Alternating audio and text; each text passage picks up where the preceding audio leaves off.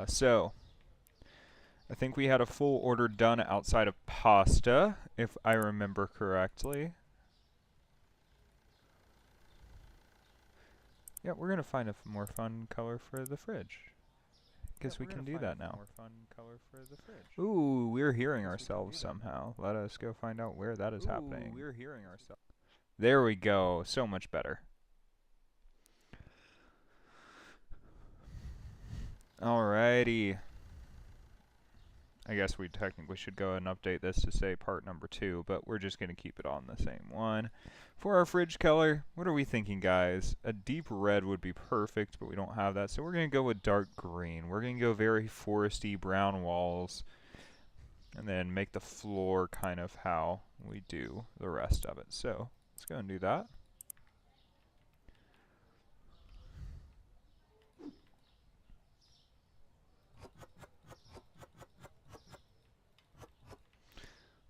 I guess we got to do the pasta and the new stuff too. For the time being, we'll go and set this guy up right here just for now.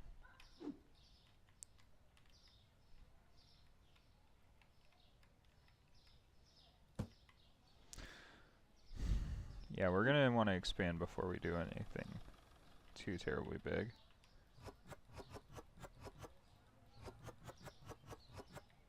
Beautiful. Oil. Boom, boom.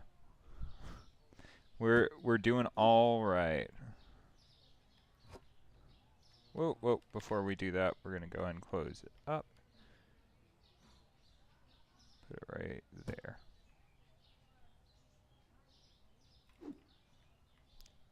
Flour.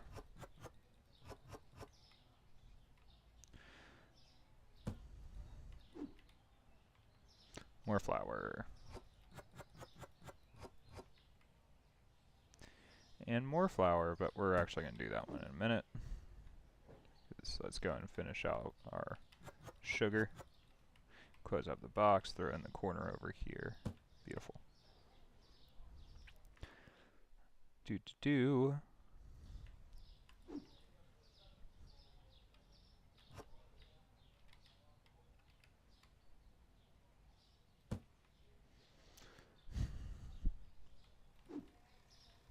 And bread. You can put it right there. There we go. Alright, so we need, what was it, 3 pasta or 2 pasta? I think that's 2 pasta. This is what we need. And all of the dairy products.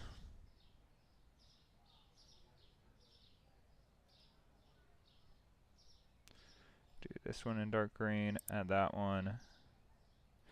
And then we are going to look for our cheese, coffee, tea, milk, eggs.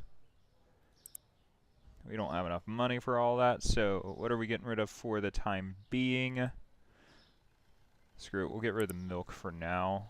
Then we'll get milk later. Actually, let's keep the milk. And then we are going to, we gotta check this real quick. So cereal, changed price, any others? No, so it's just the cereal that I need to go reprice. And what else do we need? So we're 40 over, so yeah, we'll get rid of the coffee for now.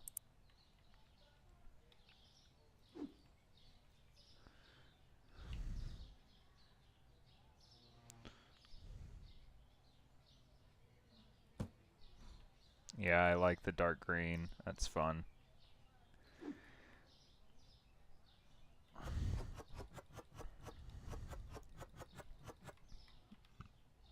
Beautiful.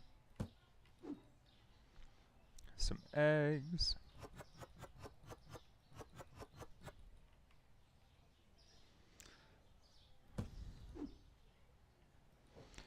Tea.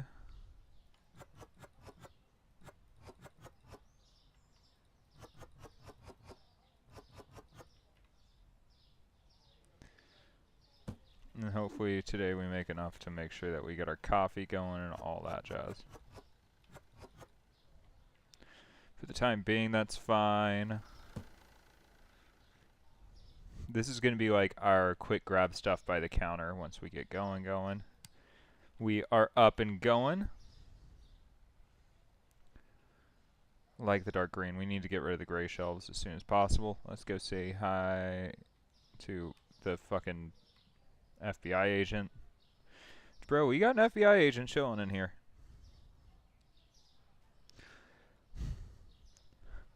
That's how you know we're legit.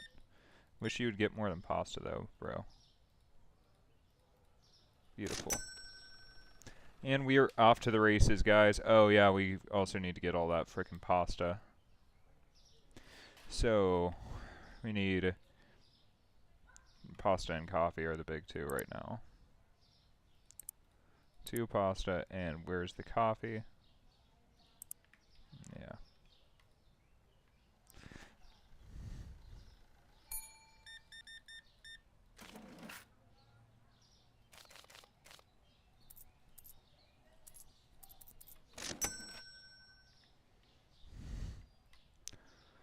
$71. Oh, we also have bills. Jesus Christ, she's going through all my cheese. Holy shit, chick. Bro, you don't need that much cheese. Help a brother out, man.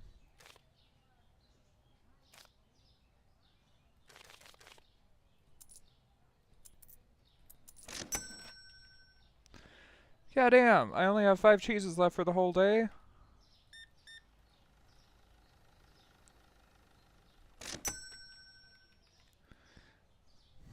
Oh my god, we're $2 short.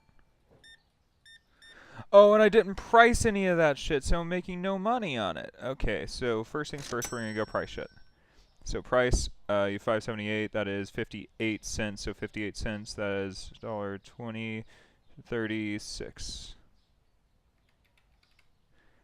There we go. Water, 266, so 27 cents. So 27 on that is 80, so 93. There we go. Starting to make a little bit of money on that shit now then. And we gotta do the cereal too. Don't let me forget cereal too after I get all this shit priced properly. 240, 24 cents, that's 2.64. Yes, give me a second, bro. 30.99. So 39, so 40 cents. So 40 cents is 38, so 4.38.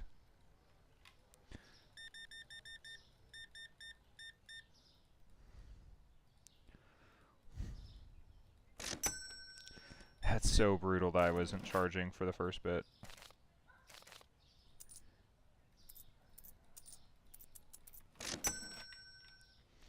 Then price the cheese. No wonder she got it. She got it so cheap. $3.74. There we go. Now we're actually making profit on the items that we have.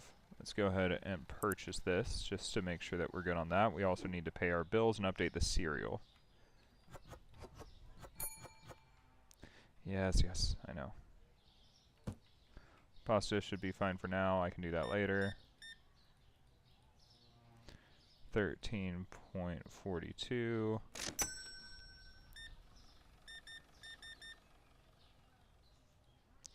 $29.3. See, 10.48. So move that over 1 decimal point. That's $1 and we're gonna say $1.01. So right, 49. So 5 rounds up. So $1.10. So that should be 11.58. Got it.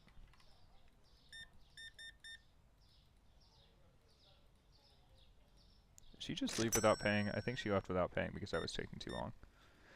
Whatever, man. I had to stock shit. I'm sorry.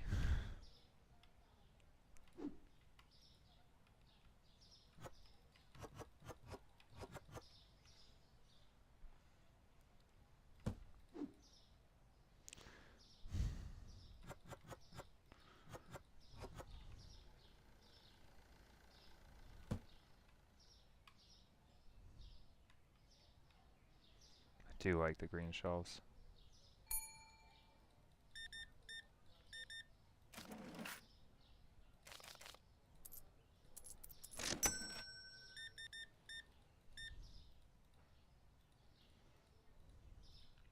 Can't wait to get a cashier again. You couldn't find the cheese? Shit, I'm out of cheese.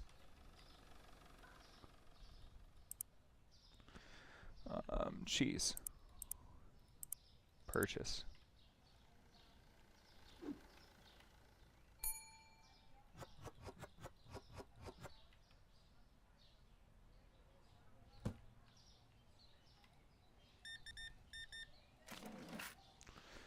$22.50 1 2 3. 36.69. Nice. Nice. Cool, quick and easy. Beautiful.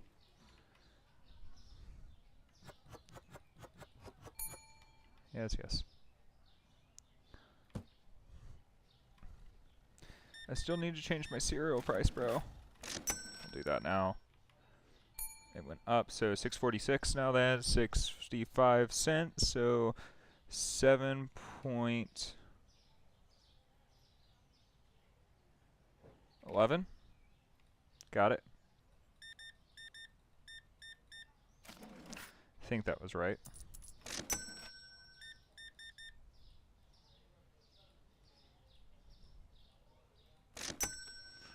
All right, so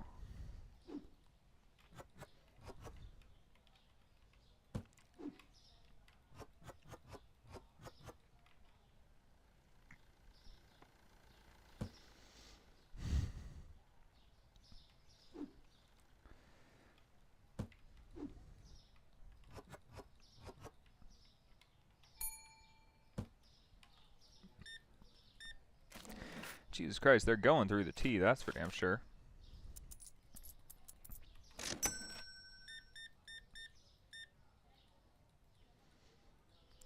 Dude, and then once you get in like toilet paper and shit like that, bro, it gets so much more difficult to keep up with.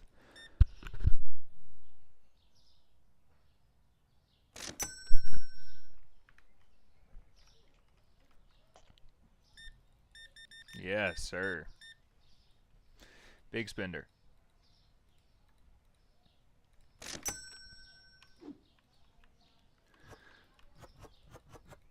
Nice.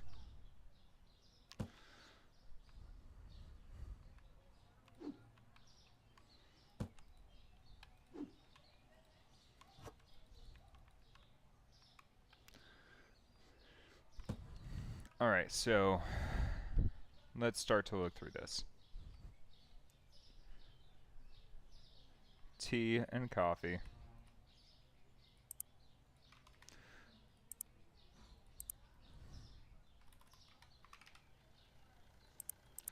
That's the expensive ones. Eggs, milk, water, cheese. I think I can go with one of each except for the eggs.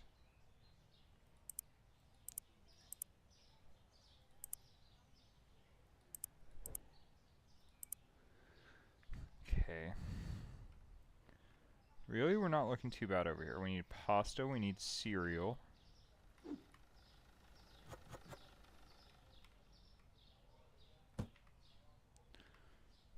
That's it, pasta and cereal. Nice.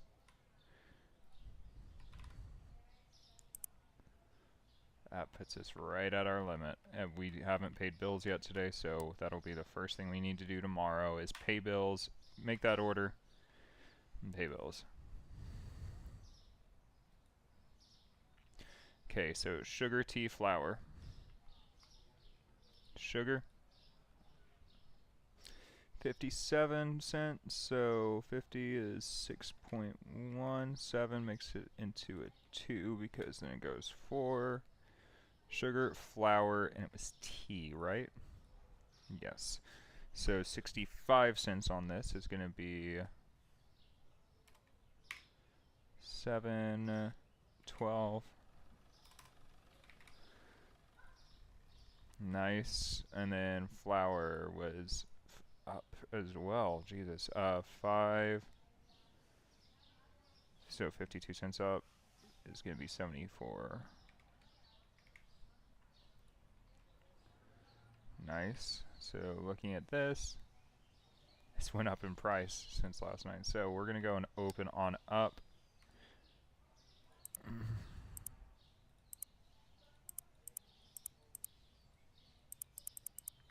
Brutal.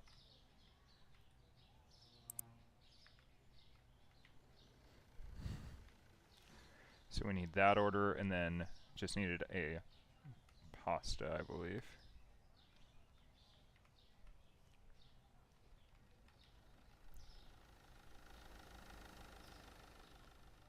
Goodbye, Mr. Truck.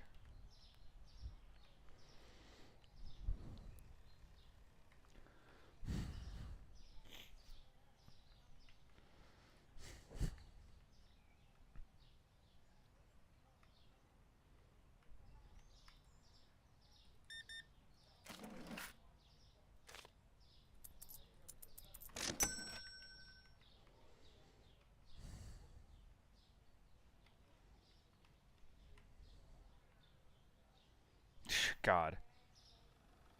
Seriously? Seriously. You're just running straight for the shit that I'm about to run out of.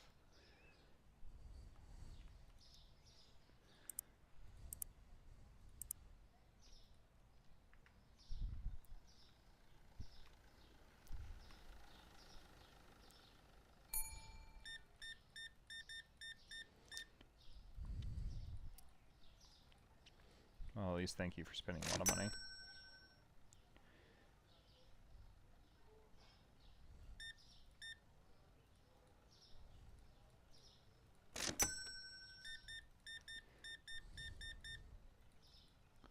Nice.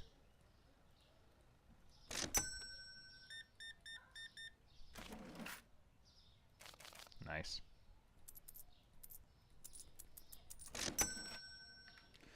Fuck off. Can I purchase this yet? $6 short.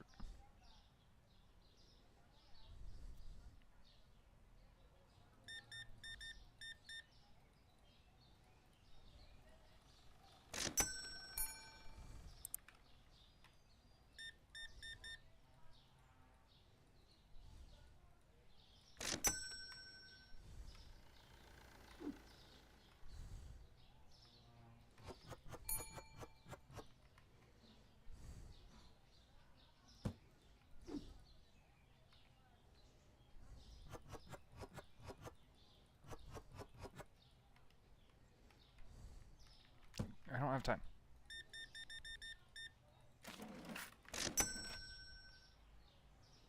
Yes, yes, I know. I'm trying to find them in here. That's T. That's one thing I'm out of.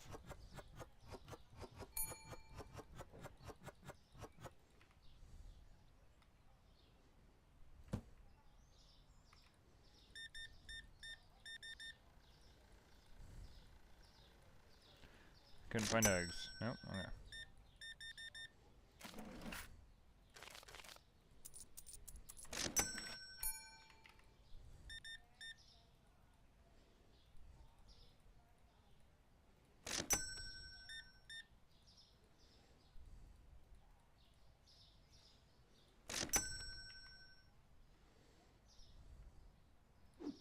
Nice. And I need cheese pretty soon. Which I think is going to be this one. Damn it.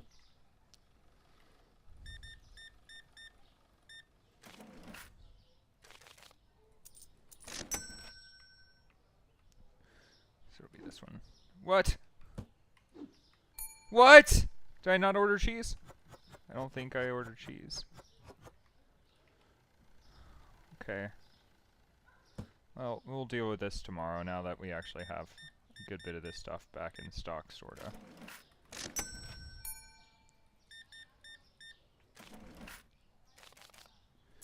$75, 5, 1, 2, 3. Bro, y'all killing me on the cheese. Wait, is that milk that's out over there? Oh, whatever. We'll deal with that in a minute. What did you give me? Wait, do I need to put it in?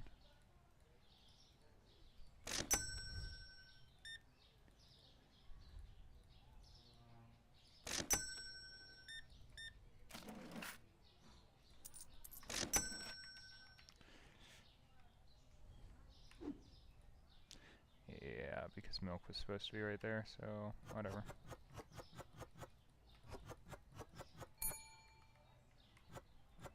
Bro! And cheese needs to go down there, I guess.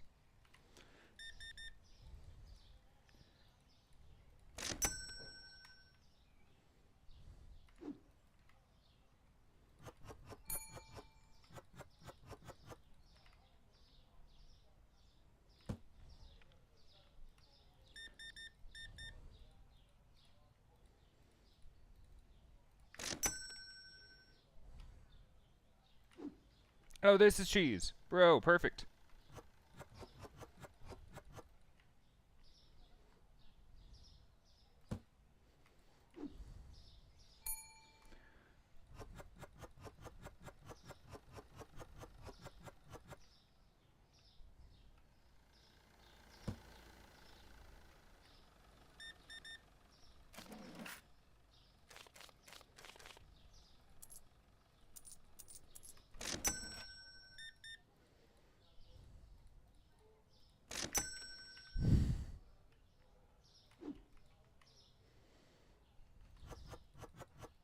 So it's an 8, so I would actually prefer to have... Interesting.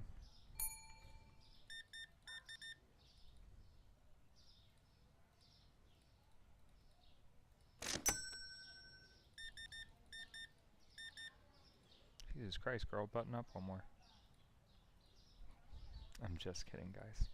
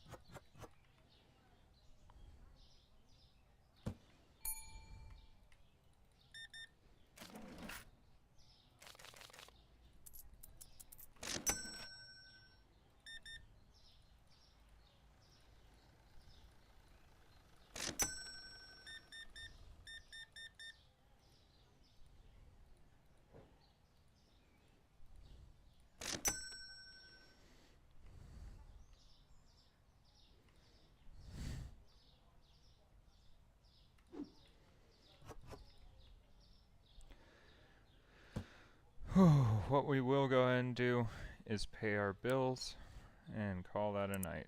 And then we will deal with all of this in the morning. So management bills. All bills are paid. Good to go. I'm not getting another product license right now, so good way to end the day right there. Good way to end the day. We're working on it. Alright, so oil, eggs, cereal. Oil. Oh my gosh.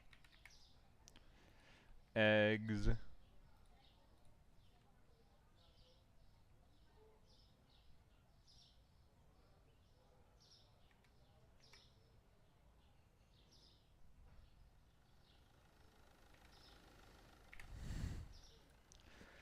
Cereal.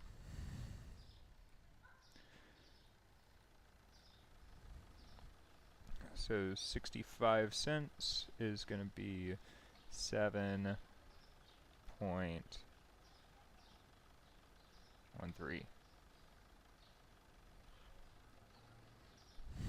Right? 65 cents on that. 60 cents is obviously, yeah, yep. Okay. Alright, so sugar, cereal, bread, oil.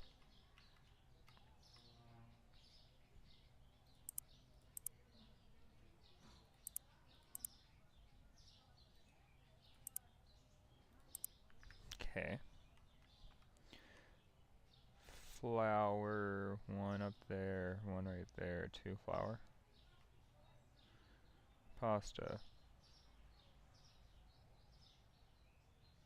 2 pasta.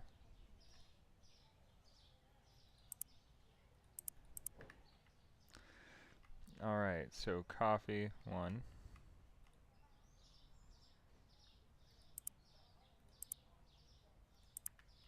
T1.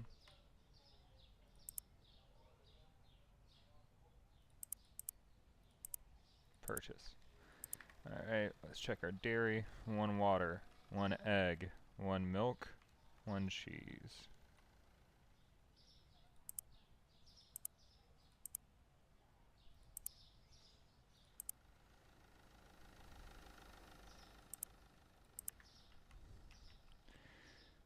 That should do us.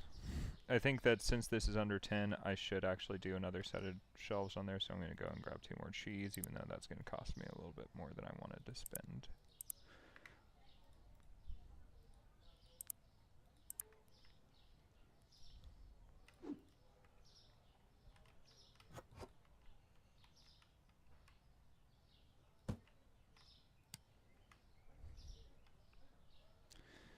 Just coming in bright and early, making sure our shop is looking all spick and span.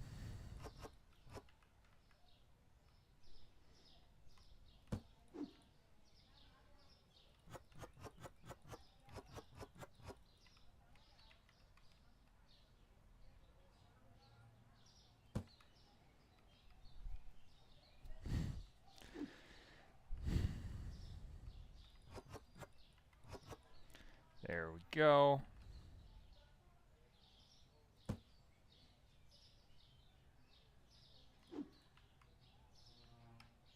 Sugar. Of course, we have 1 too many. No other way it ever could possibly work, right, guys? First set of cheese. Technically, milk is 8 too, and water. We'll deal with that when we come to it. Cheese is one of the weird ones where they tend to get like so much cheese every time they come in. Milk will stay with like butter and other dairy products, of course, but water will definitely be up front.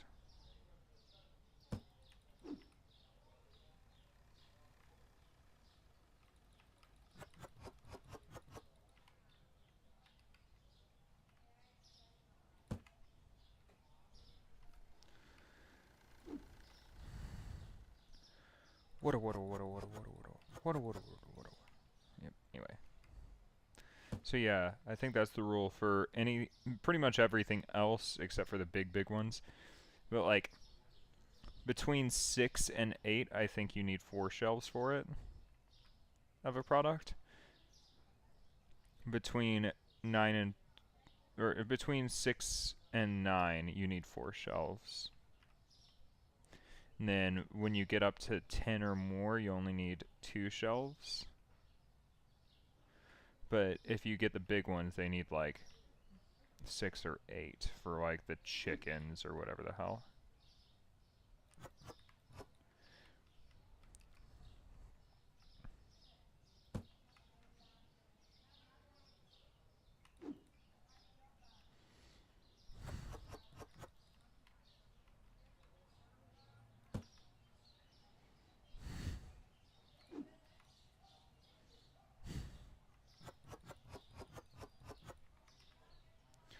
Just because they disappear so quickly if you don't do that.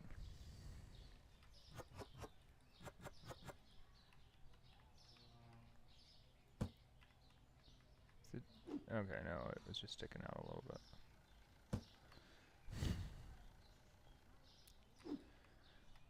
Some eggs.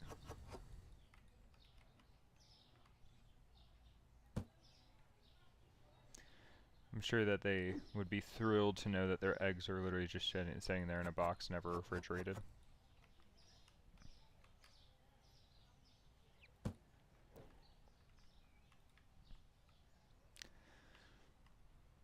Much better. We're now back to fully stocked. We're getting close to time for an expansion over here, or I think it just goes back for the time being, which is a little annoying. And then it expands that way, which is really weird with this thin strip right here, it feels like.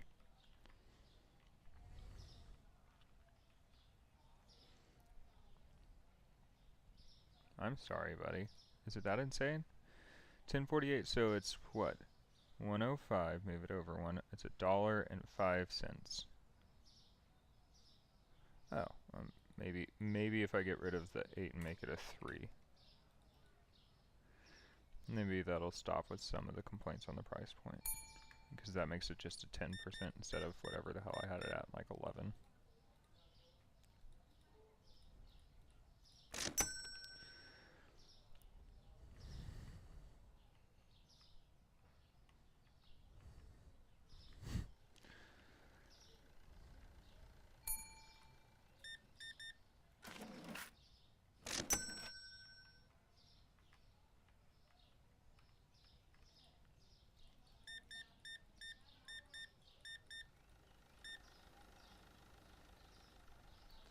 Yeah, I went to this place in Alabama actually recently that it was like a restaurant, but it had like an entire store inside of it. You could buy condoms in there. It was the weirdest thing, but it was actually pretty cool.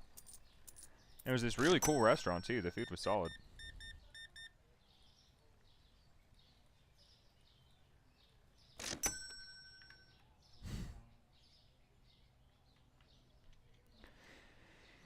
Yeah.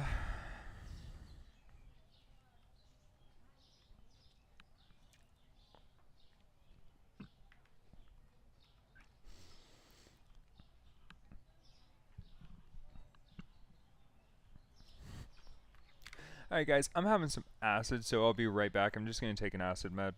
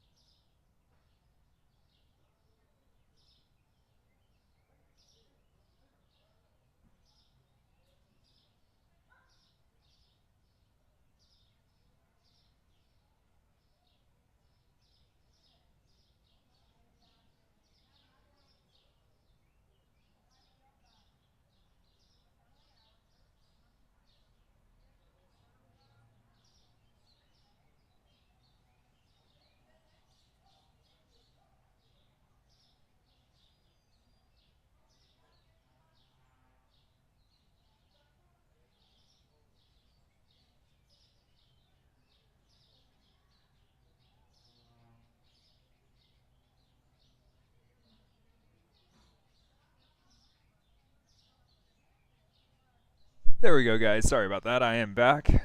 Hopefully my acid chills out pretty quickly.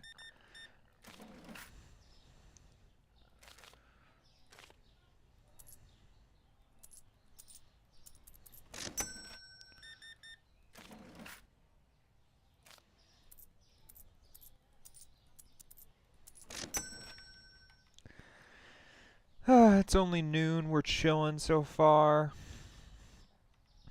Yeah, our water is still looking rough. I think it was this one? Yeah.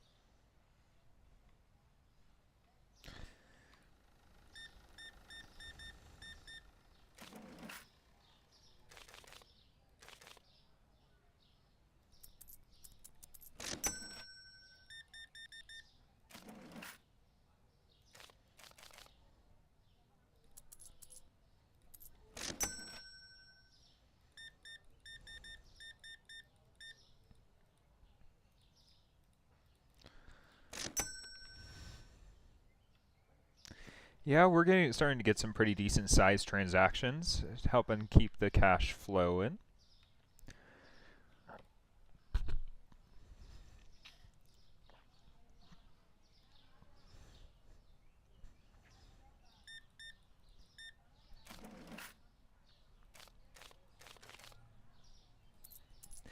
Yeah, guys, my asset is really bad right now.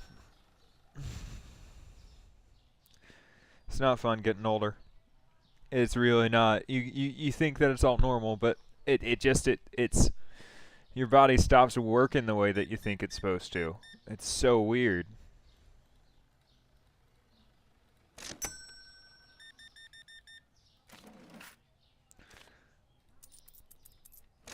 Do you have a tramp stamp too? No. Okay. That's good at least.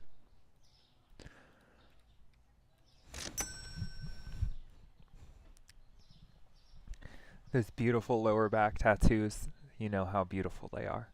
There are some beautiful back pieces.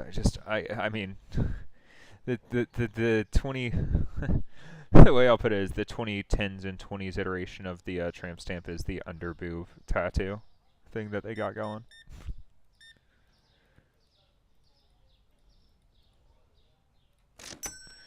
I need a tattoo soon. 52.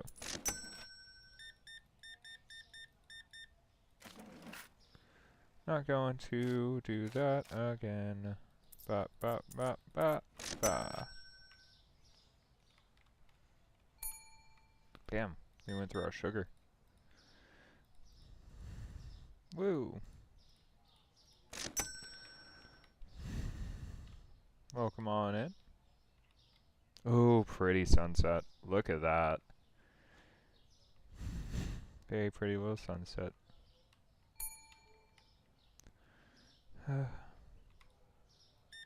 Really? Enjoy your water, sir. Enjoy it. Can't wait till we get beer in here. Makes so much more sense.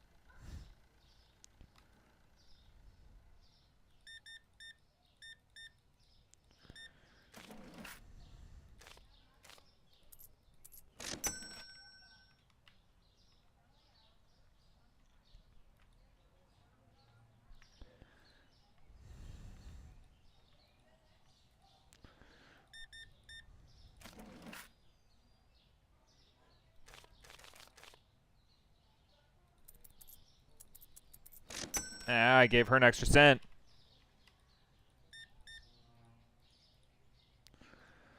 We are like 3 cents down now, boys. We're fucking up. We need a new cashier that actually does it properly. But we know from last time one cashier doesn't handle it, but 2 do. So we got to get to 2 cashiers to make it worth it. But I priced it down. Yeah, it's priced down. Come on. It's $1.05 is what it's supposed to be, and that is $1.05 above. Come on now. See, she's not bitching about it. You shouldn't either.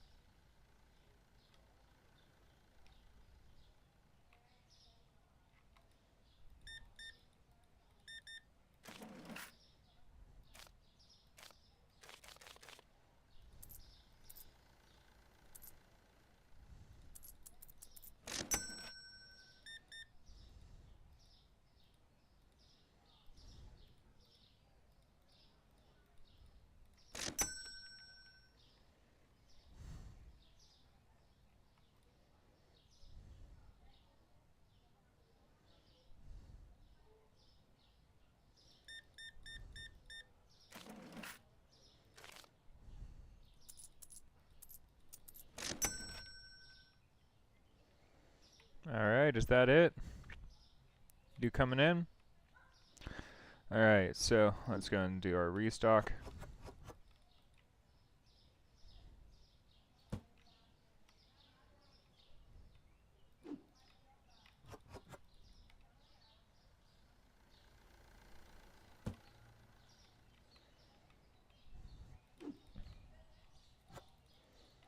Jesus.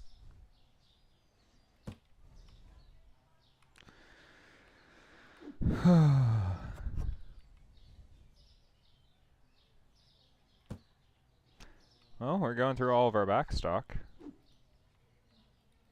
which isn't a great sign on our wallets tomorrow. Hey! First thing we didn't have to complete reset.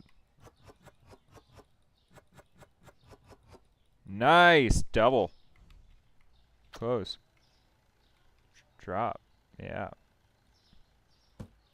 Oil.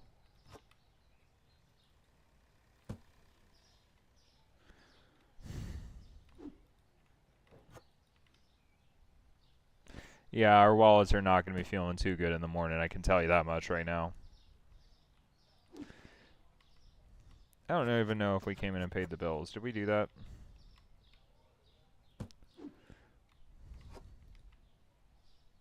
Bro.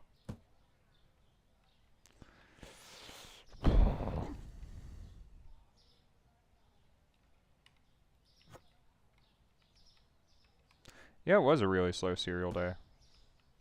Alright, so we are good on tea. We need coffee.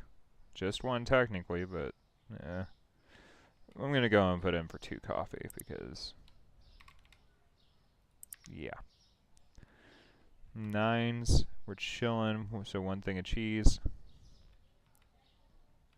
1 thing of water.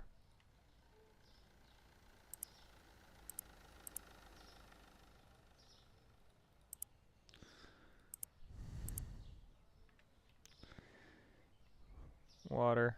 2 things of pasta. 1, 2, technically 2 flowers, but we're going to go ahead and do 3 because we're being preventative.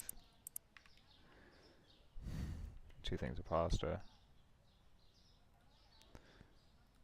And then any of these that we only need 1 of. Bread. Perfect. Alright, then we just have to worry about the rest of it tomorrow. Go and close up shop. And good night. We do need to pay our bills. First thing in the morning, we do our order. Cheese and oil. Heard, cheese and oil. Cheese and oil. Holy shit. 44 cents on that is 4.87. And oil, 3.84. So 38 cents is going to be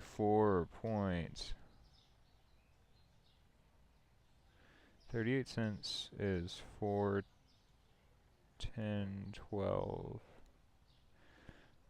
So 22? Yeah. We're going to turn our light on here. We're going to go pay our bills and then finish our ordering. Bills paid. Now then. Our ordering was cereal we're good on. Sugar we need 1. Technically. So 2 sugar and 2 oil.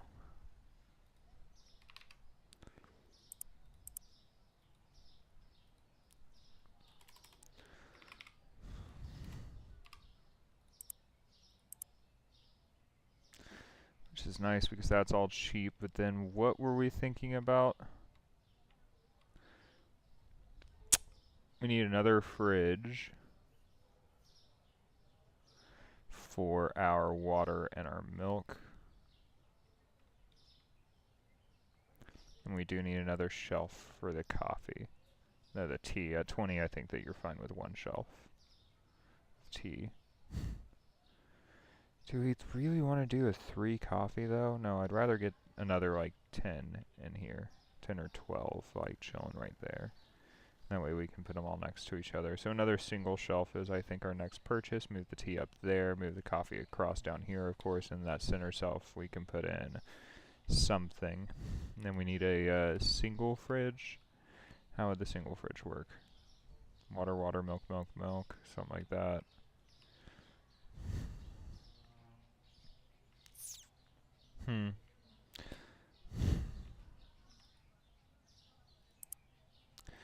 For now, we're just going to go and purchase this. We're not killing ourselves on this quite yet.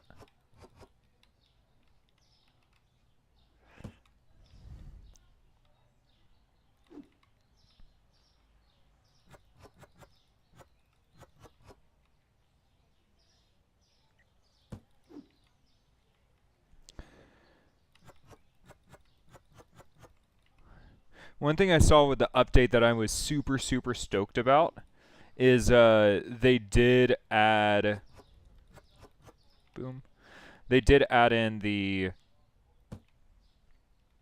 where the laborers, the restockers actually come out here and grab the shit now, which is very exciting.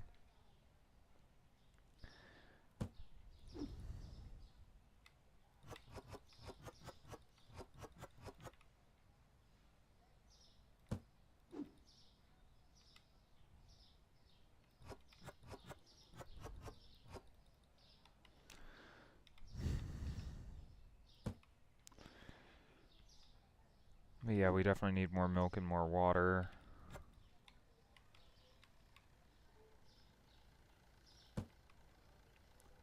And another coffee shelf. Yeah.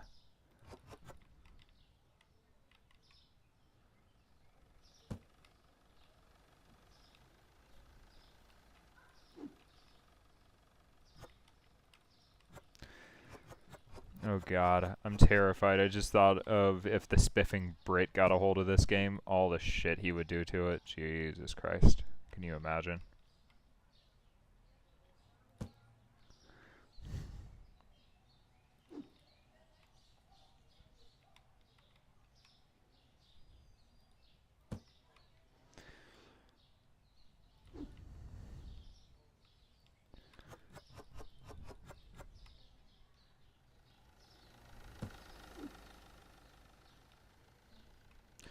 And that is a full restock, boys and girls. Let's get this placed so that it doesn't fall.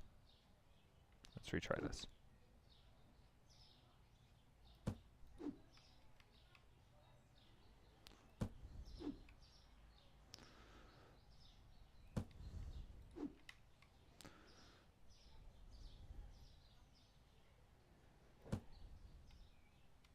Nice-oo.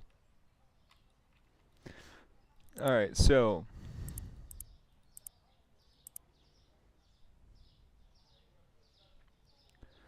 now that we kind of see how the colors work, I am interested in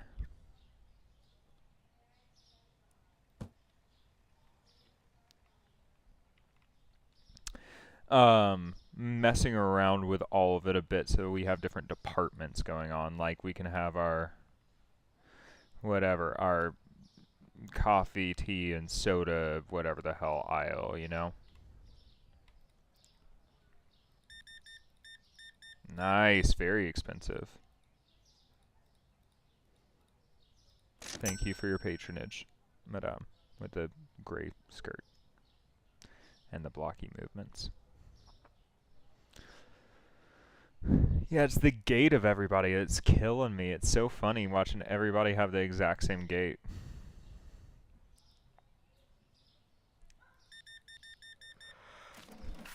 Ah, 85 cents, 50, 25, 5, 5. I meant to do a 10, but hit a 5 instead.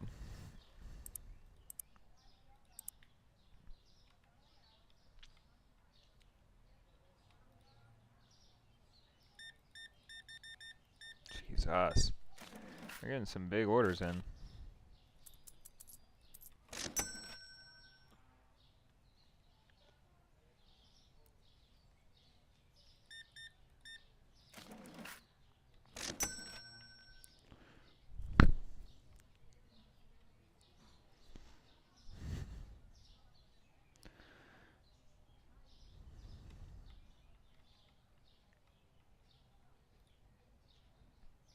Oh, you're going to grab some bread, some cereal? Hell yeah, get all that cereal. It's expensive.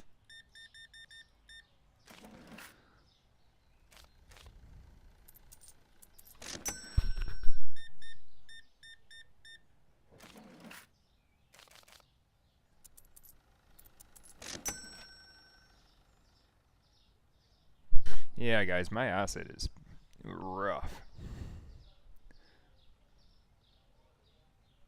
Hello there.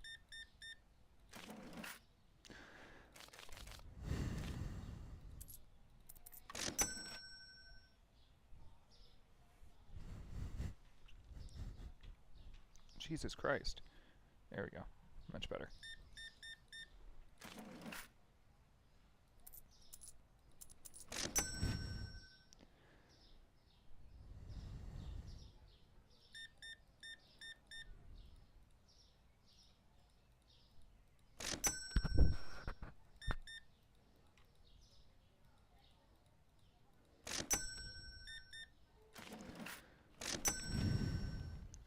carries around 26 cents in their pocket?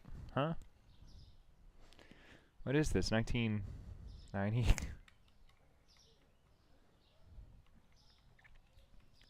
26 cents meant something?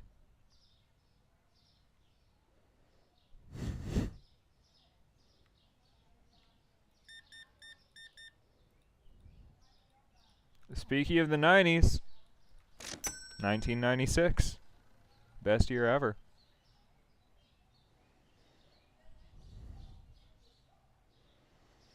Year 2-pack died. Not a great year in that regard.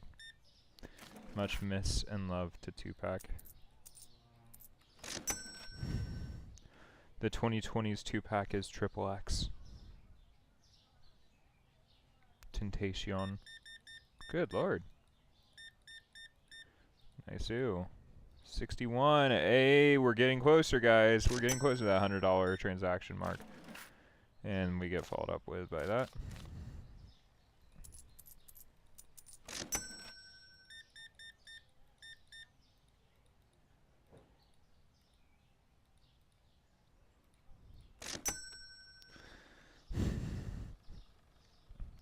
They're killing me on tea and coffee. I'm surprised with how much tea we're going through, honestly. I need to go double check my price on tea, because it's moving faster than even I remember it going. Nope, it's, yeah, alright. I'm happy with it. Keep buying all the tea y'all want. Over $1,000 in there. Over $1,000 in the bank, guys. Uh-oh. 50, 75, 85. Boom, boom.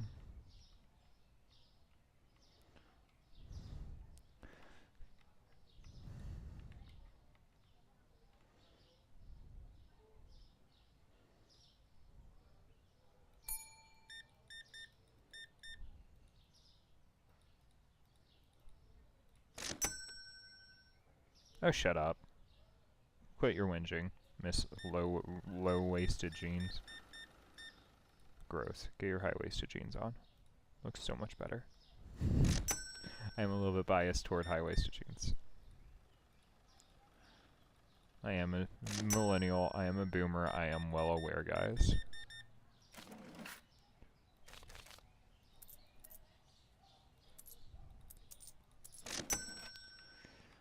Lights are... Jesus Christ, it just gets so dark in the center of this room.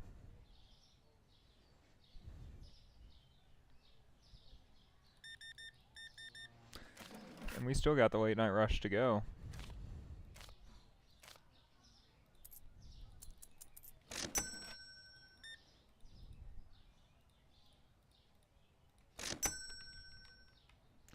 Where are you coming from? Alright, so we got 1 coming from there, 2. Only 2 more people coming in right now. I bet you there will be another couple that come out in a second, though. There's 1, there's 2, they're both going in, and he'll be coming in. And then there will be 1 more that comes from kind of nowhere. Oh, you're not even coming in? Okay. Fair enough.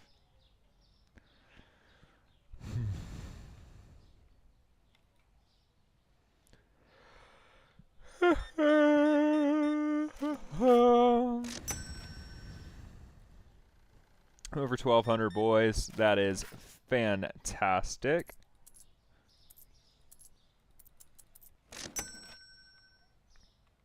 Yep, and there's that 1 more I was talking about. Oh, we got a second one from the left, too. Nice-oo. Alright, and we're going to have a fun little restock session, considering we're out of coffee over there.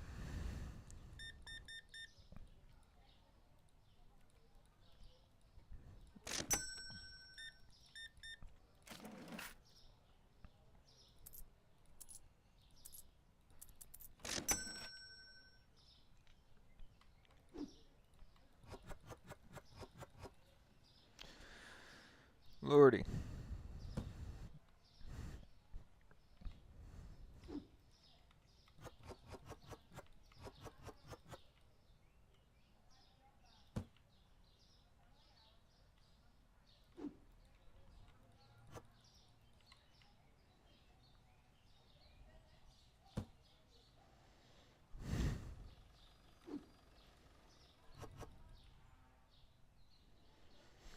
Yeah, fair.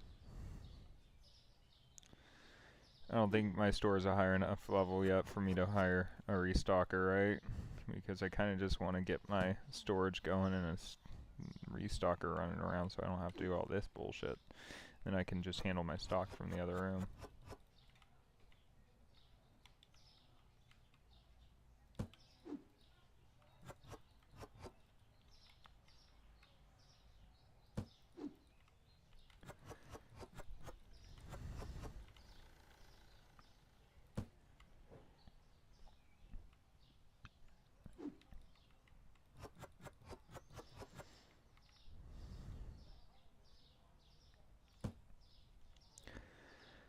Alrighty, and flour. I see.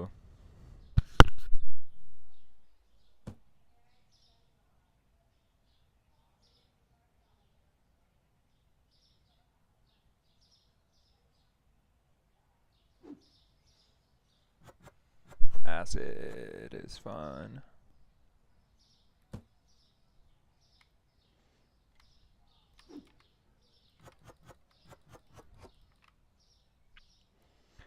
Alright, let's get our order going. So, 1 sugar, 1 cereal, 1 bread, 1 oil.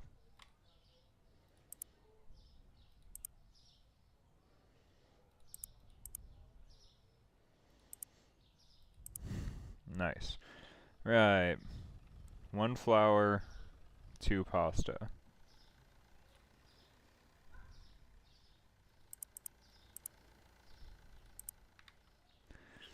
Alright.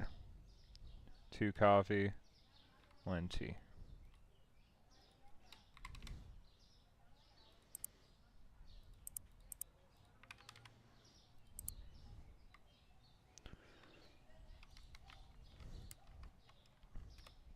Nice day.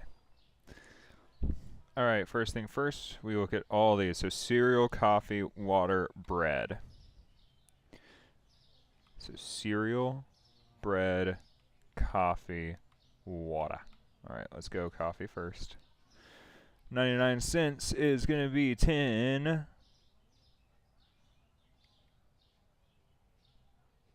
99 cents is going to make it 11. 11.01. Right? Yeah. Coffee, water. 22 cents on that is going to be 2.43. Beautiful. Bread. 5.32, 53 cents on there is going to be 85. 5 point. Oh my gosh. There we go. And cereal. 5.74. Oof. That's a big one. 57 cents on that is 20.31. So 6.31.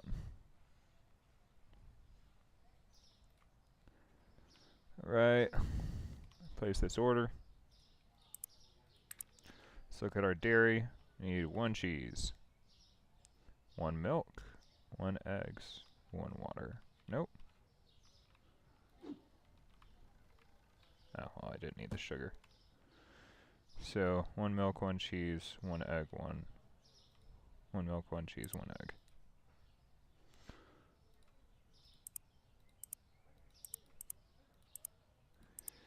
Doubled up on my sugar by accident. It is what it is.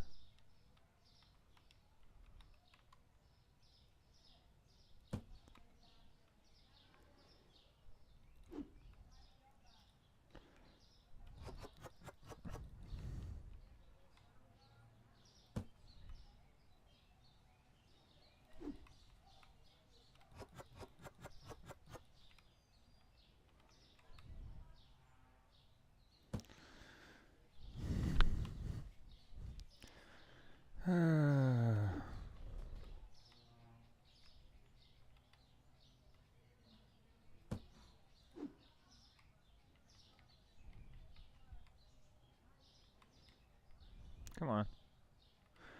Let me put it on top earlier. Come on, just let me put it on top here. Jesus Christ. Hello? Thank you. Whatever.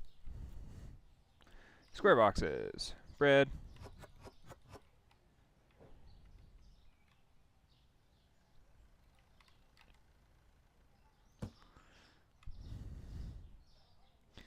Pasta, and then we get into the flat, annoying boxes to deal with.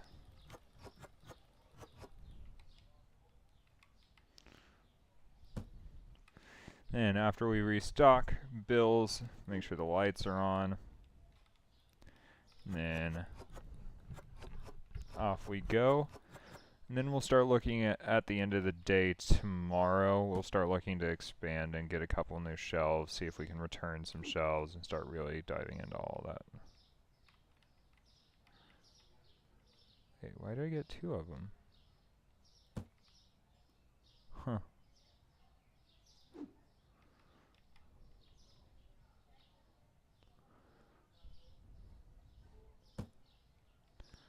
That should help it stay stacked, I hope. Cafe. Nice. Oil.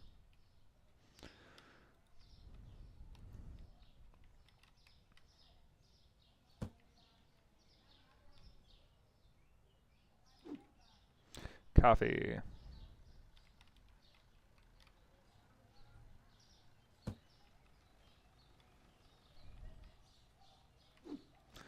Eggs.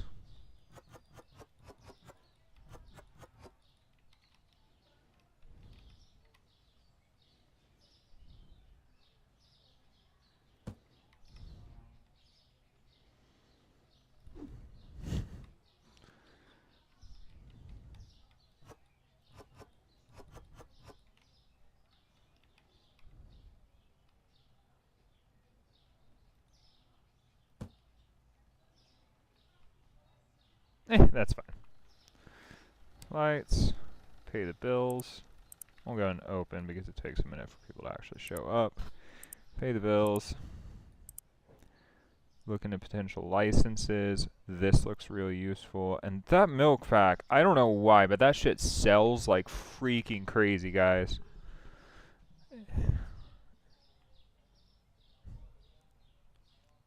The cake mixes, the candy. Candy goes really good by the front. Cereal's really good with the cereal, obviously. Yogurt is a good little fridge snack thing for the dairy section. And what's the next one? Next one, peanut butter, which is good with bread. Flour, which goes with flour. Olive oil, which goes with olive oil. Pasta, which goes with pasta. Rice, which to me should go with breads, I guess, or pastas and breads. Just carbs, and then salt, spice on its own, probably. Oh, I could make this a salt one, for sure, for the time being.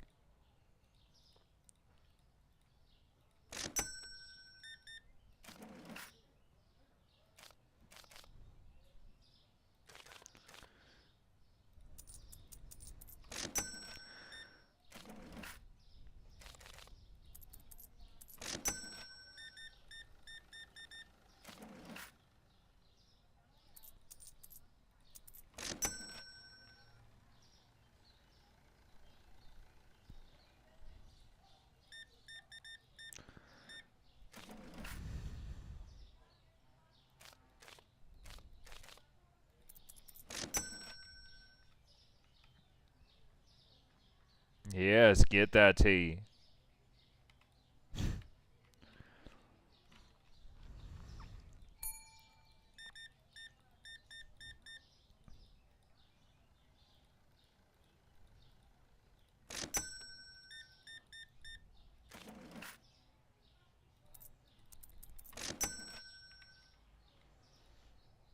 I love how it's New York, but we have 50-cent pieces that we are giving out like it's Australia or England.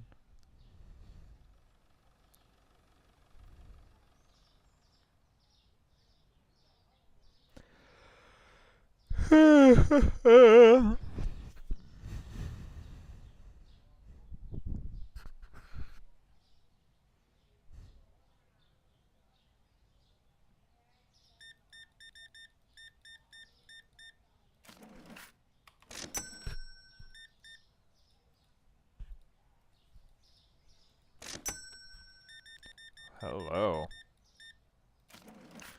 Here we go. We're getting closer and closer to that $100 mark, guys. In a single transaction, which will definitely help speed us up pretty quickly.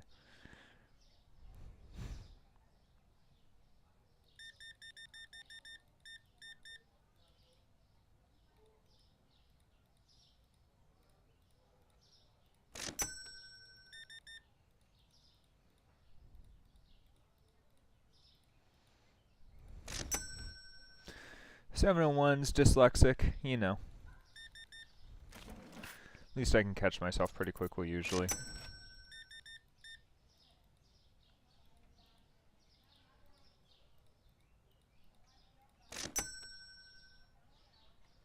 Let's check on our kick. We haven't heard anything from it, but I know it's been acting up recently. Nothing so far.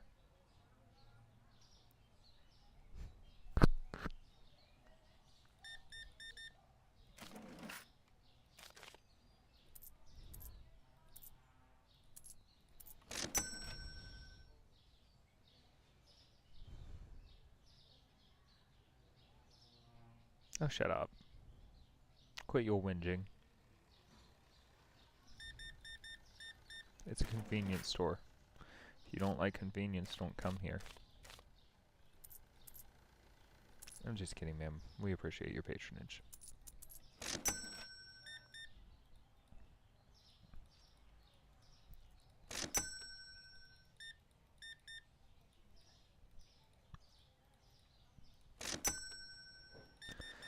Oh, heck yeah. A lot of stuff. Not really too many of the high price tag stuff, though. Jesus, boys. It's bad.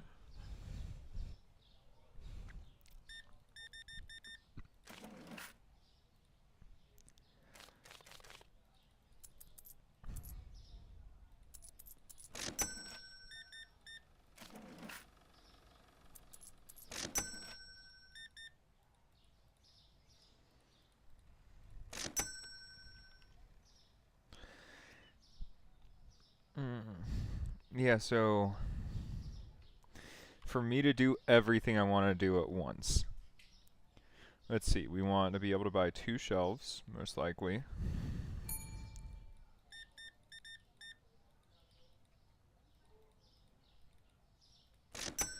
Two shelves, 1 fridge, so that's like 500 or 600 depending. We need the license, which is 400. So let's just call that 1,000, and then stocking all that is going to be another 300 to 500. So let's just say 1,400. Plus another one of these is 500. So 1,900. Plus hiring my guy. I need to go check the price for hiring my guy. Or even if I'm high enough level to. I might not be a high enough level to yet.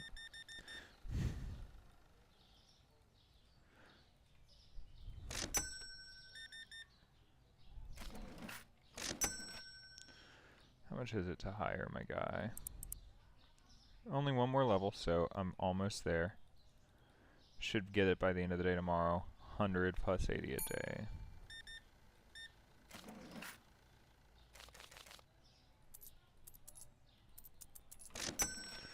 What about this guy? Level 15, that's why. Yeah.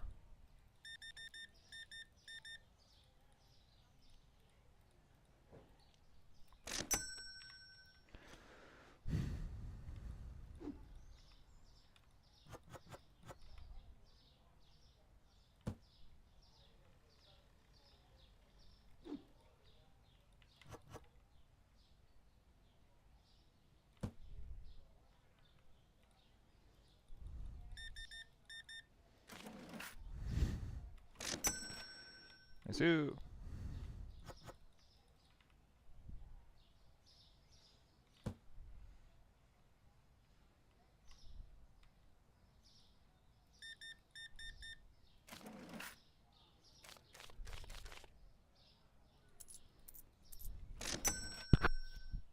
Holy shit, they ran me out of water.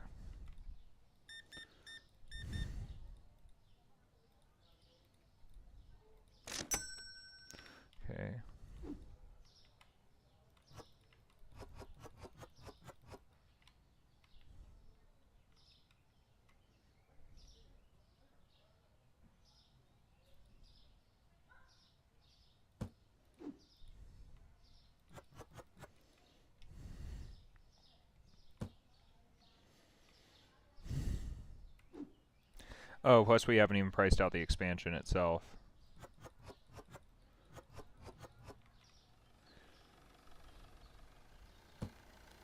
How much is the expansion on its own?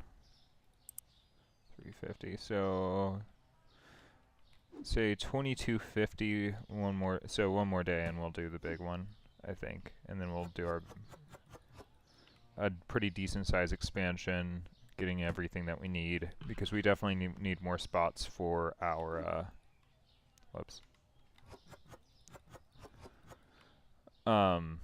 just for all of our stuff, really.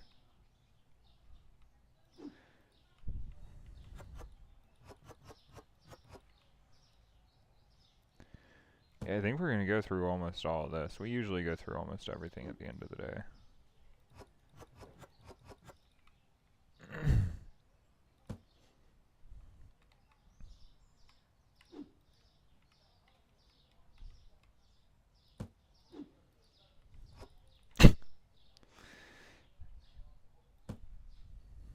Might need some more eggs. Just maybe.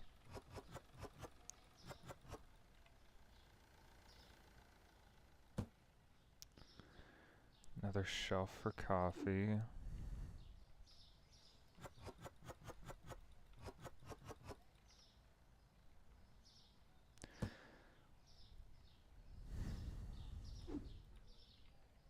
Oh my god, stop it. Yeah, so what we're going to go ahead and do is actually take it off of this shelf, because the salt is eventually going to go in there. Because I don't think we need 2 shelves of that. So the salt can go in there. We need another shelf to put the coffees on, plus what else comes on that license? We're going to move the sugar over somewhere to this shelf, probably. I mean, I can do like sugar or something like that. If I do a single shelf. Put peanut butter over here, down here. Put the cooking oil somewhere with the flour. And pasta, but they need their own space, so the oil is fine there. So put the cereal down here. Oh, it gives me another cereal too. So cereal, oil needs to go somewhere new. And peanut butter goes definitely with the bread. Or should peanut butter go separately over like a condiments thing? Let's see, what all does it come with, and then we'll have to think. Alright, it comes with a new oil, so we definitely need a new oil spot. Comes with a new flour, so we're definitely going to need a new flour spot. Comes with a new pasta, so we're definitely going to need a new pasta spot.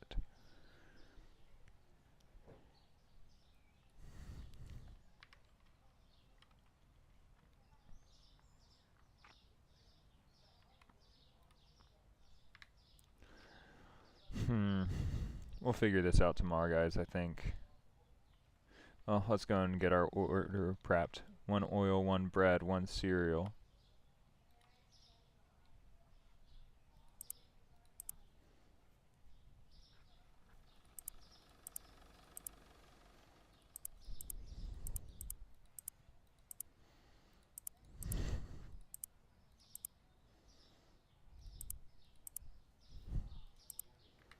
Okay.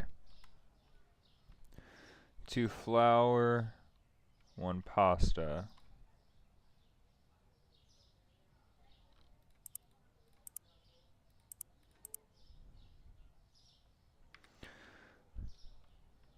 One coffee.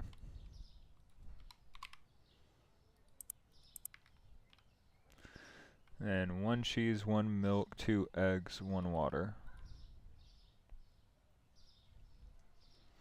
So it's 1 cheese, 1 milk, 2 eggs, 1 water. So the 2 eggs will wait until the morning.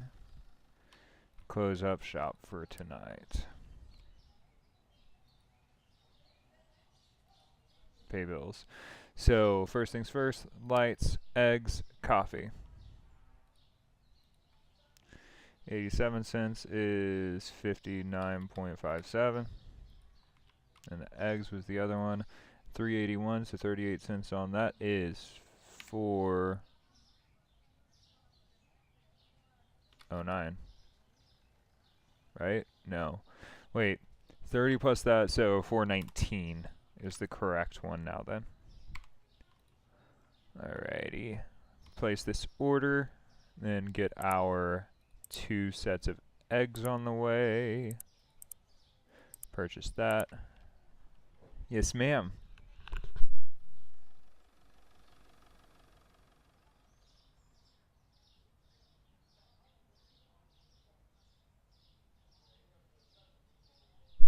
My girlfriend got a cut on her hand and she is unhappy about it. It just helps us prevent getting infected. Of course he did.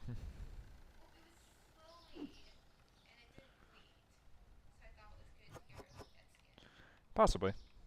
But it does expose it again, which is the entire point of why you... I love you.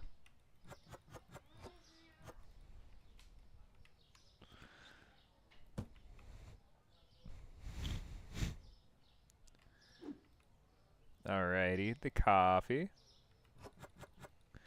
which is a big money maker for us already.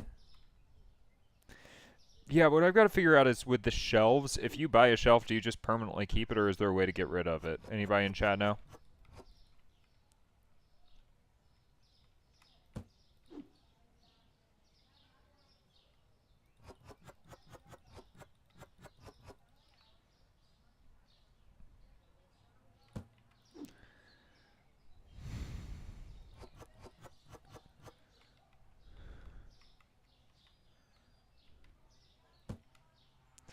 Alright guys, I might need to play something competitive after I do the full shop reset, just because I'm itching for something like that, so we might go play some League just for fun. Again, if we go play League on this channel, we are not playing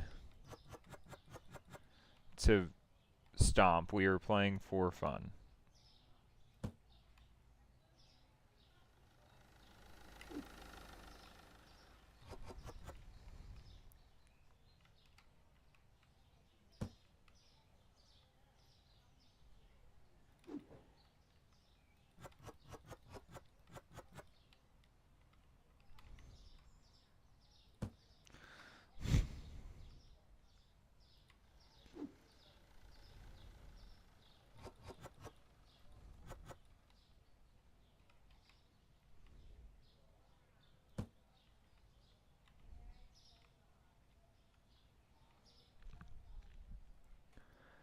Alrighty, so one more day here. We're just gonna go and save it right here. I'm really needing something competitive just to get my creative juices back to flowing for Supermarket Simulator for the next hour or so. Oh, as a matter of fact, we might start our watch party because LCK Challengers is on.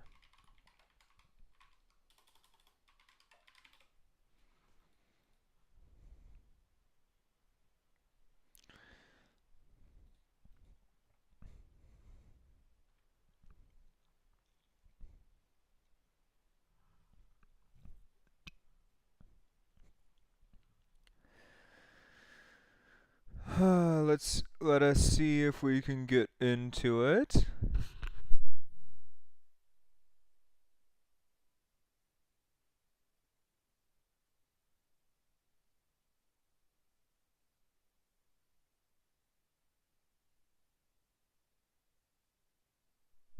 That's actually really funny that KT and T1 are playing against each other and T1 Academy is playing against KT Challengers as well.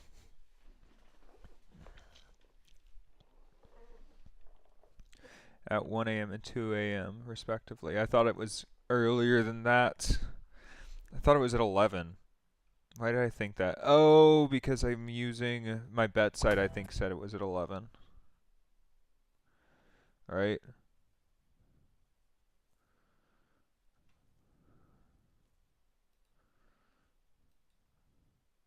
It's saying KT versus T1 is live.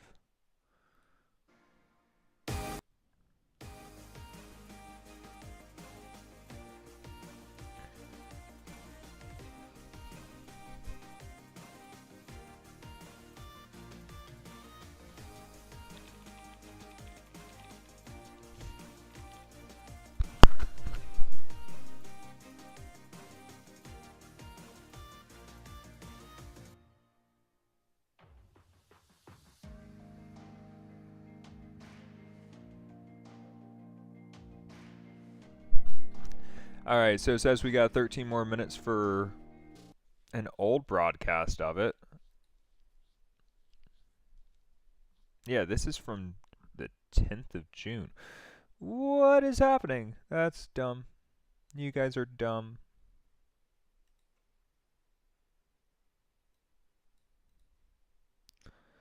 Yeah, this series does not start until much later.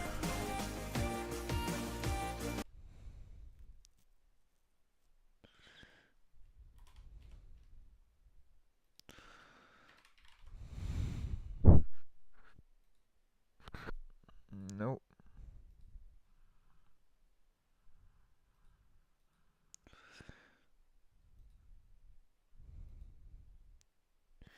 Interesting.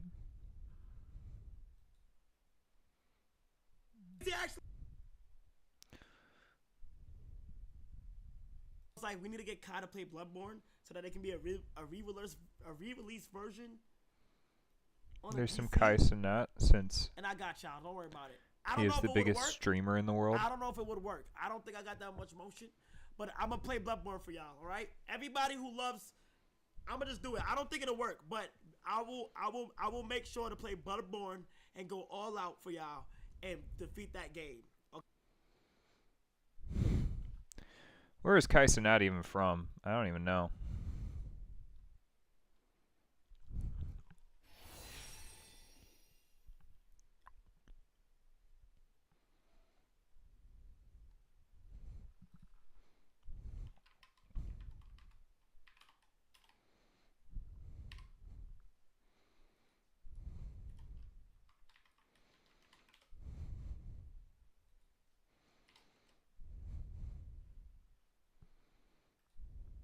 He is from New York, New York. Heard.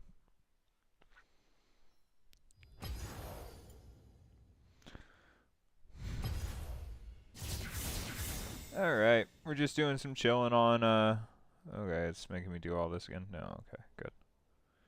Jungle, I really don't want to play Viego, so let me see, is there anything more fun?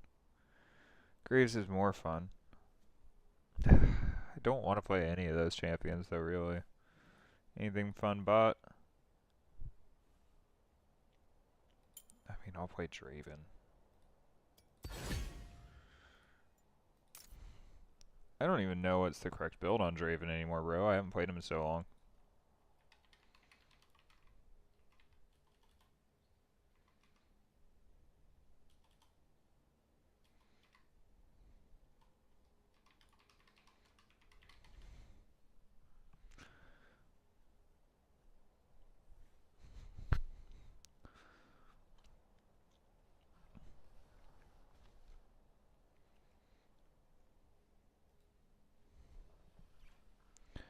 Alrighty, there we go. PTA. Yeah, it is a barrier angle. I'm definitely fine running barrier. Let's see, they're saying PTA. It is PTA then, okay.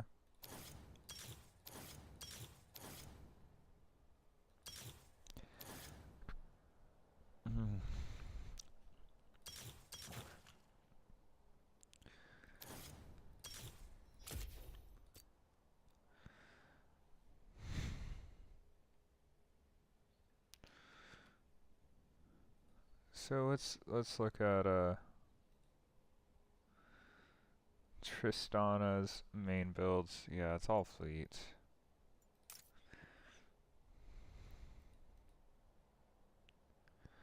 Yes, yes, yes. Wind overgrowth. Yep, that. Says the flat health is the recommended. It also says to run ignite though, so.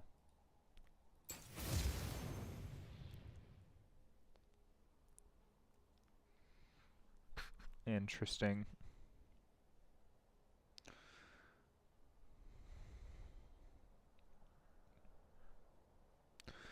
Interesting, interesting.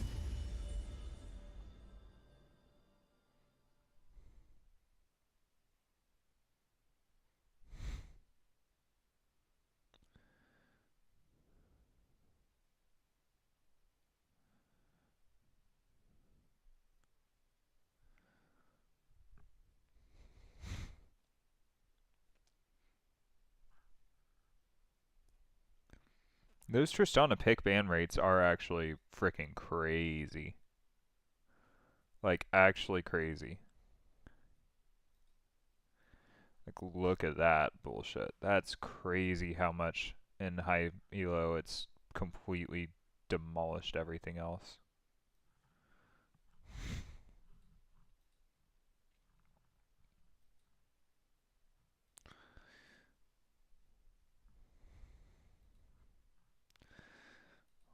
Alrighty.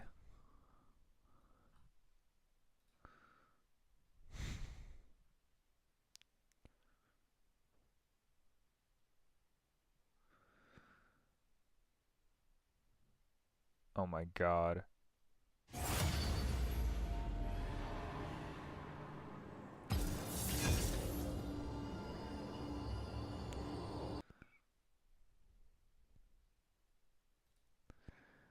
This is Supervive, previously known as Project Loki to the playtesters. It's a huge Alright, so we're going to listen to an Asmin react as we do right here.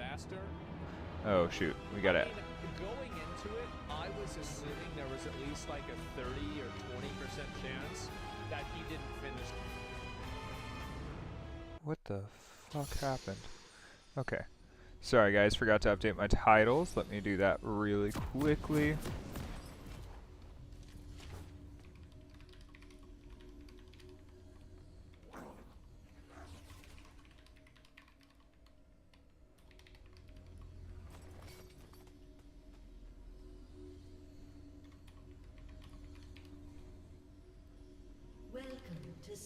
There we go.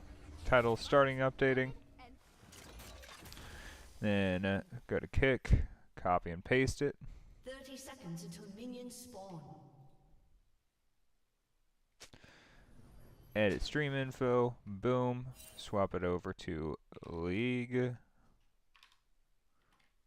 of Legends. There we go. Save. Then let's go to Twitch. Did it auto update to League? It did indeed. Oh shit. They didn't buy.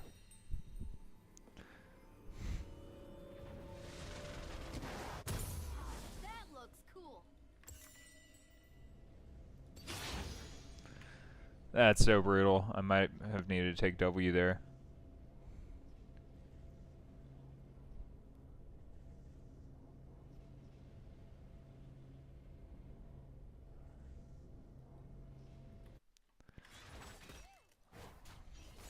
You don't hurt him if you don't hit him.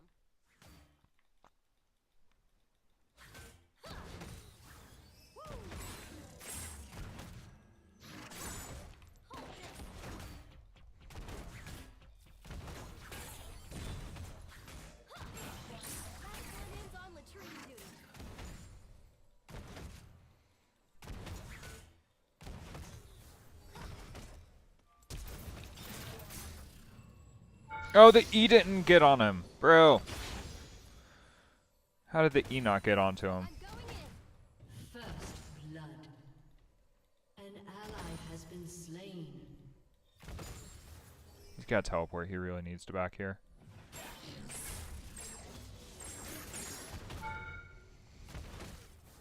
Things are heating up.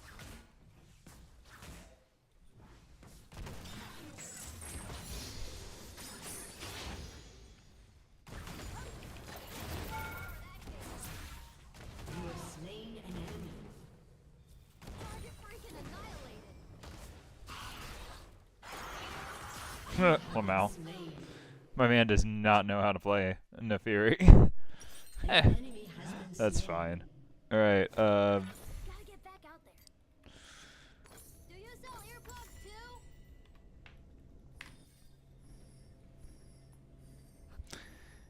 yeah, I think we're chilling with that. Let me pull up my kick so I can just see if anybody decides to come and join for a chat. Where's the action? If we got any lurkers, feel free to come say hi. Appreciate you for coming and saying hi.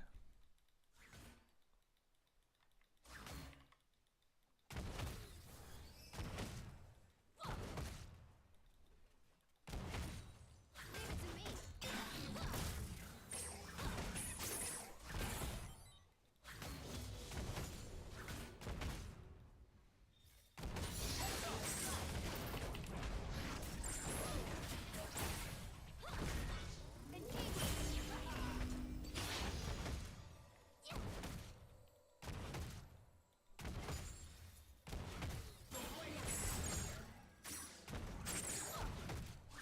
Shit, man.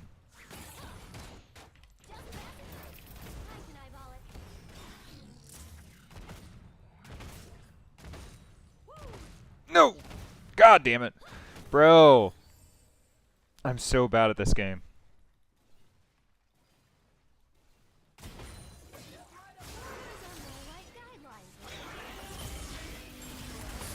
Oh my god, seriously? You're gonna body block me in there? Oh my god, I got body blocked in. Up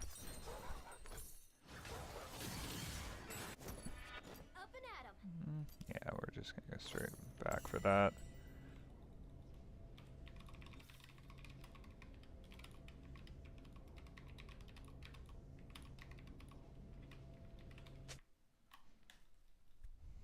I dare you to dare me.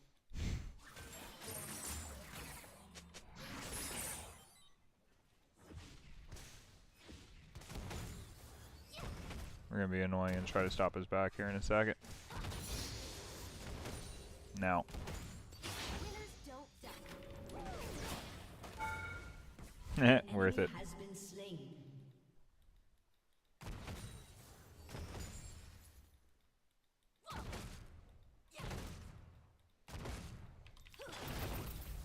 Watch this.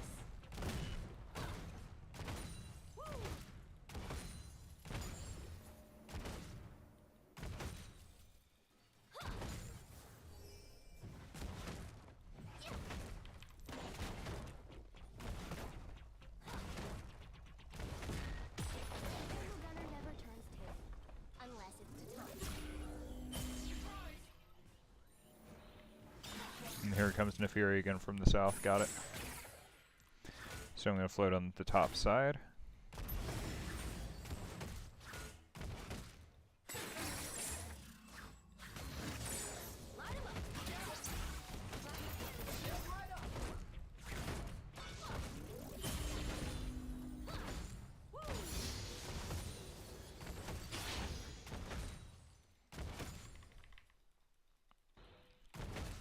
I got you covered.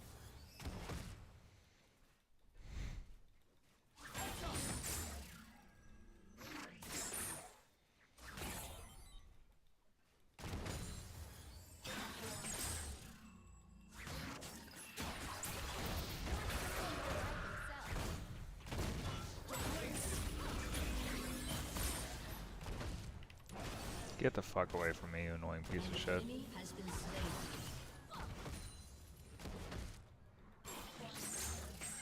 I just need a point in the right direction.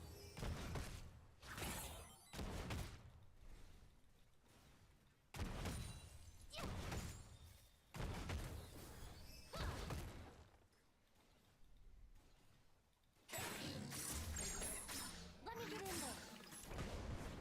It's breaking my fall.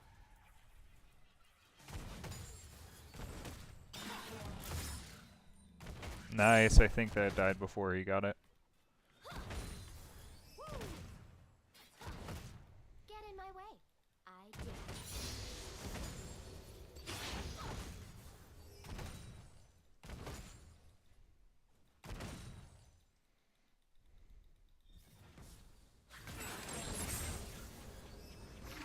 Don't let up. Easy peasy.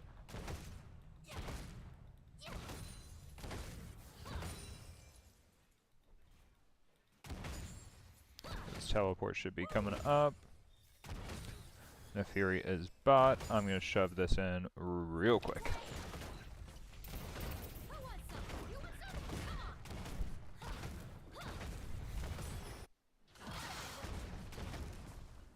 Sometimes outnumbered, never outgunned. An ally has been slain. Shit. Double time.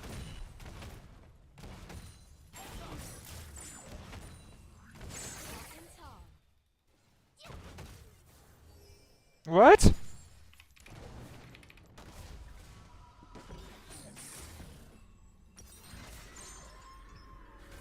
Okay. But can you kill him? He does have Teemo things. Enemy has been slain. Yeah, we'll go and grab that. Nice soup.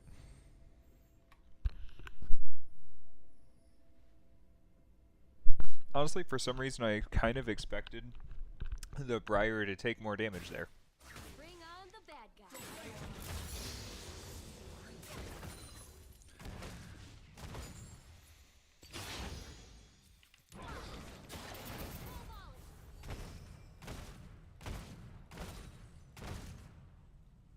Wanna see the fireworks?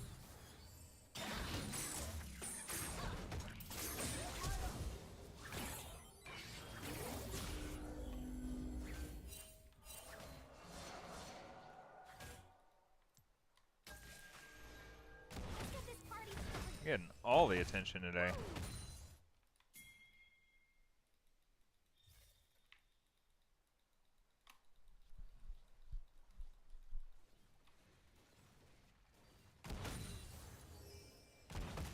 They joined the wrong army. An ally has been slain. Blank is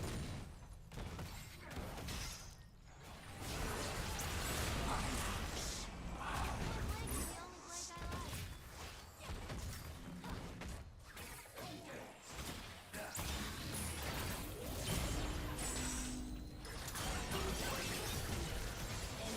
Killing spree.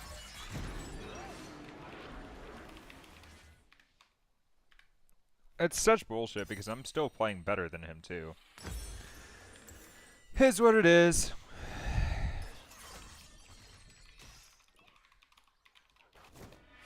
Back to the action.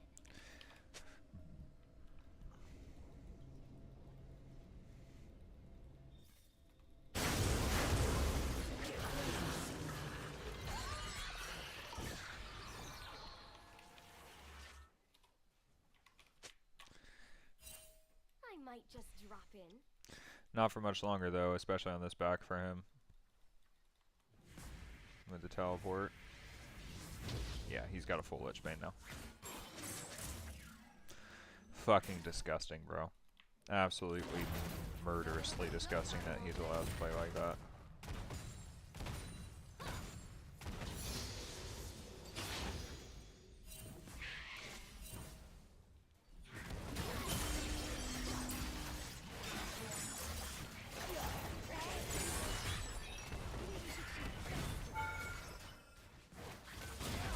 An ally has been slain.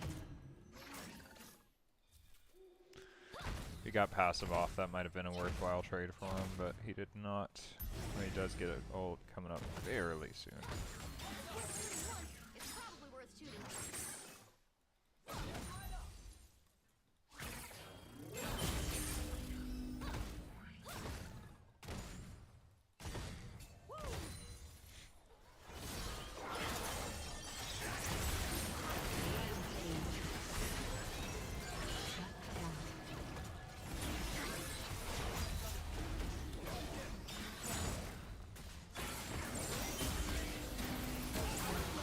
Are you kidding? Where are you, motherfuckers? Chill vibes. This is a for fun stream. Shut down. I'll protect you.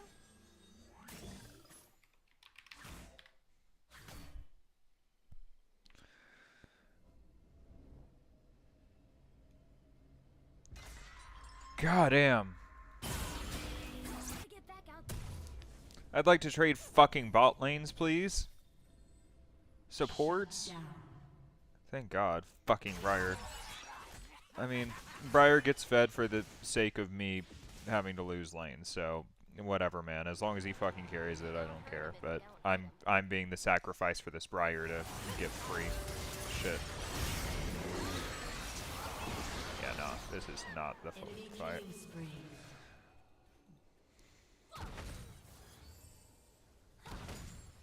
Where's the action? Okay.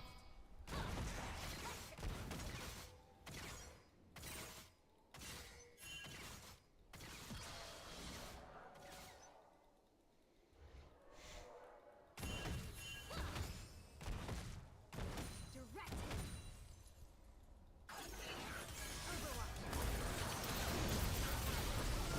Slain Nefiri is also really bad. Unless he was intentionally body blocking me in that one gank, which that would have been a really good play, but I really don't think it was intentional. I think it was one of those things where it's just like, oh, well, that worked out. Enemy rampage. Your team Now has Zeri's getting destroyed a fed. turret. That's going to make this game very enjoyable. Ready, aim, fire.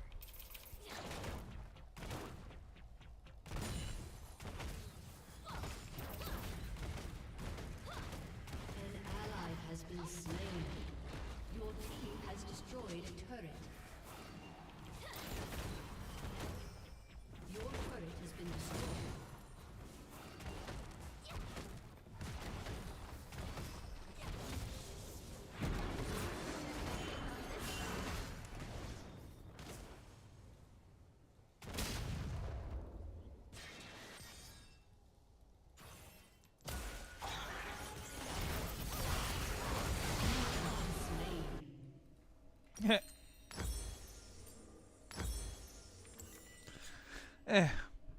I'll take my tower and a half. For sure, I'm happy with that. Would have been so much nicer if it was like first tower, but you know, I never get jungle pressure on my side. They're counter ganks. Bro, like how... like, I track my opponent jungler when I'm jungling. How does every jungler ever fail to do that? I'm bad at tracking him when I'm mid, I'm not gonna lie. I'm not as good at that side of things, but still. Like, I counter gank. When you have a fucking Nefiri jungle? I dare you to dare me. Jesus Christ, this man is 6'2" and 2 and does not deserve a fucking dime of it.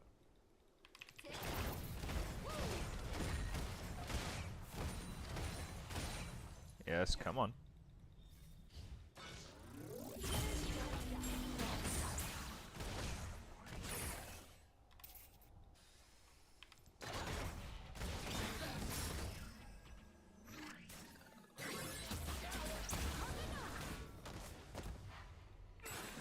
A Vandal Gunner never turns face, unless it's to taunt you.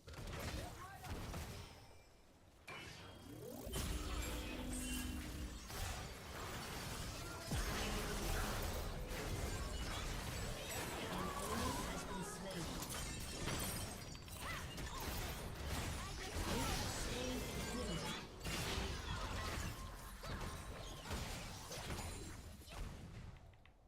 And see, that's what happens when I get a gank. What the fuck? We get fucking multiple kills? Hello? Wild. Slain. Let me get in there. Wild, guys. Wild. Unbelievable that that was the outcome when Briar showed up on my screen for the first time all game.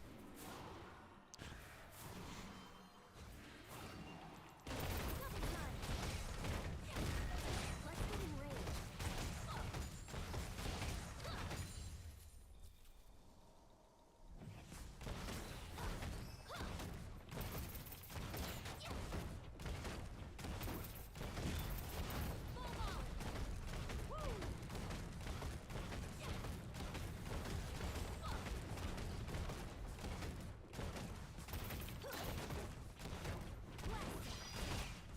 Your team has destroyed a turret.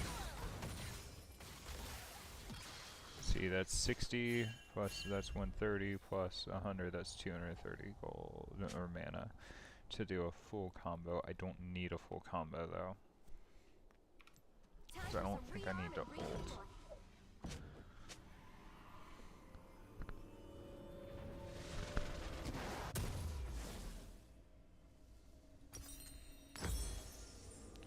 Alright, straight into IE. Yeah, we'll wait. I don't want to just get the crit right now. That's a very dead Briar. I don't think there's shit she can do, yeah. I'm not there. Neither is Darius. I do think there's a world where I can clean this up if I can get a reset. Kill. Easy peasy.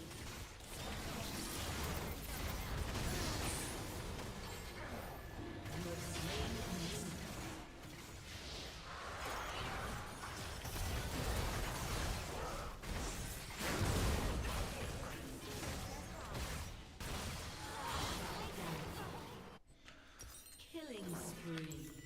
Almost got all of them. I cleaned up 2. And almost got that Nefiri too, if I just ignited him, but I got greedy on that one. Okay, guys, how the fuck is this Echo fed? Because I was susceptible to ganks early, that's why. And my team doesn't understand how to not die to him.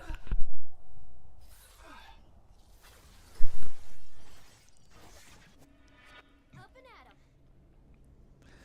I will definitely take the fact that I killed the Zeri and the Teemo, but I really wanted that Nefiri too.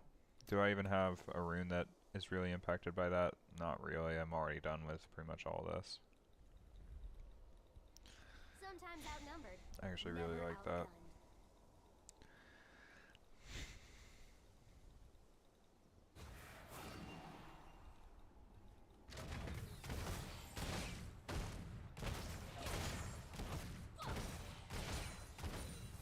Damn. Walking tall.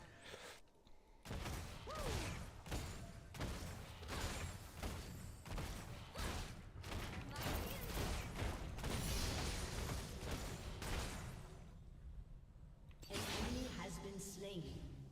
They're all mid. Oh, except you.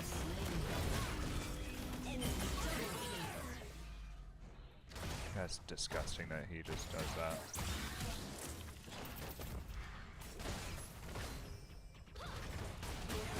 Yeah, nothing I can do about that.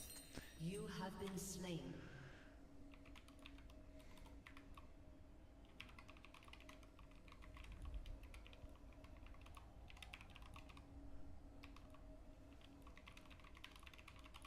Your turret has been destroyed. Killing spree.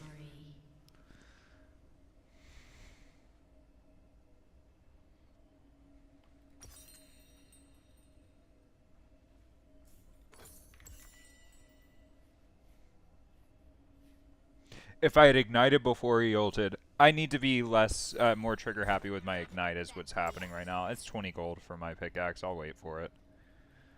But yeah, I think that's the issue right now. And I'm going to go top. And see how much I can get done up here. There's an Echo. His ult's back up naturally. I mean, there's nothing you can do. He's perma-got ult at this point. Unless you burn it in the same fight. What the fuck are you doing? Wanna see the fireworks? Oh god. An ally has been slain.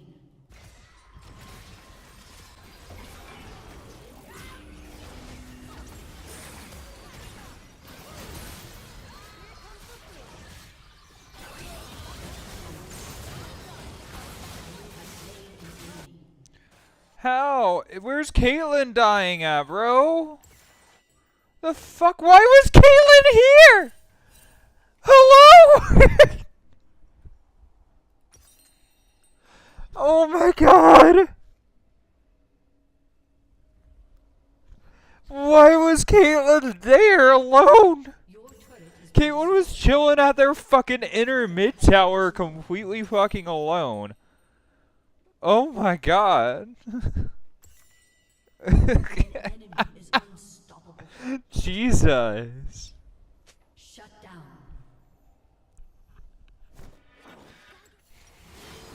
No, we can still win this. It's so fucking sad, but we can still win this. It's just on my back. Gotta figure out a way to pick this fucking Echo. Okay, you tagged him. Can you slow him down at all? No, but you can die. Oh, she's dead now. Thank you.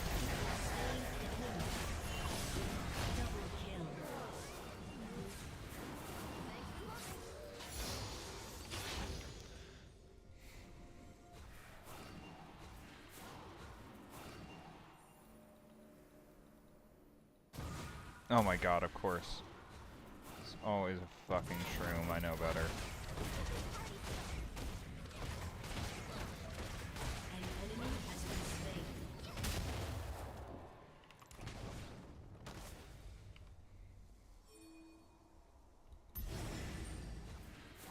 Drake. They're all missing, which I don't love for myself, but Your You'd turret think has they'd been be aiming destroyed. toward bot or bot side Drake. Oh, they're on Baron, and I'm dead. He's just chill. Like, how are you chilling in that bush for that long, bro? Are you goddamn kidding me?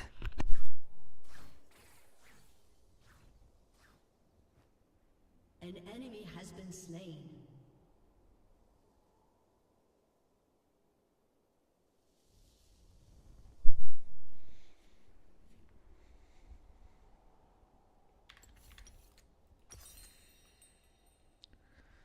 Oh, this is goddamn brutal, bro. Like, this Echo, I shouldn't be fed. I just can't play the fucking early game when I'm when I'm getting camped. It's unfortunate. Welcome in. Thanks for joining me. It's fucking brutal, boys. How y'all doing today?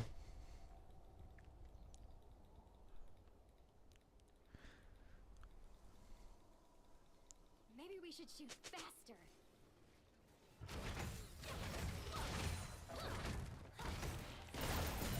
Oh my god. Okay. That's an Alt F4 angle right there. Jesus Christ. There's nothing we can do to stop them from completely controlling that side of the map, and Darius is getting caught instantly because he has no idea what living is. To base. Watching our backs. I mean, I've died more than he has, I guess. We got our IE. Bloodthirster would feel nice, but so would Lord Doms. Who wears a helmet? No, that's not exactly the target we want to get onto. There's the target we get, it's the target we get.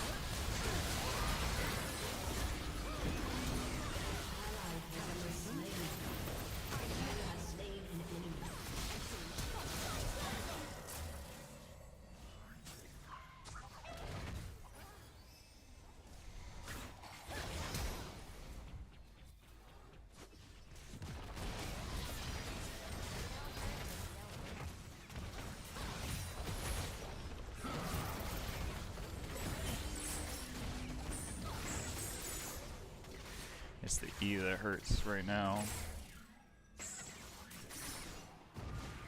Okay. Where's the action?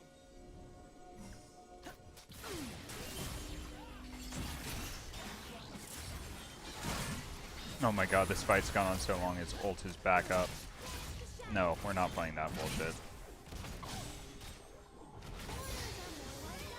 Yeah, nah. Y'all can hold for a second, it's time for me to back. Of course you're going all in as soon as I'm backing off. Brilliant timing on the plays here. Do I even want to look? Not particularly. I'm gonna need the extended warranty. Yeah, I know that's a bad sell. I should have just held on to it until I got the next thing.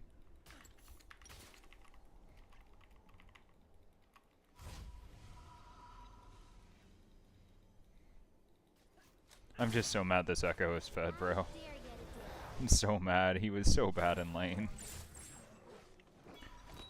And honestly, he's just so freaking free fed. Oh, shit. I might be dead from that is the scary part. Falling back. Your turret has been destroyed.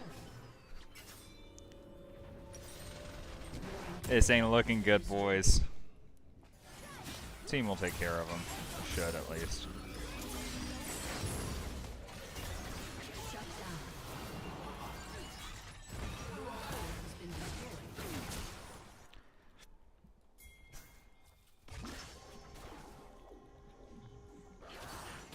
An enemy has been slain. You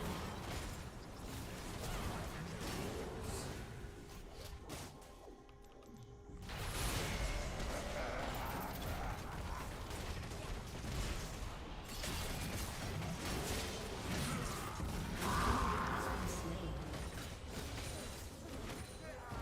enemy. Okay, bro. Rearm and redeploy. If I die to this. Yeah, I'm gonna need to swap over to a Red trinket, this is brutal. Cannons versus armor. Cannons win. See, I'm a good teammate. I'm not a ward. Yes, you need help with dealing with Echo. You're probably just going to get one shot, but honestly, if he uses everything on you, I can probably clean him up.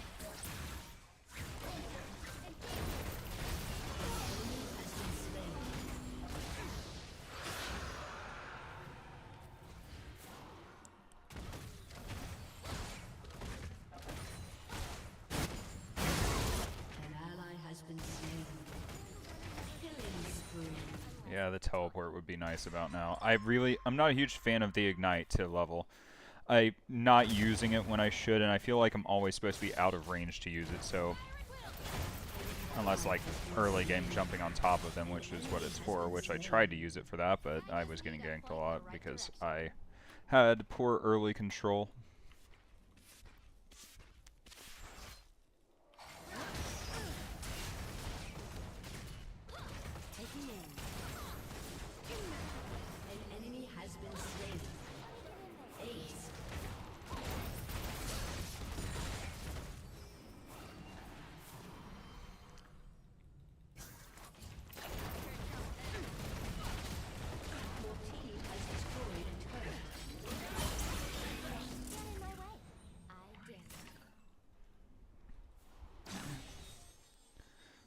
Thank you, Leona.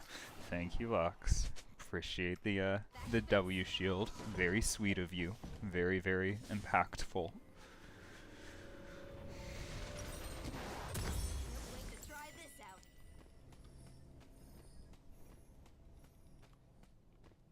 Bro, Briar's walk is annoying sounding. Jesus Christ.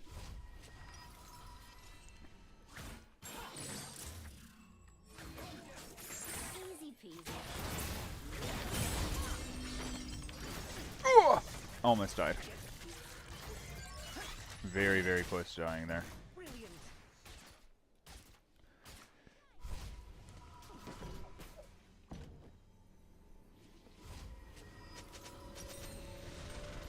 Because if he could have ulted back right then, and it would have been almost perfect timing to kill me.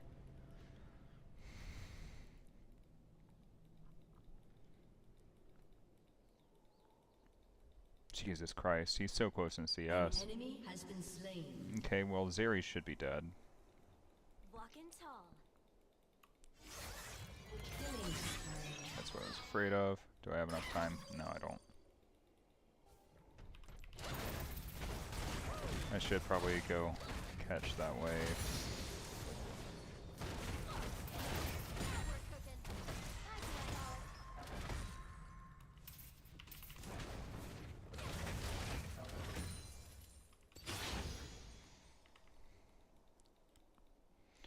Let's give ourselves a blue buff for a little bit of CDR.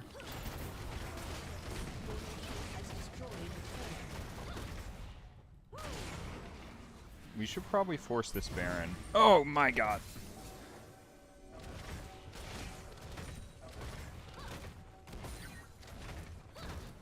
Bring on the bad guys.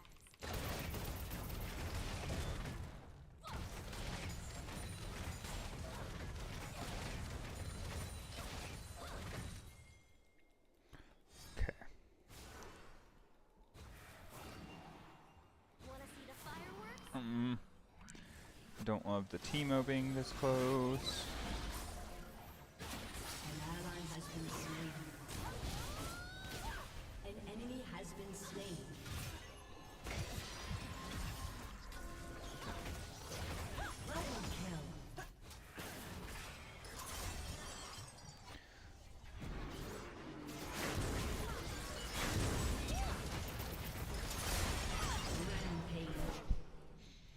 That should just be the end, right? Right, guys? Surely. Surely.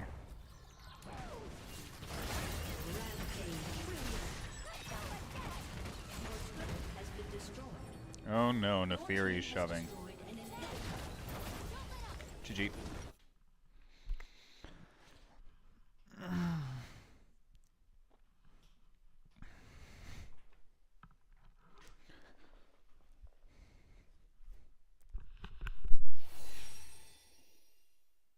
really don't want to honor anybody. Nah, I'm not honoring anybody. Briar gave up my game for hers, so. Oh, 6,300 blue essence. Did I see that right? That's a champion right there. That's like a whole ass champion. Oh, buddy.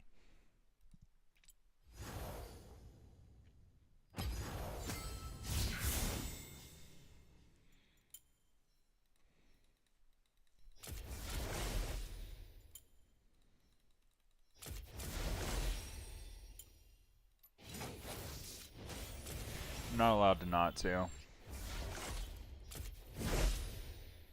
Quinn is queen.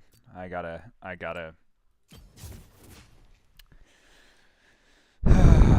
unfortunately I have to. Yeah, we're moving back to teleport.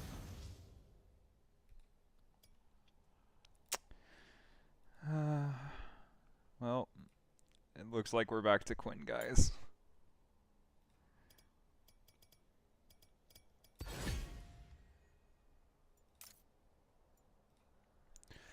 Now then, if we're going in blind, here's the hard part about Quinn. If we're going in blind, we gotta be worried about if it's like a Ghost Darius. Yes, yes. Actually gonna go Alacrity. Actually, no. I'm gonna do... Oh, I know exactly what I'm gonna do.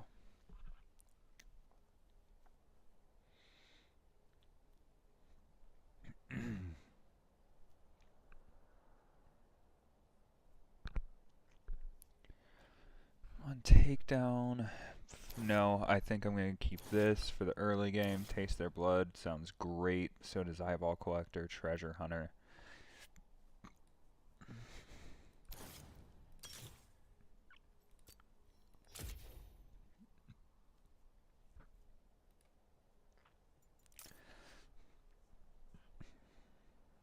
Oh, yeah, we should probably change,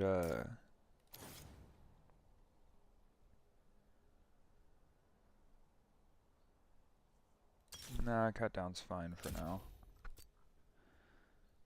Yeah, it's time to run some Quinn. Oh, shoot, we need to change that. We're not running bot lane Tristana with teleport. That sounds hellish. So if we're looking at bot lane, we're going to pick Draven.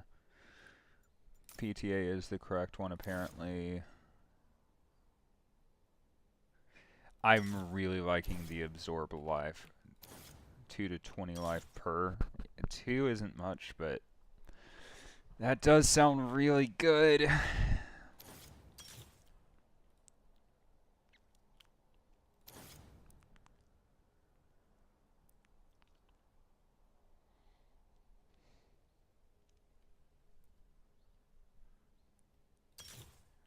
like approach velocity, guys.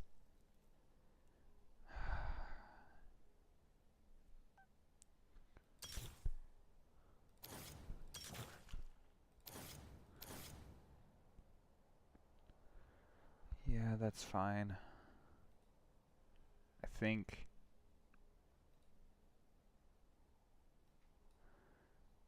that's fine.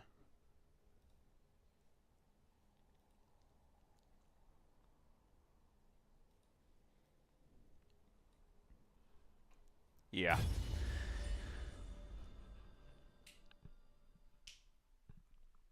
Oh, we do want to run barrier on him. Fuck my support. And I've got the extra move speed from W. It is W, right? Not E. Blood Rush, I think, is W. And E is the spinning blades or whatever that knocks people. And then Q is, of course, the bouncing axes.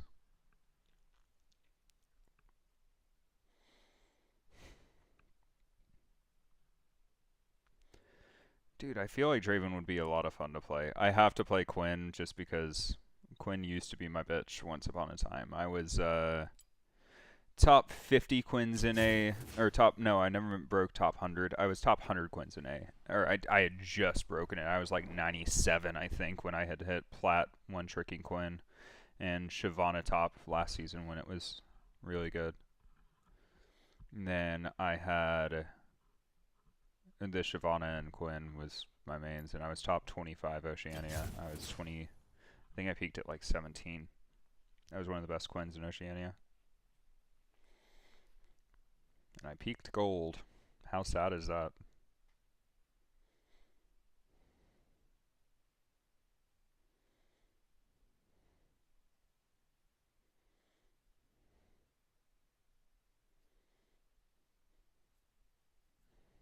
She's not the champion I once knew, that's for damn sure, guys. She used to be this really badass champion that it just felt so good playing her. I still crave the Season 3 Quinn.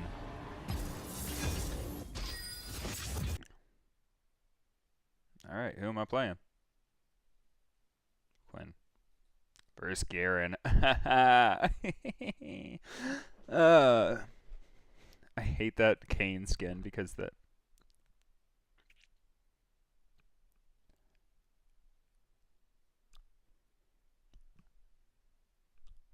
Here. Let me see if I can pull like one bit of hair from each side down so I can do the hair tuck he has.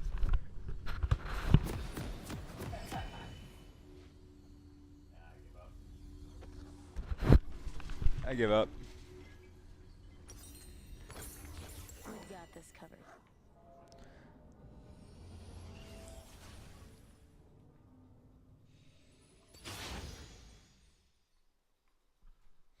Sheep Trader Jack, the Quinn player. Stay alert. 30 seconds until minions spawn.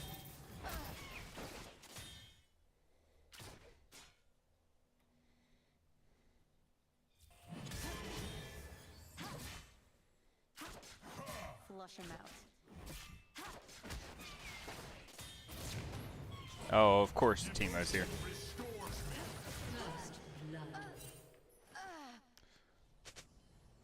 Oh well. Minions have spawned.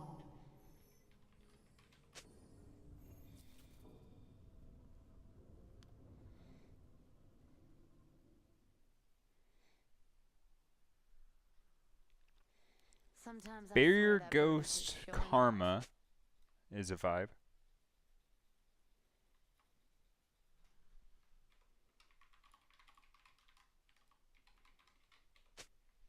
Both mid laners came. I'll follow your lead, Valor. Well, when I carry his ass.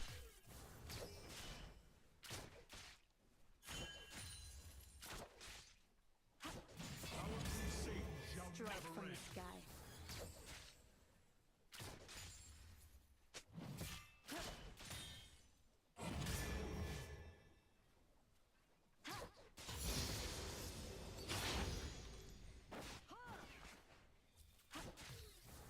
A bird's eye view is the best advantage. Go for the eyes.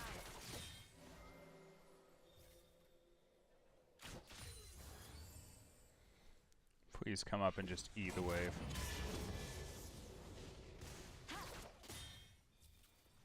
We Demacians are no easy prey. Gouge him, Valor!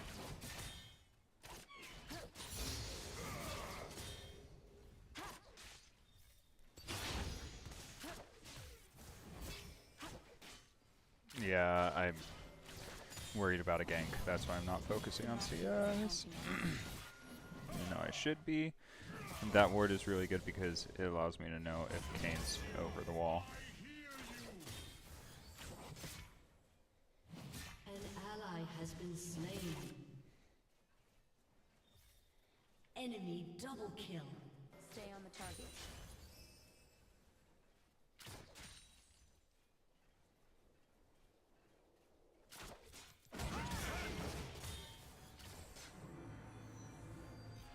Go for the eyes. You get the next one, Val. What do you see up there?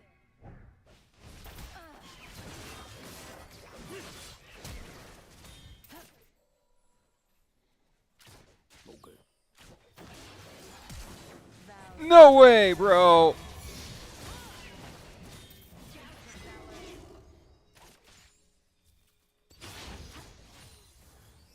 Enemy killing spree.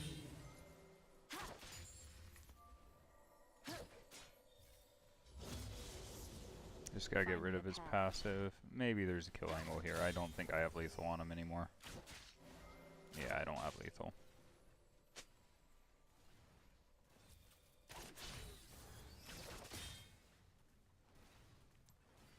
Go for the eyes. Oh my god. Kill swiftly. So bad at the game.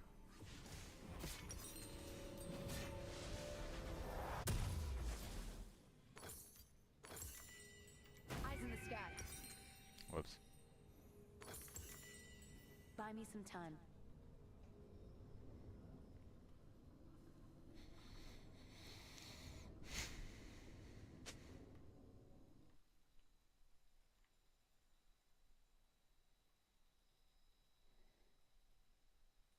We're in this together. My god, I've fucked this game.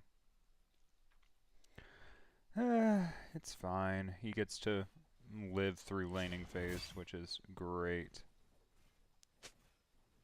Stick to the plan,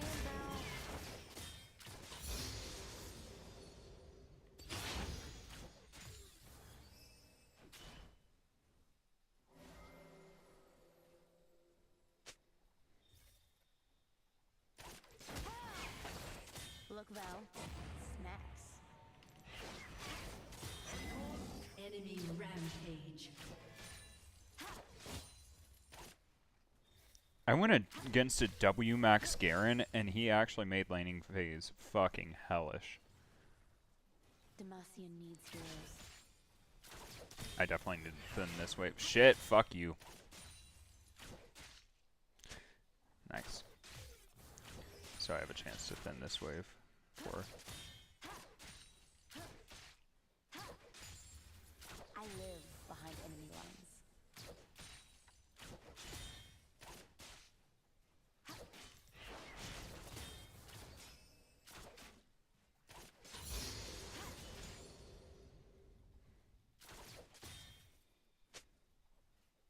There's always a trail.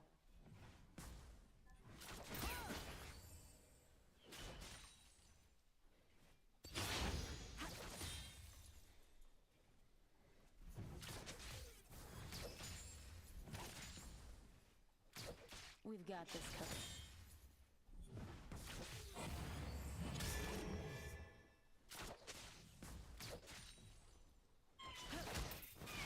Gouge him, Valor.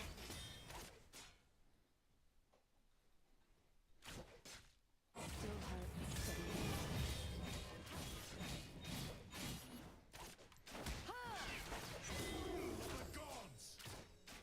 Go for the eyes.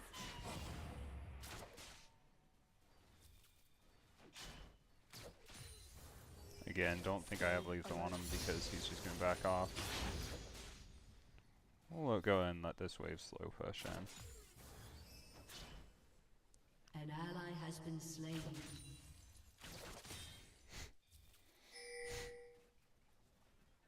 Sometimes I swear that bird is just showing An off. enemy is unstoppable. God damn it, bot. And it's AP Cogmod that, bro.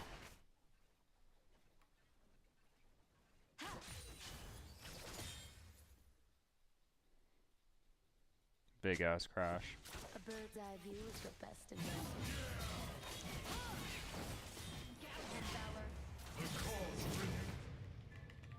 Oh, there's his ignite. He doesn't have lethal. Need eyes on it. No, I... Just like hunting for An ally has been slain.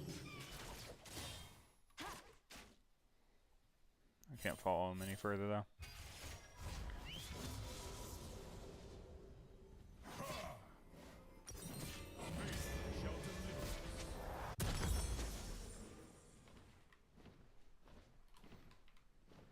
We Demacians are no easy prey.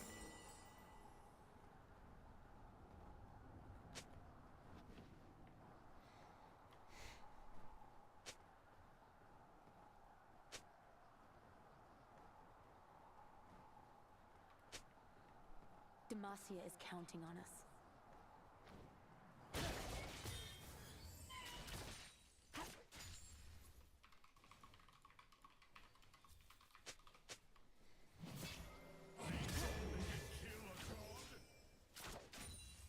Val's stealing all the glory again.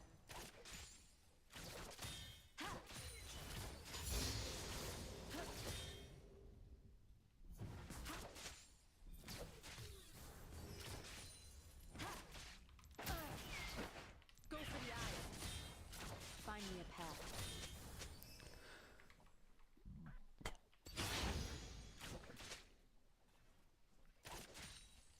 Gouge him, Valor.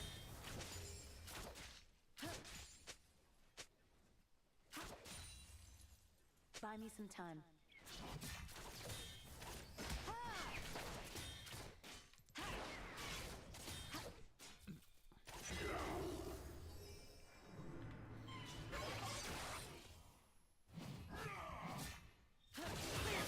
Flush him out.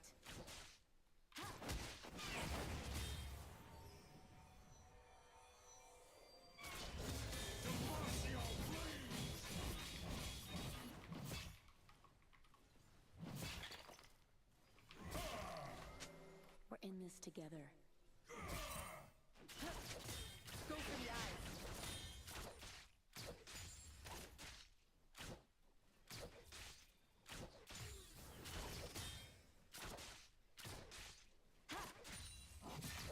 Stick to the plan, Val.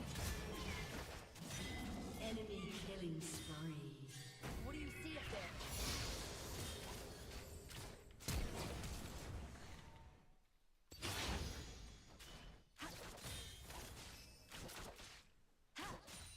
Demacia needs heroes.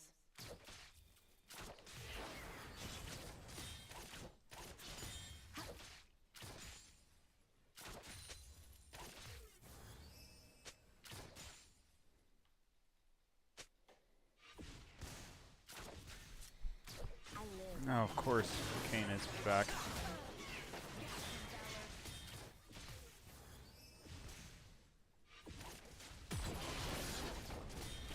Your turret has been destroyed. An enemy is dominating. There's always a trail.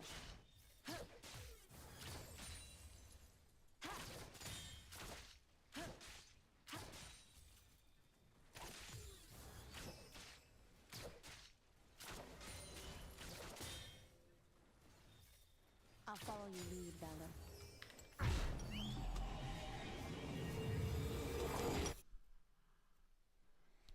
Fucking 9-kill Kog'Maw, was it?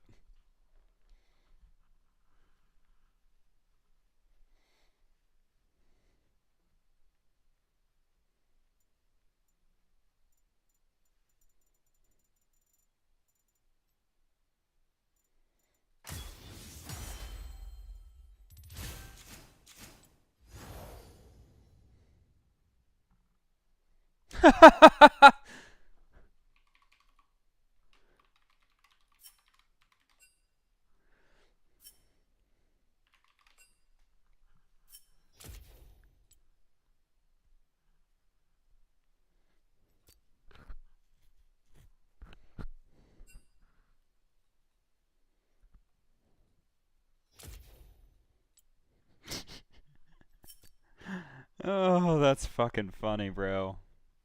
That's fucking funny. 6 kills on Kog'Maw, 3 on Taric. I mean, it's definitely a doable game. I just didn't want to go through the bullshit of actually trying to play that shit out.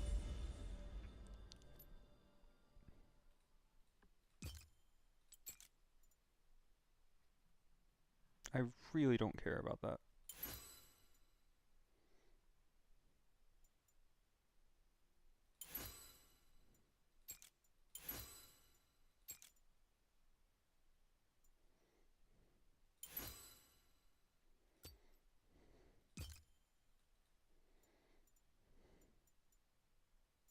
They're all locked. Why do you...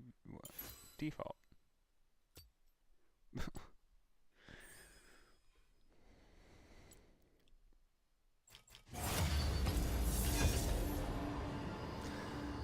Alright, so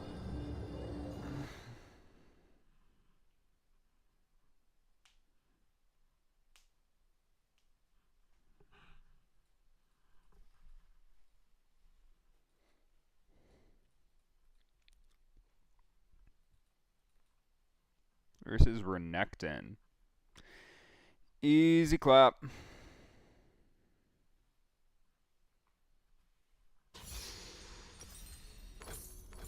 Demacia made heroes.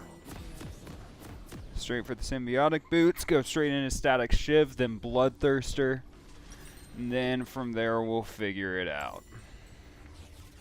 I think after Shiv Bloodthirster, that's a huge power spike on Quinn. But then after that, Showing off. I think like Phantom Dancer?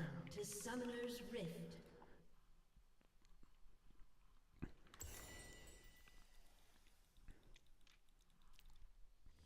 i.e. Lord Doms. Stay alert.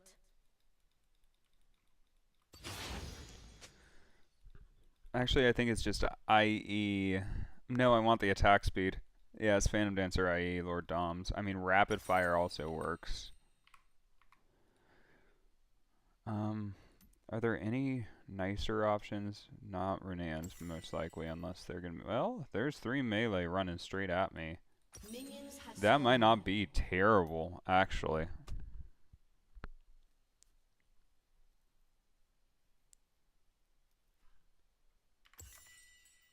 We've got this covered.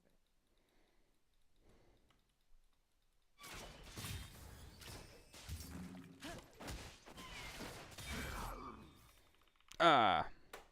Sorry, I was fixing my mouse as I was doing that. So it didn't. Yeah, no, my mouse is annoying me. Vows There we stealing go. all the glory Much better. again.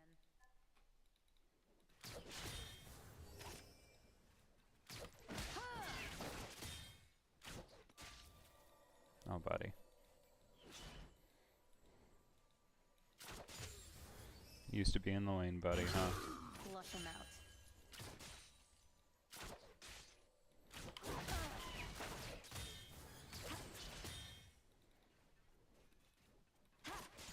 I'll be nice to him. I mean, if he steps up here, he dies, but... Cross within, kill. I think I just left Smurf Q after that last loss. Which is kind of funny. Find me a path.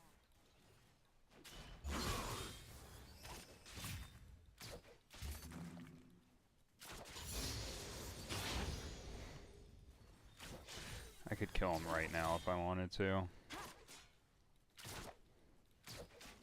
There's always a trail.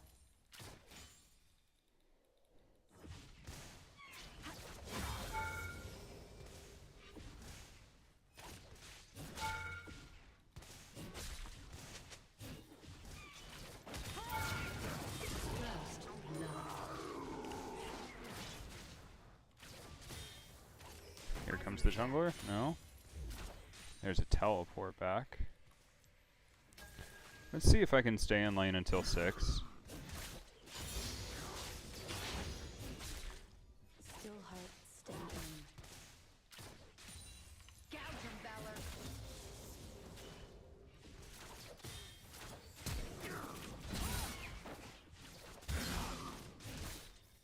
You can E again, probably.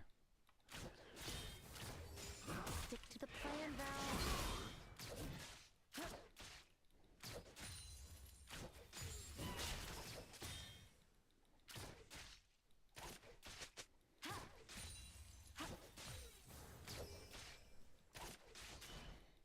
Demacia is counting on us.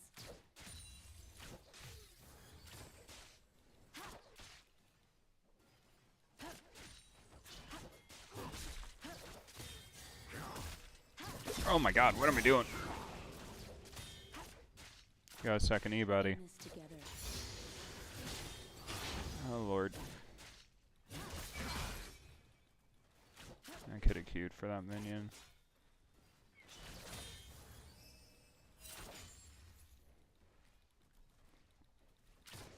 A bird's eye view is the best advantage.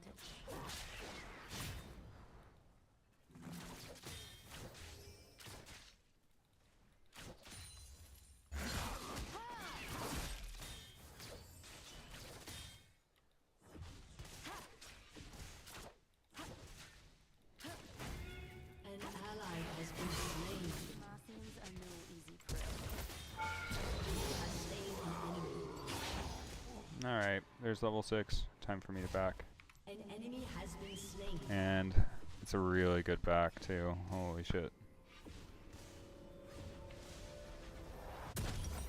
Here he goes mid. Whoa! Whoa, whoa, whoa, whoa. That is not what we wanted to buy there. Buy me some time. Probably should have gone pickaxe over this. I kind of like the extra move speed. Yeah, and we got beautiful slow push coming into us. We can freeze him off the entire wave.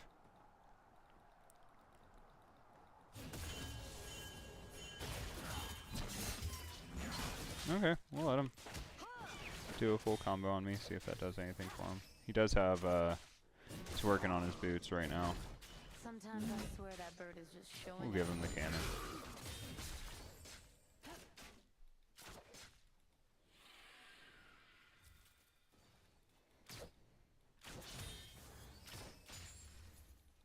Yeah, we need to thin the fuck out of this, though. Stay alert. Perfect.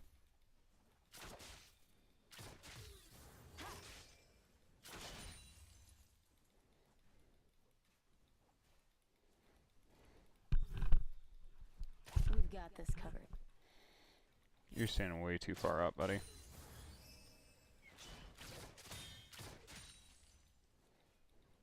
Need eyes on him. Yeah, you're not allowed to play the game. Sorry. Val's stealing all the glory again. An enemy has been slain.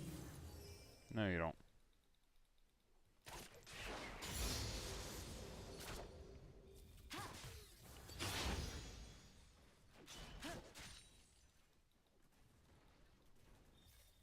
I'll follow your lead, Valor.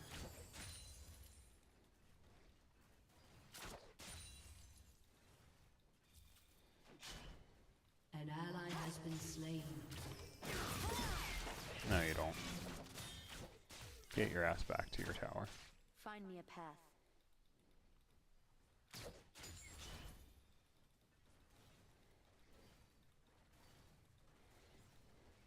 An enemy has been slain. You get to play the game, my friend. There's always a trail.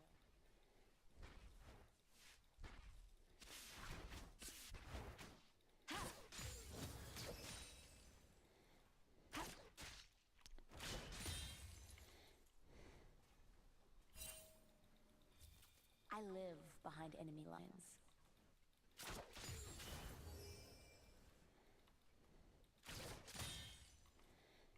16 CS to 60 seems very playable for him.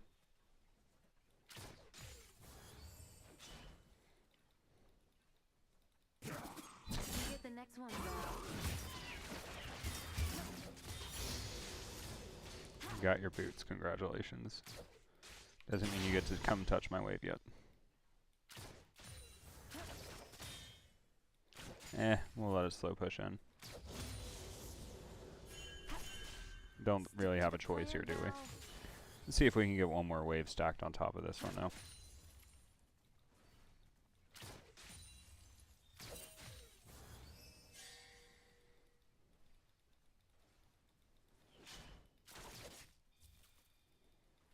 Strike from the sky. Nice, Sue. We'll go ahead and fast push this one in.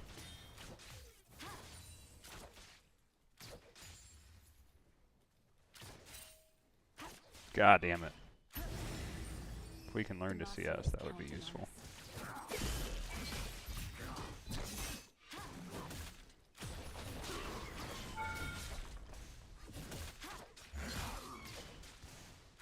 Oh no, you don't. Has been slain. You don't get to CS this wave. We're in this.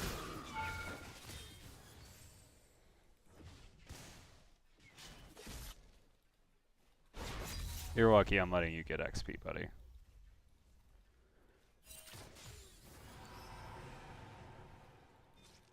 A bird's eye view is the best advantage.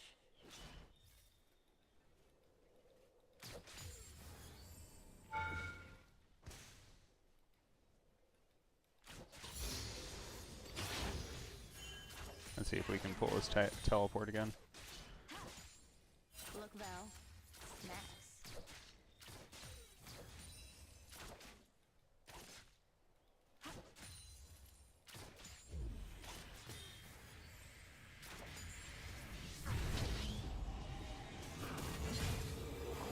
We Demacians are no easy prey. I should have stayed for one more wave, so I could get my shiv straight out.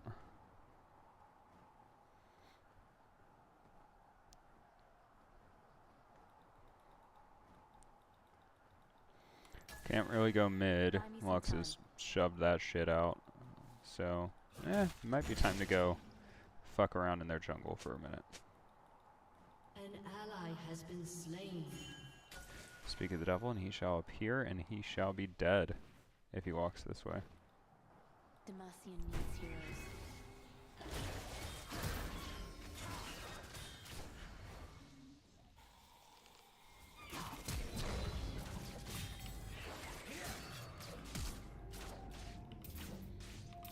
Ah! Almost got the E reset over the Sometimes wall. I swear that bird is just showing off. Almost.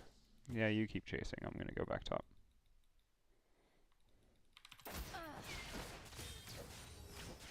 Yeah.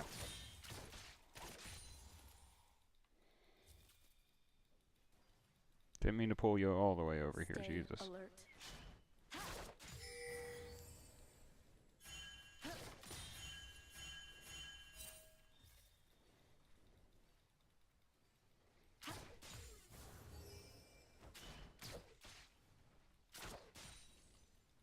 We've got this covered.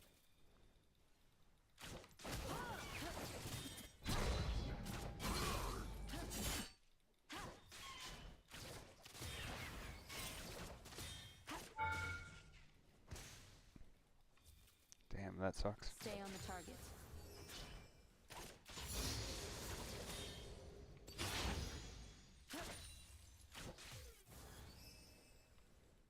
Go for the eyes. An enemy has been slain. Val stealing all the glory again. Killing spree. What am I aiming at?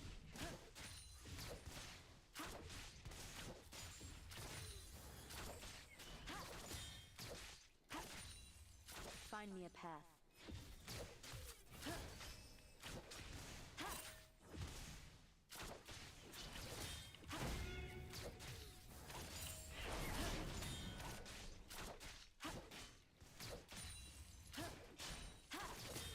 There's always a trail.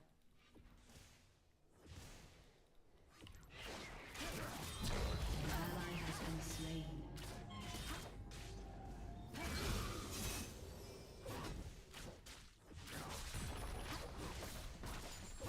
Just like hunting fish.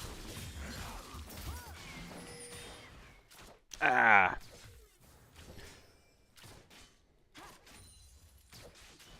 Yeah, we're gonna shove this in and back. Go for the eyes. Flush him out.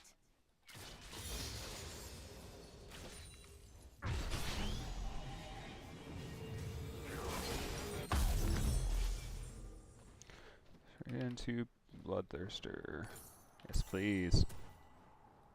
I live behind enemy lines.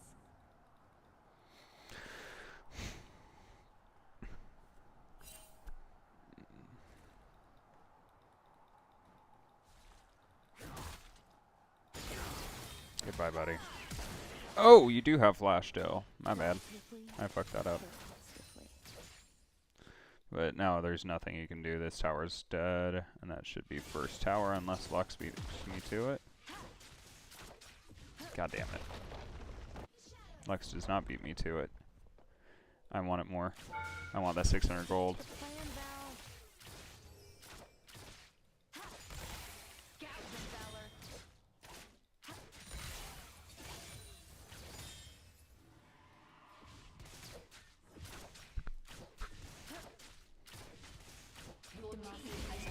you.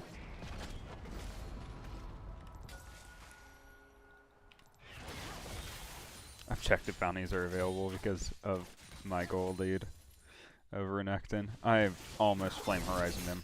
Oh no. An enemy has been slain.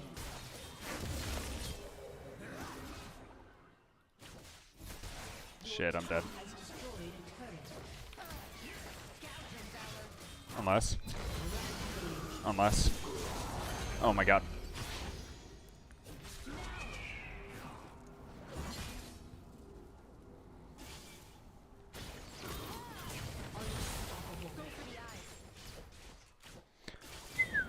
I'll follow your lead, Valor. That was a clean one, boys. Valor to me.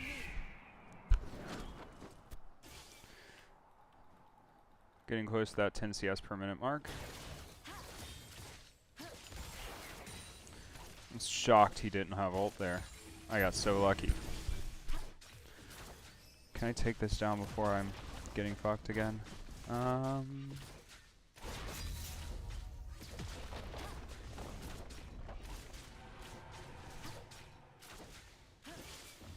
bird's eye view is the best of Bro. That's not fair. Has destroyed a turret. Let's go Infinity Edge next, I guess. Well, I really want Phantom Dancer, I think. I'm not going to let him ever get away from me. Because that should give us how much crit?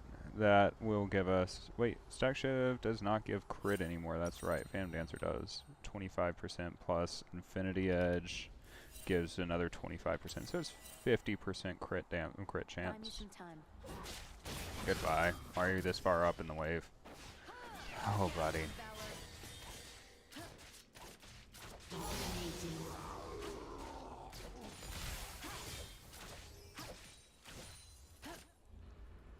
You get the And now next there's one's literally no killing me.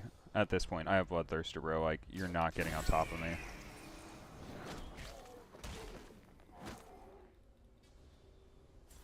Oh.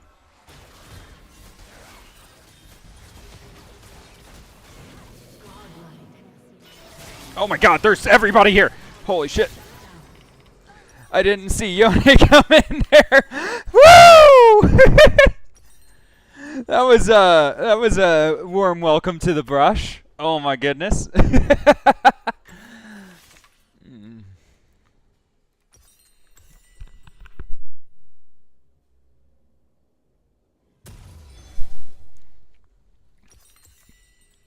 But you know where I'm gonna live now? Well, obviously I'm going bot, but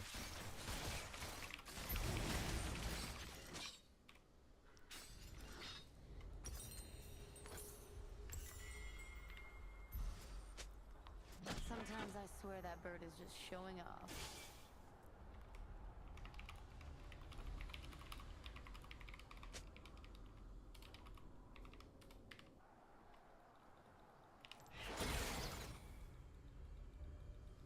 Valor to me. Stay alert.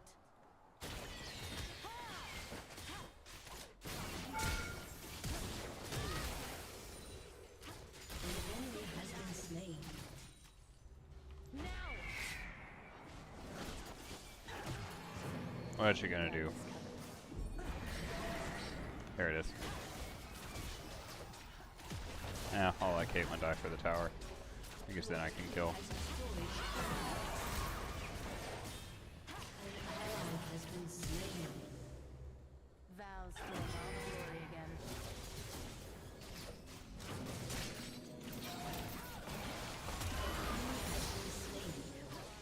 You have slain an enemy.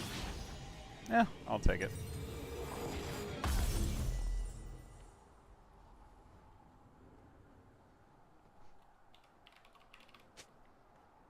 Find me a path.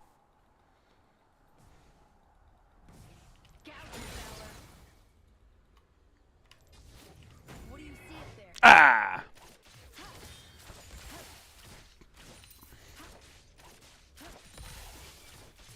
Strike from the sky. God damn it. It's the one thing I hate about crit builds in this part of the game. The crit is just rare enough to where you don't expect it while you're CSing. As I get 4 crits in a row. Jesus. There's always a trail. Yeah. That is a dead Viego. His ass is mine. Nah, I'm not running into that bush again. I learned my lesson the first time. We'll go kill Yone, though. Yeah, that Yone's fucked. Okay. Yeah, your heal isn't going to do enough to stop you from dying there. Oh, that's possible. Yeah, that's a dead Morgana. Ah! God damn it. So rude. GG.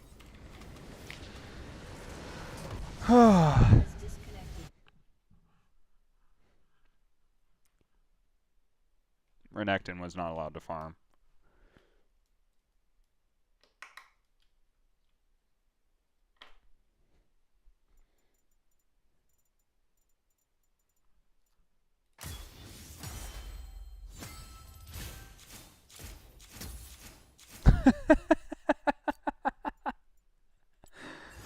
Oh, boys. Yeah, I should not play Quinn at this ELO. That is how I get my account banned for cheating or some shit.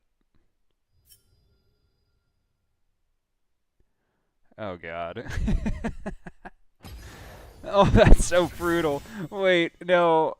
Oh, God. Let me see. What was Renekton's gold? Oh. Oh, buddy. Oh, buddy. He had 1 item. Plus boots. He had an item plus boots. Oh, buddy. Oh, that's brutal. I'm sorry, man.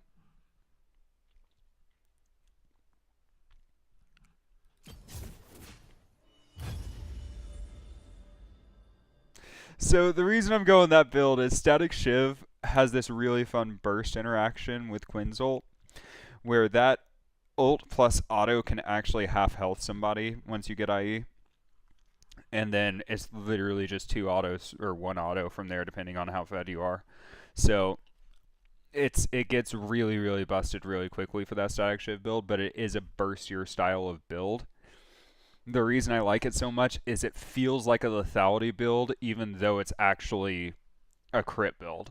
So you still have that burst and the wave clear, the crazy wave clear from Static Shiv, and the ult burst with that first auto, especially if you E as well. It's just the one reason that you don't want to E to start it off is because you never know when you're going to need to kite, and you're going to never know.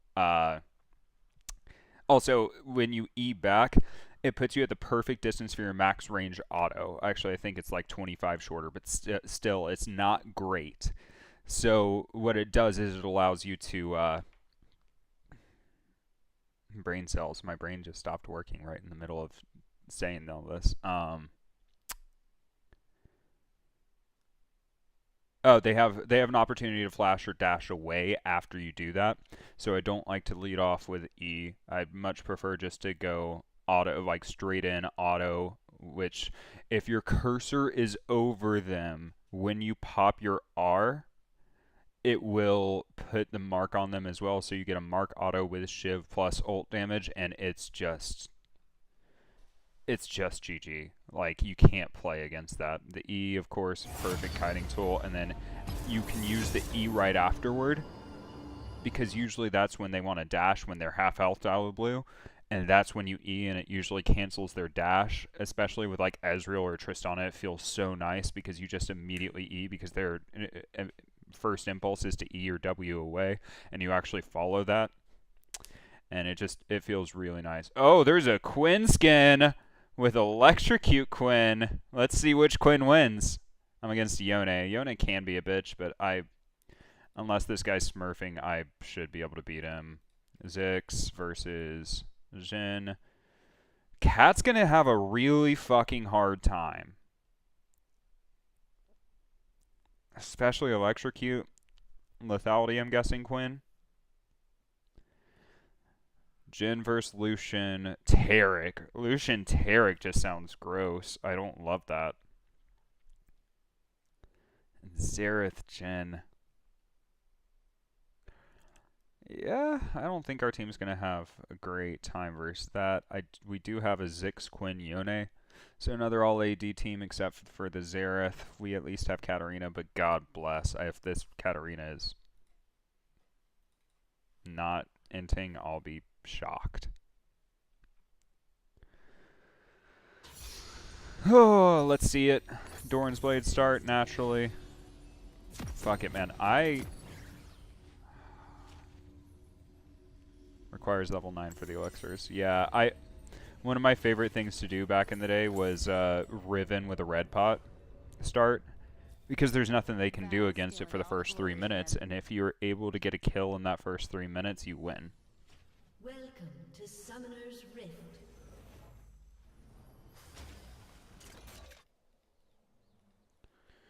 Weirdly enough, I'm not trash on Riven. Well, I am, but I'm not the worst. Like, for a non-one-trick Riven, I feel very comfortable on her. She's not my favorite champion. I don't love all of her micro interactions and auto cancels and everything you can do. It's a little bit too much for me to want to try to... It's just much harder to execute, and I feel like minor errors can lead you to a quick, easy loss. So I try to stick to simpler champions for me. I feel like no matter what you do, simpler to execute compositions and champions win more games. Quinn wins lane if played correctly, which means you have the opportunity to influence more of your games. However, I would say what my biggest issue piloting top or mid is that I just don't have the map awareness of people much better than me. I'm really bad about tunneling. Really bad about tunneling.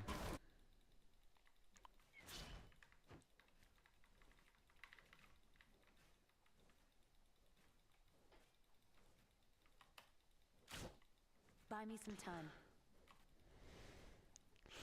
An ally has been Jesus slain. Christ.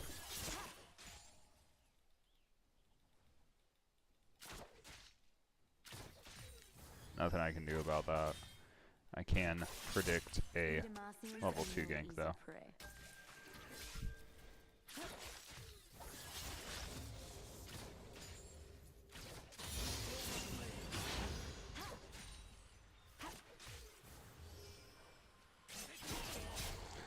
I'm just a little upset that I have to play passive for the first bit.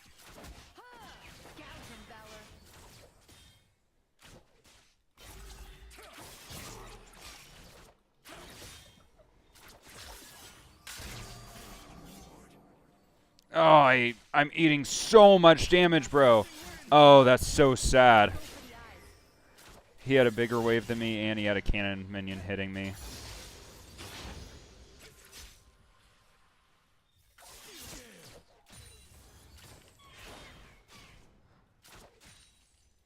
Find me a path.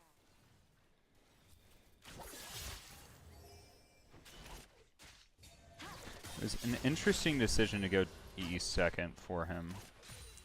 Now he should, yeah. Sometimes I swear that bird is just Oh, if I got that auto off, if...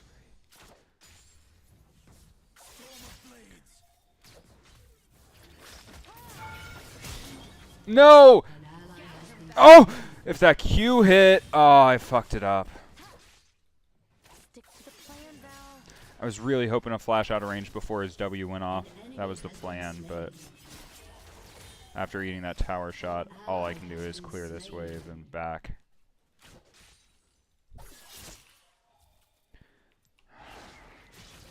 You get the next one, Val. Yeah, I gotta back off at that.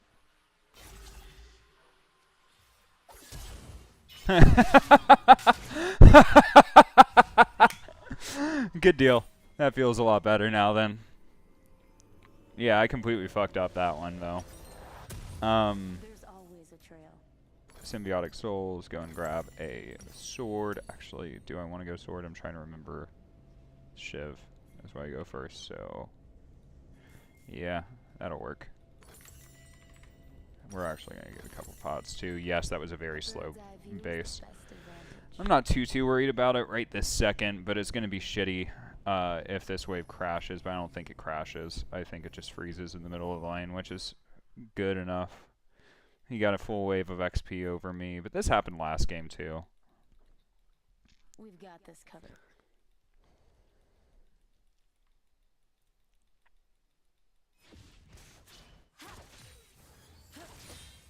Nice. Nice.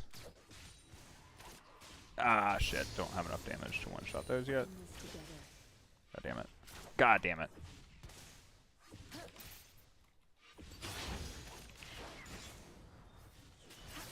Got it. Cool. Much better.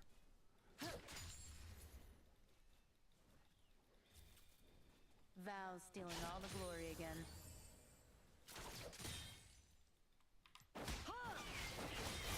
Oh, God. An ally has been slain. Double kill. I live behind enemy lines. I'm not too worried about a level 3 Kha'Zix coming in on me. There he is. Eyes in the sky. Flush him out. Damn it, if I didn't cancel that auto, I would have had one more auto. And that would have him in lethal, I think, even after the potion. Ah, fuck! I can't CS, guys. I'm trash. Still hurt. Yeah, that's fine. Gouge him, Valor. Goddamn.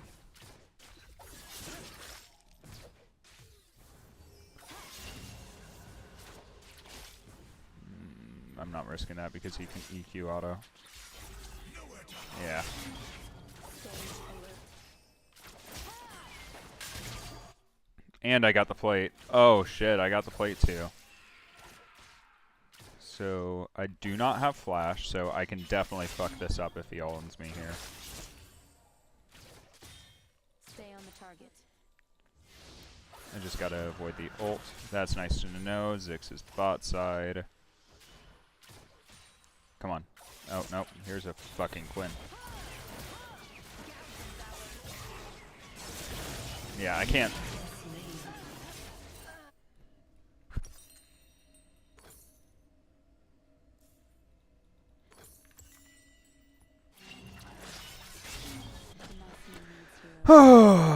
Can't win them all. Alright, so I should have eat off of Yone and slowed him down, but I think he still would have just ulted and it would have gotten me. Buy me some time.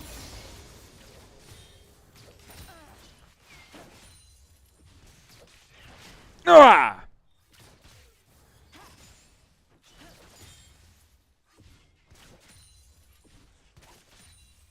Need eyes on. Yeah, I'm not surprised, but Demacians are no just in easy case prey. he's slow backed.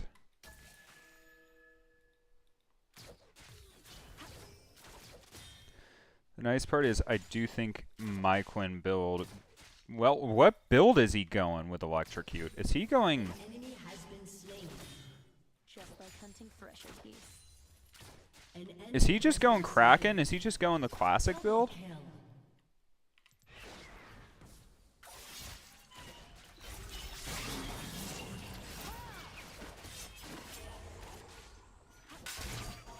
Demacia is counting on us.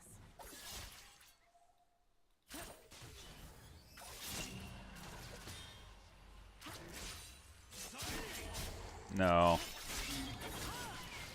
Gouge him, Valor. Find me a path.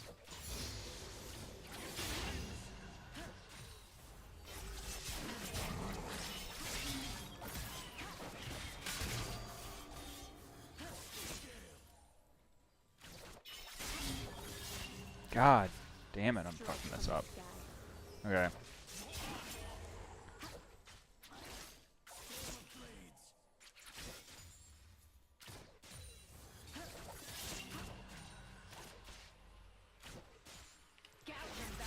Oh my god, I cannot hit no fucking ability. Okay. Well, on the bright side, he's not good at hitting ults unless I'm blinded and CC'd by another champion.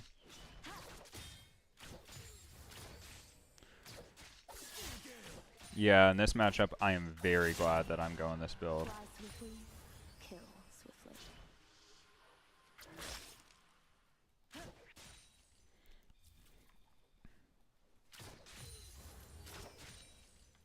An ally We were has at been about slain. 80 at 10 last game, too.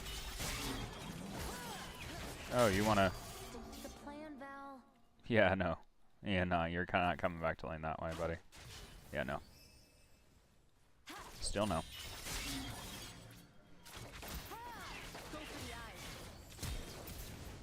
Got him. You have slain an enemy. I see you, Zix. Yes, please jump on me.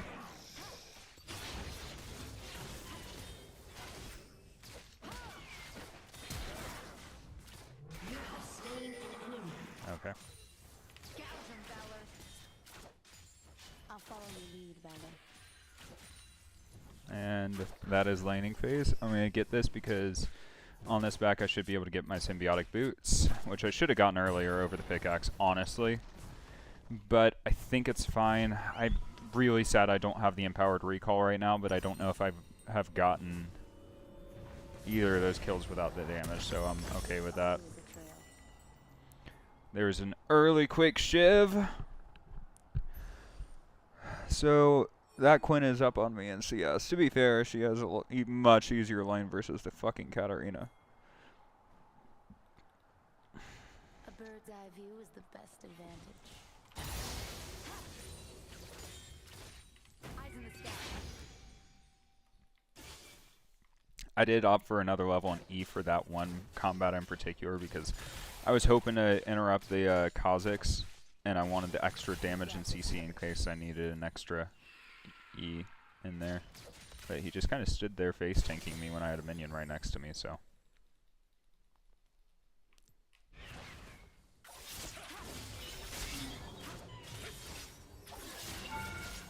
We're in this together.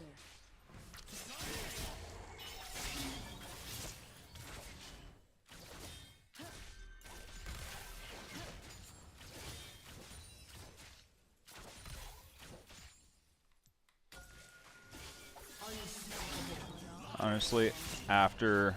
I'm just trying to get plate damage right now. But, I mean, afterward...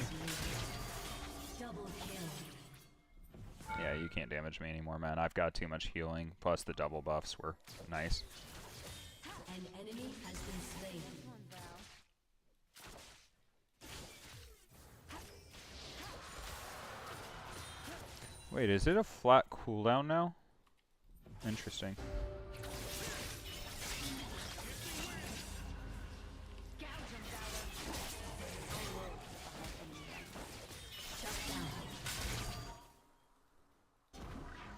Yeah, no, I got boots now. You're not going to be able to do that bullshit.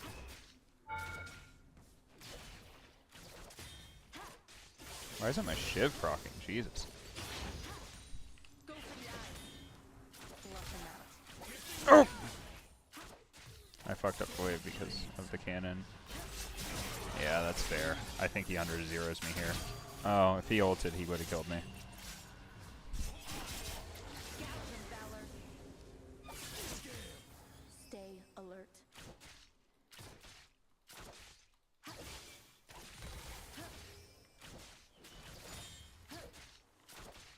Wait, I'm ahead of her on the symbiotic souls.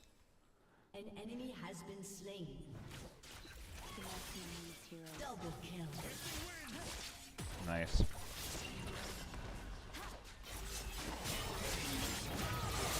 Yeah. Yeah, 100%. I deserve that. An ally has been slain. Bloodthirster. Your team has destroyed a turret. I deserve that one 100%. I was playing way too aggro, and he hit me, which the second he hits me, I die. An ally has been slain. Fuck.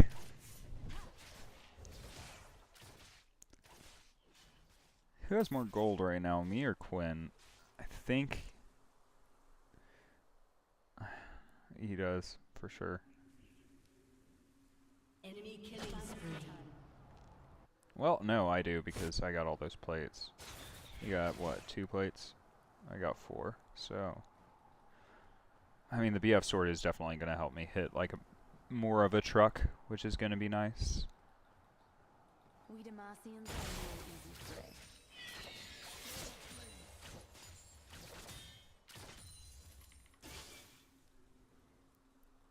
Gouge and valor.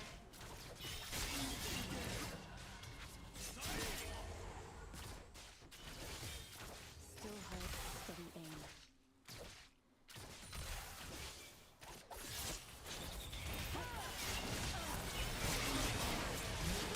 Slain. I mean, it's my fault for not paying attention, but she still should ping. 130.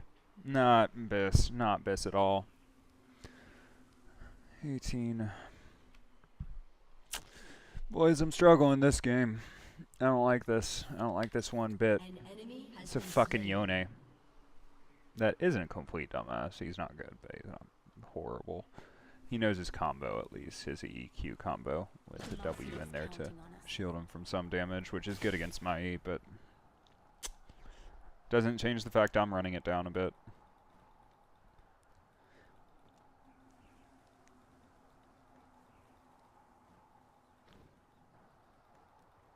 Go for it. Stay on the target. Your team has destroyed a turret. No! Well, oh, well, they already had another one. For some reason, I thought that was first tower, and that most certainly was not first tower. Fuck this bitch, she needs to die.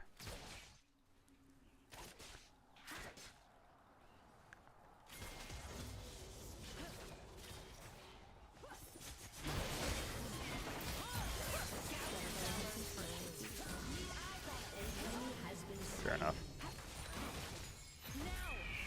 Feels good, doesn't it, Quinn? Fuck you. Outplaying me on my own champion. You thought. Oh, God. Absolutely not. We're not playing that game. And you're gonna ignite me. God damn. You're a spicy pup, aren't you? Gouge and valor. Stick to the plan. You're about to now. get team gapped, my friend. Your enemy has been slain. Heard we are A-ramming at this point. I'll go bot. I don't even care. It does not matter. This game should be over. By should does not mean is, but should. Nonetheless. Oh, Xerath missed his E. Yes, nice flash.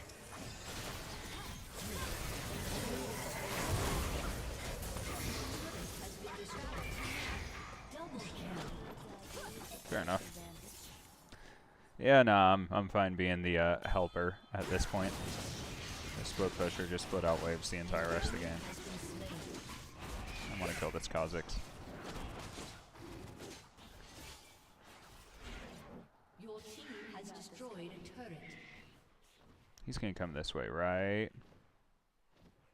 Right? Is he really going topside? Shit, okay. Well, that should be mid tower at least. Strike from the sky. Alright, I must apologize to Katarina. She's playing like a human. Killing spree.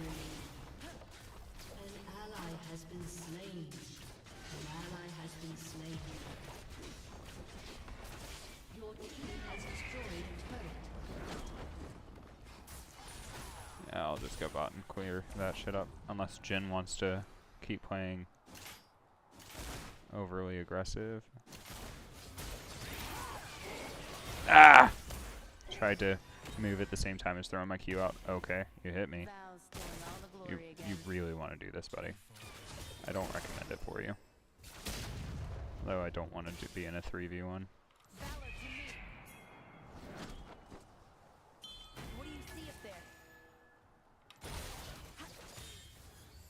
I live behind enemy.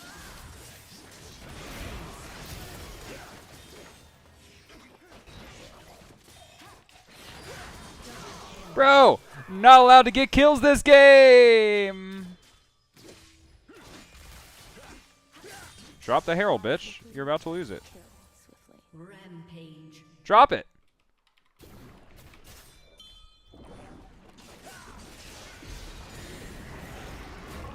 An enemy has been slain.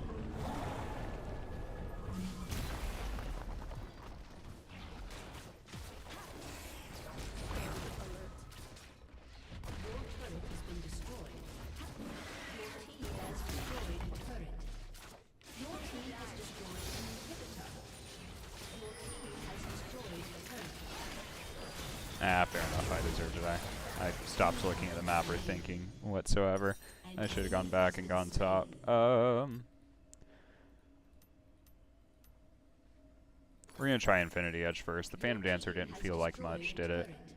It's good against kiting for tanks and stuff like that, but Your team has destroyed an inhibitor. like Pantheon feels great against him.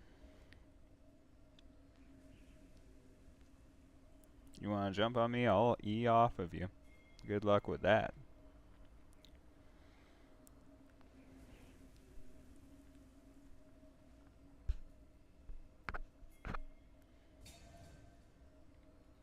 Buy me some time. Yeah, it's Baron time. I'll shove out top while they Baron. God damn it, this Quinn is still outCSing the fuck out of me, to be fair. I did like go mid and help with Drake and stuff for a bit there, but not good enough. I gotta outCS this bitch. Easy prey. Come on, Quinn. Come running in. I dare you. I dare ya.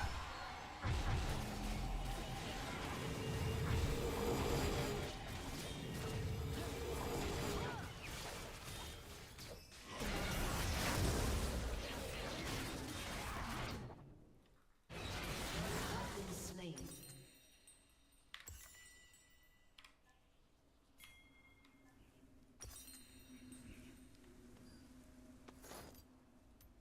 I knew better too. I knew somebody was gonna be sitting in that bush.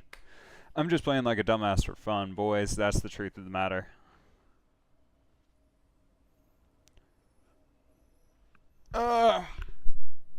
Hey, at least in an hour we get relieved. It is LCK starting off at 2 a.m. We're going to be watching T1 take on the Telecom Wars KT roster. One of the OG matchups. KT was almost always number 3 seed in LCK back in the day, so Find me a path. 3 or 4. Unlike Samsung White and Blue, those crazy ass teams. When Looper was a thing, remember Looper and his Singed and fucking Imp playing Akali, wasn't it? Can I? Valor to me. Your team has destroyed a turret. Your team has destroyed an inhibitor. Goodbye. Holy fuck, are you kidding? I love this game. GG. An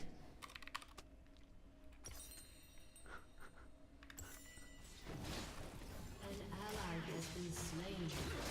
Your team has destroyed a turret. Well, if nothing else, I canceled his back, which was basically my entire job right then. A summoner has disconnected. that was terrible. That was an absolutely abysmal showing. Fuck it, I'm gonna honor the Katarina because she actually went into a Quinn lane and came out like not behind. That's insane.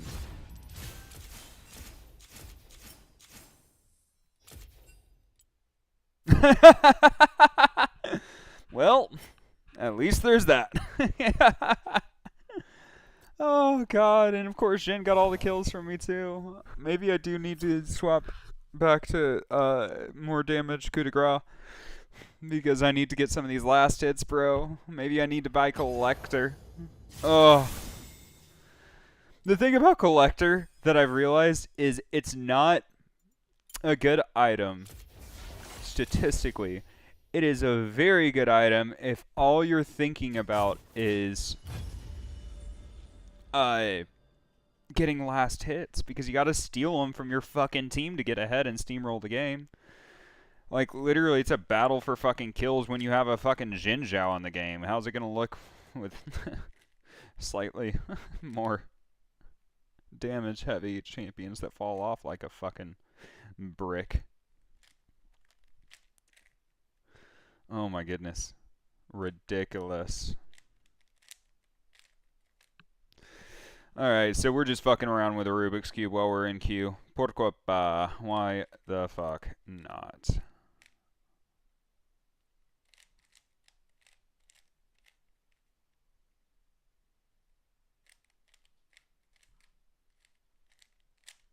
Whoa.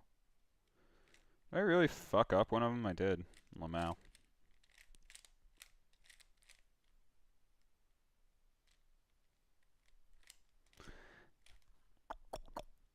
Alrighty. Boom. Up inverse, left inverse, up, left, up, front, up inverse, front inverse. Orange, white, up inverse, left inverse, up, left, up, front inverse. Okay. Q's gonna pop the second I stand up. I need to turn the AC down. It's hot as fuck in here.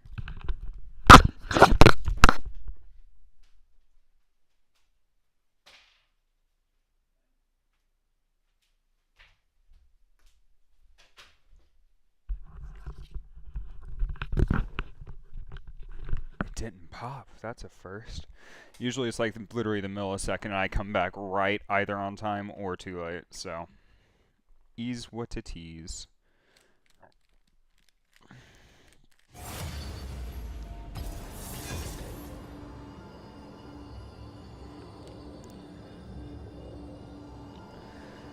Hey, they're all green. Fuck.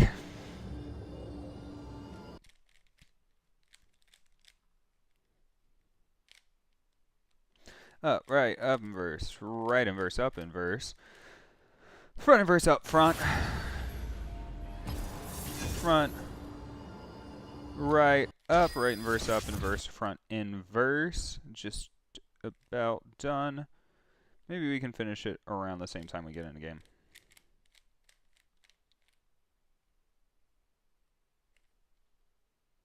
Huh?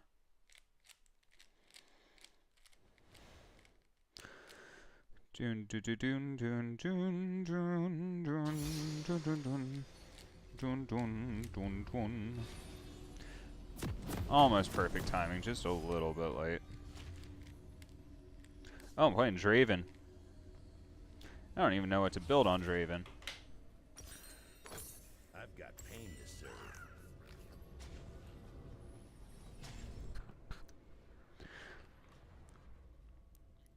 Welcome to Summoner's Rift.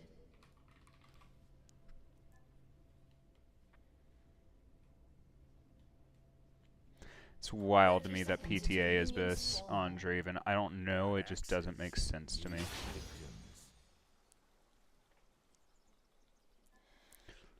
Well, that fucking sucks. That's the Xpeke versus Pawn matchup from back in the day.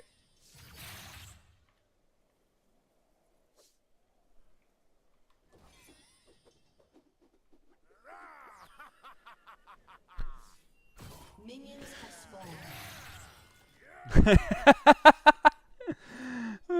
That's fun.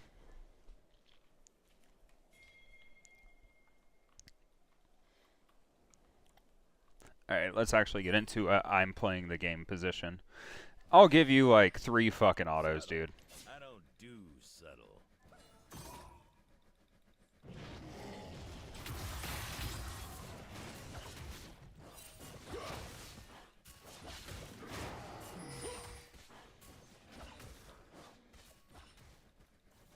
Smooth.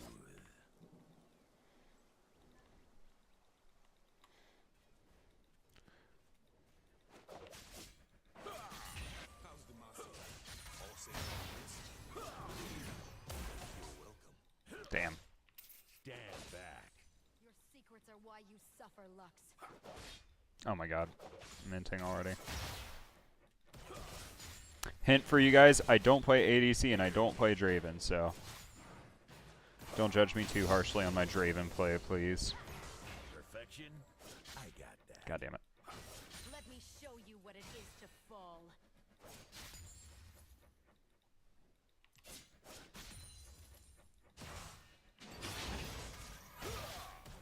I'll take that. Let's do this.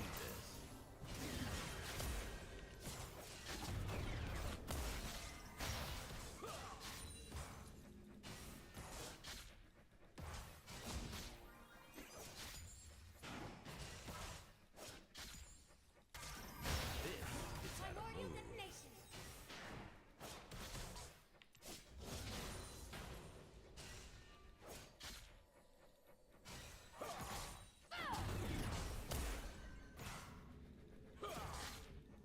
Yoink. First blood.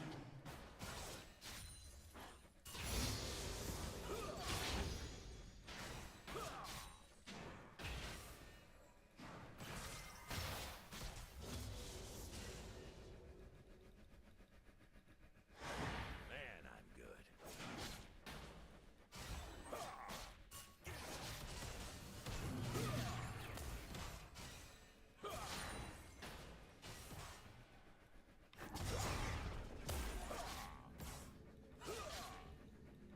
Seems to be blood everywhere I go. Oh my god.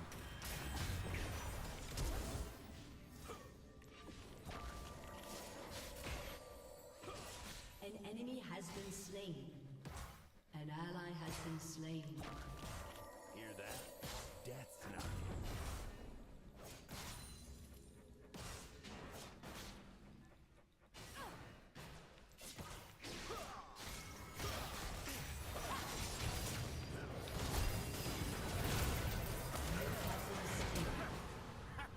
Mortality is true.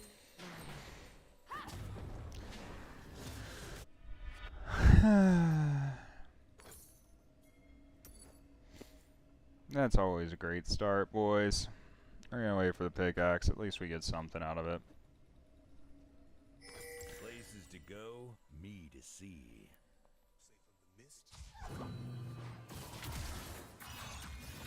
Ah! If you hit it! Oh! Enemy has been slain. Well, that's terrifying for Talon to be down 2 kills. Don't be jealous. At least Moore got it, I guess. Absolutely fucking disgusting gameplay from me, though.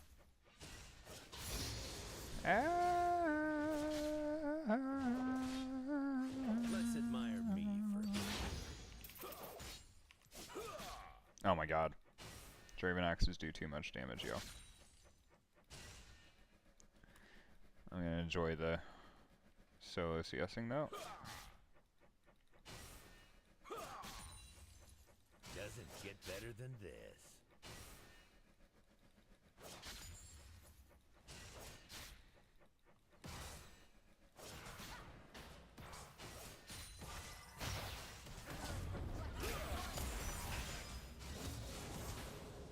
No following these footsteps.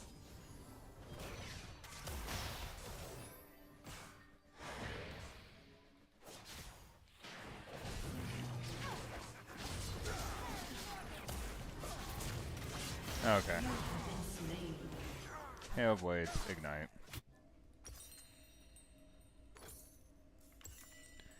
I've got Bot lane's gonna be a ton of fun. And there's a Gnar, I mean, not a Gnar, a fucking Quad. Yeah, no, this is gonna be brutal, guys, with a Shaco, Talon, Lucian, Moore.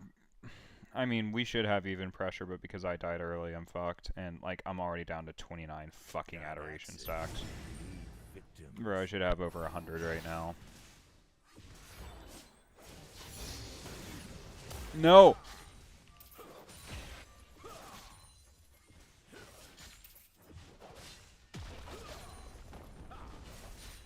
Subtle. I don't do subtle.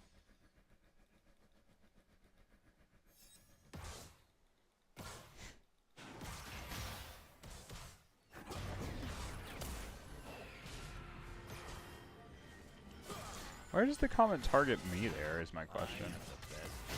Oh my god, I'm so bad. I can't avoid a fucking skill shot.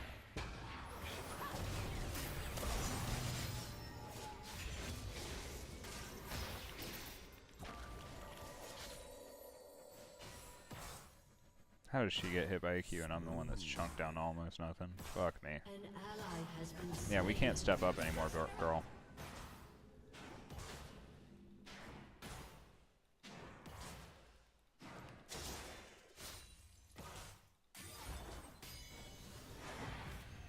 Now this is how to move.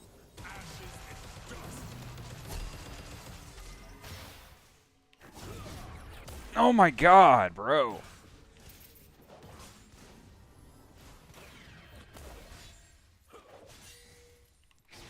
Draven out.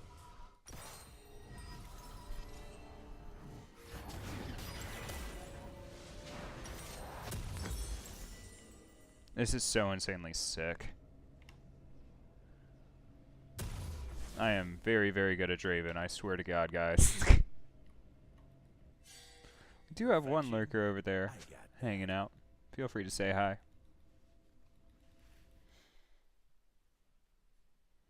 An ally has been slain.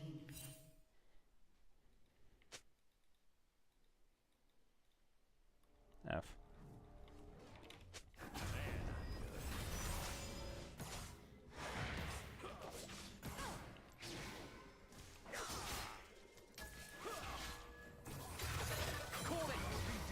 An ally has been slain. something need killing. Bro, why? Just let me have the fucking kill.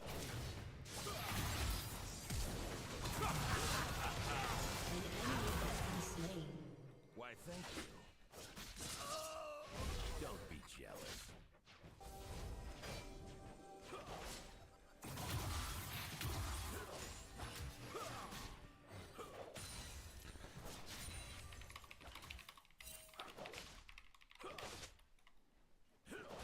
This is where Draven shines.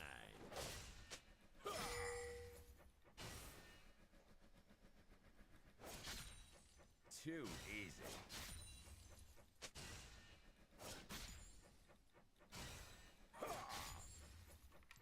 Draven's making an exit.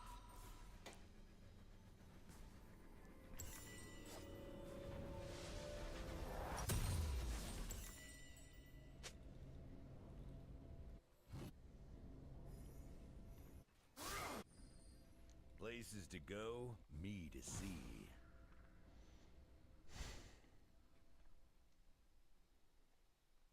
I'm so annoyed I didn't get either of those fucking kills. I mean, it's not even that much, bro. Let's admire me for a bit.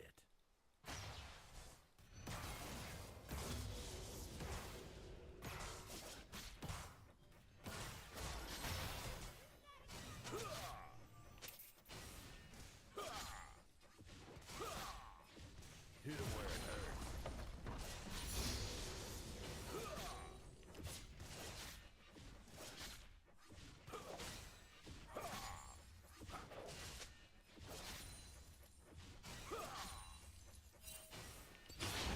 Doesn't get better than this. Brutal, guys.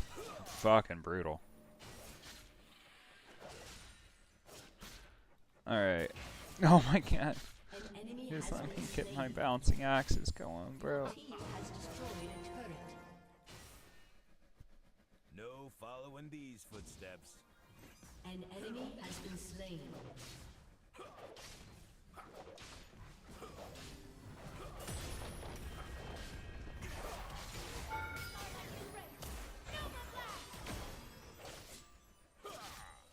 Let's do this.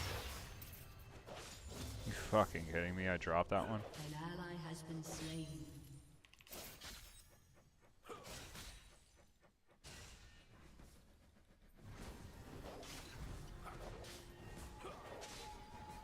I've got pain to serve.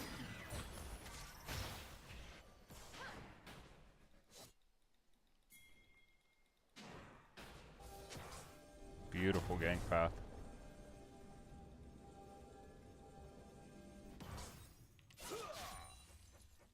Subtle. I don't do subtle.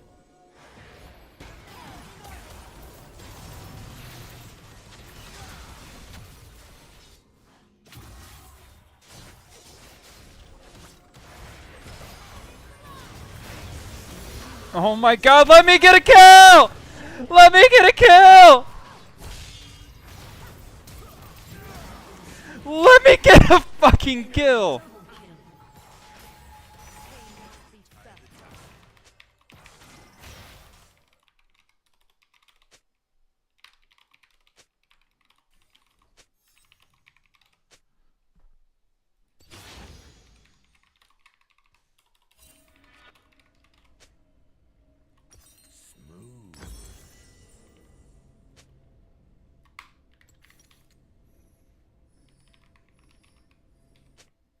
Enemy killing spree.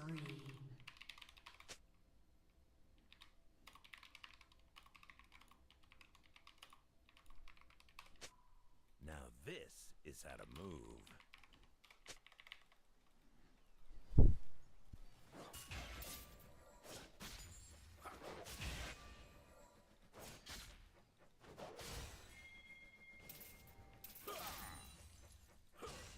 Got axes, need victims.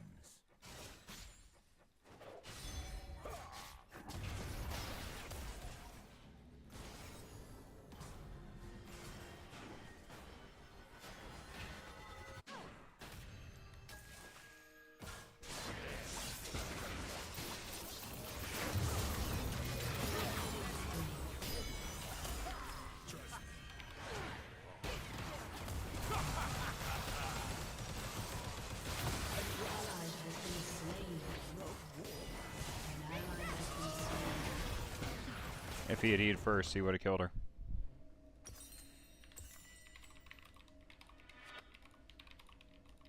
An ally has been slain. Perfection? I got that.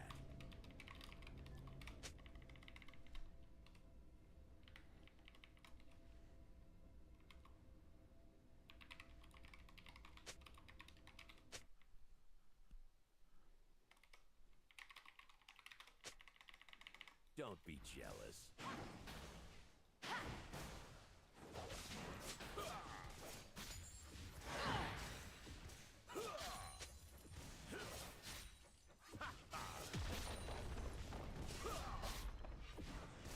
Let's admire me for a bit.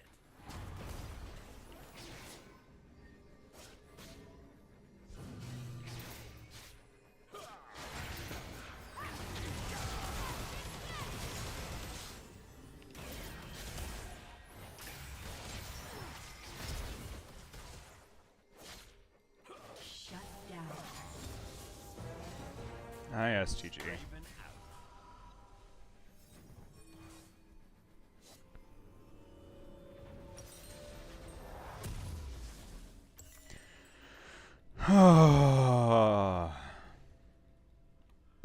Your team has destroyed a turret.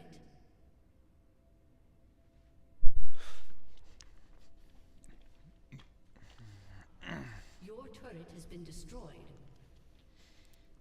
Fuck. Places to go. Me Fuck, to fuck. see. This game's not going good, guys. Not going good.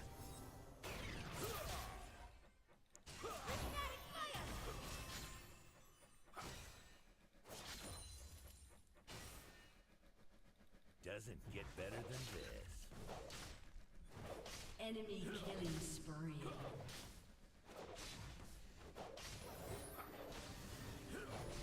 Celestial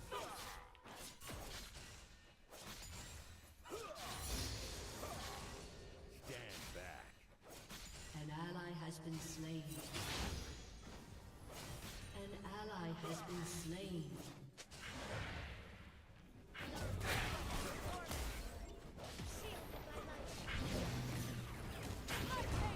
Following these footsteps.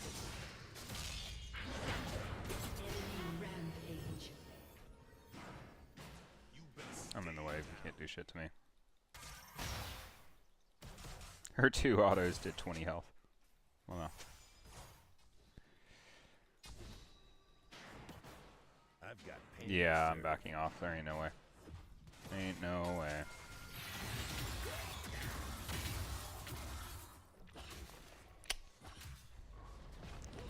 Your turret has been destroyed.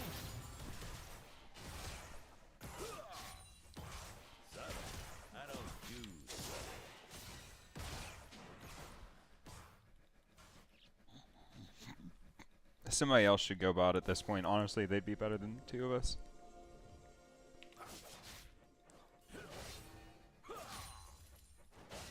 Watch and learn.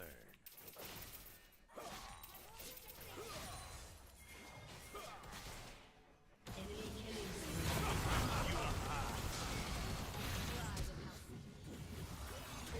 An enemy has been slain. Enemy rampage.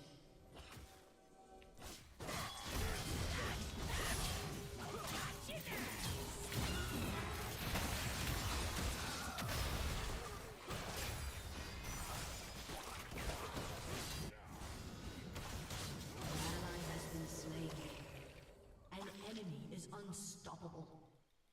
The enemy is unstoppable.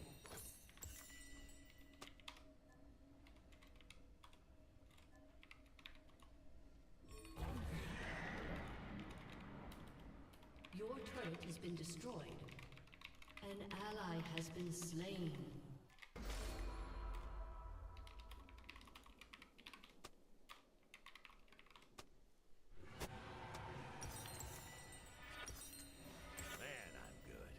Your turret has been destroyed.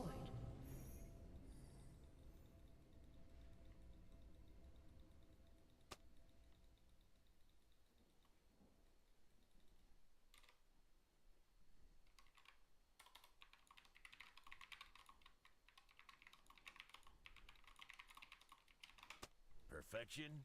I got that. An enemy has been slain.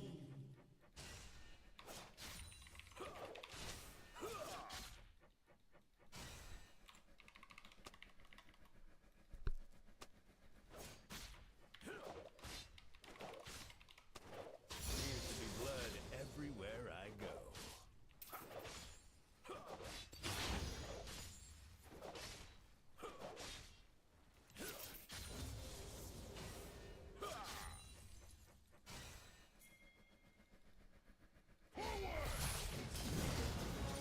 Hear that? Death's not here. An ally has been slain. Your team has destroyed a turret. Enemy killing spree. Shut down.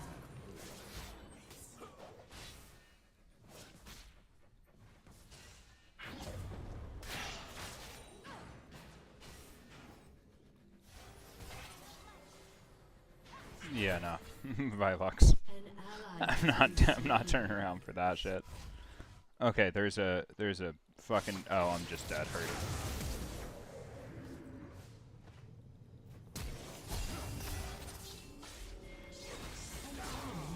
Yeah, no, fair enough. Ain't shit I can do.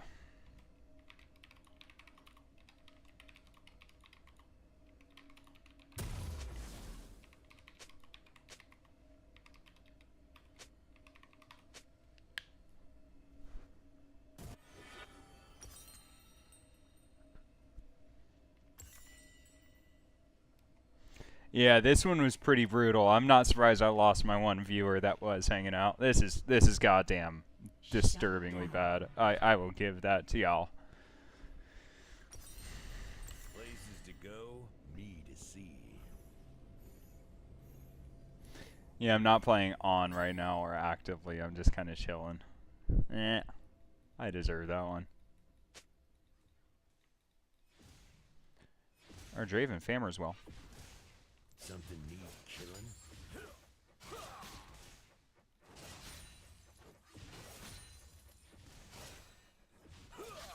Hyphy, let's go.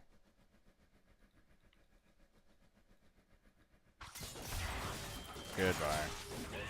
Better than this. killing spree.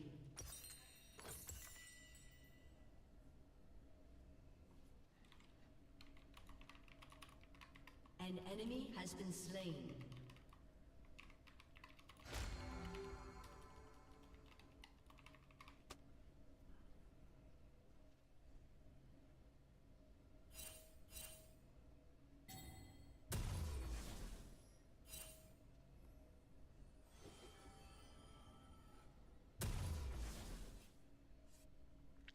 Hashtag Quinnable. Don't be jealous.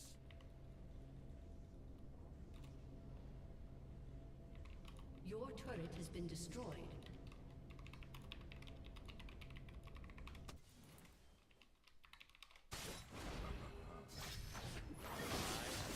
That was questionable.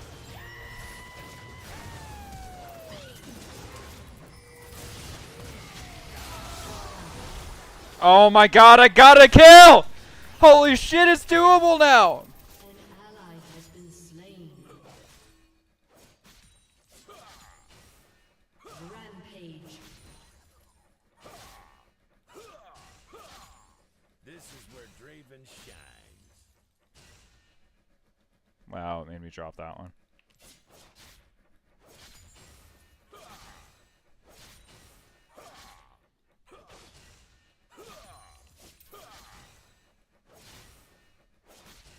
Hit him where it hurts.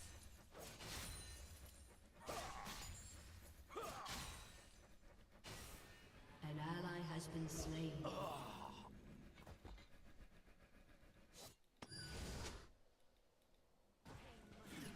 No following these footsteps.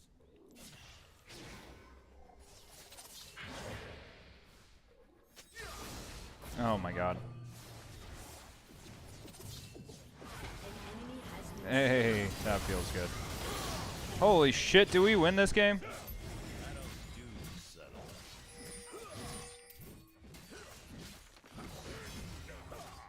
Bro, fuck you.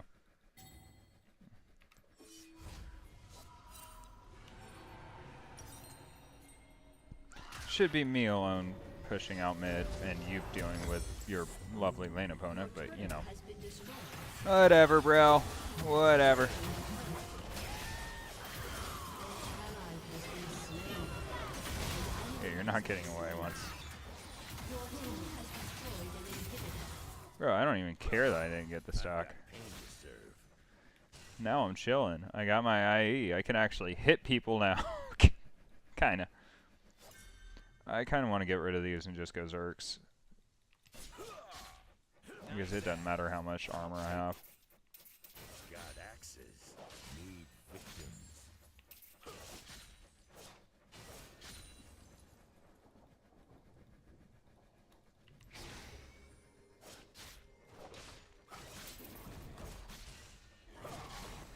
I'll take that. Let's do this. No! I'm so good at this champion, guys. 100%. Biss. What? I was... if they just made his landing platform for his Qs a little bit bigger, bro.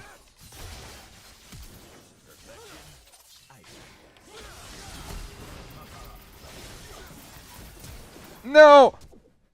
Nice. Why does everybody have to have Profane Hydra? Shut down. Or some form of AoE?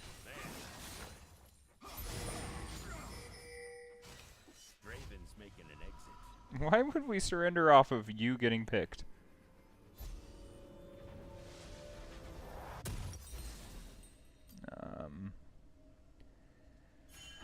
It's a collector. Your team Just has all the BF destroyed swords. a I bought turret. 3 BF swords this game, which is not bad for a 1-7 and 6. I'm only 20 CS An down for a ally has 1-7 been and slain. 6. An enemy has been slain. An Goodbye, ally Shaco and has been Shaco clone. slain. Oh my god. It's not my job to match him! I can't fucking match him. That's your job. Places to go, me to see.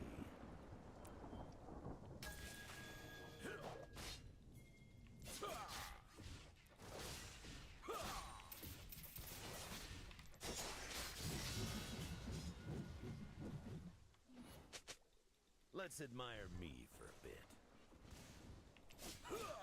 She's not wrong. That is something that I An definitely ally need has to been do. slain. But, fuck him nonetheless.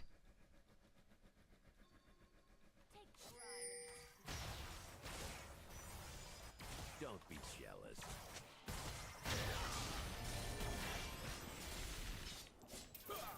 An enemy has been slain.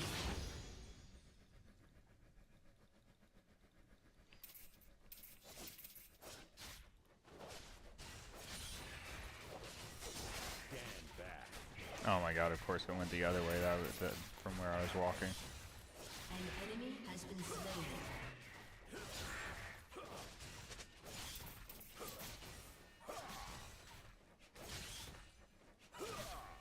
Seems to be blood everywhere I go.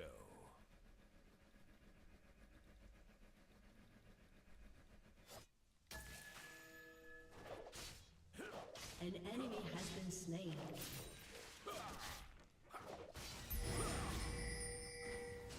Watch and learn. Share me my light.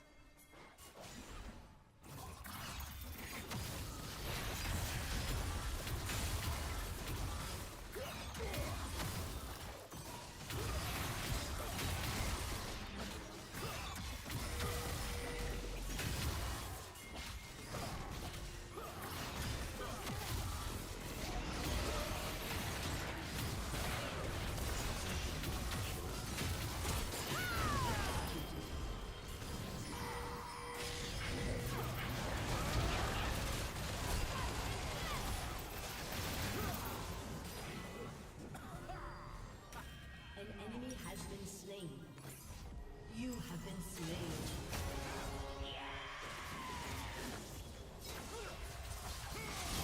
An ally has been slain.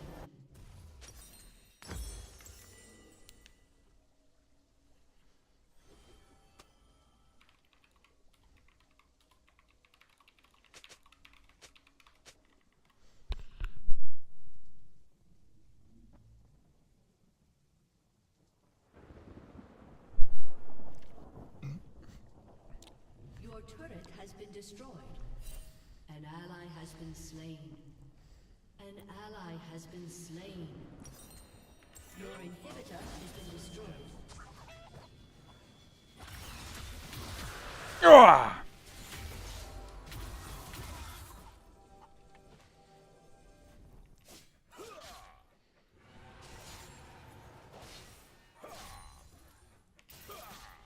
I have the best job. You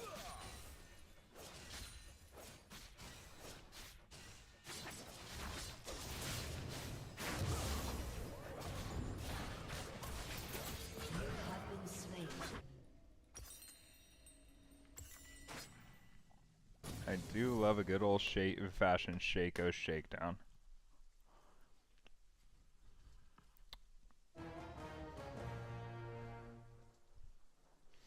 Alright, it is 1:30. We got half an hour to go till LCK, boys.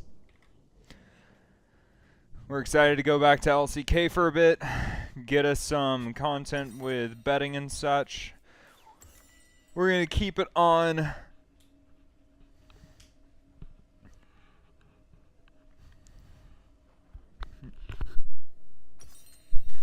all of the platforms, so we do have to be a bit careful. We don't want to Get better than this. breach in TOS.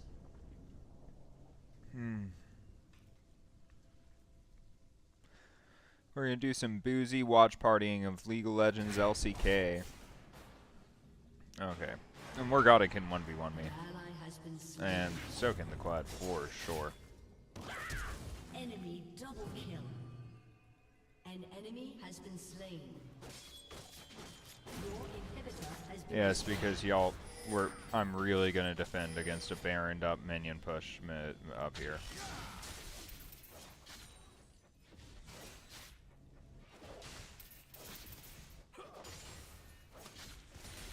enemy killing spree. An enemy has been slain. Subtle. I don't do. To be fair, my team is intentionally fucking me. Anytime I go to a lane, like somebody else shows up to steal the CS, like I can't. I CBF at this point.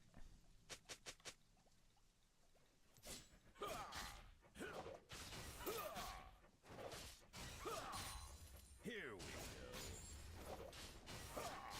go. I've got pain to serve.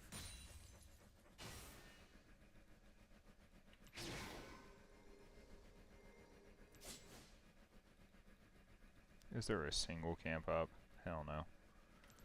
Maps are the last thing to get taken. Got axes. An enemy has been slain. An ally has been slain.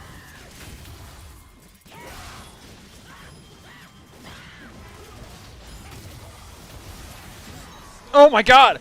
I got a cash out! Perfection? I got that.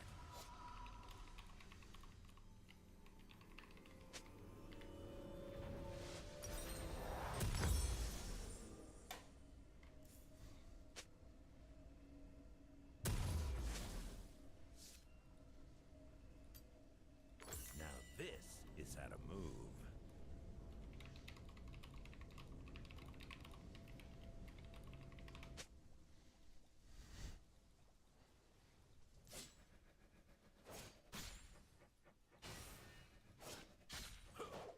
This is where Draven shines.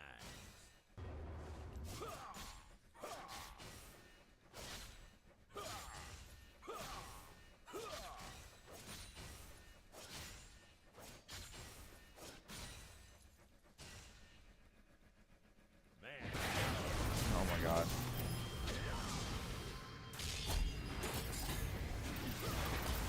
Been slain.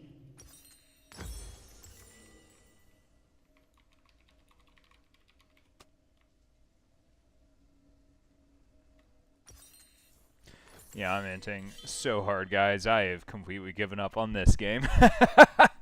Is what it is, but we are going to be doing an LCK and LPL watch party coming up. That's more of what I do professionally, semi-professionally. I do sports betting. So I'll kind of explain my synopsis when we get into that here in about half an hour. Then, what the fuck? This is an item? Bro, it's literally the old passive for Draven. I didn't even know this item existed.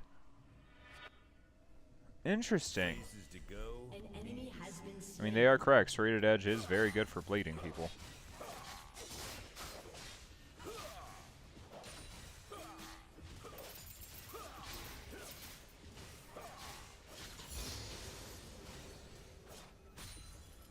Let's An admire. enemy has been slain.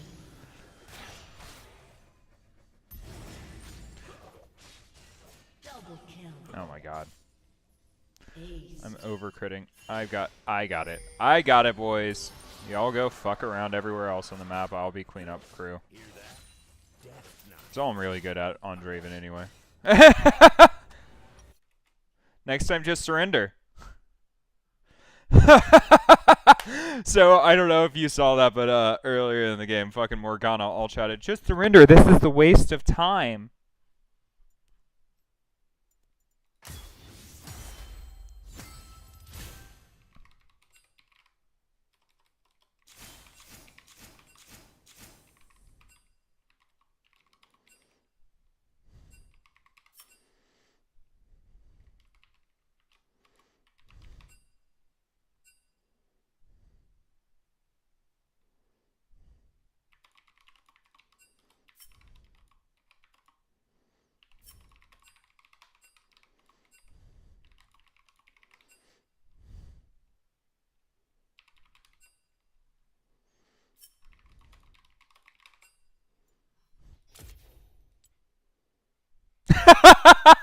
Guys!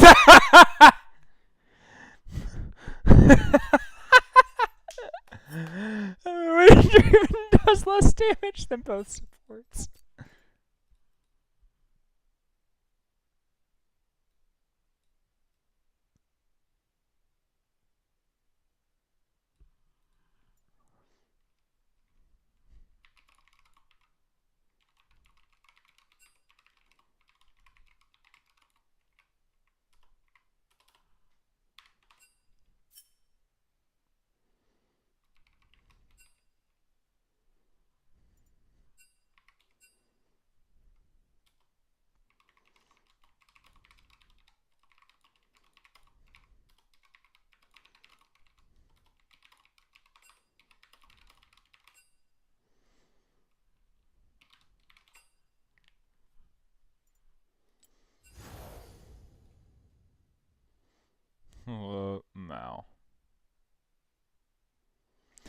So we are not going to do that. I'm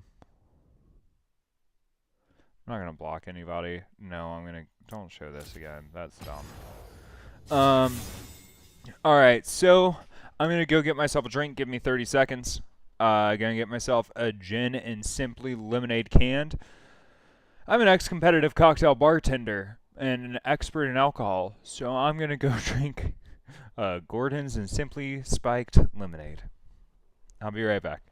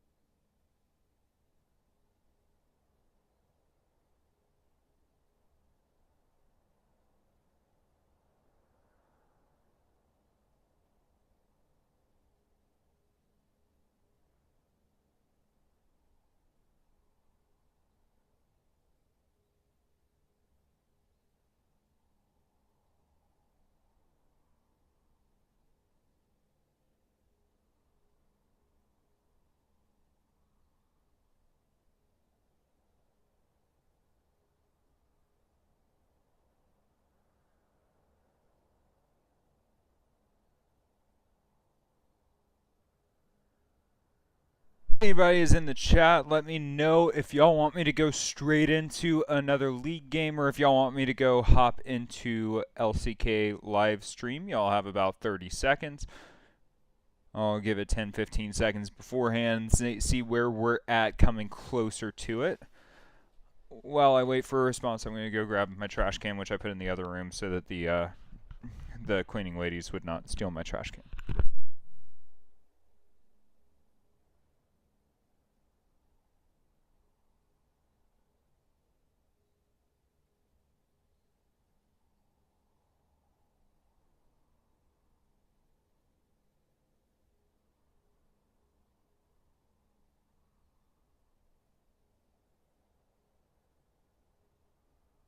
For whatever reason, my trash can smells like weed. I have no idea, but yeah.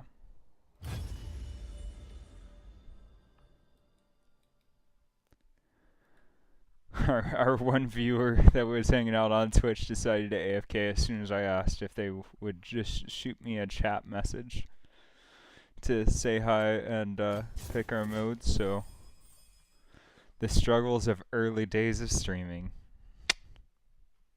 Got you. Come watch. If anybody's awake right now, here, what I'm going to do is I'm going to go to Reddit real quick.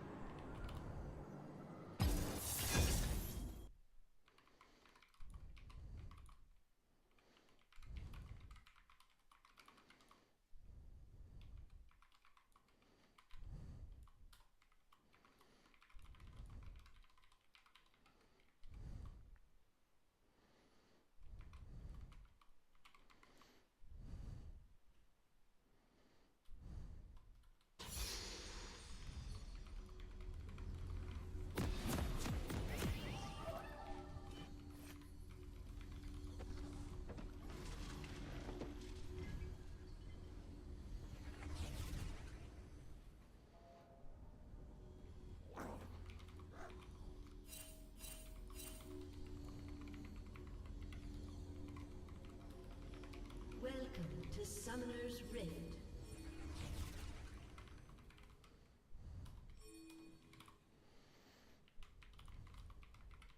Seconds until minions spawn.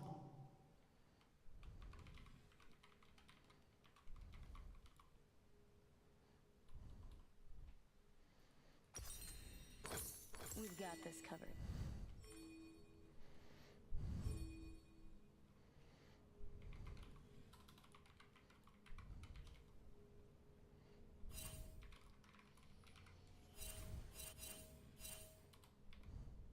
Minions have spawned.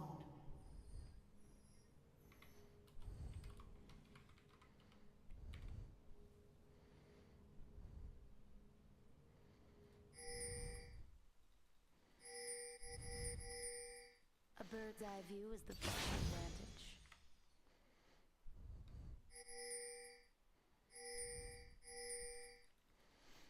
Yeah, I'm not coming bot. I don't understand all these pings over there. This is getting annoying. Alright. There we go. We Demacians are no easy prey.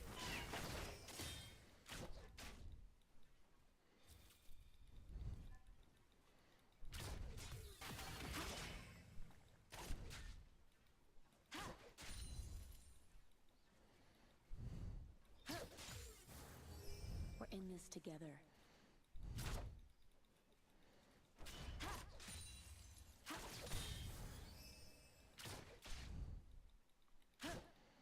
If I had E'd right there, I could have poked him a little bit. Buy me some time. This is the only chance I have the entire game to poke him down a bit, so. Then if I let him sit under tower and lifesteal, Flush him out. I let him get 2 CS. Gross.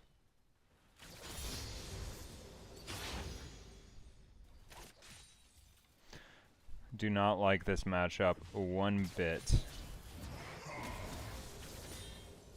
There's always a trade. Because once he gets Wither, I can't do shit. Go for the eyes.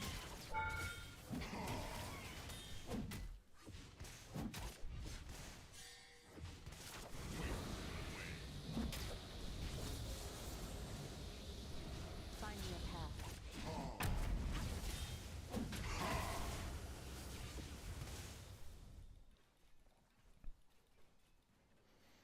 First blood. Nice. Stay alert.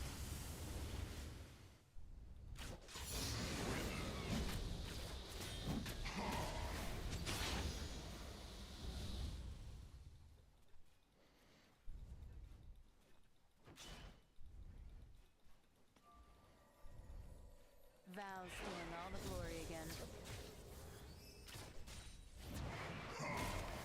Oh my god, I let him get that for free!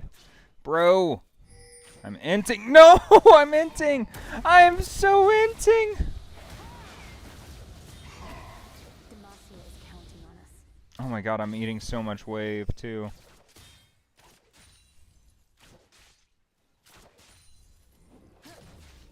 Gouge him, Valor.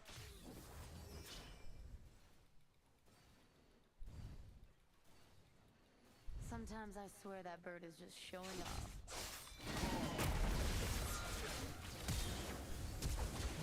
Been slain.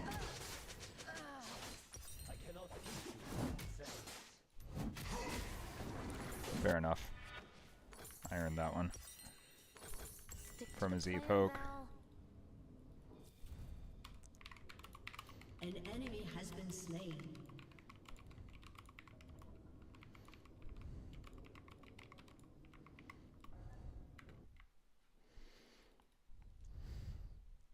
Bro, how is my Yi getting out CS?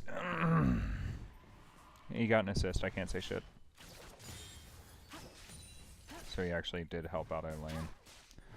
This is just horrible for me. I live behind enemy lines.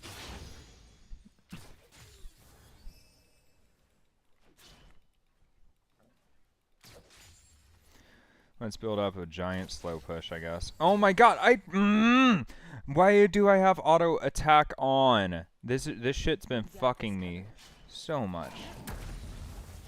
Nice. Good minion. Now die. Please.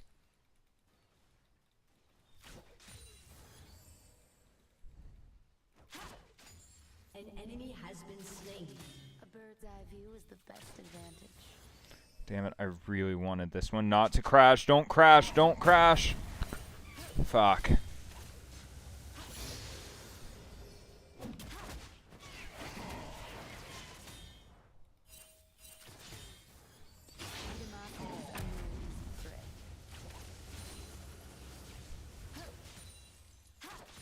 I have to go Ord. I can't not.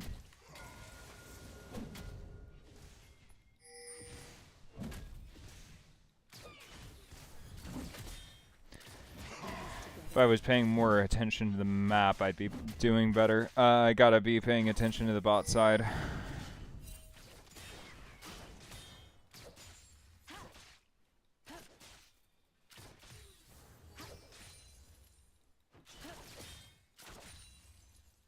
He's so happy with what I'm doing right now.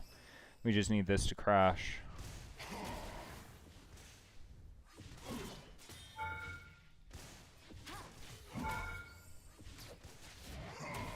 Okay, that's fine. Buy me some time. Go for the eyes. An enemy has been slain.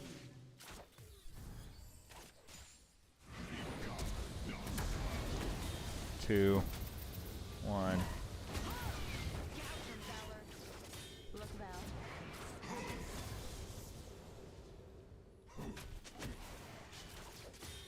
An enemy has been slain. Killing spree.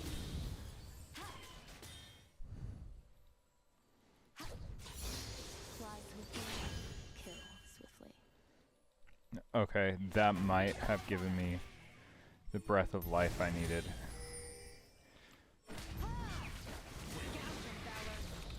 No, give me ignite range! Fuck me.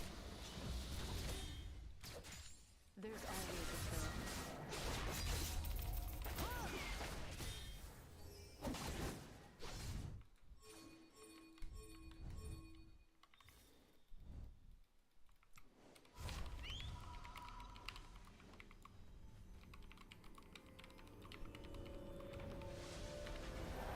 We got Drake for it, but I really don't think it's a ticking time bomb top.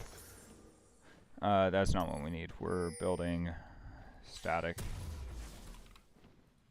Find me a path.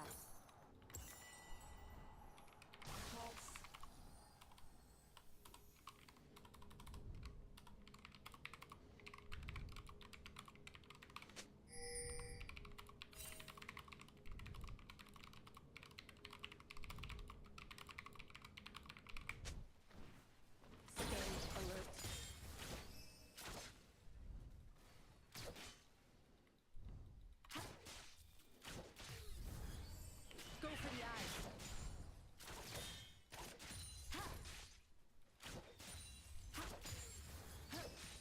I'll follow your lead, Valor. I want to fast push this.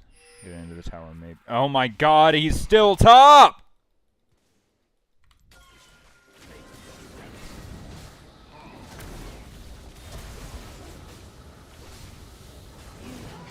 Fuck me! Killing spree.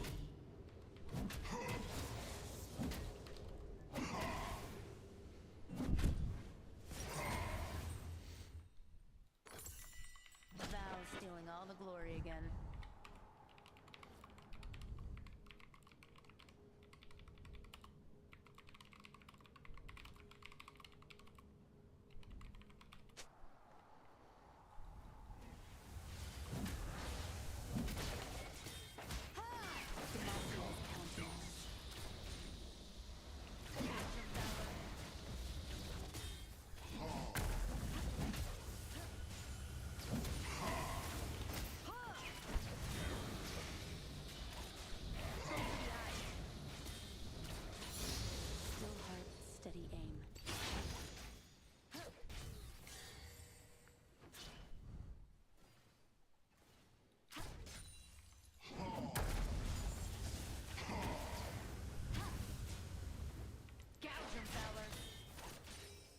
Sometimes I swear that bird is just showing off.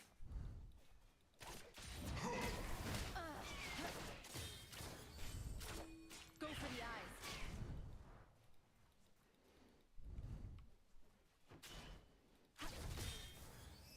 Shut down. You get the next one, Val. Rampage. Shut down. An ally has been slain.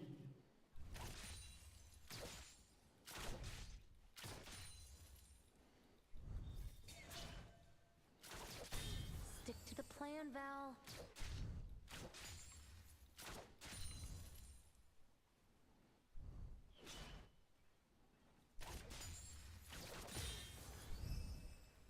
He's overstaying to infinity and back, so maybe, just maybe I can kill him.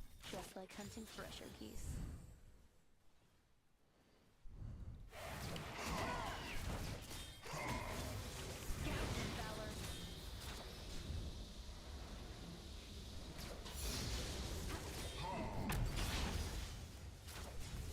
Strike from the sky. Thank you for the follow. Appreciate you. Enzo Golags, thank you so much for the follow. Enzo Lags, thank you for the follow. Appreciate you, my guy. Over there on Twitch.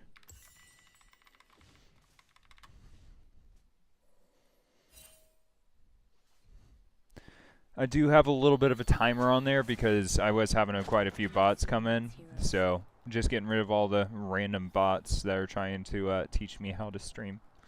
Very sweet of them, but I really don't think. Let's see, what's a good? Isabel Madison is a real person, since she immediately unfollowed me as soon as she realized there was a chat timer.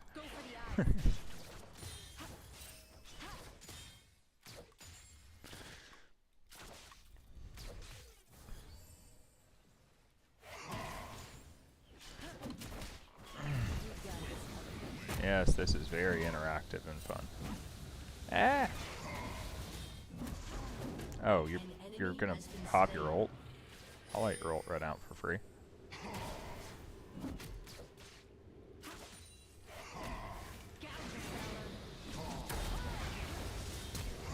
Oh, he's gonna flash on me. And here's a Master Yi.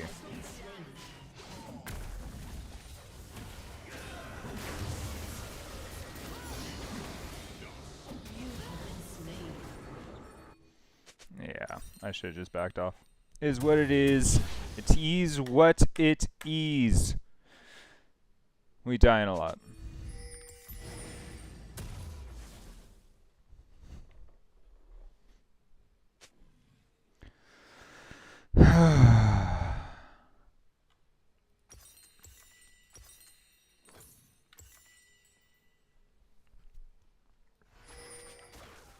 Yeah, perma-roam time for me. Demacians are no easy prey.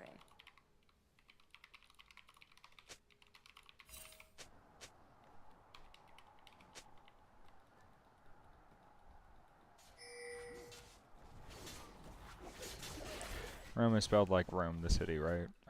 Whatever. We're in this together. Alrighty, so...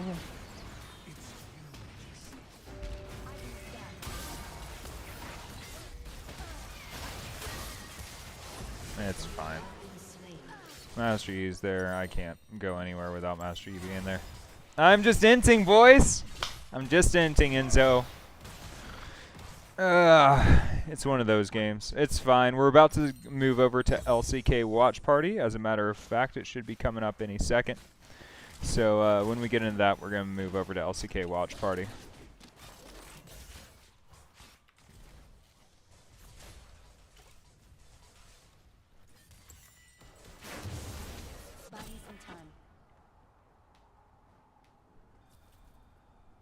Holy shit. This guy has 144 CS. I don't think I have to worry about this game. LMFAO. Please kill this Master Yi. He's a bitch.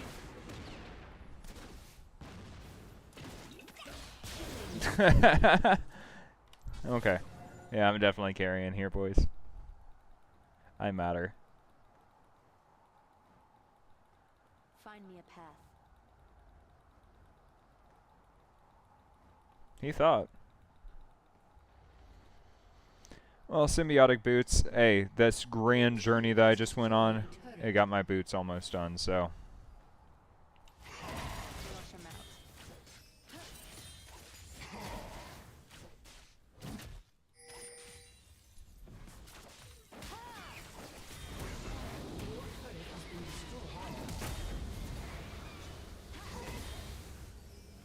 Stay alert. Oh. Yeah, no, we don't win this, buddy. Not when his ult's up. Okay. Well, apparently we do. Val's feeling all the glory again. Yes, thank you for your help clearing the wave. Your turret has been destroyed. Meanwhile, bot. So, Enzo, if you're still there, we do have Kiyo coming in soon.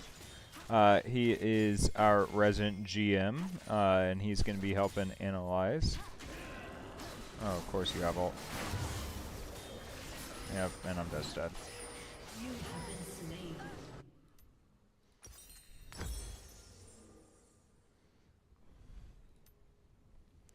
And then we're going to go straight for a BT.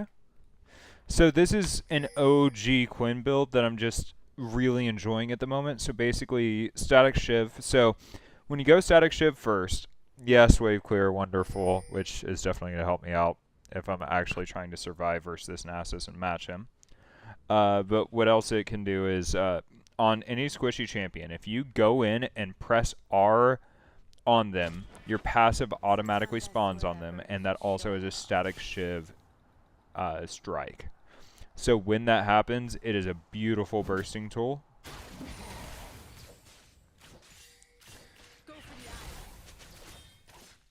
And Stay on the target. also, the Bloodthirster right afterward gives you that lifesteal tanky sort of vibe.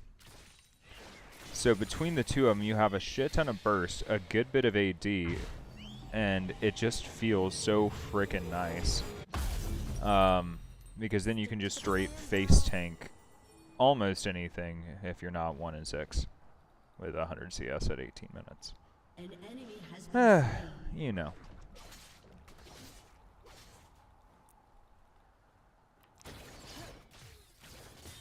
Demacian needs Good you. lord, I can't even see S, boys.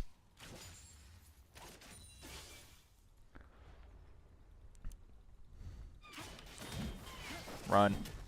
If he W's me, I just die. Let's see. I'm coming. I live behind enemy lines. Killing spree.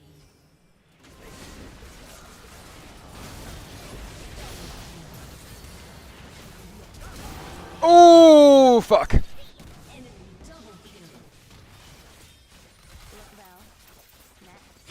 I had a feeling something like that was going to happen. Your team has destroyed a turret.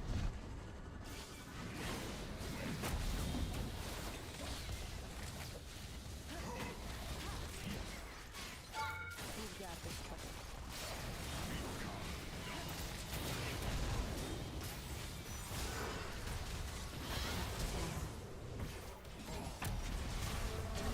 Has been slain. Enemy My bad. 100%.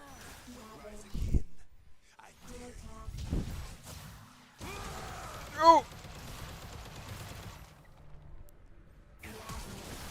Oh, buddy! Hey, Blitz got him.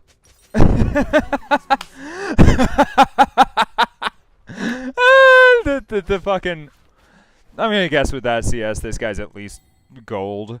So this gold guy is just like, oh my god, what did I just do? Oh lord. Alright. Let's go and pull up the LCK stream.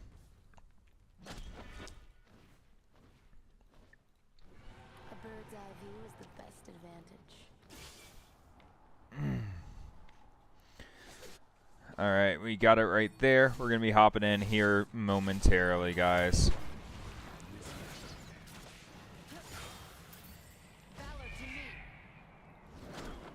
We Demacians are no easy If I was paying attention, that would have been an easy work W to avoid.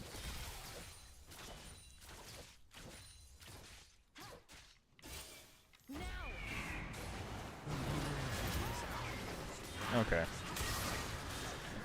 I get to play this game. Ugh, I really get to play this game. I should have known he was sitting in the bush. I don't know. I'm just not paying attention anymore.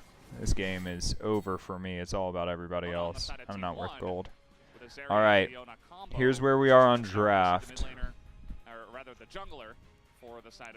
Carry Agumi, Faker, Owner Zeus, Perfect, Kiyoshik, BDD, Deft, Barrel. Woo! That's not quite what I meant to do, but yeah. Looking at comps, I think that I like T1s more starting off. together.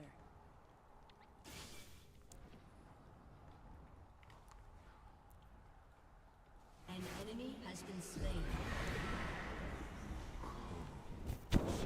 Double Okay, kill. Oriana's got it. Never mind. Oriana's got Nasus. Rampage. Buy me some time.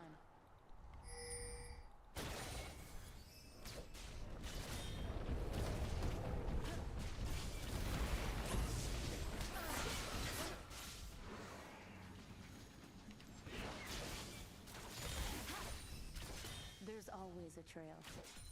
Valor to me.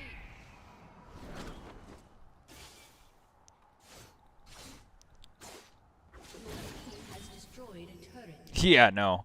I'm so underfed, it's not even funny.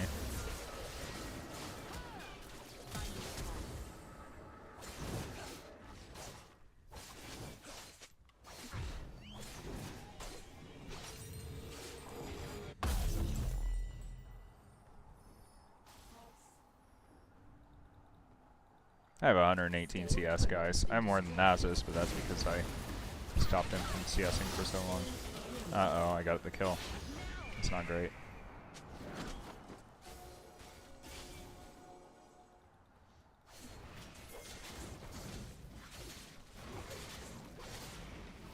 Val's stealing all the glory again.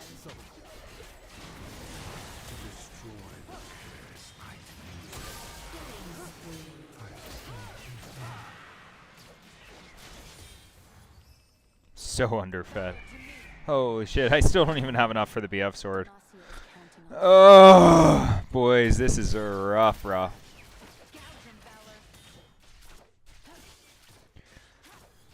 Valor. God, I wish that this game would just be over, but I made this game so hard to just be over.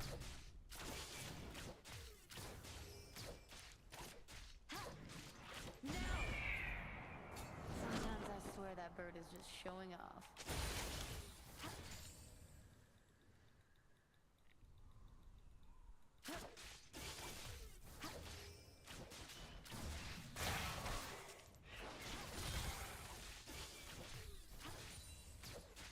Yeah, the lack of crit really hurts. There we go.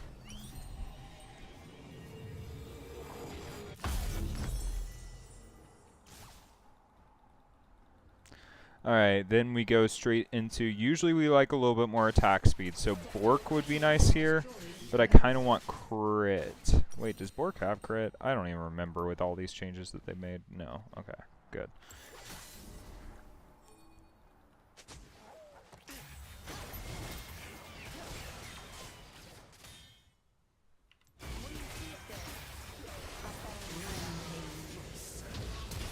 I'm just dead. Unless. Yeah, fair enough. I'm fine with that. I'm very, very fine with that. Now, we're going to go straight on in for a rapid fire, I think, and then into IE. Do we want rapid fire, or do we want Phantom Dancer? One of these Zeal items. Navori might be really annoying for Nasus, actually, because the E... I'm gonna go Navori. I know that's really weird, but Navori sounds really nice because those autos that you get, even if they're slowed by Wither, you can still E multiple times in one fight. I really like the idea of that for the permakiting this motherfucker. And then we just go into IE Lord Doms and we actually can fight him at that point. At full build, we might be able to fight him somewhat. I live behind enemy lines. Valor to me. Yeah, Nasa's coming from behind for them. Enemy has been slain. Shut down. I'm coming. Dominating. We got the flank angle. Oh, you're dead, but maybe the cooldowns are a good time for me.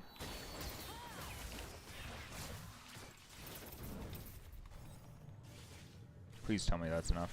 You have slain an enemy. Thank God. Your team has destroyed a turret. Empowered recall into straight top. Boom, boom. God, I did not expect this game to be long.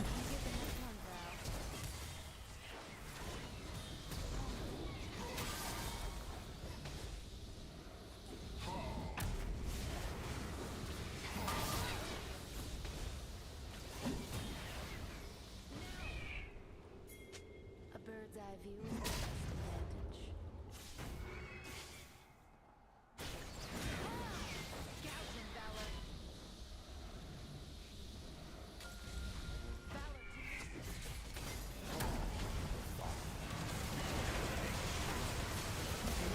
Has been slain. Ally has been slain. You have been slain.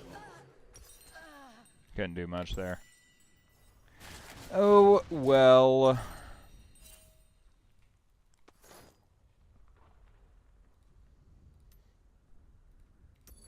An enemy has been slain.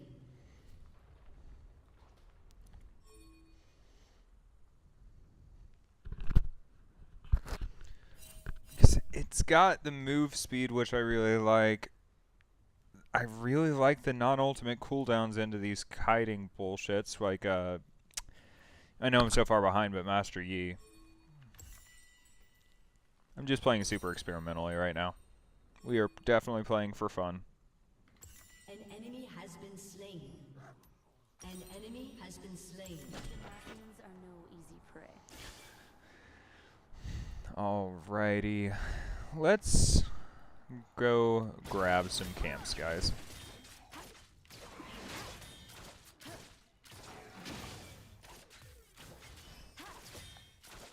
Strike from the sky. Shut down. Go for the eyes. Your team has destroyed a turret.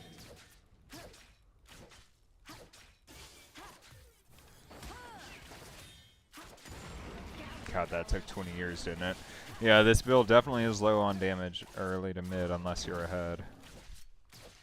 Good to know. Flush him out. Oh my god. Well, there's nothing for me to get in base, so there's no point in me going. We're in this together. Go for the eyes. Valor to me. If I get over the wall, I don't think I can 1v1 with Vagar even. No. Ain't no way. Buy me some time.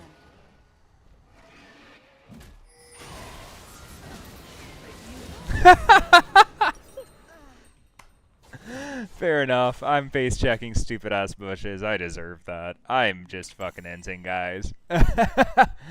we're pulling a Danny is what we call it.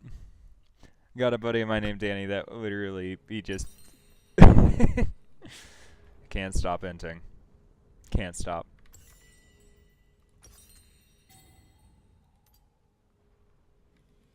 Your turret has been destroyed. An enemy has been slain. Double kill. Okay, can we fucking end, please? Your turret has been destroyed.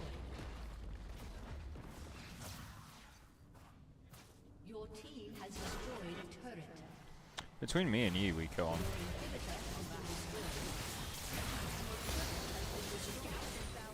Your team has destroyed an inhibitor. Oh no, you don't, An York. enemy has been slain. I see you being bullshit. You have slain an enemy. Your team has destroyed a turret. Your team has destroyed a turret. No, you don't. Aced. GG. Your ass got so fucking hard carried, Nazis. Shut the fuck up. Master Yi was literally your father.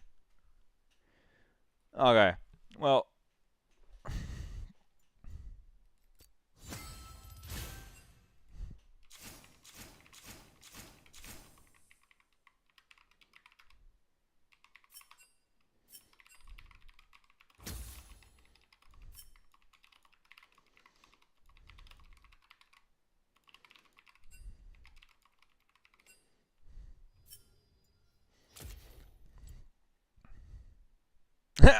I'll take it.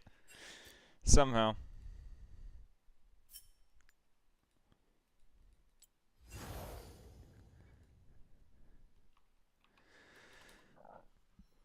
Alright. Now then. It is time for the LCK watch party.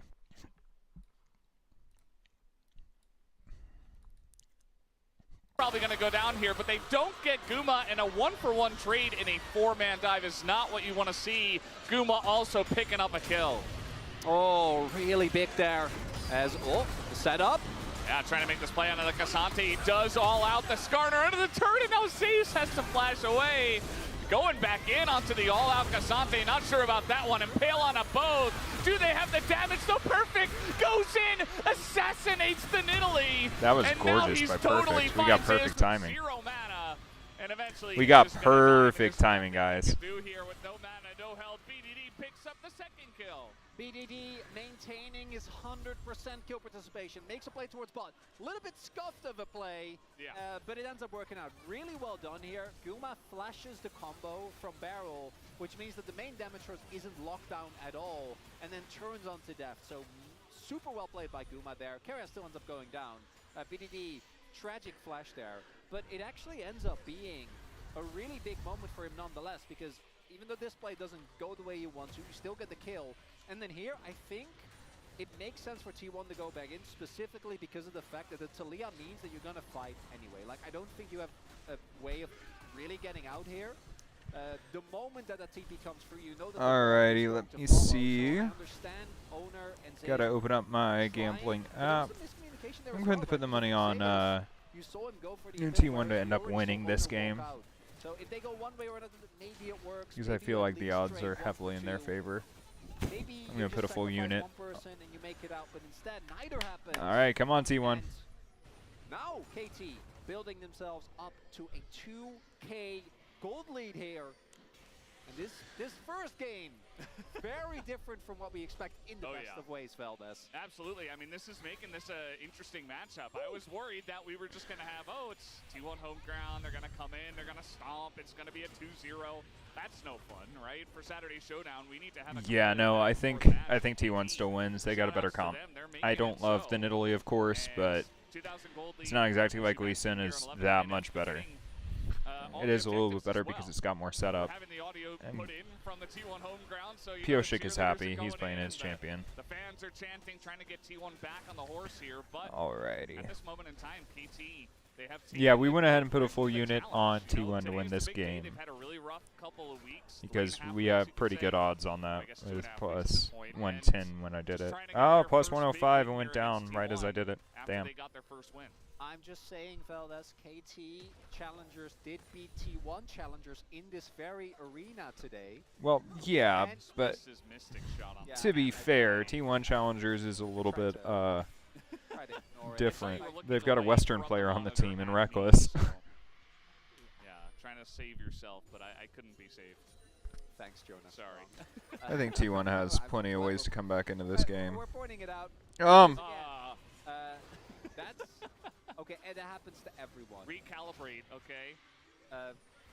Just a couple of That's kill not a good shots sign. going a little bit wide here consecutively. But no, we saw KT Faker survive Titan CS, firmly Talia reigning versus champion of Azir. challengers. Dude, can Azir go out of the meta for a little while? I love Azir, don't get me wrong, but I'm so sick of seeing him in every single fucking game, bro. In this very arena, which I Every also single love one. that they also include Yeah, the baby team, you know. bruh. Perfect. I thought that maybe the pressure of playing in this arena would get him. So far, He's looking great. Yeah, no, he's looking almost better than he normally looks. So I don't know what Hirai said to them before the match, but everybody's Maybe he's got that dog in him. You know, it's like, oh, this crowd, this makes me play better. Watch me. I mean, when everybody's cheering against you, it's almost like you have something extra to prove, right? So I do like it. I do like it a lot. CKT really playing to another level. Trying to get Kiyo on the line. He'll be on a little bit later. Challengers were the big expected winner in that challenger matchup, and they did win. It was they did lose game one. It was Yeah, well, they did have to fight for it a little bit. maybe that happens here. T1 the expected winner in this matchup. They lose game one, come back and win the series. Could happen. That I'd sign up for that though. That's still I could already call this a win for KT as long as nothing colossally rough happens. Which There's one unfortunate loss for KT Again? already. It's that Ox wasn't paying attention. And we do have a Kentek Soul. you know that the bottom right of that gold graph looks like a cityscape Yeah, it does. with like a sunrise. Looks really cool. That's cool. Yeah. They're not wrong. The It did. Yeah. Right? Yeah. The gradation? Gradients. I wanna say. Gradients? Yeah, that's probably right. Yeah. Pretty big fan. And we're talking a lot about KT because I also have to be completely honest. We need I'm Guma to also step up. very Guma's been worried playing that shit, There's bro. going to be a point where T1 take control, and that'll just be the end of it for the rest of the series. Ooh! Is that we are going in on Alistair. Yeah, they're trying to engage. I mean, Solar Flare thrown into Barrel, really? I mean, you trade ult for ult. I guess. Get some pressure towards the bot side turret. It's See still if- Alistair, though. Like, why? yeah, but if you get a turret for it, I do think that it is worth, right? Like, Good Zabi lord, what was investment, that but CDR? He doesn't even have CDR boots, bro! I imagine they That's know not that cool. The Herald is being taken towards the top side of the map and want to try and go for a cross map. My man's be throwing Oh, rocks. they're going to try now. Flash for flash. Just now even Owner's going in there. I don't know what Barrel said to these guys, but they're really trying desperately to capitalize on this Alistair with his ult down. Zeus is having a lot of trouble dealing with BDD on the turret right now, and BDD actually going to wall on in. He wants more. He wants the kill, but he cuts it short. And jumps off the wall Interesting. a little bit early, so maybe not wanting to over push for that. Yeah, don't be distracted by what looked like obviously a lot invested into trying to kill Barrow and being unsuccessful. The play still worked. The 2-gate gold deficit has now been brought down to a 1-gate gold deficit. Getting that first turret I think is quite big. And what KT got back is Nothing. well, Zeus didn't even have to flash, right? Didn't end up going down. BDD investing a lot of time. They got the Herald. So they might be able to get the mid lane here, which obviously is going to be good as Deft. He's going to Arcane Shift in, and now here comes Skarner out of the shadows from below. And that was really scary. I love the toggle of the vision there. And he is just going to be able to get away. Interesting. Yeah, so Like that, so totally fine, but a little bit scary. they put Azir top to match Talia, but there's a lot more pressure going top for KT over T1. That was the build that we saw first at MSI, and then now we've swapped generally to going Lichbane and then Horizon Focus, so like really Knowing Faker, one of two things is about to happen.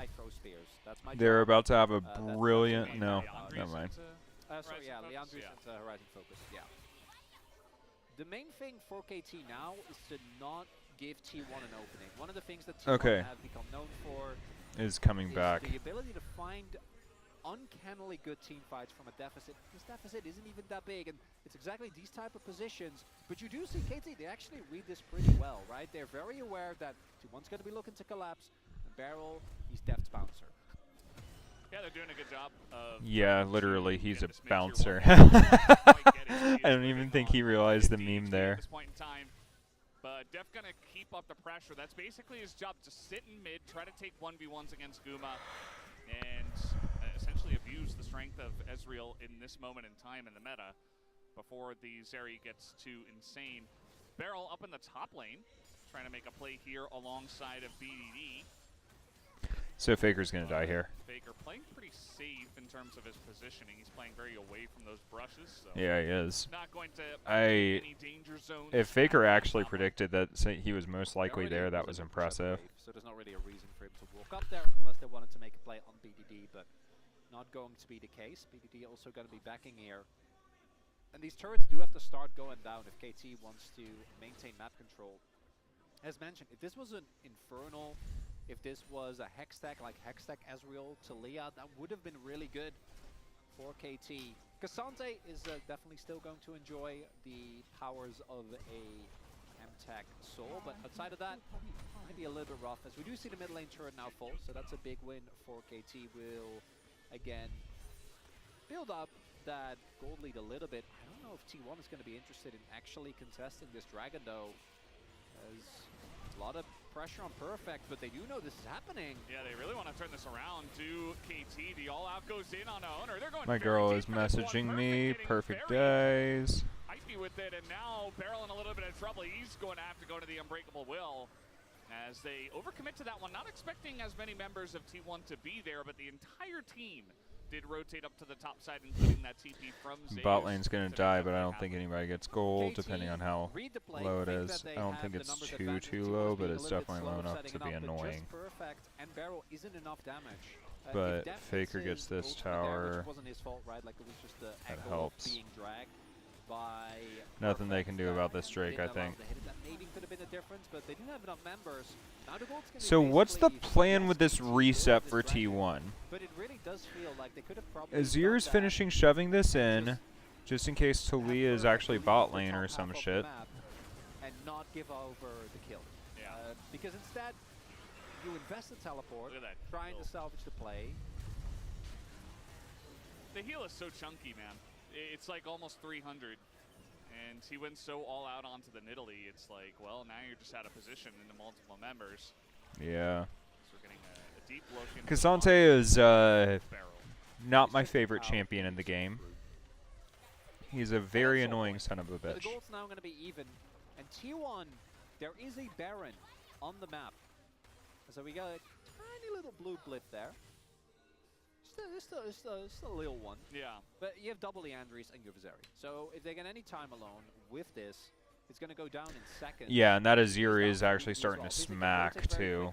I like this. He might be Whoa, dead. the play on a Faker is huge. Will he die, though? He just flashes and he Unkillable Demon King! totally fine. Back at it again. Meanwhile, Keria and Guma, I think we're doing some damage to Beryl there, but he is Alistair with a Celestial opposition, so he doesn't take much damage. But yeah, Faker does have to flash away from that one, trading with Pyoshi.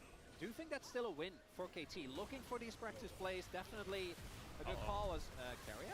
Yeah, he's going in. I mean, he can't get out at this point, so just trying to open it up for Guma, but down will go Keria, and now Guma's got to run away. Interesting. So onto the support here of T1. Keria, second. Okay, time in so a we're row looking at a very where he low feels kill very series safe, so goes back far. to the playing river as well, and just ends up getting blown up. Again, Beryl making sure that Deft is fine, keeping Guma out of the equation there. As long as KT can keep these aggressive plays up, because T1, I think again, T1 is going their to team win this fighting from game. behind is something that they've relied on in their Worlds run last year. We've seen them do it plenty of times in the LCK this time around as well. They're the best Super team in the not world having at playing Flash, from I think, is behind. quite big. Keria not having Flash. Those are big wins for KT if they can actually capitalize on it. As Faker just walks a little bit too close, nicely done, and even with the combo, there just isn't enough damage. The right? W went the wrong way for Isn't necessarily Talia. strong enough to chew through Faker in that short amount of time, and then here, especially against Talia, I don't think you can walk off like that, even on the Leona. Gumayushi doesn't actually get to take down Baron. I mean, you can if you guys have the damage to deal with it, which Guma isn't quite fed enough yet, neither is... Point in the game where that is a necessary risk. Yeah. They'd taken a lot of damage. I mean, Azir would be, but he had to back. Faker was really low, and they got Keria, so might have been an angle, but yeah. Just not going to take the risk, as you mentioned, still very early on. in the game in terms of taking Barons. The Q actually So, killed the minion straight out with the T1 pet. wouldn't mind Look if at they that. get some control. To Look do at the that Baron. river control. Yeah. Get 3 control points. Pretty the good. River already. It's oh, not 4. bad. Sorry, Oh, yeah, 4. One's in the mid lane brush. So pretty much every brush in the Oh, the river. Faker ward. Hide on bush. Will get cleared out as well. Hide on bush. Faker currently on top of the golds, actually. And, you know, only has the 1 kill, but just farming really well, has a bounty right now. Yeah, local gold as well from the turret Yeah. and bot. And So top. definitely quite big. Looking to get to his third item spike. Also see the Horizon now done for owner. Spears we're going to be hitting Boner. more. And I gotta say, Barrel isn't really as well suited, I think, as I think Leona in particular. Like just pressing W means that it's good. You have Perfect. You can take Spears and not be too bothered, especially if he ends up going. We'll go Jaxos next, but if he ends up going for Koenig. Def piloting Ezreal is always a pleasure to watch. But with Alistar, if you're not in your ultimate, if you don't have Aftershock, are a little bit weaker. You need to be respectful. There is an opportunity here for KT to set up. Do you want to trade Chemtech? I'm just remembering TL Pioshik, and that shit was rough, guys. They are quite strong, right? 2.5 item spikes. It was done TL, across the right? board. Same for T1. I think it was TL. But are you taking that trade? I don't think you do. Particularly against T1, a team that really utilizes the Baron very well. And Chemtech Soul just doesn't have the same oomph. If it was again, Hextech Infernal, it's enough. Yeah. Alright guys, I'm getting sleepy, so I'm going to go get myself a little bit of coffee really quickly. Some coffee. The entire golds, or rather vision lead that they have in the top 10 of the Alright, I hope I don't miss anything. KT, you'll notice we talked about the control wards from T1. Those have all been cleared out. There's actually 0 wards on the top side of the map for T1 outside of that 1 on the blue buff. So KT might just say, okay, well, we can try to control both as we have insane vision on the top side, and if you do rush it, we can just run over. Especially because it's still very early on in the game. Oh, the poke, the spears, the rocks. Well, that's a solar flare. They're going to get the flash here at a barrel. And now the True Shot Barrage is also going to sail wide. So a lot of poke coming in. Onto barrel, onto perfect. Even BDD taking a big chunk. But now the damage onto this dragon getting pretty low. They do want to get this Chemtech Soul before the fight. But perfect goes low. There's the Chemtech Soul. As Beryl doesn't have his ult, and now the flash on in, and down will go Deft, who had flash available, just gets assassinated, and Beryl will go down too. So the Chemtech Soul does go over to KT, but it's 2 kills for T1, and should absolutely be the Baron. 100%, unless Pioshik can get a miracle steal here.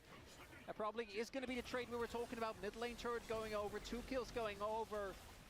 And T1 picking themselves up the Baron, and yeah, no, he's still not getting there. Realistically, the moment that he just sticks around, there's no way. Alrighty guys, remind me some. Oh, T1 got 2 more kills. If he doesn't get that, they don't get Nash. Like, obviously KT is low, but I don't think that there's a way for them to hard force a fight and to not run the risk. There's a lot more threat on KT. Deft is their biggest damage dealer, as we saw earlier, together with BDD. Pioshik stole that red. That is a big loss.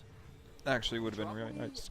It's nice, but there isn't really a way to follow up, at least for now. So they might be able to. How disrespectful. Bit of a mid shove, and if you can clear out like a couple of waves, that alone could be good as well. They're still not letting them back. All right, the engage code. Beryl gonna get on in there, and Owner got it. They're not gonna get any kills, but they're denying backs. They're delaying the Baron power play from really coming in.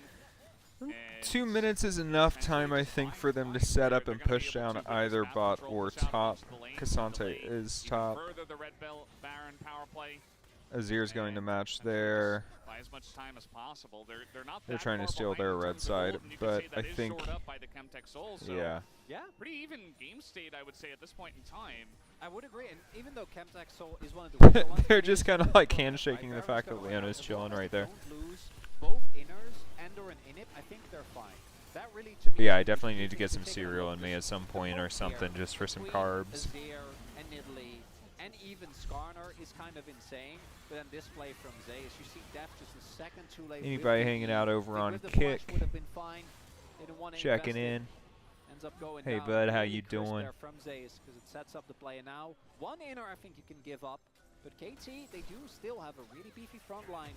Beryl now does have Warmox done, so I was saying earlier, Alistair generally not the greatest, forgetting the fact that he is an item that just... Baron power play, they're up 2K. Back in second, so Yeah. not going to be feeling too It bad is a about Red Bull Baron power play for It's gonna my be lovely feeling pretty LCK good. guys to Yoshi give them a gets shout pushed out out of this bush, but on their still a minute advertisement. left on this Don't, Baron, not so trying let's to see how negate much that. they Let's can go get Red out Bull. of this. Just trying to siege the top inner, but it's very half-hearted. Like they're not. I know I'm their really biggest committing to it. They're trying to competitor right wait now for drinking Zeus to push coffee, out but block you at know, the same I time, can't drink Red Bulls as and much trying to anymore. push They're a little when bit he too does hit the sugary. turret, but saw that BDD, especially early on, is going to be able to deal with it. got everything. I think he queued. Queued the big one and then also the big Krug, and then was also able to get them with his ult. Didn't That's need actually to do lovely. that, but he's getting close to a Shout out to surreal. That's a Lacombe really for good their fight for him slightly again. sweet For purple KT, coffee. I think they will end up losing. This Makes it just inner nice in enough to the down 15 without seconds. feeling That's fine. too That's bad. not I'm bad not a at all. coffee Still in a drinker, deficit. guys. I am It's not the end of the world. really a We're still caffeine within guy. I am reach. a pure The main booze guy. issue is that T1, once they gain control, generally don't give it up, and we are going to elder flip in this game. That's what it's boiling down to. We had challengers play right before them, so I think the game is still a little confused about, is it challengers baby or is it LCK man? And at the moment it is LCK man, but game is still a little bit delayed, so probably going to get that challengers elder flip. And yeah, the game is in a very even spot. T1 have the extra gold, KT have the Dragon Soul. So really, I think it's just going to come down to the execution in the team fight when we do get to that big objective later on in the game. Yeah.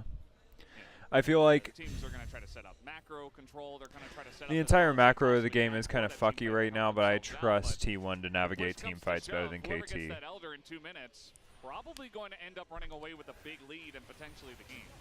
Like I feel Zeus, like the most Skarner. important summoner in this game is going to be Barrel's Flash, because Barrel is the only way that KT have to really get great snap engages, and they're going to need one, because what's going to happen most likely is that both teams are going to hold off. All sums up on both sides, so as you can see now, like backs are it's going to come right? down They're to all one gonna more go big back. fight. They're gonna try and But make it T1 as has much the vision as massive possible as gold red lead at boards. this point. They need Not majority massive, of it's an T1. item on one And then champion, for but still T1, one the item on slower one the better. champion If can they be a can set lot. up shop like 45 What's a little seconds bit before Elder Spawn, nerve-wracking just right now keep is ship Talia and to Lee the are right, both right? halfway Very through double. items, but You have so Faker. is Ward isn't down. Azir Yeah, and no, they really Nidalee. do have to take that down.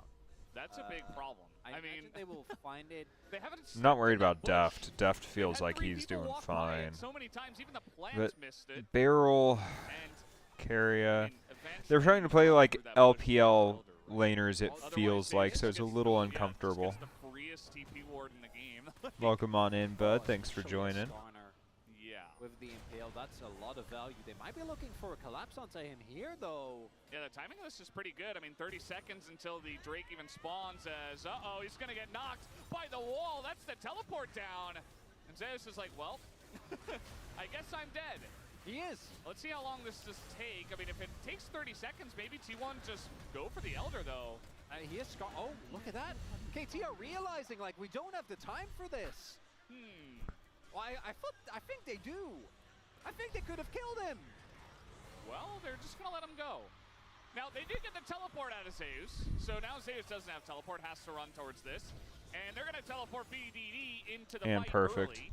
So KT should have control over this area. No, early Perfect's on in terms of rocking. vision. All right. Oh, he did to go and They're not even gonna teleport. catch the bot wave. Like, that turret might legitimately fall on the next crash. They know they have to play for this objective. They're not giving T1 time. Zeus Good spear. made his way back. Deft to Very see the good spear.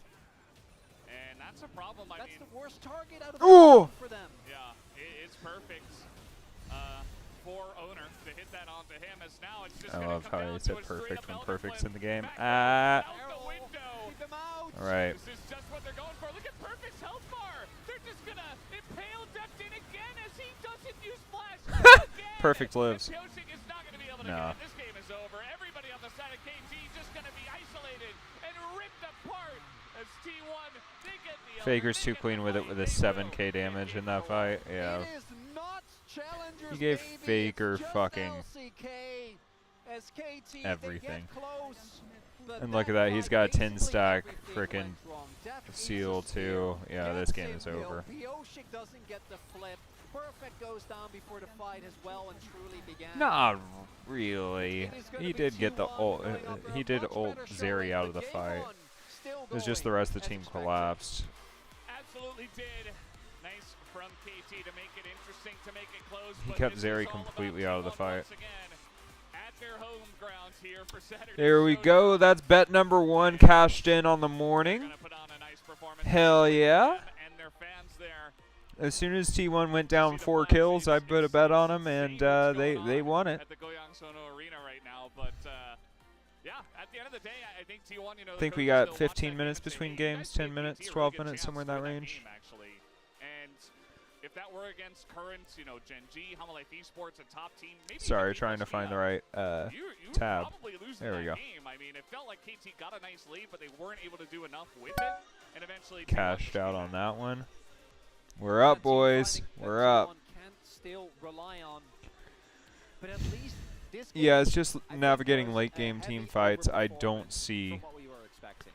Yeah. As we I look don't at the see damage KT numbers winning here, them. I think T1 carry out probably the roughest individual game. Outside of that, I thought Zeus was, you know, gonna just randomly die in the sideline, which he's been doing a fair amount of, but actually ended up getting to extremely. They got all grubs, they got Soul, they got Herald, but they lost Baron and Elder. That's the magic of T1. They just keep getting away with it. Their macro is just better. Their calls are just better. Their farming is just better. Their team fighting is just better.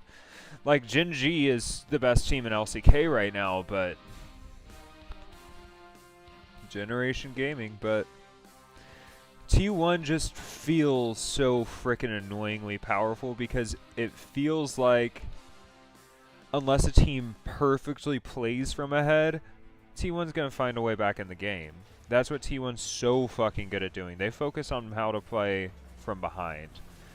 And they're gods at it. They're literal gods at it. It's what Faker's been known for since, what, 2016, 17. Faker's just a god at it.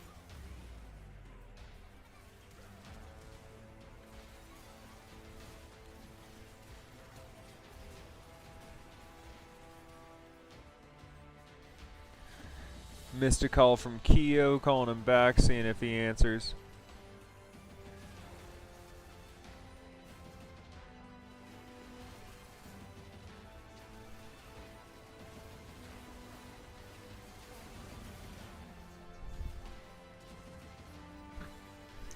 Disgusting. The fact that Deft died there is what won them the fight. I'm just gonna stay in this Discord call and maybe he'll join.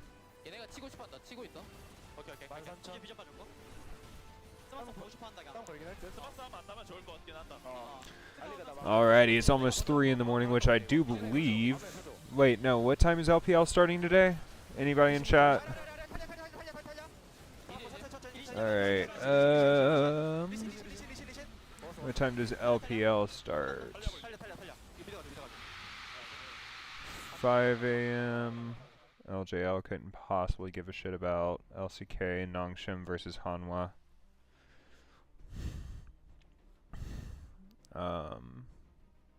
PCS Hellpigs versus Frank.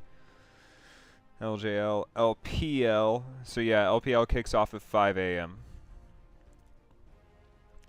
So at 5 a.m. we've got Ultra Prime versus Ninjas in Pajamas. Might be an interesting game. NIP most likely just dominates it. Dude, it's plus 900 on KT Rollster right now for the series. Oh god, I wish I could make that bet. That feels so good if I had any confidence KT could win it. Yeah, they're like bottom 4 right now, and T1's number 3.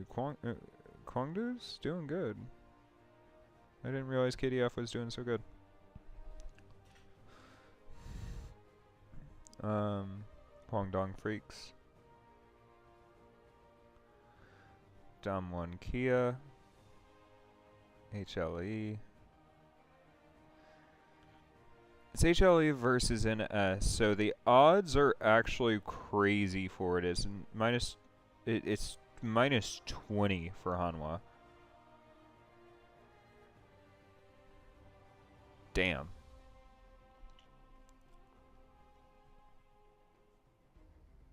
That's terrible. Yeah, if Nongshim takes a game, there could be some really good bets in there, but honestly, I don't trust comp gap in LCK as much as just champion gap, unless there's like a pure scaling comp versus a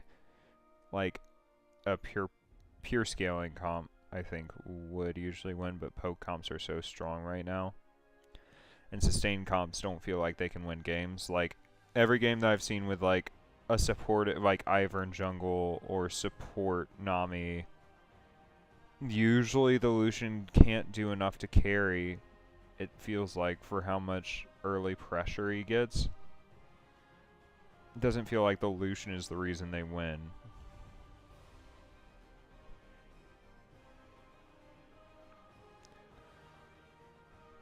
Alright, we got 2.5 minutes left on the timer. Let's see what Draft has to say. What was the final time on that game? Did we get the final time on that game? Here, let's go to YouTube.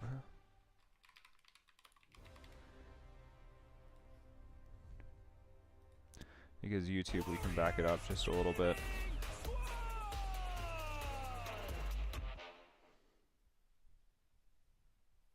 So let's go back to the end of that game.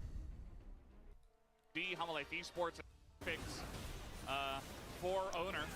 It was a very low kill game, so 15 kills, ended at 32-25. So I'm going to guess game 2 is going to be longer than 29 minutes, because LCK games usually get to 30 minutes or so.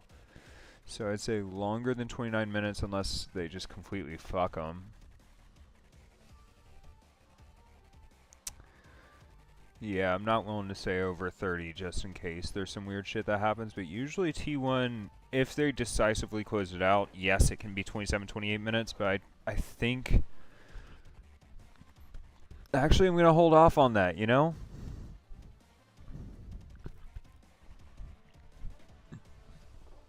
Because if T1 plays stronger in the early game, I do feel like they can close it out pretty early.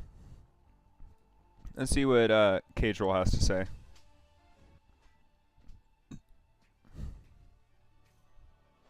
How do I not follow Cadril yet? Do I follow IWD?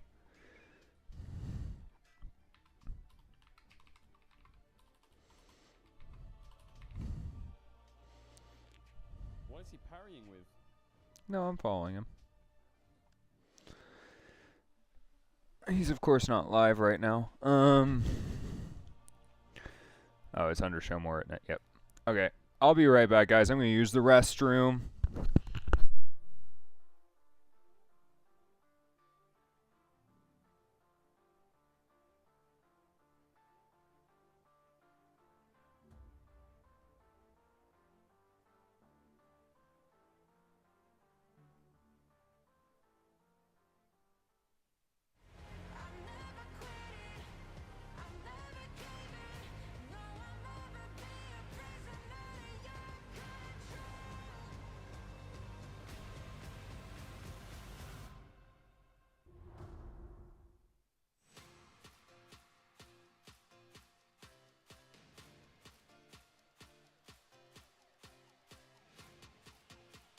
Game number 1 of the Telecom War goes all the way to Elder Dragon, and it's a flip that goes the way of T1 as they take the victory 1-0 in the first game. Welcome back to the space, Degon alongside Ox and Wolf. And not the way that we expected T1 to get the win, but they get the win nonetheless here, Ox. Yeah, and I feel like KT had a pretty strong performance, especially compared to expectations coming in this one, so I think we can still be kind of happy that they're showing more life than maybe we would have expected, but still felt like there were a bit too many mistakes, took a bit too long, and it allowed T1 to find their way to this Elder fight that won them the game. Yeah, I mean, I really think the draft was pretty good for KT. You know, Ox and I were looking at this going, not sure if they'll be able to pilot it, but they have all the tools, and we were calling for it in the pre-show, putting more Talia emphasis here for BDD. Deft pushing the Ezreal up. Left us a little bit, you know, we had a bit of a pause moment there when we saw that Ezreal priority was this high, but it's a pick that we talked about when this, you know, champion pool being so heavily Ezreal focused over the years. Not Faker, that's on the other side. Ezreal focused over the years.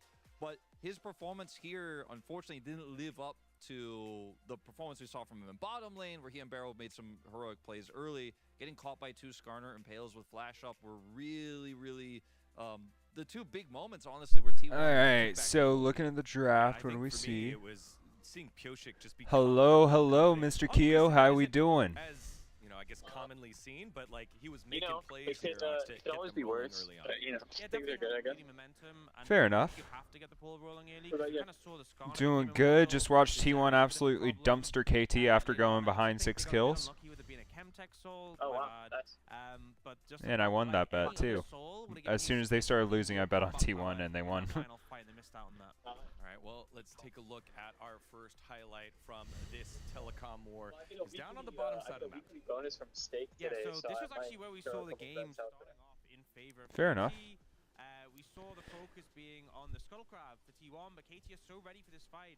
And this is kind of a skirmishing power. Is it you know, just the LCK Alistair, today, or is there Trey, anything else? Lee Sin. LPL is after, starts at 5 a.m. The follow-up is there. We saw So we got LCK and LPL coming up. My only thing is, I would like to bet on the next game, but I really don't think it's worth it with the odds on T1 right now. And in addition to that, I really don't like. I don't want to do a time bet or a kills bet because the first game was so low kills and it lasted so long. But I think that if T1 gets ahead, they can decisively close it out in like 27 minutes. So it just depends on if KT gets ahead early. So I said time bets and kill bets in the long term are not profitable because you're betting on a principle that you can't control. I win most of those. Just because a broken clock is right twice a day doesn't mean that it's still a good clock. So far, that's been my most profitable thing, is actually time bets and kill bets, because I feel like they're more easy to predict. If you see an NA game go for 6 kills early, and that's it for like the entire game. Like if you see the first game go down to like, I'm sorry, I'm trying to watch this. Well, here, I'm gonna mute this and actually pay attention to what I'm saying. So if you see a game go to 30 minutes and like 15 kills and then the game ends, then you can almost bet that if it's a similar comp the next game, the same shit's gonna happen.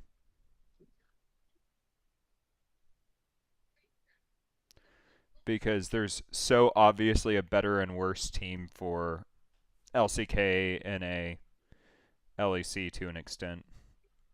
So it's not worth it to bet on the match or the individual games as much as it is trying to get the kill or the kill total or the time, because you know that if they have the superior early comp and they're the better team, most likely it's going to be a quick game.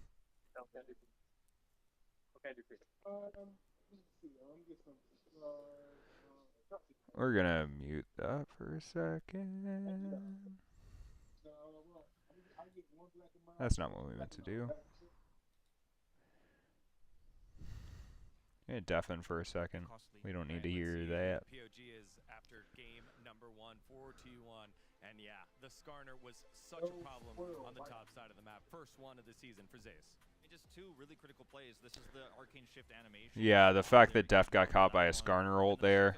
Like, I want to see what Def does. Does he eat in? The real only damage that this team has, because, you know, Talia is more utility in this type of draft. No, he didn't. He just got a weird positioning and just didn't see it coming. I voted for Zeus. I thought Owner had a fantastic performance as well.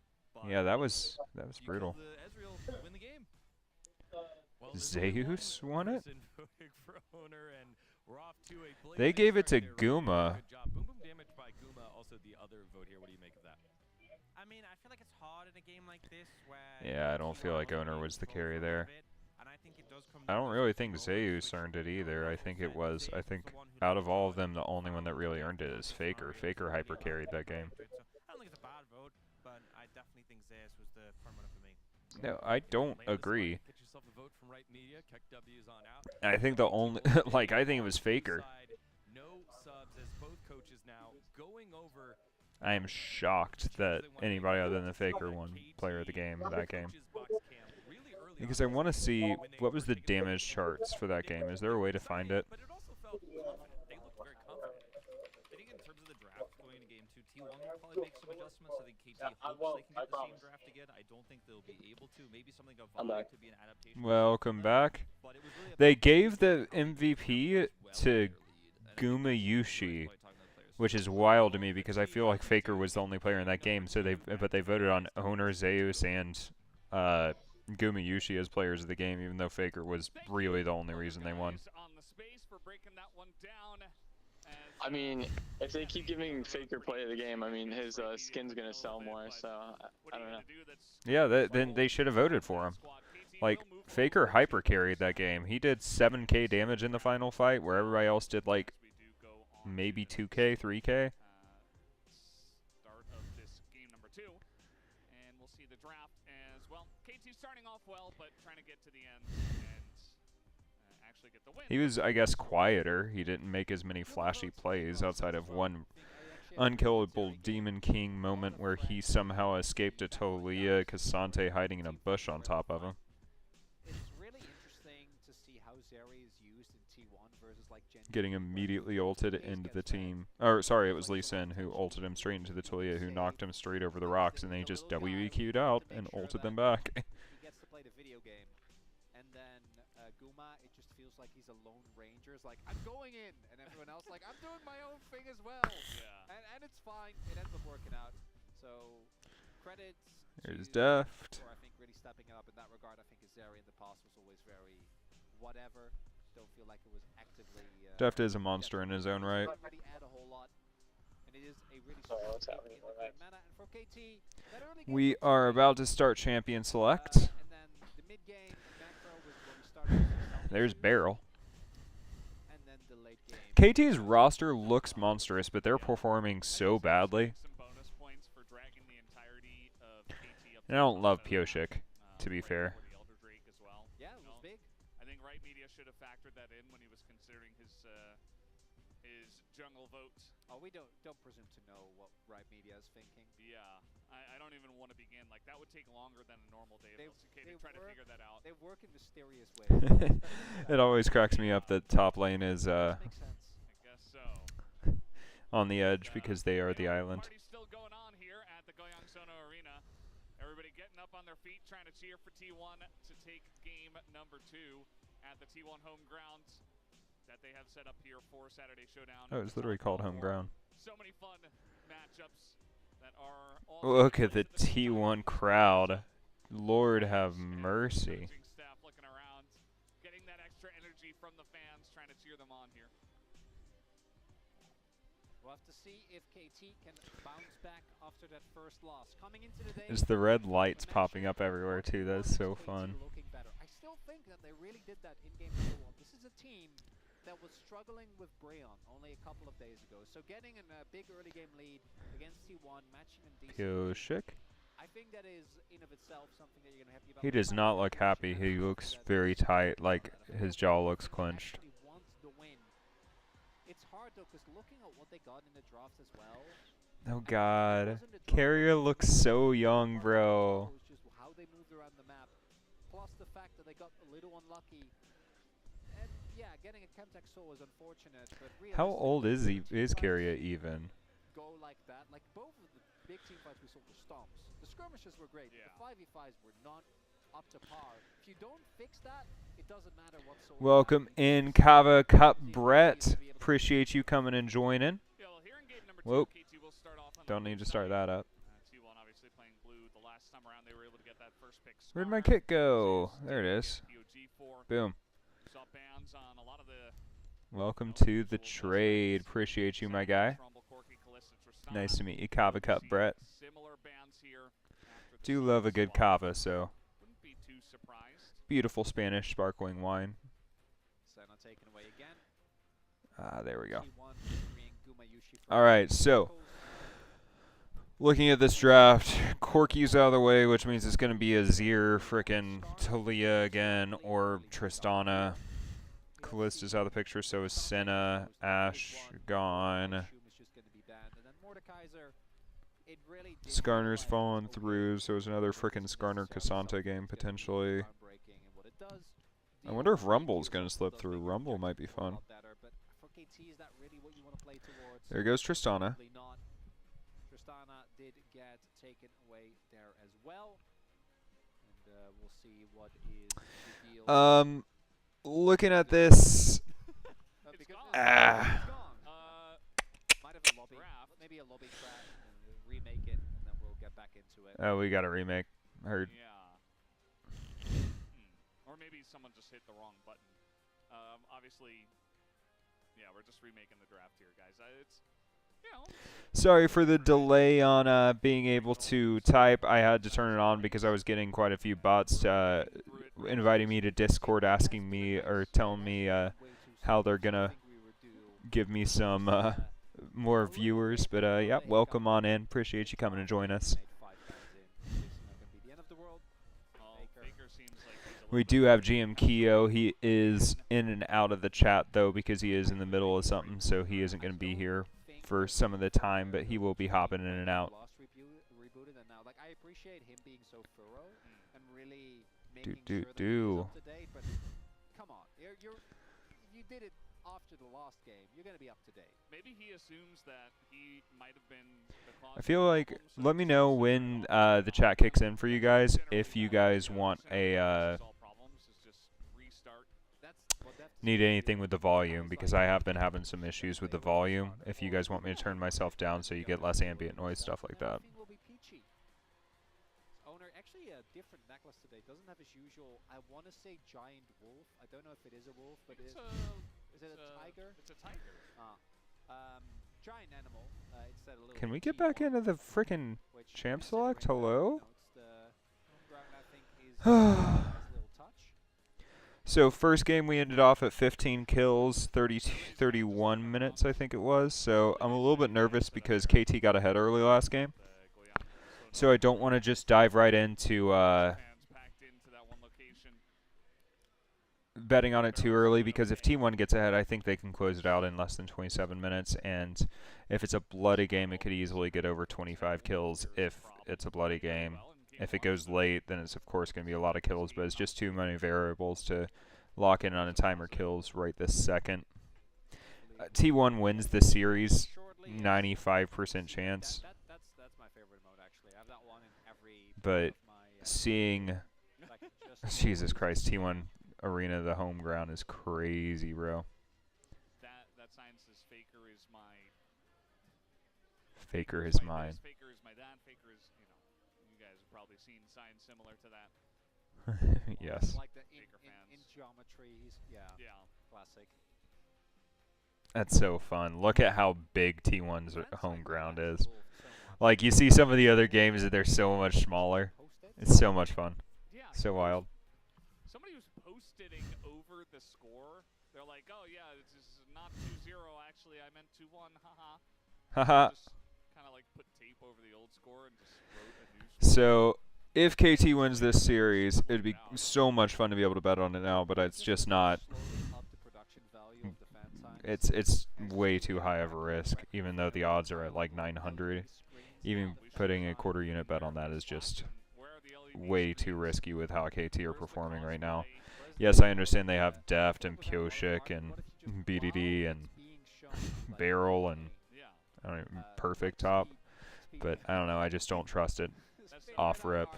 Yeah, that stuff is always really interesting to watch for me because I Okay. don't do anything like that. So, since we're waiting on a game, I'll tell you all a little bit about what I'm doing. So, our plan is bi-weekly. We're going to start doing event streams after July. Unfortunately, I'm going to be out of town for about half of July, so I got to go up. My girlfriend's having surgery, so I got to go support her out of state for a couple weeks. But then I'll be back for August, and we're going to dive right back in. But we also are going to be doing RTSs, strategy games, stuff like that for fun. Little bit of League of Legends, but we're playing for fun. I'm not a good player. I'm just here to have fun and chill. But yeah, and I'm an ex-competitive cocktail bartender, so we're going to be trying to do event streams with like boozy streams and or like specifically cocktail bartending, cooking streams, stuff like that. Just doing general variety, having fun, hanging out. Him dancing. Which one? Yeah, I think I did. Yeah. And LCK, LPL betting in the mornings. Some LAC, some NA, but LCS, but primarily sticking to LCK and LPL. That's how you write perfect. That's so interesting. Yeah. It makes sense, but I never really gave it any thought. Because there's no F in Korean. There's no F in Korean. That's true. Because there's a lot of FFing. Yeah. FFing before they even hit. F's in the chat, please. Oh, Lord. Everyone knows that the moment you hit your first wave, you all. And a bit of TFT as well, because the goal this season is to get up to plat in TFT at least. I got a buddy of mine that's X Diamond TFT, so I play with him a bit, and his girlfriend, who surprisingly is pretty solid at TFT. She sits in about like high silver, low gold, which is not bad for somebody who only just started gaming this past year and only just started picking up TFT. I guess it is a little bit easier because you're forcing comps and you're not like, it's not as much about mechanics. Can't they see the fact that there's nobody here? That they're all in Goyan? So the AC's blasting, which it is getting very hot out there. And I think we're getting. How hot is it in Seoul right now? Supposed to be thunderstorms tonight. Let's look up the Seoul weather. I'm actually curious. Slowly the air is going to get more and more saturated with moisture, and It's currently 87 over there. Ah, they're chilling. I live in Miami. They got nothing. They are very sweaty, though. To be fair, they got those lights on them, center of the arena. Be careful with your umbrella. It might, get blown back the opposite way from the wind. I never used to use an umbrella. Are they going to get, like, a ban penalty or something? Don't really use them because it just rains all the time, so what's the point? Yeah. Well, on that note, sorry to rain on everybody's parade, but we do have to go to a short break. While we do fix this issue, we're going to take that break, guys, and we'll be right back. Shit, boys, we're back to getting DDoSed in Korea. Fuck yeah.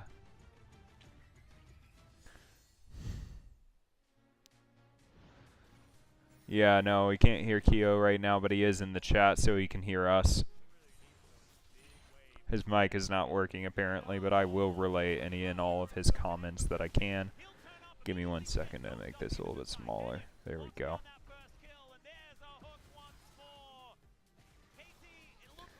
He said perfect TYTY.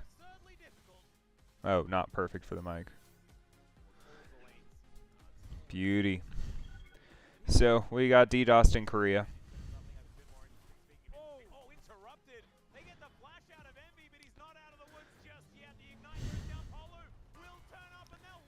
Over there in the home ground, LCK. Perfect KT top laner is not perfect. Lamau. He's not wrong, but Perfect's pretty freaking solid, man. Like, he's not bad. Oh, he's saying he's okay. Just kidding. Kiyo says he's an enter. I don't know. He was the only one breathing life into that last game. Him and Deft, but then Deft just got hooked by the stupidest freaking Skarner R. Still had flash up, and then just died.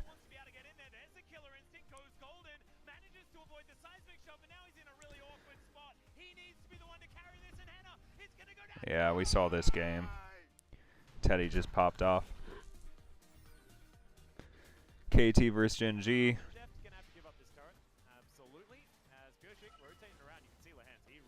Let's go barrel. Flash R. R flash. Oh. I don't know, man. Perfect's been the one making plays for them whenever they do anything. It feels like, after watching some of his gameplay.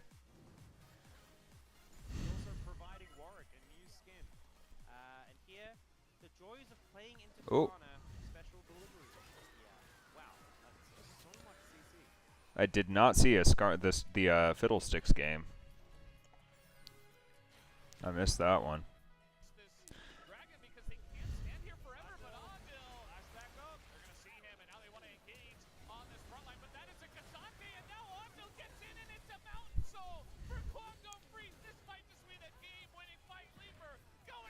So, Kava Cup, Brett, if you're still hanging out, is your name Kava is in the wine or Kava is in the coffee? I'm just curious.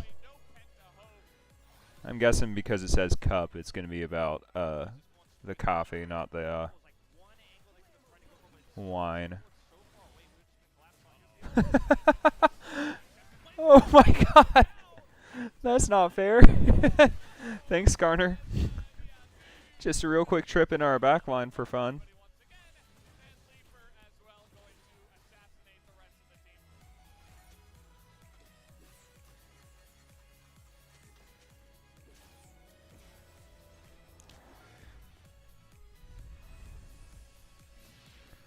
Boo doo boo doo boo doo boo doo boo.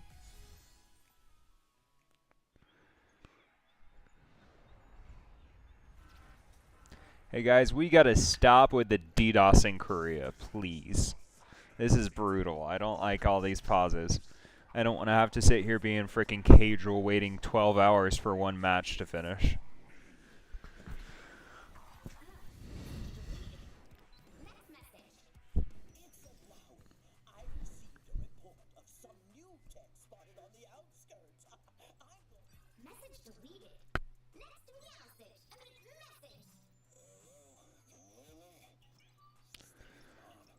Alright, so here's the question. At what point do we just start playing some game until it's back up and running? Is addictivegames.com still a thing? Addicting Games? What do they have nowadays? Fruit Merge, Don't Shoot the Puppy. Interesting. An IO game. Which of those things can be good? Here, we'll play a Slitherio. While we're waiting on LCK to show back up. Oh, slither.com.io now. Crazy.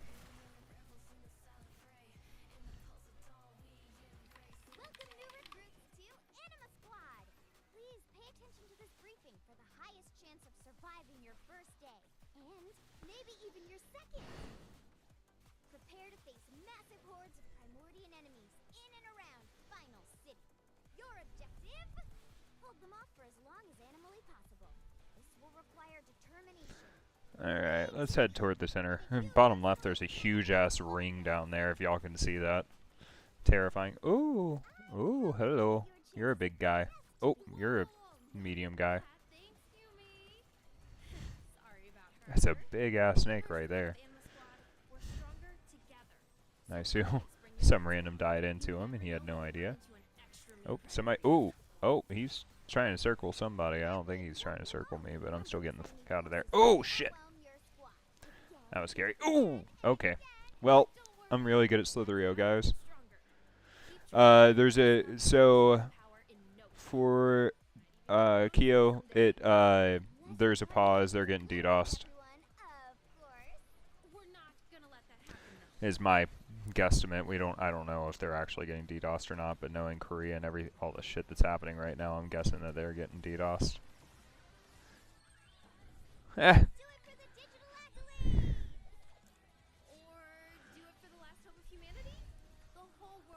GG.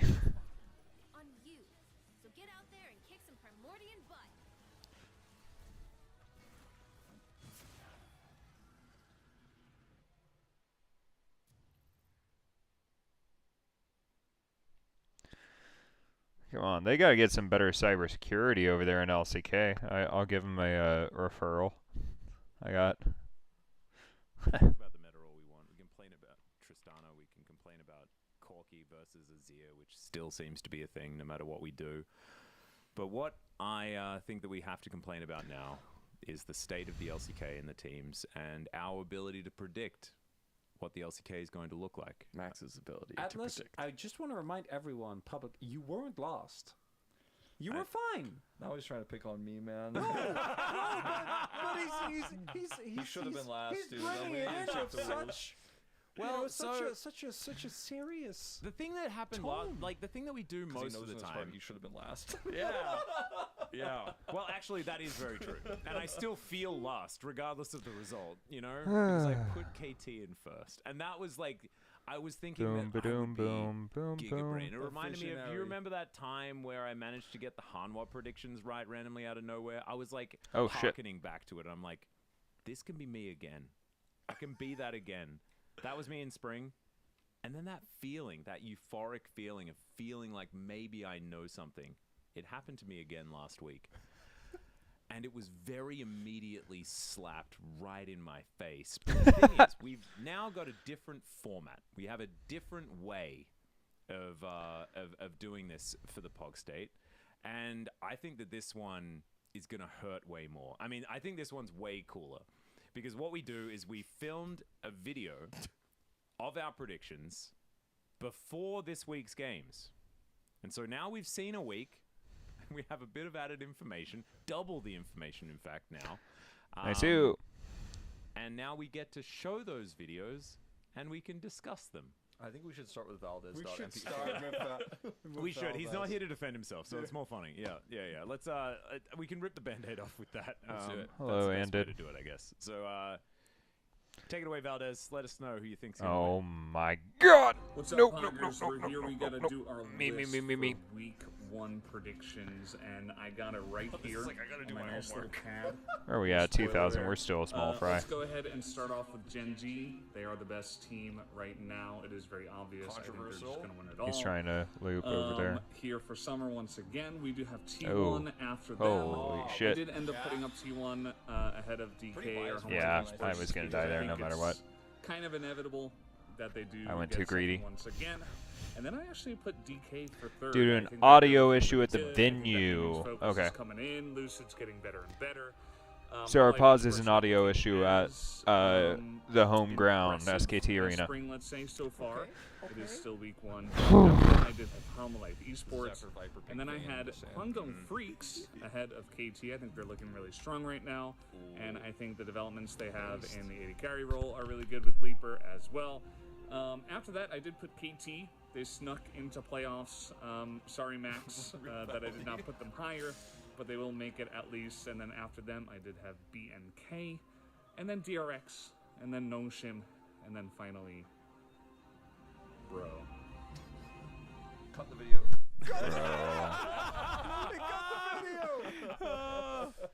Oh man, he's a And front lastly, in comparison to my bro. predictions. Do we have to write Oh, these Lord. down? We need to write these down, right? I think it's okay. The thing that really burns is that he put Nongshim ahead of Bro, and I think that's smart. Yeah, I think that's smart. I think we He's should not do all of wrong. them, And then Yeah, we should like watch them all, then discuss once we have all the Atlas look information. like Luke Skywalker. Because that's my defensive look. This is the hair down that I went for. Are we doing me next? Yeah. Wait. I need to introduce myself because I was trying to be funny. All right. I think. Oh God. So. A long video. Oh all my right. God. To say. All right, Atlas, take it away, brother. Somebody tripped over a wire in the home Thank you very ground, much, guys. Atlas. This is past Atlas. I know you, future Atlas, you're going to be extraordinarily proud of me. I am without my hair done, and that means that my brain is unhindered. Dang, he tackled and therefore we everything can have that we the already best talked predictions about. Ever. Let's get straight into it. First off, we're gonna have Gen G. They're doing the Golden Road and stuff like that. Like they already look really, really good. It's absolutely fine. Yep. This is where things get a little bit crazy. Next up, D plus Kiyo. Oh no! I said it. I believe in this team. I reckon they're going to do extraordinarily well. And even though I mock Chronicler incessantly about his love for Lucid, the guy is extraordinarily good. And I reckon he's only going to get better. Third, I'm Life Esports. They were really good at being third in spring. Probably going to be third this time around as well. That brings us to the most contentious point, T1. Yeah. Week one, Yeah, that hurts, week doesn't one, overreactions, right? So, yeah, I'm overreacting. So, they're looking that hot right now. True. I think that they're going to be a playoff team, but it's just not going to be the best. Let's go to fifth. This time, I realized exactly where you should put a coin flip team, and that is fifth. I was an idiot. In spring, this time, not going to be an idiot. Still an idiot. AK, Still an fifth idiot, place. though, yeah. Still an idiot. Oh Honda my Freaks God. will then round out the playoff teams. They look phenomenal in week one, but we all know that, yeah, first couple of weeks, that's where they're good. And it's probably about sixth after that. Next, DRX. Believe in this team. I believe they're going to be the best of the bottom 4. They there's a nice future there. I think Pletter is absolutely amazing. I think he's probably going to get them ahead of the bottom 3 teams. Didn't age super Fearless good. Fox is coming in next. B&K, FearX. Still might. Yeah, I don't even think it's a Free Willy situation. I just think the team's not necessarily working out all that well. And This eye it's a little bit sad. contact is intense. But that's fine. Fox? Next up, it's going to be Bro. Look, Bro. Ooh. We'd love Yeah, to get this- your chance, I and don't I think would this is gonna prefer work to out. be absolutely wrong At when least they you get come one third swap. in the LCK this season. I know. Than be right. You know, I want it to be a surprise. I mean, it's want not- people And this is to the be last able to few see games for the next couple when they weeks. We're find out going on about a pause for Still, 2 I weeks watched after Karis this game today. finishes Lastly, up. It's going to be Nongshim. Yeah. Look, week 1 wasn't kind. Last time around, they came out with a bang, and that got them to like 7th on our lists.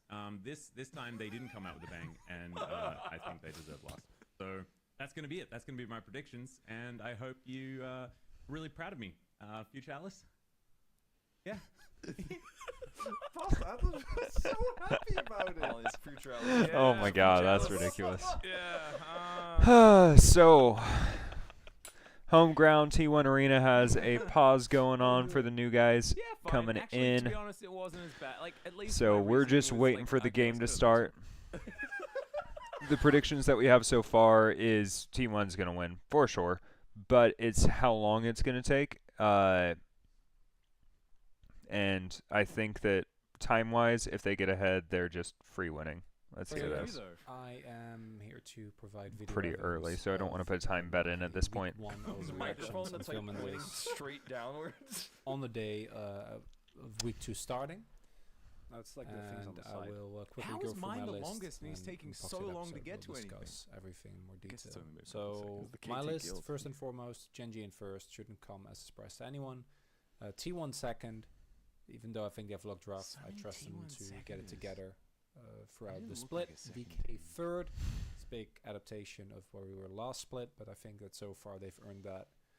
Fair. Life fourth, I think even despite their inconsistencies, they're still going to be quite solid once they get their act together. Kwangdong fifth, that's the biggest risk I think I'm taking, as I do think that they've looked a lot better with Leaper. No, KT sixth, I feel like this team will, even though they've looked really rough, kind of get it together and hopefully contest for a playoff spot still. Otherwise, it'd be really bad.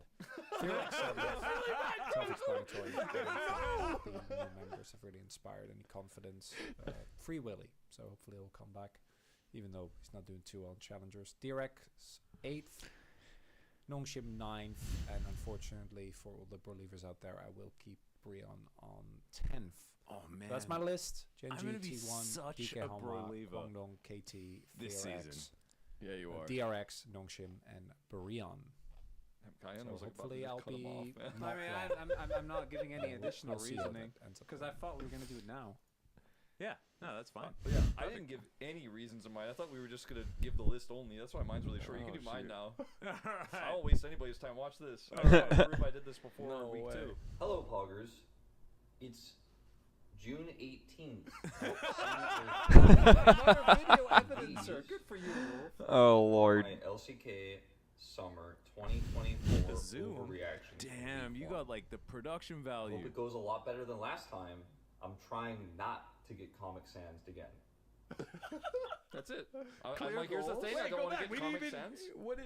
What did it I say? should do like a week 1 JG overreaction first, for T1, the next Hanwha split Life, for I think every Hanwha major Life, region. Hanwha Life versus D+, that was the toughest one for me because I was like, ooh, Hanwha, Yeah. look a little shaky. Yeah.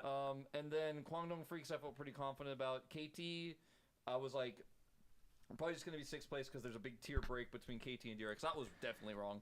And then DRX seemed to be the best of the bottom 4. I think I disagree with Chronicle on that point. Like, that's a big difference in our lists. And then, yeah, Bro, sorry, I'm not Bro leaving.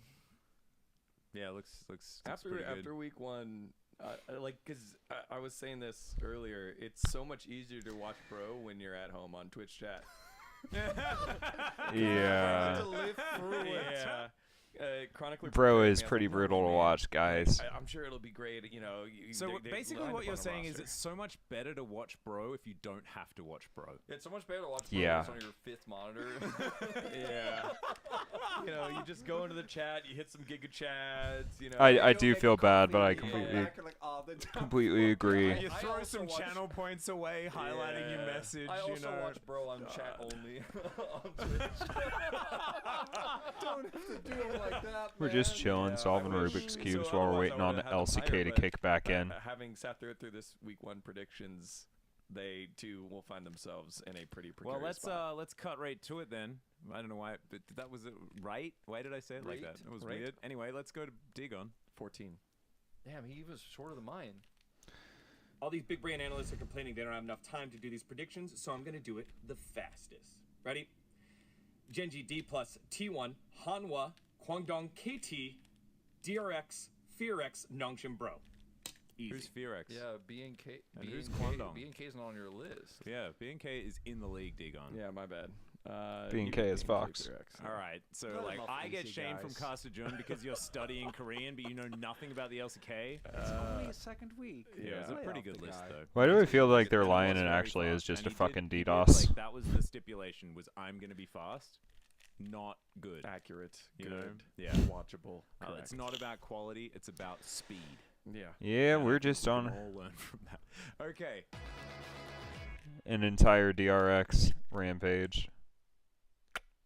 I don't know. Welcome, Poggers, to another episode of the Pog State. And yes, Goddamn. indeed, we're here in this. We are really definitely cool new stuck waiting on location. this for a I'm while, Atlas. guys. I'm joined by Chronicler as usual, Wolf as usual, and we have a new face on the Pog State because we don't like Brennan Valdez very much. It's not. No, sorry. It's because we need to introduce Dagon. Dagon, welcome. How do you like it? We've got like a new little area here, but so far everything's been new. Yeah. How's life in Korea? Life in Korea has been great. You guys have been trolling me since I got here, including what time I need to show up, if there's rehearsal or not rehearsal. If I Well, now. or not. There's sheets.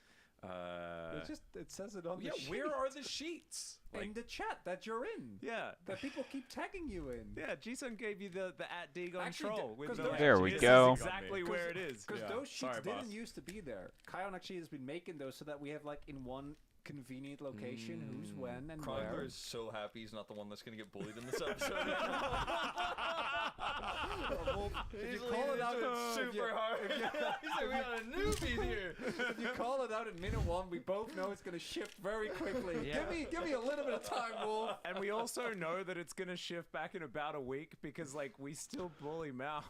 And Orcs got here after he did. Oh so that You didn't know, change the dynamic at all. we're going to give him the time. But other than, being relentlessly hazed and bullied and Yeah. upset, Yeah. how's it been? It's been great. I mean, you guys are great. The team here is great. Everyone's so passionate. I was like, You guys- where's the gun? It's like, All right, I say we give this Camera stuff that's happening. until 3:35. I am on EST, so we got another 7 minutes. If we don't hop in the next 7 minutes, we'll probably just hop in a game. Park is packed with fans for all 10 teams 5 days a week. It's just I know it exists, but to see it like every week is just it's so cool. There's more cool. Bro Leavers than Immortals fans is what you're saying. There are a lot of Immortal fans. We love Immortals. But yeah, the Bro Leavers come out in force every time. The fan meets afterwards when they win. Where we record for the English broadcast, there's like stained glass that opens up when we're on live, and there are fans that come up and say hi and stuff. And it's like this cool interaction that happens. It's just the whole process, everything is to live it is just feels surreal and cool and everything that I'd hope for. So it's awesome. Thanks, guys. Hell yeah. He was even expecting the hazing because it doesn't sound like he's too surprised by the whole, that part of it. Everything's it's just pretty good. Yeah. True. Yeah. Hell yeah, man. Other than the LOL park, though, how's just life in general? Have you had, like, dietary issues and stuff like that? I know there's some people that have had trouble getting the food that they normally eat here in Korea and stuff like that, depending on where you're living, of course. Yeah, I was going to say, I think spent the last 7 years in LA. Like, I've had access to pretty good Korean food in K-Town. And so I'm going to say something that is very, very unpopular, just to get it out of the way. I'm not a huge fan of Korean food overall. Like, there's some really good stuff, but like KBBQ is not one of my favorites, honestly. I prefer Thai, Japanese, Vietnamese, Chinese, Indian, Nepalese and I'm learning cuisine. So it's really fun. It's really fun, and Korean. I'm hoping to make more memories with everyone. So and you are learning. I've got a love Vietnamese. Always love a good banh mi. And that is Oh. because in the changing room, after we finished a day, Caster Jun was like, the new guy. All right, so I saw his where's the textbook. ranking website Studying thing? Korean? Max, did you give up? I was like, yes. yes, I did. He's like, are you going to start again? I'm like, maybe.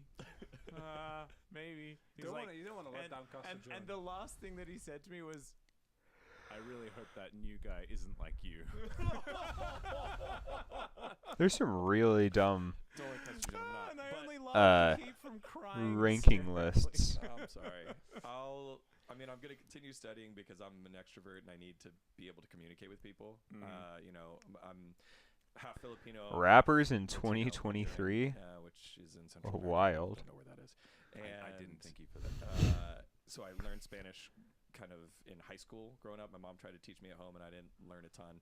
But I got to about like... Hey, we can do an Avatar: The Last Airbender character ranker. Why the hell not? Philippines, so I had to learn Tagalog to get around, to travel when my teammates were yelling stuff at me. So I had to learn a little bit of Tagalog, but I've always stopped. Chu Li is And terrifying. So to not have a familial Ing is connection to the king. language, but He gets A tier. desire to communicate and converse with people, I need to do it.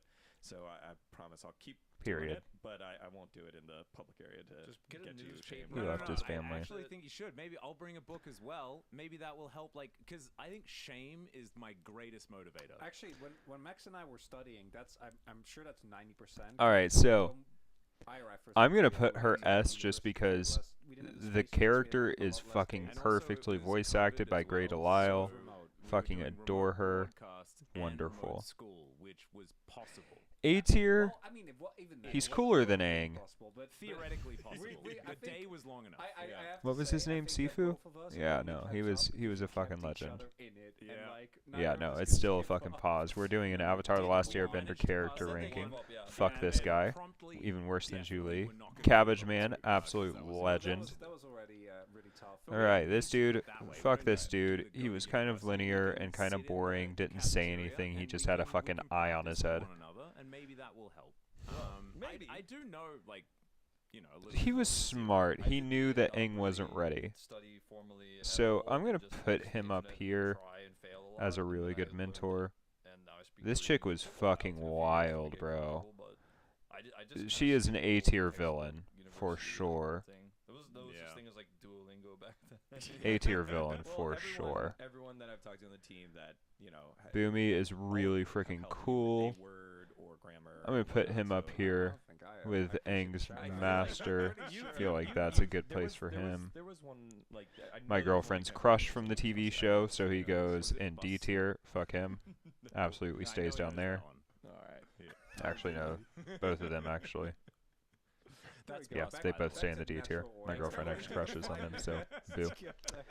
So, we are just waiting on LCK to go back live. We're doing an Avatar: The Last Airbender character ranking. Welcome on in. Yeah, I took it. Yeah, don't worry. Period. Iroh is king. Cute girl that took Zuko on a date and then disappeared.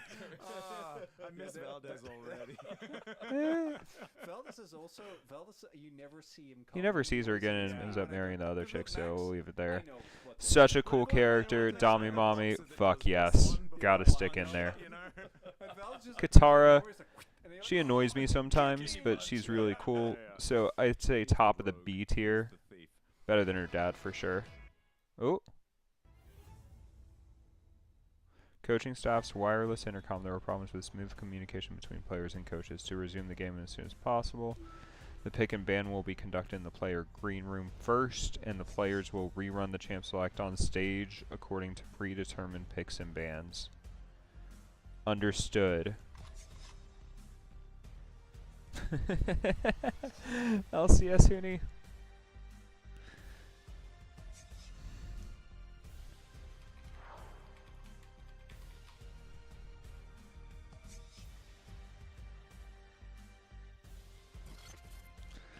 Alright. This dude fucking sucks. He is the worst king ever. He goes underneath Julie. She was the most annoying avatar, so I'm going to put her in C tier. This dude, badass. Really badass. Would I say he's a better or worse villain than the Blood Bitch?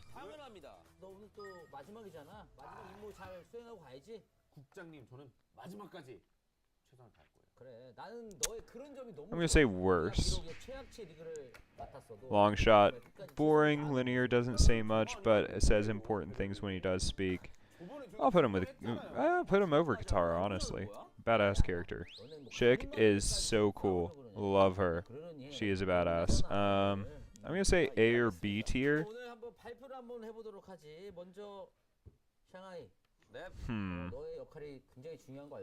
We'll put her there. Oh, the fucking mechanic, dude. He did work for the Fire Nation. I can't put him above any of these characters. I'm still mad at him. I get they wanted to protect his kid, but yeah, nah. We can't be doing that.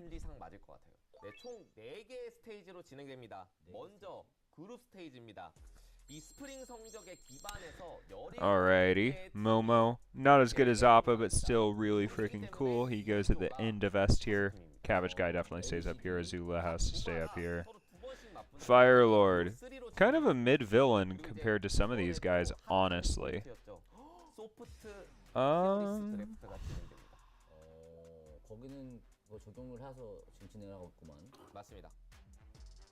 Yeah. This guy, fuck you.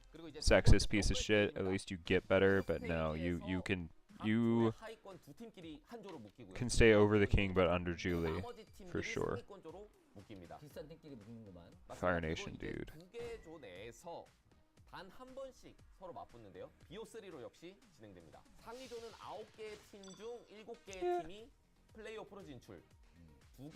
Anyway, what's his name? Pipsqueak. Pipsqueak can go under long shot over Fire Lord Ozai. I agree with that placement. This man, what a fucking legend. The way he protected his property and everything. Oh my god. Over or under Appa is the question. I'd say under Appa, but definitely up there.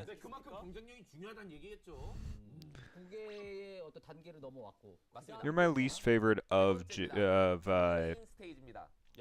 oh, what's his face's crew? Of Jet's crew. So yeah, right there seems good. Sokka, fucking badass legend. Over the villains, but I'd say under the rest. Yeah, that's a good spot for him. I don't even remember who this is, so we'll just put him in D tier. I can't remember who this is, so you can stay in the middle of D tier. Suki, not Suki. Is that Suki? Yeah, that's Suki. Now, I love Suki. So,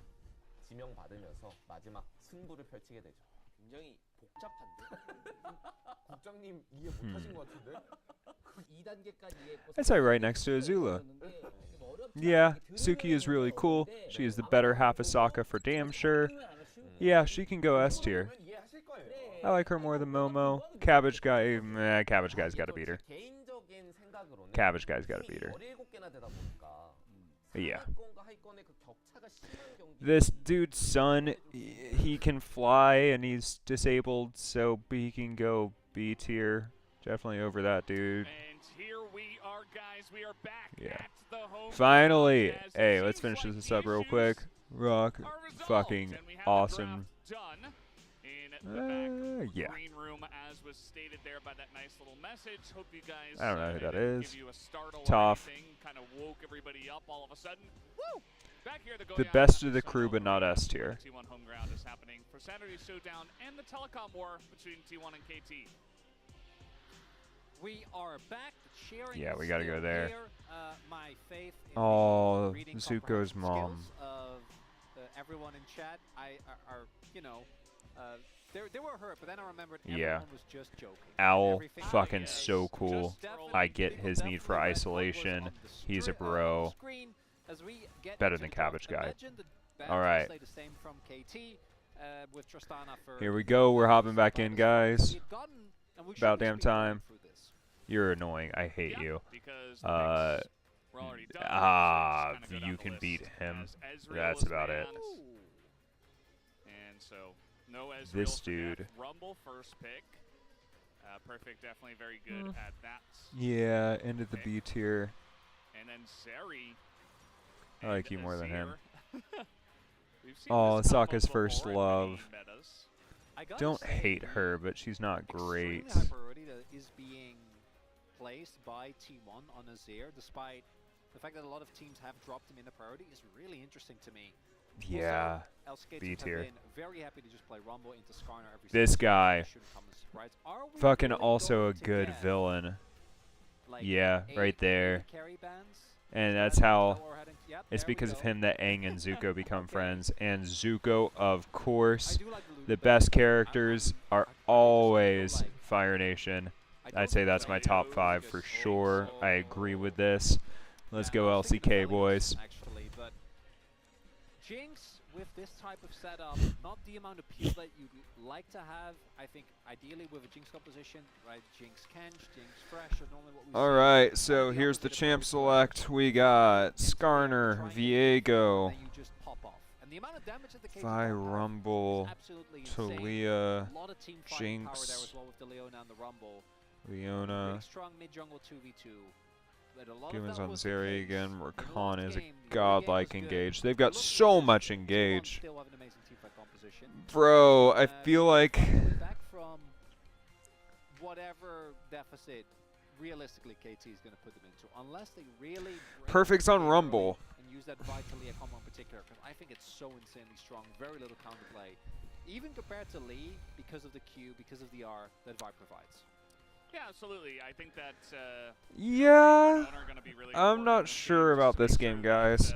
nobody really gets caught out by the Vitalia, and kind of just try to scale Sorry up about and that. for Had to those take the later game nicotine out. fights and not get picked off. If you have a lead and you can survive some of the insane pick potential that KT's comp does have, you know, you can see the Zeri popping off, you can see the Azir popping off, even Viego getting resets. A lot of power in terms of their damage capability in those team fights as the game comes along. I swear to God, people only want to play Viego because the resets and that like occasional pin a kill. That's the only reason they want to frickin' play him at ISTG.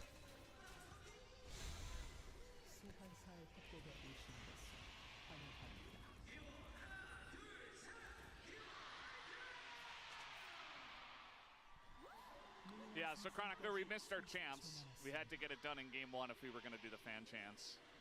As now we have the crowd audio. This is better, Veldas. I liked the fan chants. That video, the YouTube video. of the Jesus Supercut, Cristo. Incredible. Especially the commitment to also take the ones that we messed up one way or another and just put them back to back.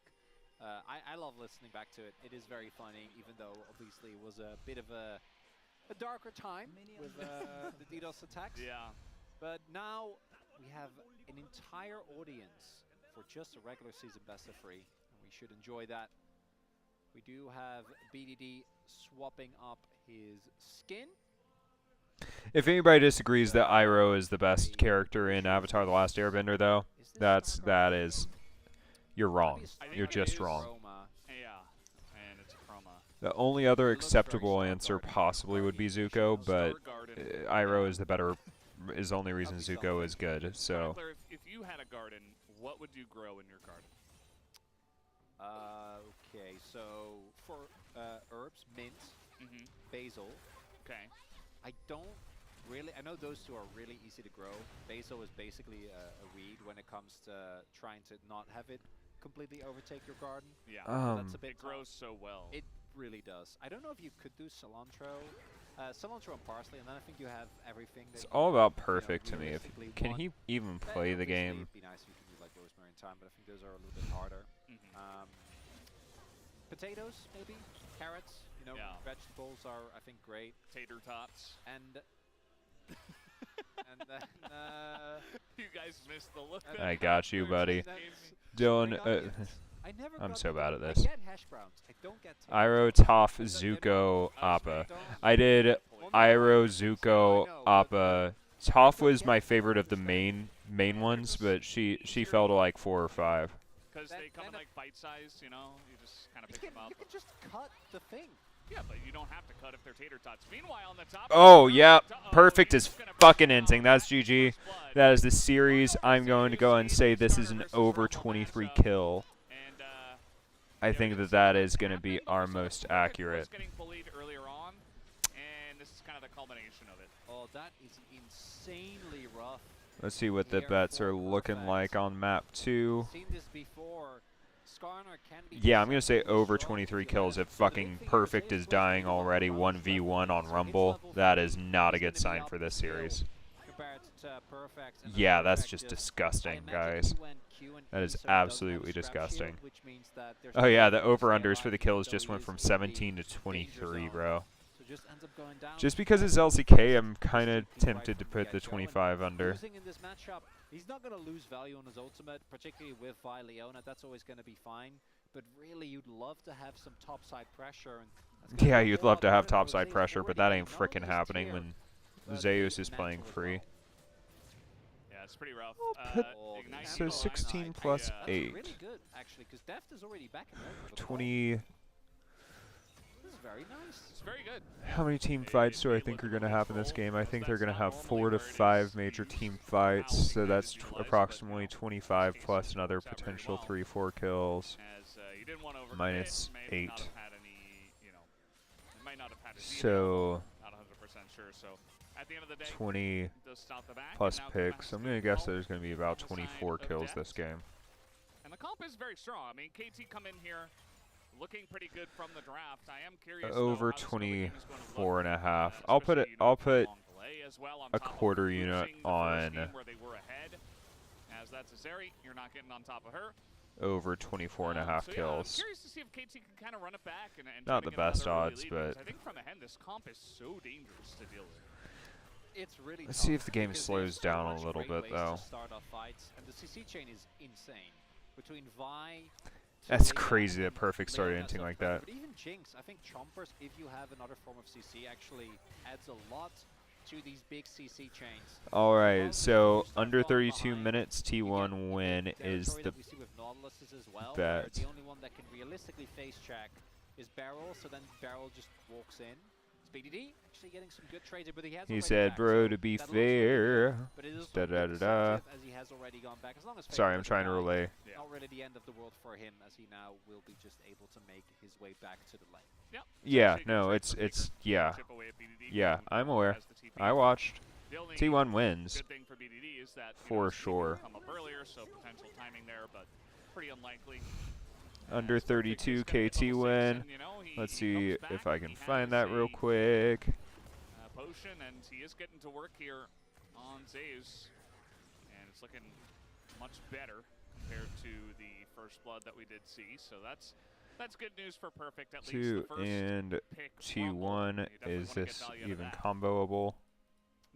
Yeah, it won't let me combo those two, and it's not giving me the traditional combo. He shouldn't, as I love this. KT should realistically be looking to get all these grubs because you have Rumble, that ult spike is yeah, it's not letting me do that. Especially if you rotate over the members of your team that can provide setup, Perfect, keeping his ward safe as well. And I think T1 make the right call here, end up getting the back. There isn't really, I think, a great opportunity with Deft having the summers up to try and look for a dive, especially because Owner is towards the top side of the map. Not going to be the case. KT pick up the first cut and should be able to just get all 3 grubs here with the protection given. It's a nice win for them. Yeah, feels very good. We've seen BDD trying to hit seismic shoves against Faker, and it's just not. Kill handicap T1, how many? I don't know. He's not able to hit it. Faker's dodging a lot of them. And so T1 is, bro, it's not worth it. It's minus 9.5 is the only time that you get decent odds. Putting much pressure on the Azir, who will just begin to push eventually. And yeah, This is a pretty balanced matchup. Oh, bro. At the end of all things. It just swapped to 13.5, bro. 13.5 is the only odds that are actually worth shit. Don't know if he's going to commit to that. As the choppers come down, that's that combo you were talking about. Guma's level 6, though, and pops a Zeri ult. So that's going to be a 1 trade, actually, for the T1 bot lane, even though the engage came from KTs. Yeah, there's not really any good bets on this game to level. Like, the only one that's really worth it is over-under on kills, and that's 24.5, 23.5 are the trade over.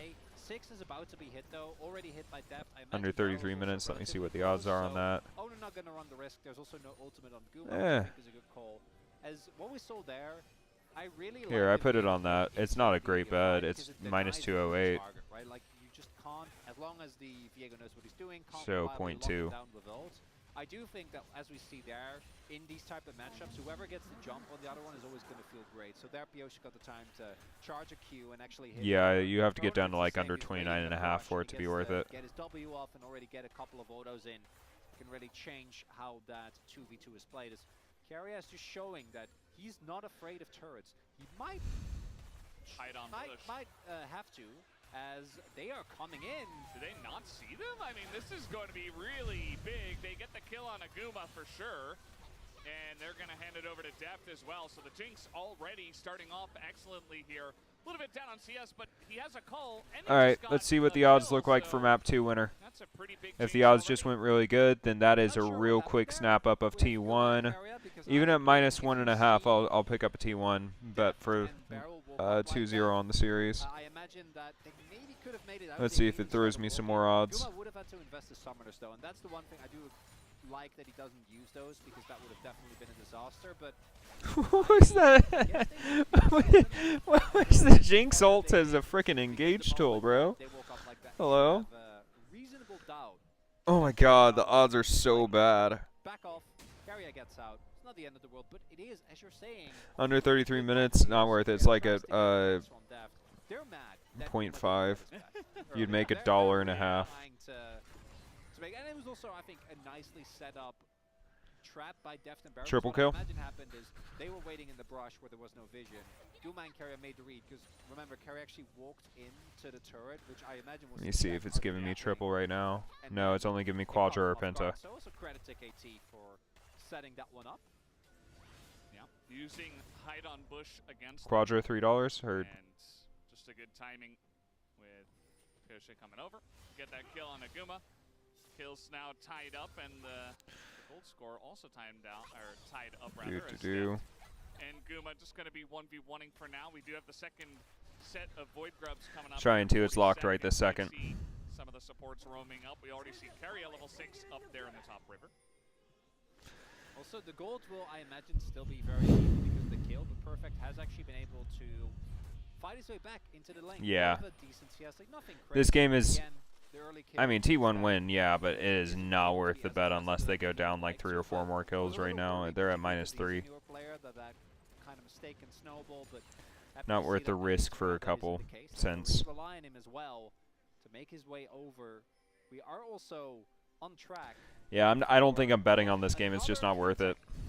Drake, and I just really, I would Okay, really gotcha. like, because we already have taken off Cloud, which is sad, but you know, Cloud's more subtle in its power level. Yeah. Then we have Ocean, which isn't that great. So Hextech is amazing. I gotcha. Terrible odds, but yeah, I gotcha. $5 on that. Boom. There you go, buddy. Under 25.5 is in. You win $2 if you get it. It's a little bit better for T1 because they'll have Skarner built. All right, let's get Kick back up and running so I can see that chat. If it's Chemtech, then you know it's Chemtech again, which is cool for stats. Because it's statistically unlikely. There we go. It is, and I feel like we've had a lot already. Let's go, $2 if it goes under 25 kills. Most likely will. Most of these games between the telecoms have not been that bloody. For everything. Drake not up yet, so we've still got a minute 20 until that does happen. I think I actually do like the under 22.5 kills or 21.5. I'm going to throw one for under 21. I'm going to put a quarter unit bet on that. Late to the party if they do want to get up there. I mean, Kiyo is coming into the mid lane, and Owner is angling towards the top side. That's my bet for me. Quarter unit bet on under 21.5. Happy with that. backs off of them. It's already a nice win as Zeus, pretty sure, yeah, actually nicely done, is able to ensure that he doesn't take the minion aggro earlier so that the plate goes away. Perfect. Finishes his back, has a Leandry, so still a really good back for him. Definitely nice to deny some gold there. Gold's basically, I say basic, it's dead even. It's just, I don't know, like 20, 30 gold in between. Yeah. We have more grubs for one team, Dragon for the other. Now I want to see a 5v5.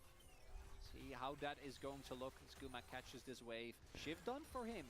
Deft, a lot weaker as of right now. Obviously, the 6 spike for Zeri is always insane, but then when you finish Shiv as well, it's especially scary, whereas Deft not sitting on anything too freaky just yet, and also is about to finish his call. But he won't be able to get it back in before this dragon fight is going to happen. We'll see if they rotate perfect over, either with TP or him just walking, as I do think he should have prior towards top, how serious they are about contesting this dragon. Yeah, it is a good question. Def not going to be allowed to back, and Carry going to hit level 7 on that minion as well, so... Yeah, I like this read. Because they know Deft really wants to back, because I'm sure he's sitting on a ton of gold. Yeah. And then with the Faker TP, they're basically saying, we're going to trick the dragon now. Faker just going on in, wants to take a 1v1. He has Zoner coming over as well. Here we go. BDD. Dead. Yeah, nah, the odds on this are not going to be good. 2v1 is set up there in mid. Alright, what's the next LCK game today? Another dragon going to T1. LCK. That is going to be a 2 Drake lead here for T1, right? I mean, BDD does have TP, but I don't know if they can Let's delay see. for 15 seconds. Oh, wow. Double TPs. No TP, and Carry is just going to charm everybody up. The Zeri, nice angle, but they do just press the R button on him, and Guma just burning to a crisp as the Drake. We were right, it does Wait, odds? Odds? potentially. Over to the side of KT is the Impale here. Zeus just trying to peel for the team. Carry decides, well, I'm dead too. He's going to go down. As Faker just going to flash the wall, trying to survive here. T1 get the Drake, but it is a huge fight for KT. And KT says we don't care because it's Well, we're definitely going to another lose the tech. quarter unit So who on cares under that we don't 21 get and a the half. dragon? And I got to be honest, I But saw that TP from Perfect, and I thought that was going to be the end of it. BDD or makes a big mistake, pushes his E down. I think this is going to be... Faker has a really easy path around it, and the Okay, Diego I has think I his know my armor. over-unders now that I want to put. Gets a big So charm here, and then they get the Vi ult. They're on top I'm of going to the put Luminushi. a bet The on reason why T1 for the this game. Vi is to lock down the Zeri. Nice. Strong in general, but Great odds on it. We're came going to put a up full unit on because of T1 how for the powerful win. Zeri was, and perfect, man. From first And we blood are going to put a 149ing Tifa, because the amount of roasting he was doing there, over on 30 minutes as soon as it unlocks. And we'll put a half unit bet on that. Just burning the whole time, and and then he got queued back into it, I think, as well. yeah. I mean, imagine a world where you don't have the Vi to hold him down on that. He just dashes away from it. He and got keeps 4 his grubs. distance. He's gonna be doing insane amounts of T1 damage, got a kind of works tower. away. Faker got it. First tower. Faker got first tower. Solo gold again, guys. It's going to be another Faker carry. It's going to be so easy. Beautiful team fight for the side of KT, and a really great example of what this composition can do. There it is. I mean, this is so difficult for T1 to Shit. run into if one The of their over-under players is on the gonna time die just got immediately because of crazy. the fed, carries on the side of KT plus all of that Over 34, under 34 is a little bit risky for me.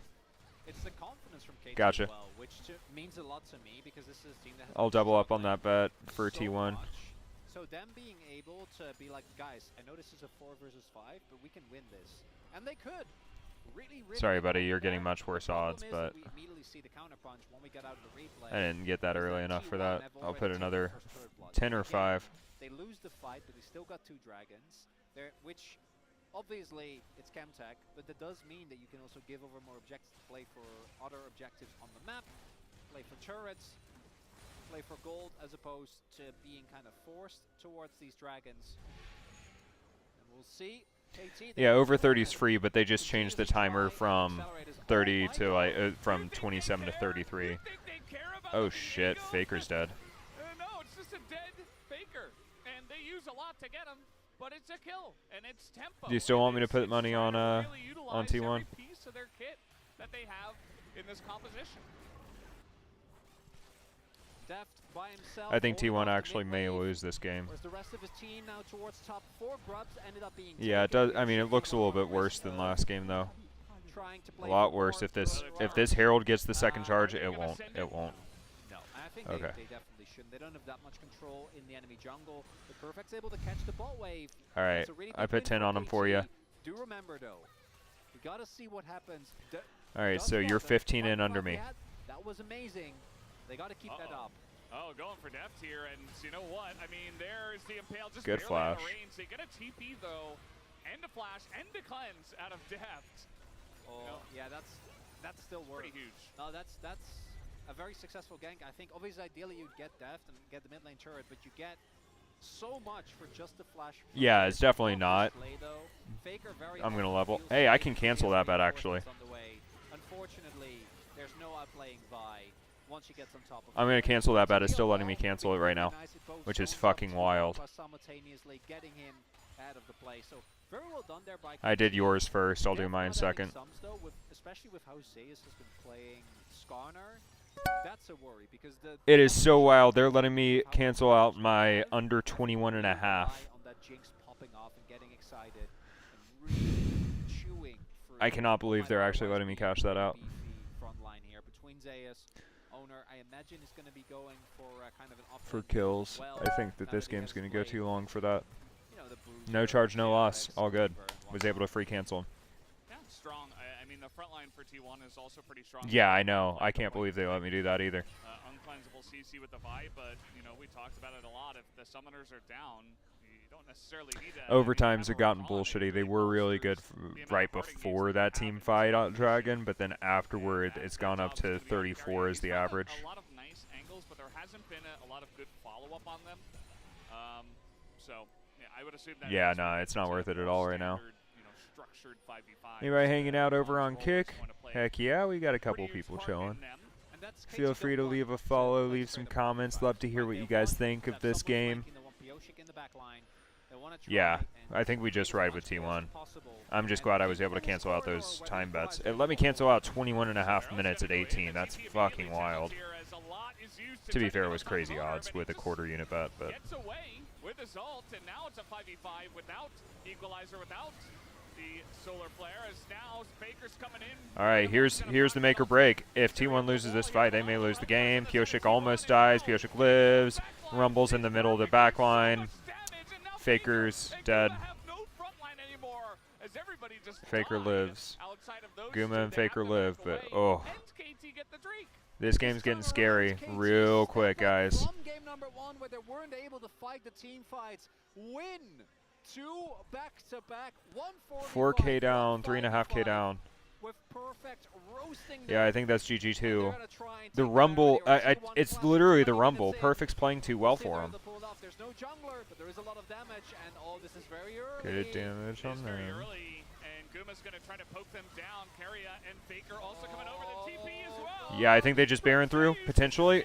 So spicy. Pioshik, though, is able to get the objective. Should be at least 2 kills to the side of T1 as they take. They should be able to hunt them down right here. Oh, what? That was impressive Q by Carria. Imagine if he was playing Maybe he had a shield or something on top of that, but either way, he is going to get away. And Morgana. That would have been wild. As we see, the initial blow is actually absorbed really well here by T1. Or Alistair Flash.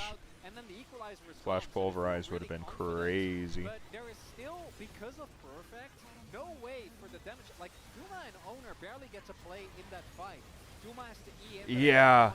It's literally Rumble just fucking running them down. Because of the Rumble. And then here, things get They did lose Baron, but they did get a couple of picks, and they went on to Guma, which is good. And Pioshik died to who? Skarner. Not best, but oh no, Faker did get it. Faker got it with the burn. Nice too. And KT, this is the first time they've been able to actually build a sizable gold lead, and it's only going to go bigger and bigger as they should be able to, at the very least, get these outer turrets. So mid now falling. Deft doing deft things on Jinx.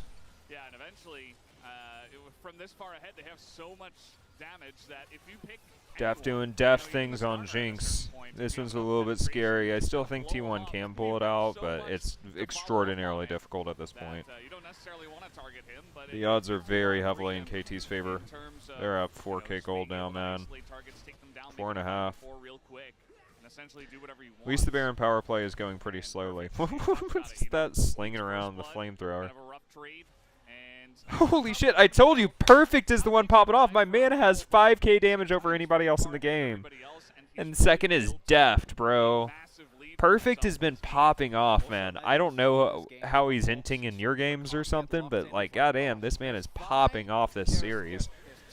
He was the only player in the last game. I'd have wanted to look for a different angle because right now, it doesn't feel like T1 are getting any of the fights that they're looking for. Carrier. And now we're getting to the point where before I'm like, if Deft dies, you know.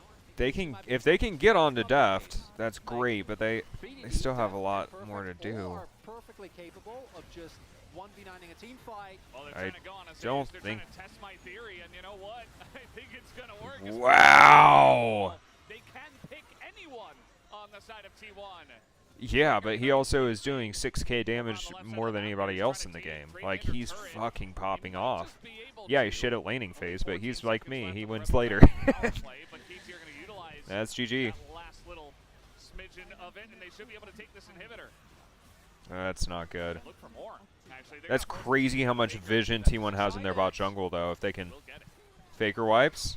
Yeah, no, Faker doesn't wipe. They're running too quick. Baron power play coming through here from KT. Able to knock So currently we have a unit on T1. I didn't really like any of the kill or the time bets because of how chaotic this game is. I'm hoping T1 pulls it out, but I'm not thinking it's gonna happen, boys. I'm not thinking it's gonna happen. That's that Viego versus the Vi to me, though. Like, Vi just feels so much better than Viego in this situation. He can just hop straight onto either Faker or Guma, and they don't even get to play the game. It is a full 2 levels ahead for Perfect. He's almost level 16 on Rumble, 24 minutes into the game. And Faker's the only player on his team, part 2. Oh. Like, people are nearly gonna die. Faker can't actually carry this game, but his team's got to give him an option to be able to. Whoa! Whoa! Whoa! Whoa! Pioshik went over that wall. I think that they would have won that fight as T1. Guys, you're getting giving BDD a gorgeous flank right in the middle of your team with the wall. Zeus is stuck on the other side of the wall. There's a beautiful Rumble ult over there. Jinx got that. Faker. No, y'all got to get the Rumble. GG. GG. Guma has to find a way to carry it, and he's dead. Yeah, nah. GG. There's so many threats on this KT roster. From this far ahead, they will absolutely destroy you, and that might just be the end of the game. And the Telecom War delivers, Valdez. Telecom War actually does deliver. Wild. Death timer is still at 15 seconds. 5 seconds for Carrier, but who the fuck cares? GG's. That's not what you want to see, but he bounces back. Yeah, I didn't have faith in KT either. Has an incredible performance. BDD's walls were great. And we're going to game number 3. Game number 3s are real. Damn. Between these two That teams. sucks. Not really what I was expecting, but KT, they have stepped up to another level here in the Telecom War on a big stage for the home ground, you know? And Under 27, you think? Back there giving each other, you know, some shoulder taps. Good job. We did it. We got. They are on the home stage. T1, and if you asked us this 2 weeks ago, Yeah, no, I'm not betting on that. I don't doubt KT can win after that game, though. Because they got ahead and they stayed ahead. They got ahead in game 1, too. And I think that they figured out how to close the game out versus T1 as long as T1 doesn't have a go button. But man, KT bouncing back in a big way. Like a crazy go button. Like, Rakan is that go button, LCK, but because we were he missing just them never for a got while. an Perfect. angle. Eats first blood does double the damage of almost everybody on the side of T1. Gumayusi. Yeah, Perfect literally hyper carried that game, man. I know he fucking inted in lane, but So, just insane amounts. And, you know, the team helped set him up. He's able to say, okay, there's one target. I put my equalizer Perfect's on them. literally The fact hyper that he was carried that able to game build from up a after lead to dying be a solo big threat in top this lane. one. Definitely big time points, and maybe he picks up the POG. But either way, guys, we're done for game number 2. We're going to take a break and have the space. We'll be right back.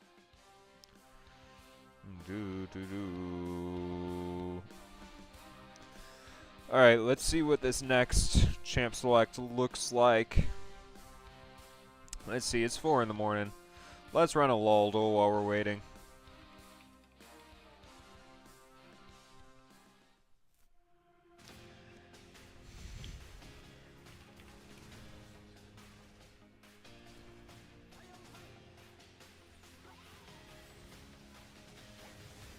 Melee semi-human mana user. That is newish. Newer. Female melee mana user, not Diana.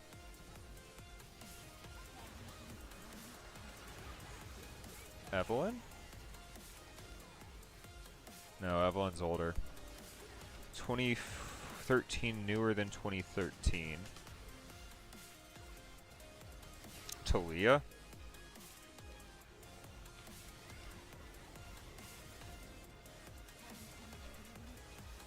Oh, ranged. It's not ranged, it's melee. Newer than 2016. Human Magic Foreign. Newer than 2016. Middle, most likely. Melee. 나 호흡 되고. 오케이. 나 아래 가르는 각 볼게 이거. 나 위치 좋았다 이거. 갈라볼게. BDD. So middle, human magic born mana user, female.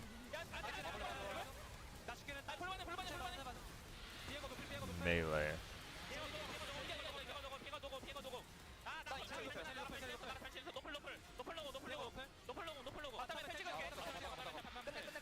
Newer.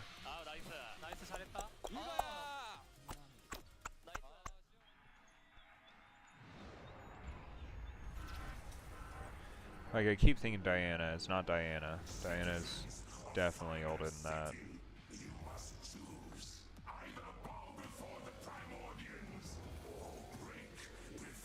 Wait, no. Rek'Sai doesn't use mana.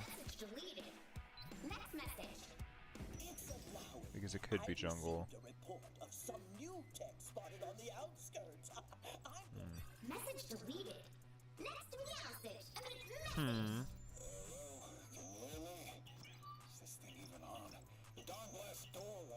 Message deleted. Next message.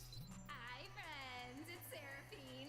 But, you probably already knew that. Any ideas? Anybody in chat want to throw some ideas? I'm trying to think. I can't think of who it is. Diana, Katarina's old. They're all old, all the ones I'm thinking of. Zoe is definitely ranged. I think it's got to be a jungler.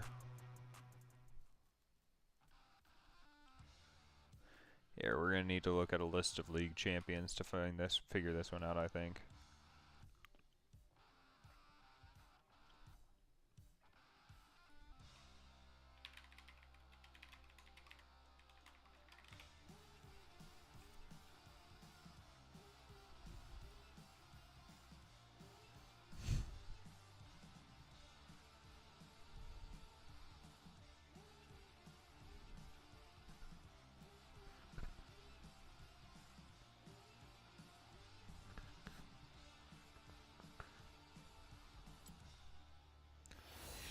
See. Champions. Show owned by release date. No, I'm not going to do release date because that's cheating. I'll do by Blue Essence. Okay.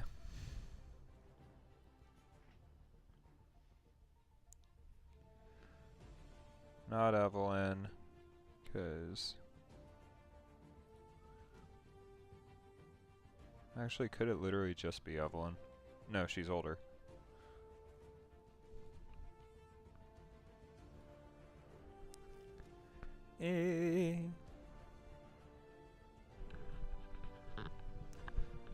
Female, new-ish melee. It could be Belveth. Nope. So it is a mid laner.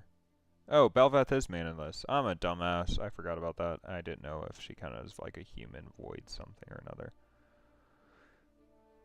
Interesting. Slightly older than that, at least.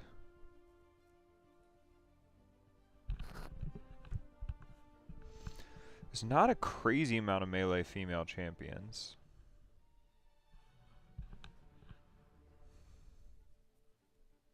Definitely Syndra. Vex, definitely not melee.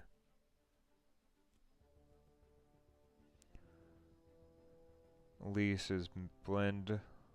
Gwen, she's a top laner.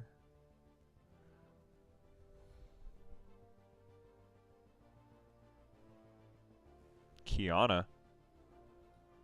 It's Kiana.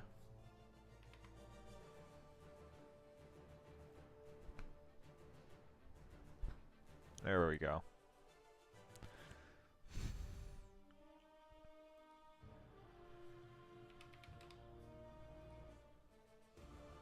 That was easy. Oh shit, that's hard. What?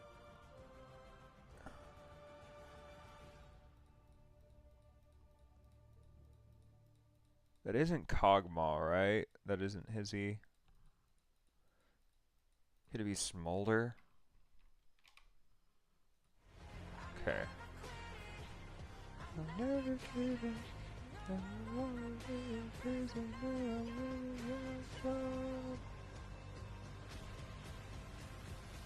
Badass. Dude, I have no idea.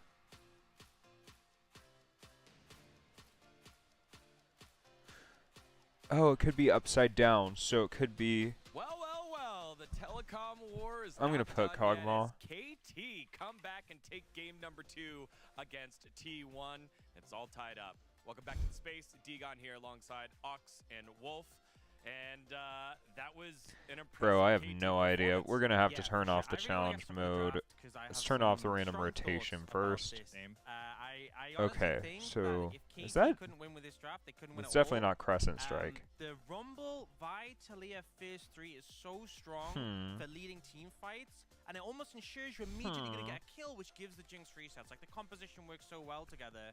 Rumble is banned so often, and we see. I feel like color might just give it away. But like in the right hands, has picked us so much, and Perfect even got solo killed and still had Could. a huge I'm gonna have to. I have no idea. Issue is this R5 Rakan into Vi into Talia, and even just like the Rumble Leona as well. It's so easy to die on this pick. Like there's so much CC flying around.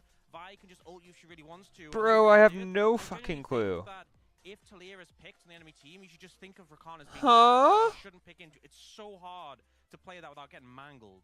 I mean, for me, I had issues with some of the earlier parts of the draft as well. Like, the Ezreal ban in isolation seems fine, but you give over the Rumble, you're still opting into the Skarner into it. Now, to be fair, Zeus got a solo kill in the top lane, so it ended up fair. I have no fucking clue, guys. Were for it, because we very rarely see this happen. Usually the jungler has to come up for the Skarner to make an impact there. But then picking Zeri and Azir with the Vi open here, meaning that the Zeri, you're automatically going to give lockdown over because, of course, Koshik's going to play the Vi. Talia is up, so you're giving over an insanely strong mid-jungle duo, plus the fact that they can now play any sort of pick-based composition bottom side. Didn't even have to be the Jinx, for example. Could have been like a Draven. There's so many other picks they could have even played here, but they opted into the Jinx because Deft has a ton of experience on it. It's one of his best picks all time. So I feel like this was kind of a draft disaster. Oh, that's Nocturne. And even KT, no. as their current I thought that might have been an eye and him like flying in or something.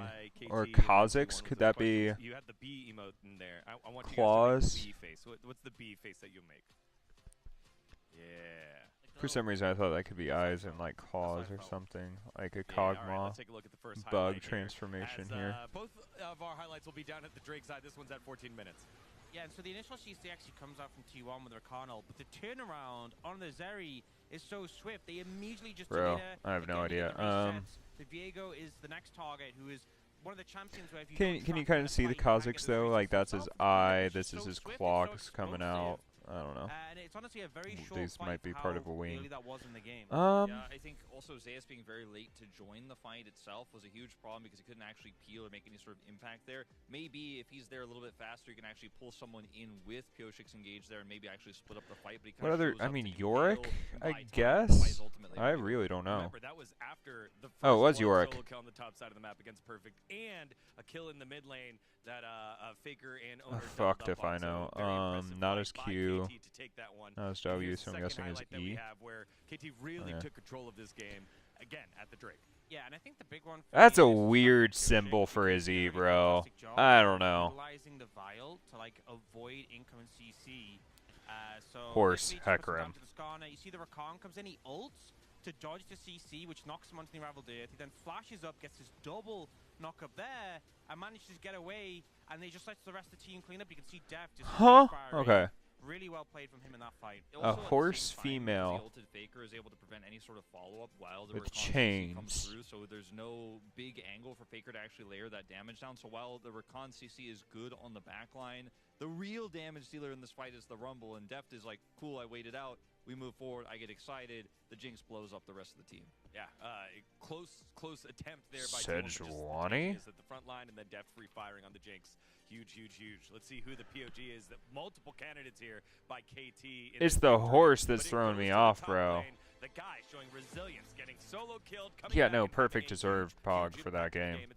Yeah, his impact in team fighting For is pretty sure, big. for We sure. had this clip at the start of the day where we showed him getting punished in lane by T1 in spring, but I think we talked about then, and it's true now, his team fighting has been really solid, and bouncing back from an unfortunate situation like that shows a lot of mental fortitude. I feel like his positioning in fights as well as his Qs, like he did so much damage in these fights. Sometimes when you have a Rumble Sword Vi, you chain think, okay, girl, well, it's gotta be the Vi, right? horse. The Vi sets up the Rumble equalizer, and you have so much CC that's really easy to play Rumble in these scenarios. But the fact that he was able to carry these fights as a big secondary damage dealer to me was also a big standout point. Plus the fact that he bounced back, as we've talked about so much. Dylan, you got any help for this Laldl? So, I again, can't figure this out Look at based big off for of KT. I think these jump these up looks so emojis. well deserved.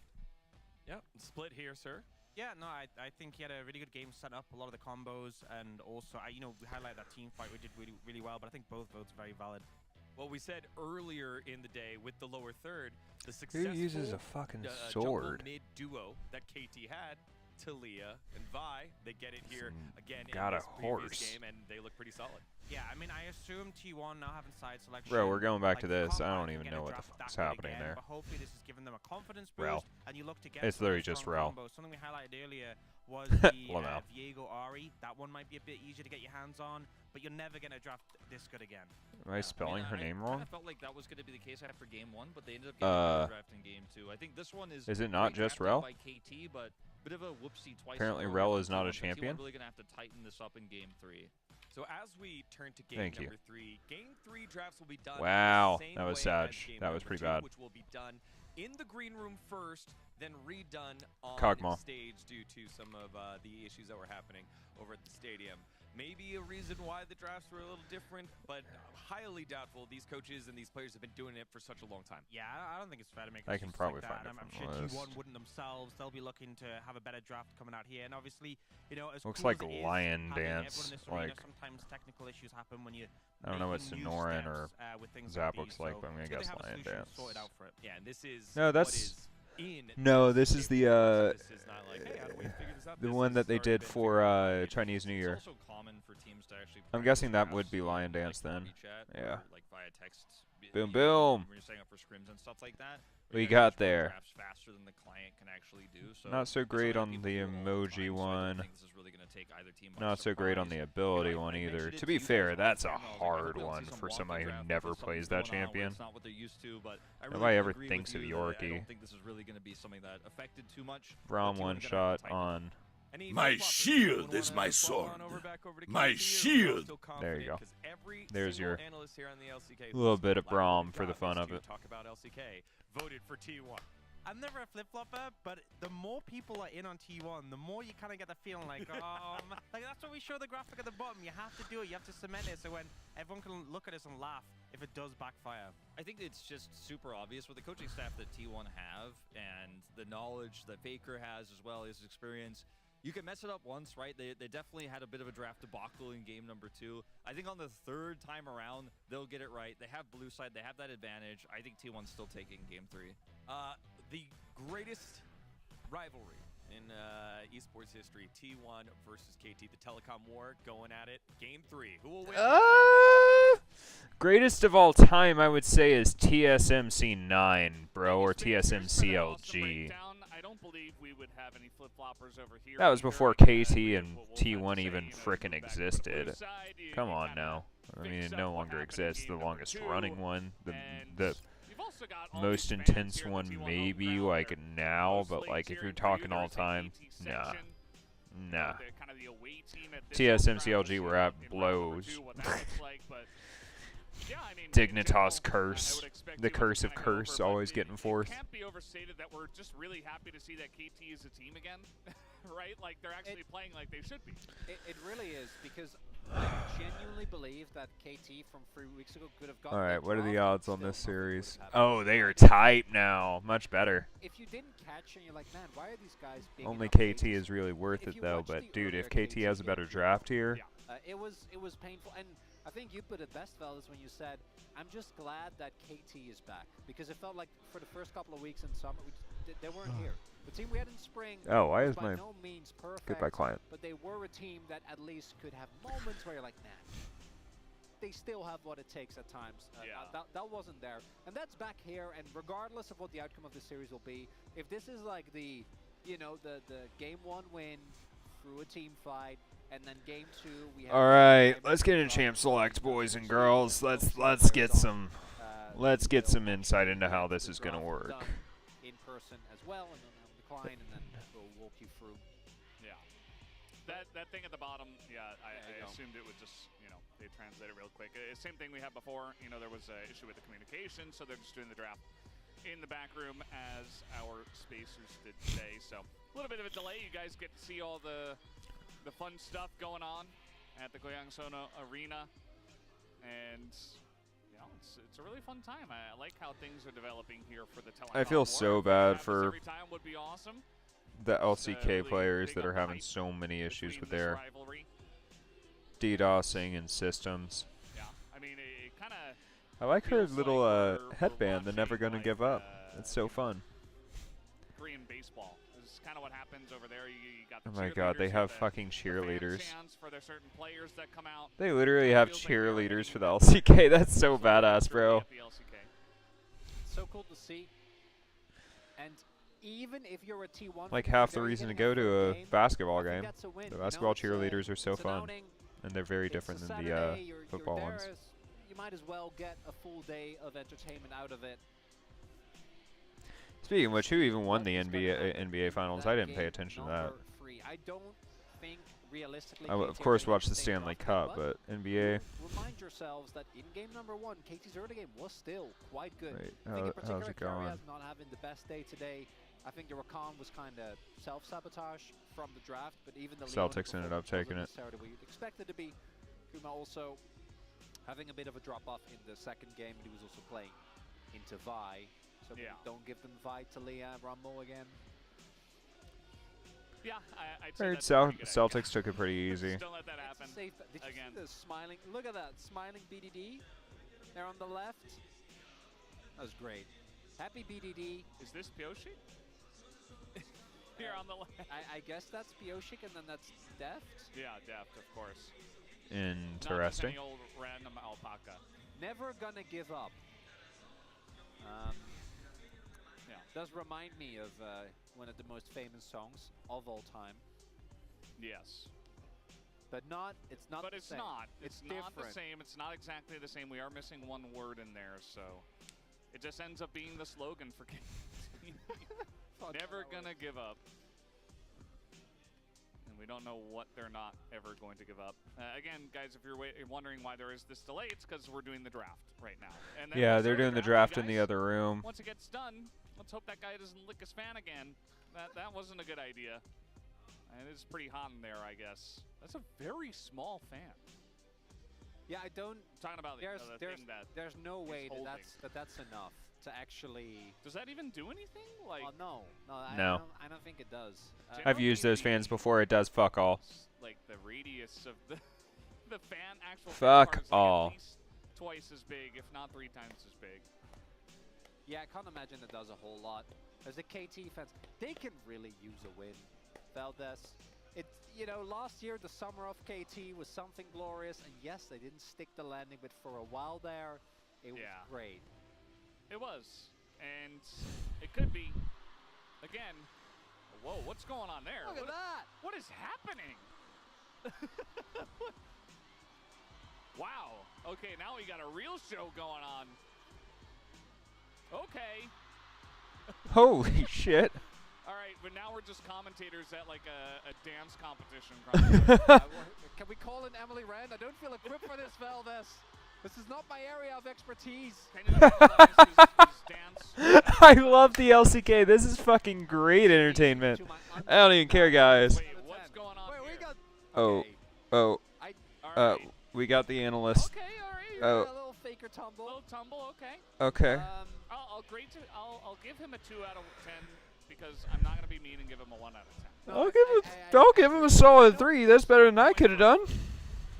Your boy can barely roll anymore. This hip died like friggin' 5-10 years ago. I mean, I don't know. If he did that on the space, we'd be like, whoa, that was so crazy. That was fun. That was really fun. Wow. A for effort, though. You know, respect Degon. He's only been here a couple of weeks and he's putting his best foot forward. Yeah. I think just the tumble might have been a better angle. Yeah.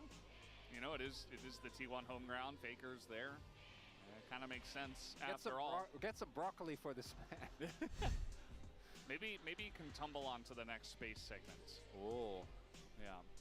Well, the players are back on stage, which means the draft is done. And all right, let's see what the draft is. We are back. Let's see if Kiyo has anything to say. Will Perfect get Rumble again? I would say that is the one thing that 100% should not happen in Game 3.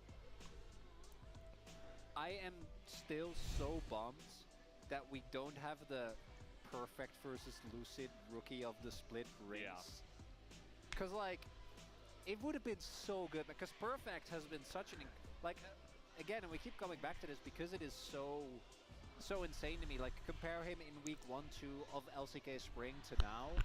Compare how more consistent he is than the rest of his team members. I keep having this issue with my kickbot where whenever I get a follow, it's like whenever I do the test ones, it works perfectly, but as soon as I get an actual follow, it doesn't pop up my thing.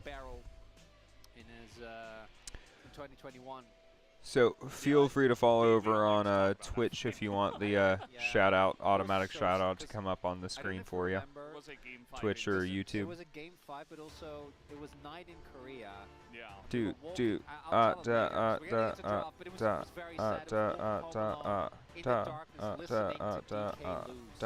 was painful. It was rough. But thankfully, it's 3 years later. All right, bum ba bum, bum ba bum. And let's take a look at the draft. Let's whip this guy far. out. T1, they did this, you know, same bands in game 1 when they were on blue side. Tristana. Yeah. Faker Trist. Guys, this draft has already been done, Skarner. so everything's going to be snappy. But we knew that Tristana was immediately going to come through. It's just T1. So the Viego, I think, is preemptively a pick to give the... It's just T1 at that point. Value. Owner hasn't really been as enamored with AP jungler outside of specifically Nidalee. Now, I don't think it's necessarily a thing of can't play, but it is what T1 has been prioritizing. Owner is generally more in more facilitative roles, unless it is the Nidalee, in which case he does get to be the main character for a little bit. Lulu taken away again. Kiyo decided to message me. That was a shocker, but he typed shicker, which I think is great. Can I get a hashtag shicker in the chat? As it turns out, Owner Shicker. playing Zyra here, and it's Brom to finish off the draft.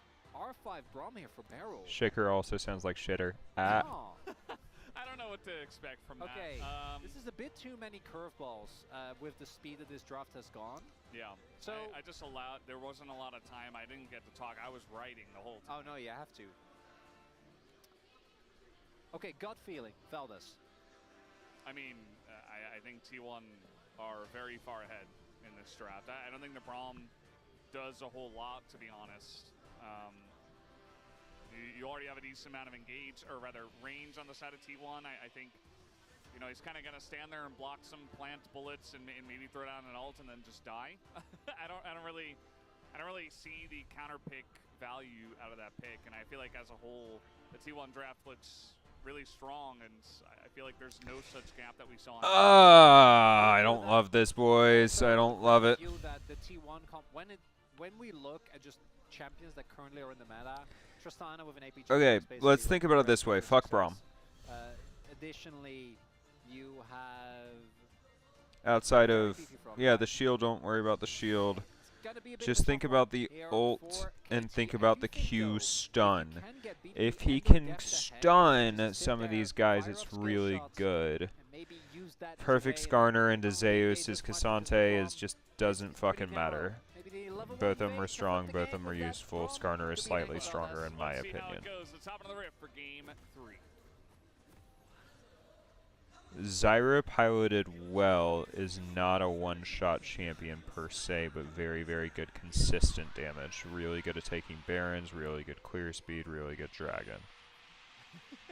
Really good at objectives. KT fans are going nuts. I mean, they were definitely a bit more quiet, but they were the intensity of it. It was visceral. Yeah. Damn. They know they have to make up in terms of quantity. That level 1 Skarner trade is no joke. They did a great job. Faker Deft Ezreal. Well, he's found the enemy team.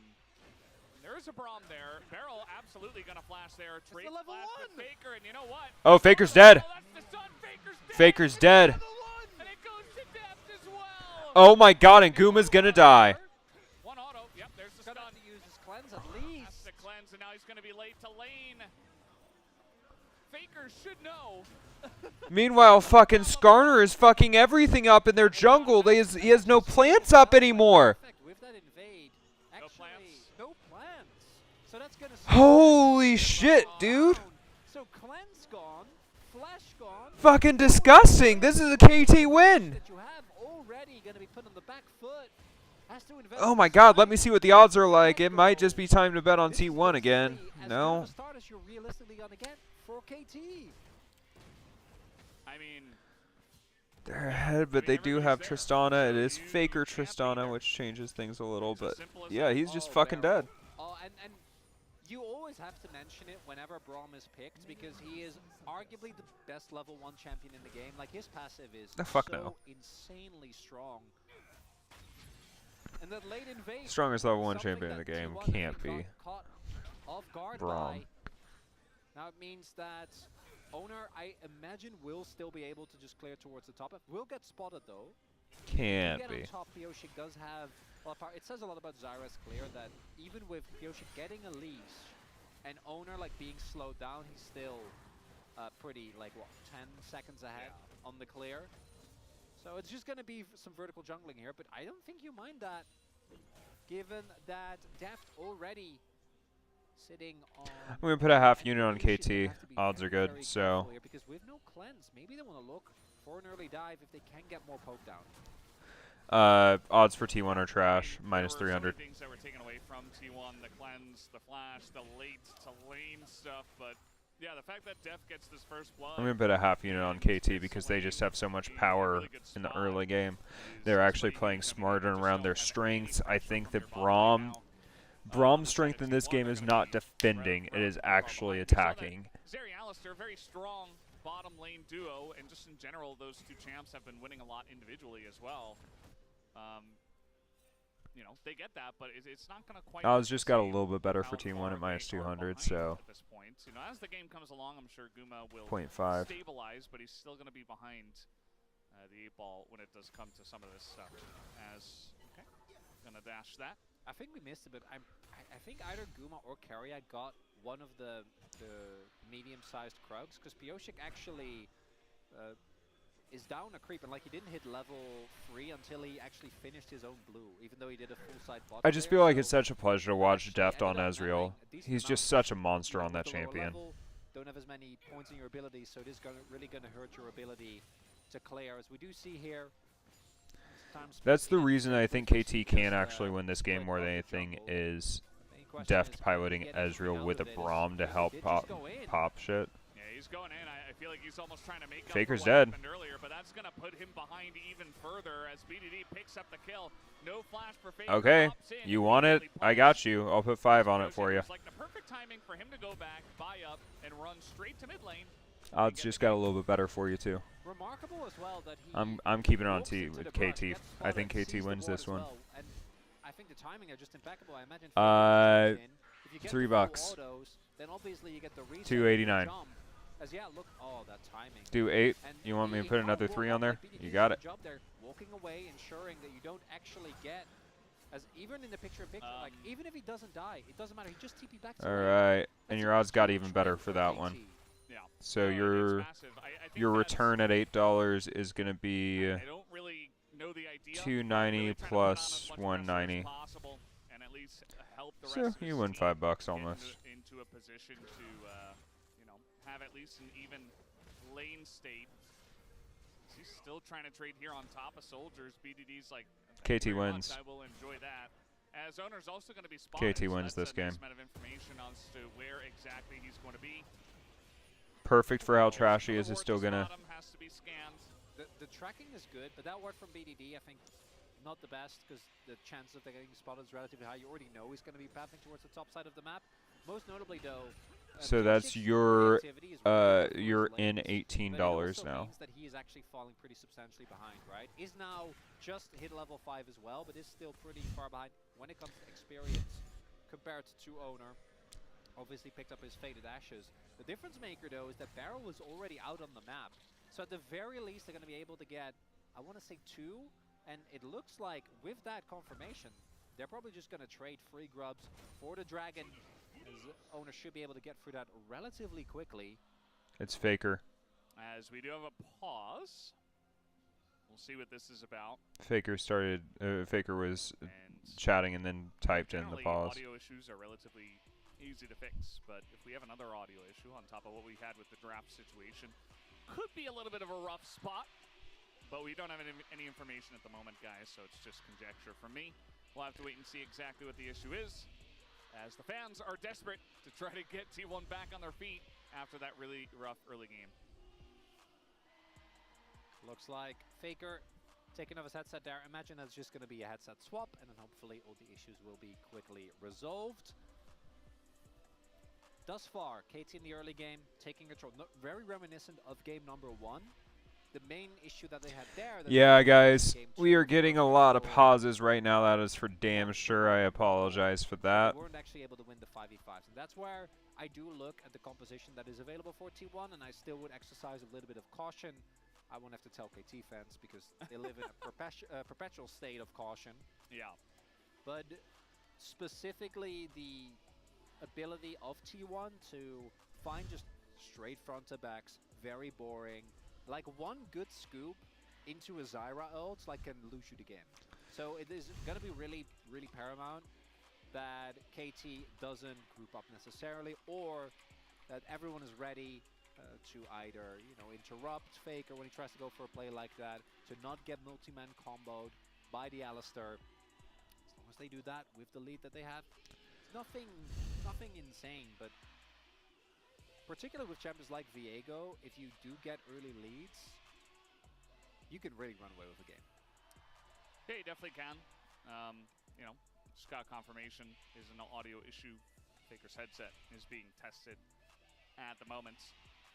Nobody on the other side is able to discuss the game. Nobody on the T1 side is either. So they just sit and wait and hope that the issue is resolved and we get back into the game. I'm curious about what kind of impact Faker is going to have in this one after falling very far behind already 0-2 down a teleport and, getting chunked out in lane at the same time.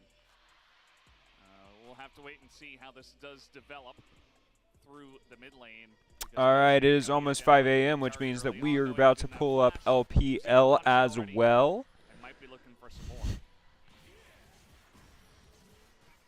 Early grubs are going to go over here as expected. T1 clearly not wanting to contest for that.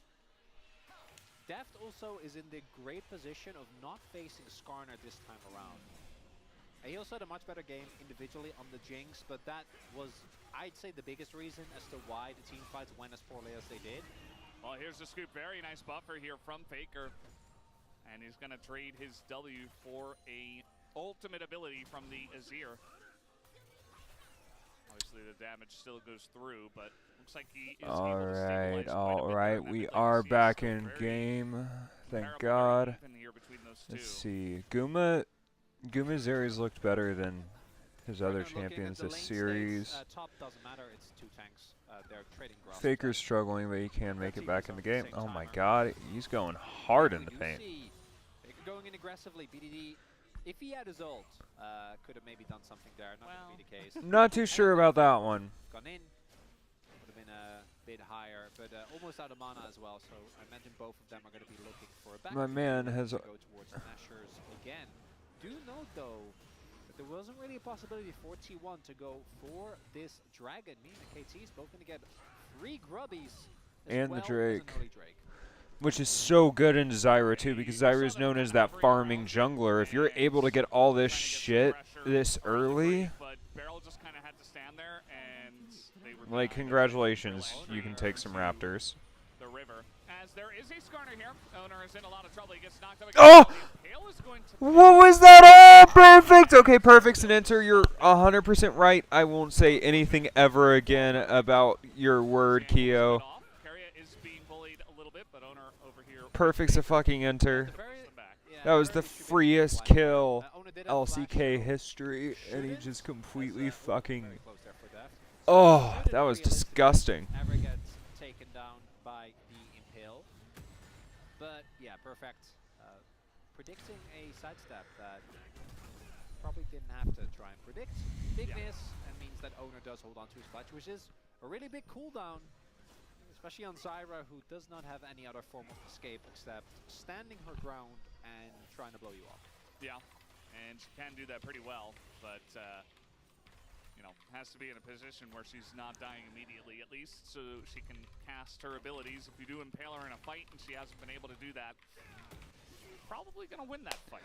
Alright. So, Faker still being bullied here quite a bit. the longer this game goes... Jonah Strong thinking BDD's gonna go for something. Could certainly try to make a play, but Owner is coming on up. Beryl has been very proactive around the map, just clearing a lot of vision around the bottom side. Owner will deny him a clear on that control ward, though. The longer this game goes, the more it depends on how the bot lanes interact with the rest of the map.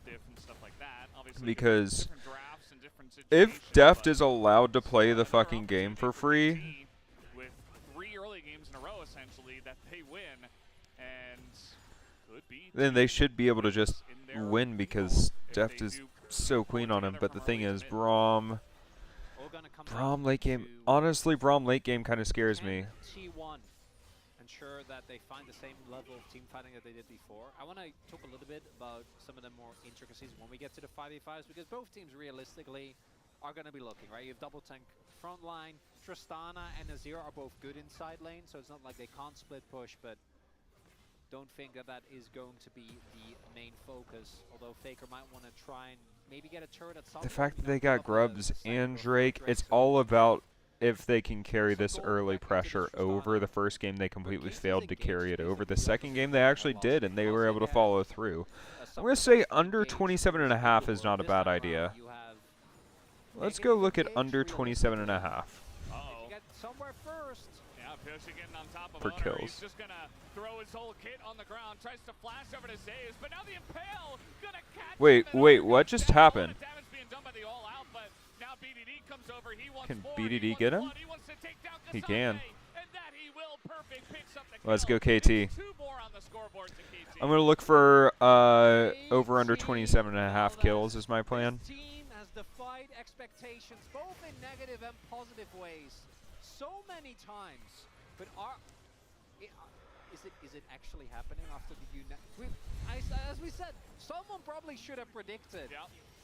Because if everyone predicts T1, isn't there a chance? Isn't there an inkling? And here we see the issue. There is that perfect ult that actually was really nice. Doesn't have a whole lot. I'm craving tacos. Why am I craving like shitty ground beef tacos right now? It's Beryl who was early in the rotation, and you can see this alone is not enough. But this team has struggled. He looks like Reapered. That might be inappropriate. I'm not going to say that again. But he does kind of look like Reapered, man. Or at least his haircut was very similar. 2K gold lead against reigning world champions and the team that was so obviously the second best in the LCK last split. If they could actually get a win on the Saturday Showdown after the first couple of weeks they had, and I'm not saying that will happen, and we should all just kind of chill out. Just chill out, Chronicler. Chill out. Okay, I'm sorry. I'll take it. I take Wow. everything back. Really, That's very interactive. If you think about it hard enough, you know how they're gonna get objectives. They don't have engage. True. Yeah. Pyosik can't just always. Their engage is Tristana. Yeah. Well, their engage is frickin' Alistair. Surely. Yeah. Which Carrier can pull those off. He has before. We've seen it. Really strong. They're getting a lot of plates. I mean, BDD got one mid. Deft is picking up 3. And I think all 3 of those were solo, too. He just got 2 here. He got the first one alone. And I think we have an hour wait timer between series as well, unless because it went to 3 games, it's only like 15-20 minutes. Piloting it. Yeah, he didn't have a good first game. But this is a different game. And he's not playing against Skarner, which for some reason was his counter on Ezreal. But this is a different situation, you know, and KT they True. Right? It does feel like they've kind of Def did get caught that first game pretty shittily. That is definitely a true story. BDD actually has picked up 2 plates now, and he's looking for a third. I mean, this is really widening the gap in gold right now. And the big thing is, because of those earlier kills they found on owner, they got 6 grubs. Like that is all right, let's see if they can accelerate the game or not. If they failed 1 to 2 team fights here, it is indeed a T1 win. But honestly, Faker's so far behind, guys. They might just take this straight up. 5. A turret before 14. The grubs. Carrier's getting in there, and the grubs, they get it. The first turret and all of the plates before 14 minutes. Carrier desperate to try to stop them. But instead, he's just going to go down. Perfect. You can't be missing every other ult. Like, you got to hit more than every other. As Carrier finally will be taking down. The reset comes in, and now the rest of the team is getting baited into Goodbye. is coming in from the Whoa! Whoa! That is a very dead Pyosik. Does get over the wall there, but he is going to go down. It's a double kill over to Guma. And did KT overextend as BDD finally makes his way back? He's looking for a bit more as Guma will get away. Zeus' stun does come down, but that is Cassante, ladies and gentlemen. As he will get away. Baker, meanwhile, was back here. That's scary that Guma got the kills. It gets a little silly, Veldes. we're getting crazy with it. I'm not sure what. Yeah, I'm gonna say under 27.5 for the game time. I think. We're gonna go for it when we get to the replay. Perfect impales unfortunately remain a big problem area. I like the gusto of KT. Going for this turret, I think, is great. I do not physically comprehend how Carrier was able to not die here. One of the big things. Holy shit! I've got a perfect hedge bet available. By himself and then whiffs the ult on Guma. I've got a really nice hedge bet available on T1 that I still win more if KT wins. And then, oh no. But T1 with the quarter unit bet is actually going to make me up just as much if my initial bet, while still keeping me profitable. I think I have to go for this hedge bet. But the first kill will go on a Guma. Faker does get the assassination, but Pyosik is Zeri. Now he has gone back. Oh my god, perfect hit in R! Perfect hit in R! I don't know how he keeps missing it, but it's okay. He's got some rocks to throw, and he's going to throw it into that front line, into both of them. There's no escape for the 2 members of T1. They will both be killed by Pyosik. And that is 6 kills And now. BDD is playing free against Zeus. They just keep committing. T1 wanting to set up for the river fight. Like, perfect. He doesn't get the wall slam. Yeah, I think this ends up just being basically gets almost 100-0. I just don't know, man. Because why is Faker free firing on Deft? Like, disgusting. Faker should not be allowed to play like that. Where he effectively uses his escape, and even Perfect hit in R. 100% miss rate on How do you? doesn't He's change got. the fact Hey, that hey, Human he hit T1 1. He has a 25%. pits, He might have probably had 5 by now, so 20%. But guard. still, The fact that Pioshik he's hit 1. getting all those That's what got the kill top lane, wasn't it? It On doesn't owner. matter if KT doesn't have great engage, if T1 is just walking into fight and skirmish after skirmish. Because if you can just get one kill and weave in and out, like that fight started with him at 30, what, 20% health. Yeah. That's fine. But shouldn't be. Yeah, no, it's a bit of an issue. I mean, KT just got such a huge lead, and they have the confidence they can beat T1 because they won in game 2. I love that highlight on the experience there as well. Okay. Owner is I'm playing getting Zyra really good odds for a hedge bet. Let me see Viego, what like, I'm at. obviously, the gold is going to be skewed because of how fat Pioshik is. But 250. realistically, the level of pace you should be able to get on Zyra is what makes her so strong. And in my opinion, Zyra is one of the hardest AP champions to play. I feel like Talia, once you kind of get a feel for her and, you know, learning to hit W's on your own can be tough, but if you have a good comp for it, it really plays itself in many ways. The rotations are really easy. You have a great jungle clear. I think Karthus is also a great example. It was at this point that KT really Realistically, accelerated just last clear and game. press R at good times and throw a wall and a skittle every now and then you'll be okay.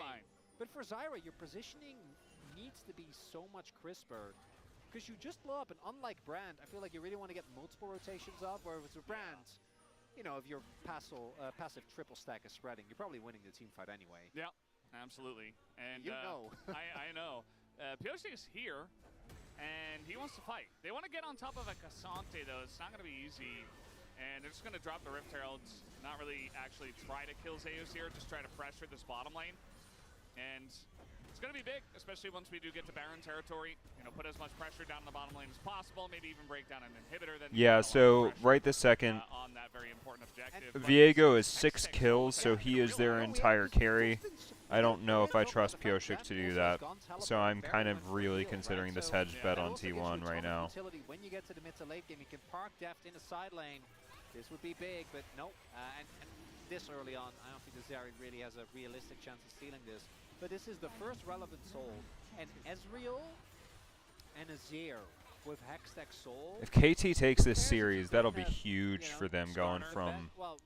Because everybody expected them to be 1-5 after this game, and T1 to be 5-1. So if KT can pull this one, that'd be huge. But the slow adds so much value as well. We do have LPL coming up too. We will finish out this game before we hop over to LPL while we wait for the second series to begin in LCK. We'll probably be hopping back and forth a bit. If you are... Oh, that's mean. If you're able to get that Hextech Soul... Poor Faker. Like, I talked about the T1 Wombo combo. You're going to have to get one hell of a Wombo combo. And realistically, I know Deft had a lot of oopsies in game number 1. But Ezreal, Azir, and Viego should not be easy to lock down into a big Wombo combo, Azir or Alistair. No. Into Zyra. If they lose this game, it is 100% their fault. You know, he's not going up against Skarner, his counter, so I think realistically he should be fine. Come on, Valdez. Also, everything I said about the draft, you know, it doesn't end up mattering much because the Braum actually, you know, you've talked about it a lot. You engage in that, he's going to enjoy it, and just hanging out. The Braum is going to feel good. You hold up a door against double AD carry from ahead. There are angles to get value out of it. It's not like he picks, you know, Singe support or anything like that. So, you know, Barrel's been actually having a pretty good game on this one. Outside of even the level 1, he's been very proactive all around the map. Hashtag Shicker. Just doing general support. I am Shicketh. Must be playing any champion. Could be putting a little bit more points in. You know, that's Barrel Q one-shots the Zyra plants. That's something. You know, maybe Ox will on the desk. We'll leave that as Deft does now finish his transformation. The 2 items done Charisma for mana. him. Nice, KT, Nice for the Ezreal. Like, obviously, you need to sweep out the ward, but the Korean side was heavily showing this off. That the fact that T1 knew 100% they weren't doing Baron. All right, while it's chill, we're going to go see how the LPL stream is doing, see if we're already in champ select, if we're waiting for 20 years. Because if you're KT, No, that's not as what long we as you want don't on the lose lines. Baron, and I really love they keep BDD here, stagger the backs to make Here, sure that if we'll they go do try, U2 BDD for it. can go and try to delay, because they don't have the control necessary to go for a big Baron play. This time around, KT can just Chinese keep Eastern setting up Standard traps. If Time, I'm someone walks guessing. in, it's great, and if not, you can set T1 for an impossible choice where you can either go for, you know, Alright, so for this is Dragon, coming and up if they soon. get Baron, who cares? It's a Hextech Soul. Gonna be able to win out on that trade. Or you can just keep Alright, setting up, alright. pushing, Kia, you have any insights into this game? and I'm sure We're of one these Drake fights off is gonna be Soul. impaled. He isn't even playing bad. This is the 6 funny grubs part. on Only his KT. impales. Only his impales. He's like always in the right spot, always good, flanks. good target acquisition. Just, needs to press our button a little bit more. Dude, perfect Skarner ultimates have been funny. Yeah. That's so bad. It's so bad when you're laughing at how bad a Skarner is at his ults. Yeah. The wind up itself, I feel like it's actually pretty quick. It looks like it's longer than it actually is. You can really get caught off guard by that, actually. I remember when I was first playing against Shane Skarner. Barrel's dead. He's got a wall. It's not leveled up, but that's okay. The poke is coming in, and they're even going to get Carry a a flash flash. down, but I mean it's Hextech Who says, flash. well, I don't want to blow my ults here, so I'll just flash instead. Got to start it up here.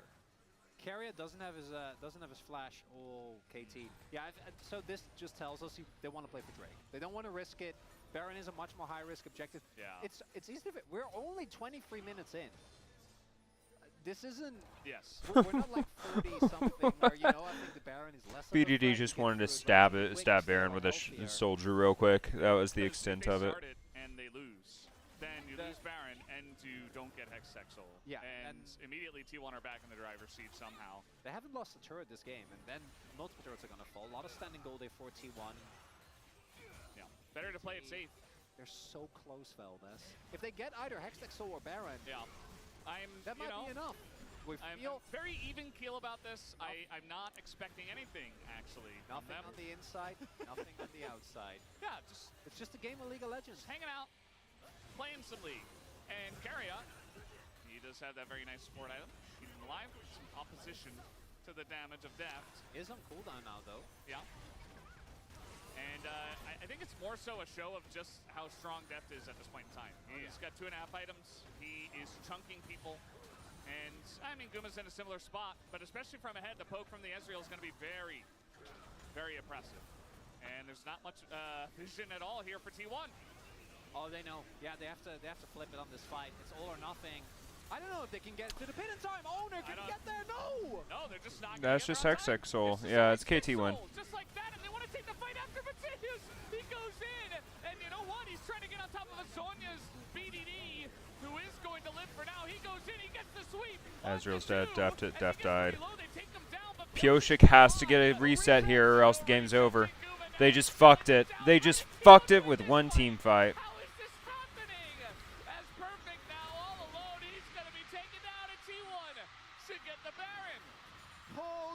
Just Deft playing so dumb around the Drake fights, bro. So bad. Baron Bounty about to come up here, and it's the target selection that just isn't there. Pioshik needs 1 kill to pop up. 1. Watch Deft this fight. Watch Deft. Here he is, right here. And then this is where the trouble begins. They can peel off here. Yeah, goodbye Deft. Like, what the fuck was that? Bro, Deft entered that fight so hard. So fragmented. Their main damage dealers are either Zonya stop or dead. Yeah, they both sent themselves into the fight. Just leave. 1v5. Just leave. You get. So Literally, they could have kited that fight out and then it would have been a 4v5, but nah, they're just like, Deft is just like, nah, I'd rather just fucking int. Jesus Christ. Gets a divide onto 2 people. Got a 2-man shuffle though. Got a 2-man shuffle. Didn't do much. Didn't get any kills. NAGM Kiyo says, T1 Magic, baby. It's not fucking Magic, it's KT fucking inting, bro. That was so dumb. Just equaling it up so that there's less. We got to keep it down, Valdez. I should have taken the hedge bet.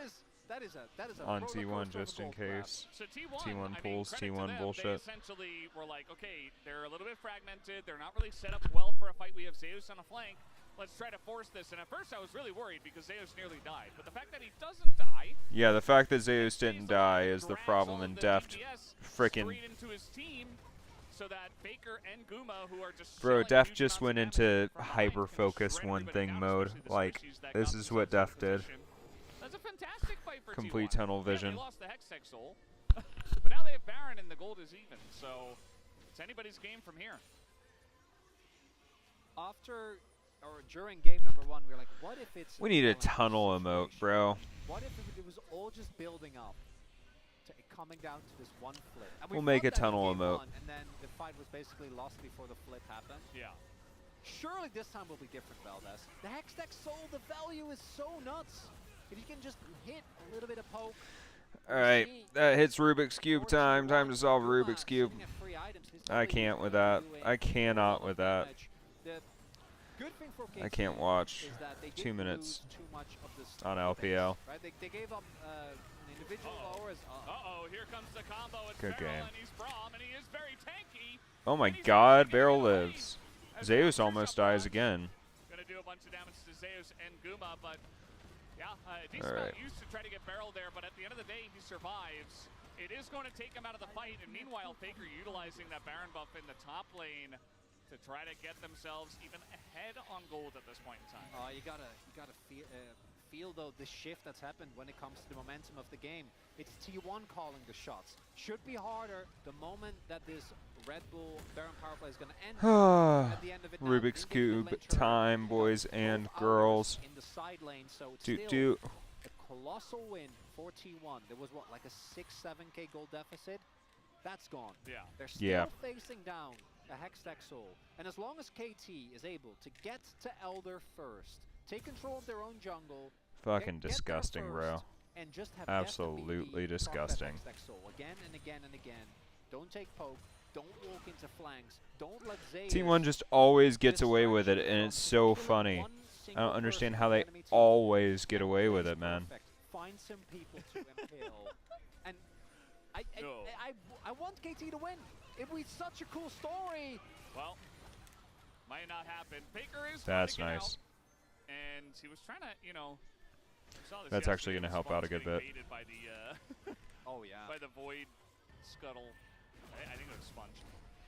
Yeah, no, the Zyra and then T1 Yeah. TP behind them, and Genji. then. Ooh, Right. No, I'm thinking of a different. Whoa. I'm thinking of Did another this happen Zyra twice? that I think. A Zyra, I think it was Sponge who. They're tied back in gold. KT. Oh, Faker got completely chunked, which is huge. That was kind of a useless ult, but, you know. We're essentially saying, okay, T1, they have come back in a huge way in this game, but KT are still in control. They're still They ahead. still have Hextech Soul, and the goal is even, but yeah. I mean, as long as you don't send yourself into a Zeri and a Tristana and get totally out of position, you're in a good spot. There are the backs. Gonna be taking up portals. Gotta be making our way over. Everyone's gonna sit on a bunch of control wards. Free items done. for Elixir. BDD. Free items done for Deft. This is what's gonna decide the game. Perfect actually finished his Randuin's super high value against the double 80 carry comp. This is the moment. Here, we're gonna have to see KT either poke them down or find a target for Pioshik so they can actually start resetting and take over these fights. He's a very fat member. You want to try and play around him. Yeah, just don't go all into the Cassante. I think you're probably feeling pretty good. Faker does get away, but IE is complete here for Guma. 4 items for him, only 3 for Deft. That's scary. And the Elder has That's blocked. very scary. Here we go, True Shot Barrage. Oh my god. Damage already on her, eating some damage from the Elder Drake. Owner wishes he was playing Nidalee right now, Gonna come down to so he can heal himself. Gonna break out. For KT, I think you want to play slow. Faker TPing to get pressure on the side wave. Join the rest of his team. Doesn't run the risk of getting caught. Hextech Soul already getting some nice value with those Mystic shots. And KT, you know, they've dragged this Drake over to their side, and they're just allowing T1 to try to tank it up. Iscaria looking for an engage, but he's getting extremely low. Has to go into his ult. Now he has to engage, but it comes down to a flip, and it goes to Pioshik got it, but can they clean it up? BDD. BDD's got it. BDD's got it. Oh, Guma lives. Guma lives. That's so bad. Zeus and Faker are still alive too. There's Zeus. Oh my god, Pioshik almost died to that. But both their carries are still alive, and if there's any one thing that they can do is they can kite like motherfuckers, so. Was so close to killing Pioshik. Pioshik, I think, got the ult on Q3 there. Even with the Elder buff. Oh, they're going was there. a tough one. Yeah, they have to. There are still I'm glad two I didn't bet on resources of wafer time. available. The health bars are low, and if they run the risk of losing Very chaotic game. Elder buff, they can't afford to. Very chaotic But it is game. Challengers, baby. It's Challengers, baby. Just an Elder flip. Carrier tries so hard. Dude, to keep Pioshik if out. Academy and main team KT beat both the SKTs today, that's not going to be a fun day tomorrow in the T1 facilities there in Seoul. But look at those. Or Busan, is it in Busan? Look at those borders for perfect Pioshik immediately. They are Exodia colored. They are Exodia. And Deft is the only one who didn't get anything, man. Yeah. No Elder, no Baron. At least Barrel's got a Baron. Yeah, he's staying alive. Can't say the same about Deft. But that said, Valdez, they only have. Bro, Deft is trying to end this game, ISTG. Bro, it is brutal. That man does not want to win. Yeah. I mean, they got to do something with it. Well, they have Baron, so they should be able to get at least top lane here within that time. But I don't think it's done. Yeah, I don't think they can end the game really on this. Let's see. I mean, this top inhibitor should definitely go down, right? Double buff. We get the cool colors going on. We got Exodia here. And We got Exodia here. CP's going to come in as well, just 100%. Okay. Oh, I would love it. KT, just send it. Try to end it. 20 Look at the seconds. Hextech burn. 20 seconds. They got the burn. They got the Hextech. They're trying to go for these Nexus turrets. But the wave is cleared. 10 seconds. Kind of. I mean, this Nexus turret is going to go down. And KT looking for the end. And 3 seconds to 1. No Elder buff left, but the damage is ticking. And down will go Zeus. Carrier extremely low. And finally, he did it impale. He impaled an enemy. He finally did it. And KT. He did one earlier in the game. Oh, shush. Y'all are being so mean to him. They take down T1 at their own T1 home ground and get the biggest upset I think we've had all season. Okay. I bet on it. I called it, boys and girls. What a team. What a victory. I the called it. Challenger team today. 1 loss into 2 wins. Boom, boom. That's a good start. That is a very good start. Absolute shambles. They were struggling against Brian Valdez. This week. Earlier this week. That's a couple of days ago. Yeah, that happened 2 days ago. Oh my god. How did we manage this? We should have known. Yeah, I mean, there were some suspicions, right? There was on the analyst something desk, in the air. the pre-show, you know, they were like, this is a bit weird. As they are crying, the KT group is, I mean, you know, there's always an away team at every homestand. And the small group of KT members, they were screaming their hearts out going into Game 3, going into Game 2. Oh, perfect. Again, perfect. This is his first time playing on a All right, let's go check into the LPL, see how we're going. Almost all of his impales. But he got one in the end. Hit one. That's all that he needed. All right, we are perfectly timed. We are going into LPL Champ Select. One of the stronger players of that. He will also not get access to. All right. You're likely to come through. Ninjas in Maybe Pajamas something like versus Leone as well, being available. UP. I can never remember what that team's called. Cannon taken off the board away from Shenji. It's not been that No bad magic, during the sir. game. No Shenji has magic. won a couple of times. Hey, I'm winning all but that one game. T1 bet in Game 2. I won the KT bet in Game 3. I will say, most teams these days prioritizing things like the Skarner, things like the Leona, but it is going to be that Ashe for Ultra Prime. Yeah, and it's going to be a takeaway of that Ashe from Photic. We said, hey, he's really good at the Ziggs and the Jhin, and the Ashe was also in there as well. So that's a takeaway. Because both AD mid laners, the Corki and the Tristana, are the primary ones, you're going to likely get one of them anyway. I'm expecting one of them plus the Karthus for Hacker in the second round or another AP jungler. NIP, they're the ones which I'm wondering about. We do look into Ezreal. We said, hey, maybe that is towards Photic's wheelhouse. Why does he not play more of it? Yeah, win bets. That's what you can do. Come on now. Timo, you fully expect so this to be right the now. R2 coming out from NIP. I mean, they hovered The only money I'm down on the day is actually the owner locked in, yours. it's incredibly strong, but things like the Tristana, the Corki also available. The top laners like Skarner, Cassante, etc. It is going to be that Tristana for rookie. Okay, so expecting AP jungler coming in from Hacker alongside an AD mid for Urukai. They've been their bread and butter. If something doesn't go towards that, I swear, don't you dare hover that. You know, there was a post on Reddit. Oh my god, I saw the animation of the lock-in before the change over to the champion. I had a heart attack. I thought they were doing the Rammus again. Oh, okay. So Zyra, AP AD mid. My heart palpitations can stop now. Yeah, Doggo is going to be happy with that Ashe already locked in. Doesn't have to go for any more Rammus. No fucking way. Shenanigans. For anyone that missed that was last split.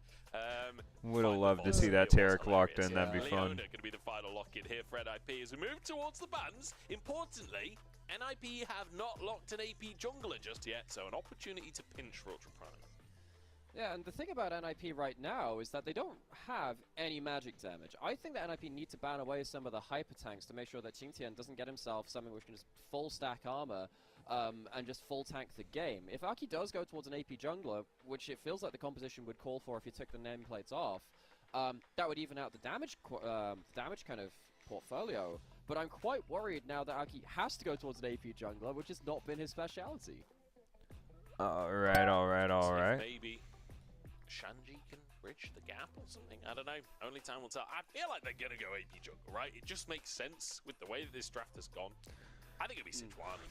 Technically an AP jungle, right? Technically. Maybe Maokai.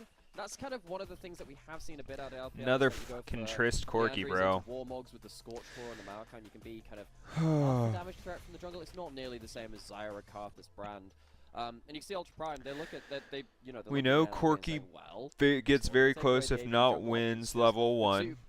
And then through level 5, Trist has advantage, and then somewhere around that 7-8, Corki takes it back. Anyway, so yeah, I mean, can just ban out the Lilia now, maybe? That could be a good takeaway, because maybe that's a little bit easier. No, they do just say, okay, well, Aki, Sejuani player, may as well just get rid of that. I mean, to be fair, Aki's not played the Lilia just yet, so maybe Ultra Prime also looking at it, I feel like... Please lock in Teemo. I swear to God, lock in Teemo, bro. Lock in Teemo, please. I'm begging you. It's never going to happen. There's got to be something going on behind the scenes with this Teemo hover. There's got to be some kind of backstory to that one that I'm just missing out on. It's because it's a fucking... This is the AP jungler after all. It's Talia for Aki. Okay, so that's something which can play a little bit more combo reliant. Use your ultimate to change the terrain of the battlefield too. So this is a different style of AP jungler. Alright, so Kiyo, looking at these teams... Milky Way that played it the other day as well. I don't think I was very impressed with UP the first time I saw them play. On that one. And now because you are majority AD, the Skarner is going to be very, very tanky. If you lock in one more tanky... Any insight into a UP's bottom lane? Of course, the Braum and the Nautilus banned on the other side by NIP. I think that makes a lot of sense. Removes the second tank option. I think Ultra Prime very happy with the way that they've got themselves front to back. Rel is interesting. Yeah, Rel makes sense as well. Just be that engage tool, be the front line alongside the Skarner. Yeah, but who are you engaging on? Talia? She's the only one without massive mobility. Well. And finally, we're going to see what Shanji's going to go for. Mordekaiser up and available. He's played it a couple of times and won with it. Question is, does the team reckon that's going to be the pick? TF. Oh, Twisted Fate comes out. All right. It feels a little vintage, doesn't it? It feels like the Twisted Fate sort of fell out of the meta a little bit in the LPL, but it's back for Shanji. Oh, we're really talking about Twisted Fate as a vintage, as a top laner. That just feels wrong. I know, I get it. Right, there's so many games in the LPL that it doesn't get played for like 4 days and it feels like it's fallen out of the meta, you know? It's really not that long since we saw Twisted Fate top, but it feels like a while. Yeah, and being able to go towards the gold card to allow gold card into Talir with the Leona as well. I really, prefer really powerful. UP's comp. Secondary advantage here as well. One of the ways that Zyra can die is by getting hard. They're four ranged, one melee. It's harder to execute. Shit ton of damage, yeah, but I don't think they can execute it. I'm actually going to go for UP in this one. That Banshee, so maybe watch for that interaction. Might be a stretch, but game as well. Shanji has a I think winning it's lane, correct. has a great way to combo with the rest of his team. It's not a bad apparently people disagree with me because my odds just went up. So I'm going to put a half unit bet on Ultra Prime for this one. They can get to those team fights, if they can find NIP in a position where a 5v5 is a viable option. 1.6 is not bad, bro. Back down to 1.4. These kinds of matchups are going to be, how do these lanes go? Yeah, I'm putting a half unit on Ultra really Prime. take over the game. Things like It's a little bit risky, but I think it's worth it. So looking at, for me, it's just how are they going to execute? Leona is really their only tank, their only engage outside of Talia ult, TF ult. Oh, globals. So everything Still, comes down to it's the all final about day, picks. The last day of Fearless, the last day of Group D to determine who makes it through into the upper group and who stays below. I like that TF and Talia are off the table for them going into game 2 because that frees them up to play Skarner. Cassante. Some half-hearted Gios to finish that one out there. As yeah, we'll see how this one goes down. Photic, a player that has played the Ezreal over his career. He's not new to the champion, just not played at this split. He's 15 and 21, so certainly not one of his best picks ever, but we'll see how it's going to go down today. Looking at these compositions, though, Let's go over to Kick real quick. The Ash Update Ultra Kick. Prime, because I feel like it sets up that very clear go button that the Skarner and the Rel can follow up on and set up for the big pick or the big team fight that gets their game plan going. I feel like Ultra Prime are one of these teams that when they've got a clear plan, things There we look a lot go. smoother. Title's updated. Yeah, but can they stick to that plan? Will NIP throw something into the works? So, invading into the Zyra, stopping the seed spawn does help Hacker. Gonna spawn up on them, but you see the plants already immediately die. That's already stopping the clear speed. Great Foss bound from Yukai, though, to make sure that the trade is even in terms of HP. Yeah, 3-man phosphorus bomb there coming out from Yukai. It's not often that you see that, to be honest. Like, how often do you see A people 3-man hitting phosphorus bomb. multiple with the Foss bomb, but nicely done there as Hacker will be able to finish those chickens off.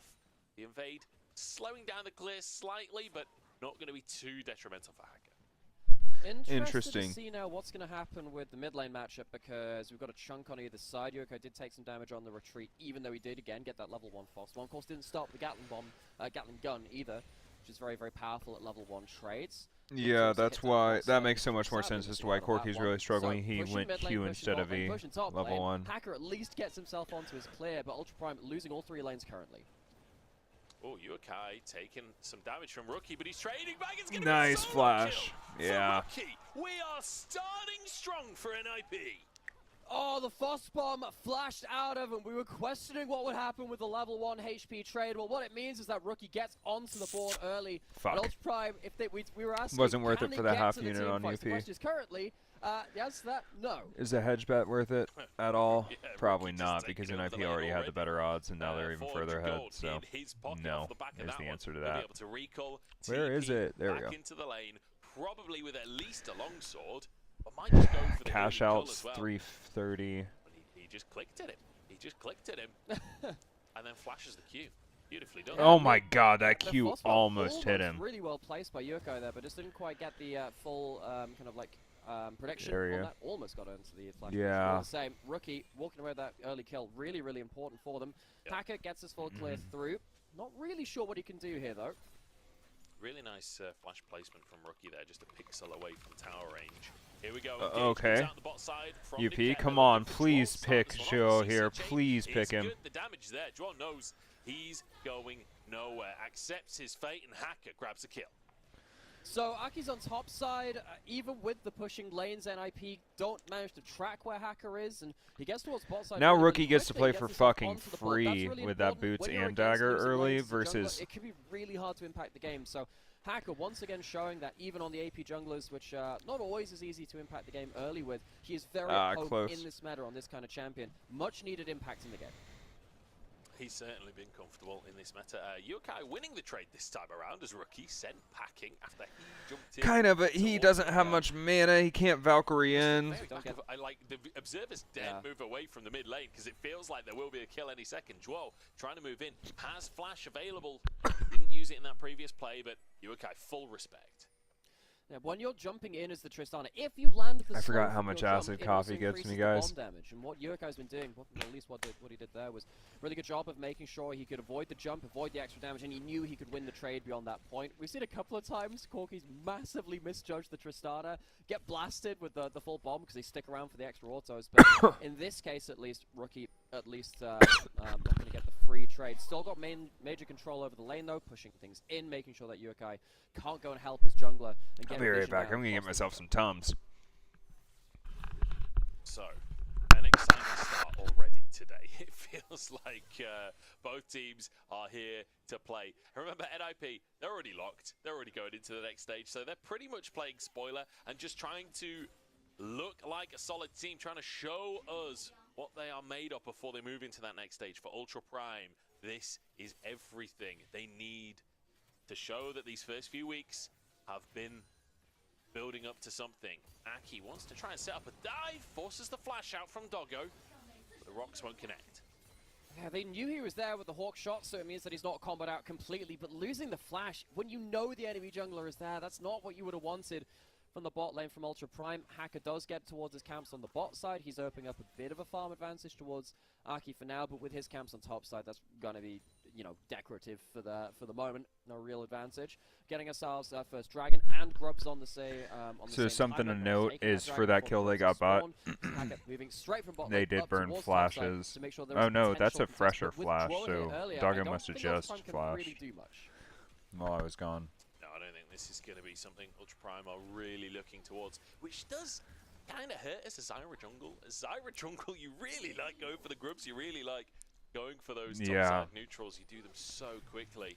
Will be taken by Aki, by Rookie, and by Joel, who did roam up as well. So nicely done by Ninjas NIP. is looking just like a more Drake up on the complete map. team You can for see Hacker sure. is immediately moved over to Especially because Rookie's already ahead of you, guy. He did do a little bit of Safari League of Legends where he went and did a bit of sightseeing towards topside, but couldn't do anything about it. This time the jump does land from Rookies. The extra damage will come through. Ouch, even with the level 6, not able to get the complete winning trade there for Rookie, but nasty stuff all the same. Hacker going to quickly take this one down as he was sawn off, or rather he was seen off by NIP towards the top side. Ultra Prime get themselves on the objective board at least. Yeah. Yes. A little bit. At least I'm really afraid of these globals that just came up. I feel like, I was going to say Qingtiana's about to die. Gold card on the top side. They're going full lock stock, 2 smoking barrels on this one as Qingtian tries to dash away the flash with the auto reset. Yeah, he had to flash a little bit quicker. Shanji, remember Yeah, they're just getting outplayed macro-wise. I was about to say with the double, they didn't even use the double ult. Comes out from the card, gets the last fadeaway auto attack as Qingtian walks off. Sadly, what time is it that the plating chills out? What comes through here? You have the gold 8 card into the minutes. combo. Really, really nasty stuff from the Talia. When you have point and click in towards the top side, very, very powerful, of course. And right Flash here, there. we see one of the big Yeah, things he had for to why flash earlier. Fate in the AD version has been so powerful. That auto attack reset comes through and kills him. Lovely stuff from NIP. And again, this kind of goes back to what you were saying about how this team has functioned is when you go back to stuff that's worked before, this team looks good. Well, the Twisted Fate top into Skada, that's something that's worked before. And Talia with something point and click to set it up, that's worked before. Arrow to the mid lane is going to sail right between the posts. So, Doggo's first arrow of the game sadly can't get that much done. We'll see if the first Twisted Fate ultimate of the game on the other side can make a larger impact than that one. Those are 2 huge playmaking tools we'll have to track beyond this point. Rookie, if he died there, would have opened up an option for Nikat to go in and get vision across the river, for potentially Ultra Prime to set up for a little bit more safe playmaking. They've barely been able to push up in any lane so far. NIP playing through And honestly, how this Zyra is playing is kind of pissing me off. She has to be more aggro. I know that's a farming jungle meta or whatever the fuck, but Will get his opportunity to return to his team. Hacker alongside him does sweep out any vision, but I think both teams very Ult's aware still that down. the junglers were on the bottom side. You see Aki moving back up to his top quadrant, and it will just be the reset for Hacker. So nothing too crazy going to be happening. Bit of a CS lead. oh, but they had an opportunity right there.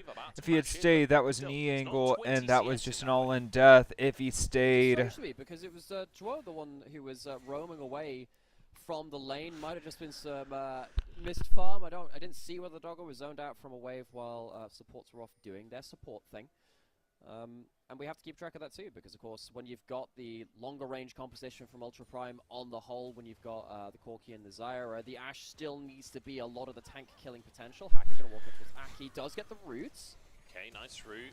Aki's dead. As well, and Aki's in trouble, stunned and finished off.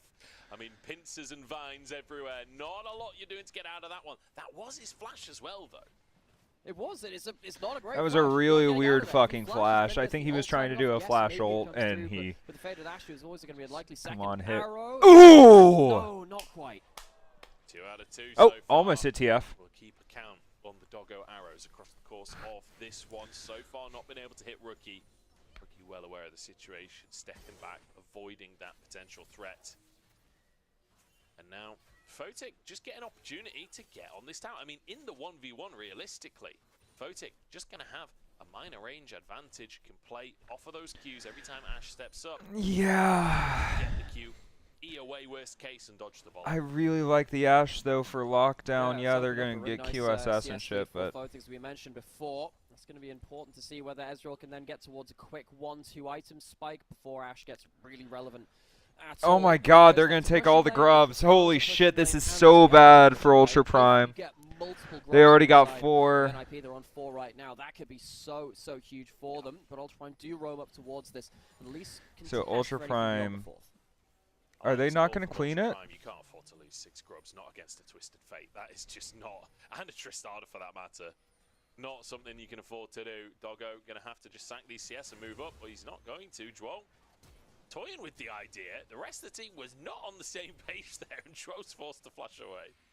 Yeah, I love what Nikat was angling to do that. Because the enemy jungler doesn't Sorry, have 1.4 really gold, 1.3 gold lead. Those grubs, 4, because if 5. they do step up for a smite, there's no way they're getting out of that one. Joel's the one that goes to try and phase check first to give Aki a little bit of space to maneuver, but Nikat's there ready and waiting for him. Ult's now coming in to teleport back towards lane. So the first Ashe ult of the game didn't achieve much. First Twisted Fate ult of the game, also not really achieving that much. But hey, bullshit, he's he's getting. Kind of forgive him. That's just the Twisted Fate way of things nowadays. Yeah, I mean, first Twisted Fate ult when you're playing ADTF top, like, a lot of the time it is just to get back to lane no matter what. Yeah, that's we'll see. true. Hopefully these big impactful ults will start hitting, especially from Doggo, but second Drake has spawned onto the map and Ultra Prime got the first. They would love to double up on that objective, but Prio bot, Prio mid, Prio top, it does feel very Ashe is having a difficult for fun Ultra Prime time. to leave their own jungle. It does. I think that's why it's important to note now that Yeah, at is level really 7-8, Corki's supposed to start winning that matchup, but Rookie just with that early kill has completely fucked it. Effectively one-shot Aki. You don't think of They're Zyra gonna as a have a first tier ballooned champion. gold lead Can be because quite TF, squishy all the same. because With Dragon up on the table, that might be something that Ultra Prime his would, passive, look to draw NIP to. which is If most of NIP their look lead. towards that Dragon, it means they're not in lanes, and that means that if they're not in lanes, Ultra Prime Honestly, may Rookie's get only themselves, up at Doran's Blade, an so approach to that on their own way. So everyone moving out of those lanes now. This might be what Ultra Prime are looking for. Photic doesn't want to give this one up without a fight, but he's going to have to move over to the mid lane and catch that wave. So Ultra Prime should be able to just burst this Drake down. You see Aki up on the top. they're stacking Drakes, but that doesn't mean much at 2 Drakes. We're looking for 3 or 4 before it's really going to start impacting. Aki returns to this top side. We saw what point and click plus Talia does earlier on against Jingtian. Jingtian knows something's up. He knows something's going on here. Twisted Fate has vanished on the top side. He still gets caught by it despite knowing, but this time I think he gets out. Just about. It's still regular. He has to cooldowns used teleport. by NIP though, and Nothing really Show W. kind of blown by them. Importantly, Qingtian will have to teleport back towards top side, and now a huge advantage has come about for that Twisted Fate against that Skarner. We know it can happen that way. But the fact that Qingtian is also a player that anti-snowballs pretty heavily is something which Ultra Prime will need to start taking into consideration beyond this point. 36 CS, 32 CS up is pretty disgusting. Yeah, it is. TF, but still. Niket alongside Doggo does make it more difficult, but if Niket moves out of the lane, Rookie's already got that Kraken Slayer. That's a massive one-on-one advantage. Yeah, it's just going to be recalling the Rookie showed on the wave. Qingtian, once again, they try and make this play. They don't have the gold card, but just to finish the job. And the Impale. Bro. Qingtian, this has been one of the Achilles heels of Ultra Prime. Qingtian, new top laner into this roster, really good when he's ahead of the game. But if he ever falls behind, this guy just free falls. We've seen it numerous times now, even against NIP in the first time of seeing it. Qingtian now down so much gold this early into the game might be a lost condition for Ultra Prime. This is really not how they would have wanted this matchup to go. The Skarner can be useful later even when behind gold, but this is pushing it. The number that feels really right for me right now is under 24.5 kills. Let's see if that's a bet or not. Nice combo from Hacker. Oh, and the second proc from the ult. The Strangle Thorns doing exactly that to Rookie as a kill for Ultra Prime the bottom side. Hacker really wants that upper group, man. He really wants to win this series. His Zyra, his AP junglers have been the story Under of Ultra 24.5 Prime in so feels many ways. really good. And it gives something back on the other side of the map. It means it is competitive. It's not just going to be a story of Shanji Snowball. I'm going to go and put a half unit bet on under 24.5 kills. That is going to lead to a bot lane tower falling in favor of Ultra Prime. Of course, the top lane already fell in favor of Shanji for that first turret of the game, so it won't be the first turret bonus. But it is something out of seemingly nothing because of Hacker's good burst play once again. Shit, Doggo, bro. You're not having a good time at all. So good on the Ezreal. Oh! Oh my goodness, so far very good on the Where's the ult? Where's the ult? Qingtian He doesn't have ult because... Oh, he does have ult. Impale going to be difficult to land onto an Ezreal. Oh, maybe it didn't cast all the way top lane, so it didn't... I mean, it didn't go all the way, so... It's been a bit hit or miss for NIP. Looking good on the Ezreal. Maybe you just didn't go on CD, but I'm pretty sure it's like a minute and a half CD on Skarner ult at this point. Largely it is Aki on Bruiser junglers and then the non-traditional AD carries for Photic, not the ones you have to sit around and auto-attack. The casters tend to be better for that. And the Ezreal hadn't been part of that pool yet. He picks it up and it's working well. Do you know what's just dawned on me? Yeah. There's a reason why Aki's looking better on Talia as an AP jungler compared to the other AP jungler. Because his mid laner is literally one of the best Talias in the world. He's literally got a coach in the mid lane that can tell him exactly how this champion works and how to get good.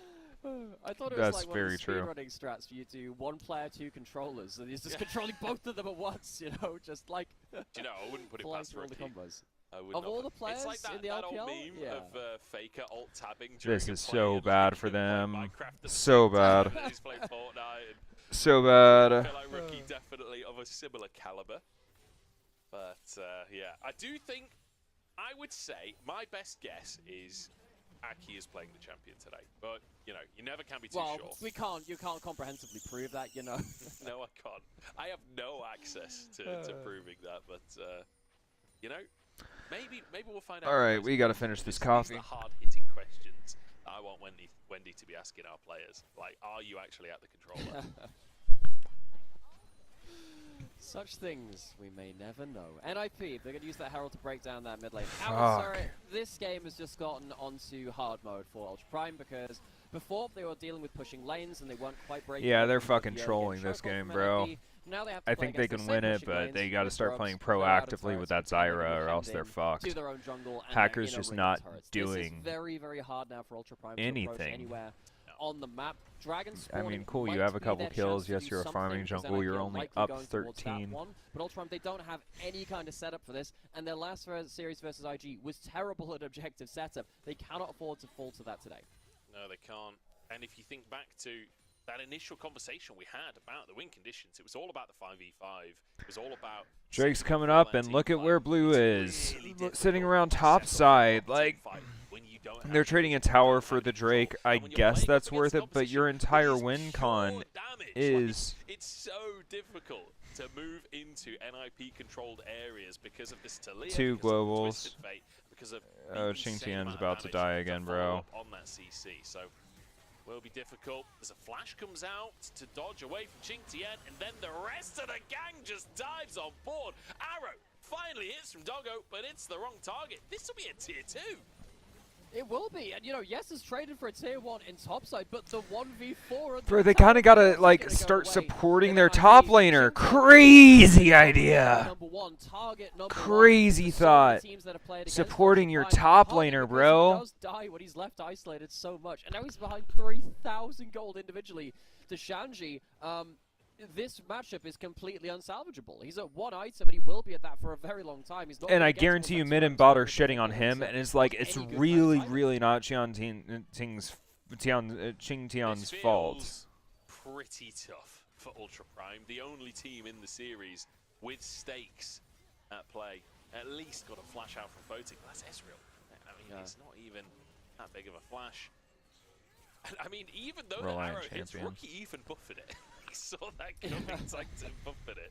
Wasn't tagging the tower anyway. I mean, NIP, they're looking kind of clean today. It has to be said when, you know, we've been talking a lot about the stakes. Oh, this is looking brutal, boys and girls. Also, they want to be looking strong moving into the next stage of the tournament. This is them looking strong, and it does feel like a lot of the weaknesses we've seen from NIP this split do seem to be somewhat answered today. Yeah, it seems to have been really, really clean. They've understood their win conditions. They've understood the weak points of the enemy team as well, which is important. You need to know the enemy as well as yourself. And I think that on the other side, you now look at Ultra Prime and say, well, there are significant... It's all TF is the bright side. TF is a full item ahead, however, Skarner is less gold reliant to still be impactful. Around here. TF is hyper gold reliant, so he's getting his win con, but so is Skarner. The question is, can they do something proactive, or are they just going to be reactive for the rest of the fucking game? Because if they just stay reactive, game's over. And so far, that's one thing I see from UP is zero proactiveness. We saw this in their last series too. Can't survive on the weak side of the map. Certainly can't. They're just so non-proactive. One thing I will say, with Ashe on board, there's always ways to make plays, and there's plenty of follow-up damage. There's so many ways for them to make a play. They're just not fucking collapsing ever on the right side of the map. And Xing Tian's dead again. Guarantee you, Xing Tian's about to die right here. Oh my god. She's not going to chase for that one. I wasn't sure if he was going to be in danger again there. He'll get away with it this time. QSS picked up by Shanji, by the way, so that's one player. Dude, he's had it for ages now. Photic has cleanse, so another player that can't be caught out of position. Rookie is Tristana, so he can just buffer it. Pretty much, you need to find Aki. Somehow, some way. So, no, they got to find TF is what they got to do. That man has a 300 gold bounty right now, and they need to get it onto Corki, I think. Very formulaic. It has been to the book. They have understood. It can't all go to Zyra. That's the thing. Zyra is their one gold lead right now. Not counting the rel over Leona. That doesn't matter. Before, particularly in the second half of this group, they've really fallen off in some important moments. They do have this series which keeps their fate in their own hands, but they need to mount a comeback already. That's really good vision on Aki. Control of the area, but a bit of vision there for Ultra Prime, so it's not too. Like they're not under threat. Go, that's your go button. Niket, you had no! Niket had to go in, he had flash, he had everything! Keep chasing for more. Rookie is behind enemy lines. He's found Yuakai and forced out the Valkyrie. 5 men strong for Ultra Prime. Oh my god, they're completely collapsed on. Look at that 5-star around them. From NIP. Now the pincer maneuver. A solar flare hits the entire team from Zhuo. Ultra Prime desperately trying to chase onto this Leona. Zhuo is on the wrong side, but he jumps into the fray. Shanji trying to follow up. Niket looking for more as the flick back from Aki. Xing Tian. Still going on the way that it is. Shanji locks a gold card. True Shot Barrage comes through. All of that leads to just one pick. Rookie teleports mid lane to make sure they can get that Onto mid lane the in a fucking turret as well, Leona. but NIP It is so much easier for them to set up the fight than it is Ultra Prime. It is a one for none, but losing the turret means that even in the overall gold trade, NIP end up succeeding. Rookie even gets to stay and clear the wave as well. No threat on him whatsoever. 10 seconds as well. See pings. Ultra Prime, please be proactive. That was starting to look really good. You got one pick onto the fucking Leona, bro. Nearly face checks. Got to be cautious on that one. There's Leona right back there too. Like it did nothing for you. Help with those wards in one side. Use the Celestial opposition to give a bit of damage reduction for that. Rookie's getting way too scary at this point. Corki's still freaking what 66 mana away. 2 items on Photic. Beyond that, he has himself that Muramana. Looks like Ultra Prime, they want to go towards the Baron instead of the Dragon, which is being soloed by Shanji. Shanji does not have Destiny available, so Ultra Prime, perhaps an angle to try and start this Baron off, but they're not going to pull the trigger here. Spotted out by the blue trinket as well. And they're stacking Earth Drakes, bro! This game out. There's the arrow. It lands onto Dwarf. Solar Flare to answer. Dwarf dies again, but like, who the fuck cares? Xingtian is so squishy, brother. So squishy. Nice hit on the Photic. Ultra Prime really want to find this one. The flash forwards from Nick, but Goodbye. he's just not found the targets and goes down instead. Gets stunned mid-flight, so can't finish off the complete combo. Sadly for Nick. Bro, and now he's going to be so trigger shy on any engaged, man. This team does not know how to play. They do find themselves some kills around the place, but they're not behind T1. So much gold, and the multiple carries of NIP from multiple lanes can just outspace them in the important moments. And Ultra Prime, they lose the Dragon, they do get a kill, but it's traded back, and they don't get the Baron for their troubles either.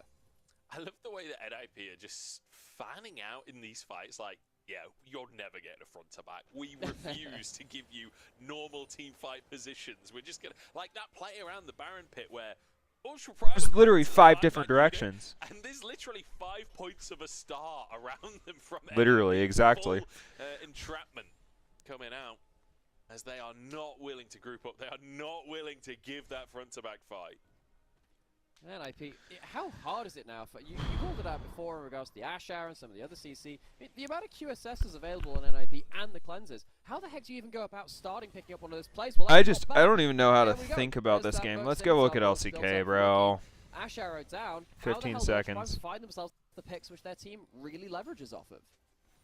And again, great to see this from NIP that they've essentially gone, look, this is the only way we lose. if we get caught by these Ash Arrows, we can lose this game. If not, it's kind of unlosable for them. And so Faker is pissed, I guarantee that. He got thrown off his rocker by all the pauses, I think. Obviously, Aki and Joa. Aki is the target still, definitely.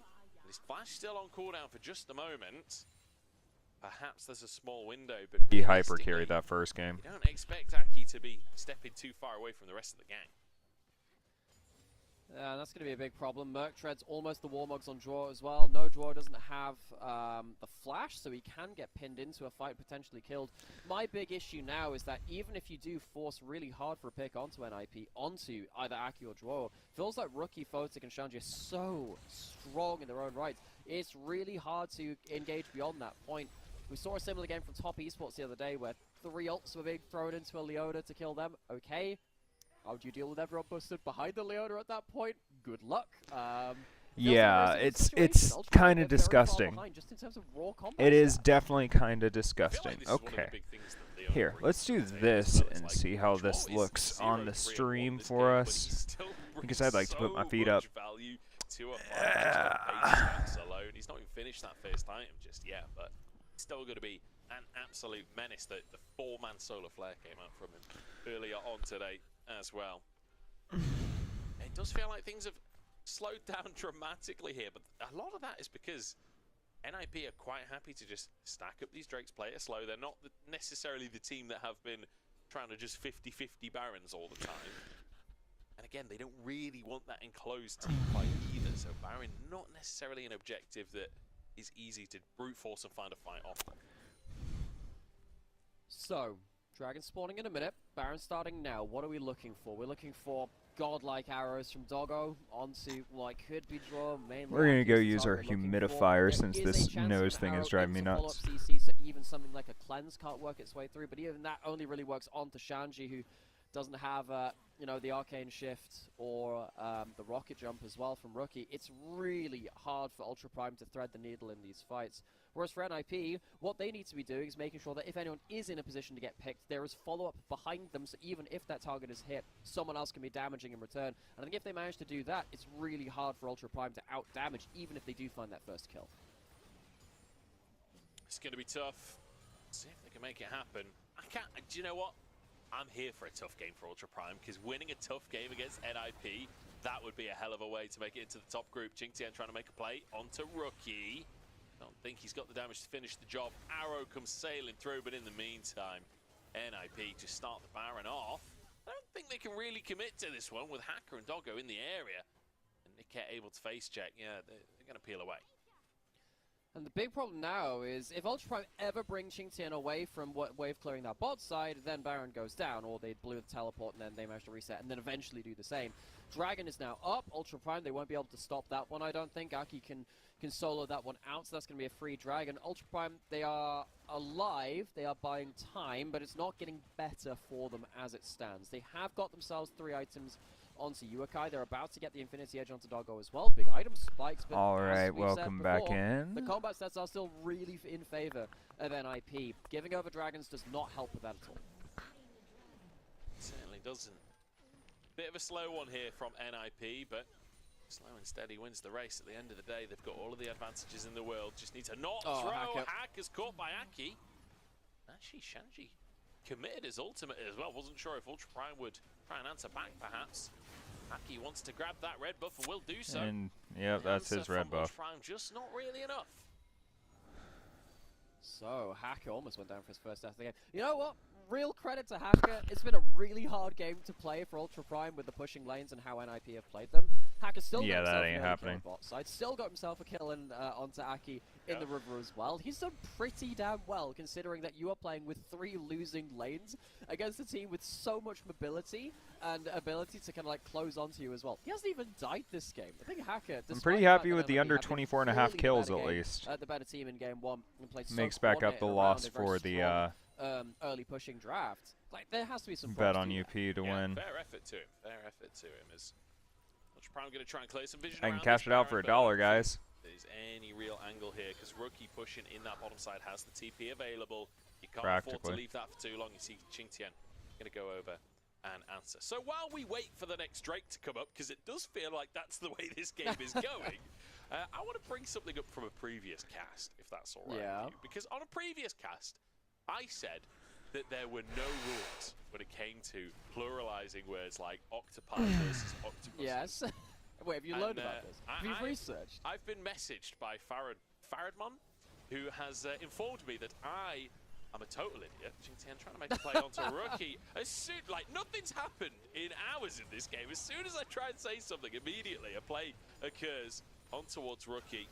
He'll be able to survive, and now Baron's started up. We'll never know. Well, we'll never know. We'll never know how that one goodbye. works out as the gold card comes on through onto Niket.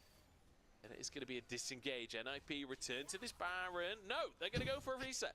Okay, we continue. Tell me about plurals. So, apparently, there is no rule in English about these, but it comes down to the etymology of each word. So, the long story short of this is, if it's of a Latin origin, then it pluralizes with an I. If it's a Greek origin, it pluralizes with an ES. So that is sort of ironic, really, because, you know, I've gone full fun guy. Been a total Philistine on the topic. Ho! What happens if it comes from like a Germanic God origin, damn, that's a fed What if it Tristana. comes from like a Nordic origin or something like that? Most languages in Europe, I believe, came from Proto-Indo-European. Rookie's just playing scot-free down here? I'm pretty sure. That's a... Wait, that's TF ult pulled. Rookie's pushing in towards this inhibitor turret in the bot side. While all this has been happening, Ultra Prime have really struggled to keep themselves competing across the map. Yukai is just going to get all in by Rookie. He's looking for a 2v1. Impaled over the wall. QSS comes on through. He flashes forwards. But Yukai backs away. Rookie is still going in this one. He is a bit of a tank shredder and sidesteps away. Yukai just about survives the red buff. Not Oh enough. my But god. in the meantime, the Fucking Baron terrifying. has gone down. The cat just about to get out to safety. Hacker Hacker no stuck. flash. I think he's dead. He's going down. That's an easy kill for Photic. And now TP comes in. Ultra Prime fighting for Zero their should die lives here. in this one. Joel chunked out. Will be chased down by Doggo. Shanji is over the wall. Oh, he canceled his auto, bro. Goes 1-for-1 in the trade there. He fucking. Oh my god. Short work of Niket. Suddenly Ultra Prime running out of players on the map. Oh, They they've still went tried even. to outplay against the Dragons, against the gold advantage, but NIP have been ruthless. Rookie with a 1v2, and the bot side can't quite get himself the kills which he wants, but he buys. And they time double for the Baron. teleported Baron goes too. down, and it feels like Ultra Prime Rookie they've still has delayed, teleport. But death has come a call in for them. NIP, this should really That's be the final GG. push. Slash with the FF in Dragon the coming chat, up as well. I feel like please. Ultra Prime, their time has elapsed. I feel like Rookie is just one of those players that the more players are near him, the stronger he gets. It's something else watching that guy play in a 2v1. Nice little pick onto Hacker, and then, you know, the follow-up onto Droll, trying to get it. Shanji literally just 1v1 Stocko.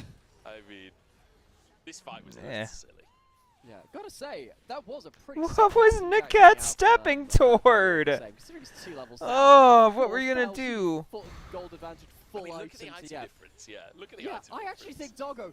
I would even phrase it. I think Doggo 1v1 Shanji pretty much. He just ended up being Qingtian, which cleared that off. Cleanse taken He away. canceled an from auto. Photic. These He arrows deserved to they die, should've- bro. If these arrows had hit in an early game, maybe we'd have a different game. But Doggo couldn't quite land the first couple of ults of the game to snowball. Eh, fuck that. There's Those so were many QSSs and like scimitars 5%, that upgrade 10% from them plays. to It wasn't or about whether or it's not really Ash hard could to hit a play fucking around early NIP. arrow. Now they're pushing in all It's three about lanes. whether or A lot not of the time you don't see three Corky lane pushes can from Baron, so hold it's so fucking hard to lane. protect all of your lanes. With those QSSs, it gets a lot easier. If any of the early pressure went up toward Qingtian instead of As NIP fully Shanji, in control and have been for a little while. like it's Shanji, he's gonna have pressure. It's not like it's not that it's easy to gank TF, but just letting him play for free is fucking asinine. He will finish an inhib. Yuakai's been found by Shanji, who's looking for another 1v1 and gets the solo kill. Might go down And there's for his it, but flash. flashes Rookie away, ulted and to Rookie save him. keeps his top laner safe with the ult. Shanji can even start wave clearing too, so now it's a 5v4. This is Baron, but painful to they're going watch, in. guys. Boy, Niket goes for the engage. Rookie to target, but he jumps out to safety, and now the health bar slowly Goodbye, whittled down by Qingtian. all of these ranged GG's. carries. Next. It feels unwinnable for Ultra Prime. Well, duh, it's fucking unwinnable. They put themselves in this fucking position by playing so reactively.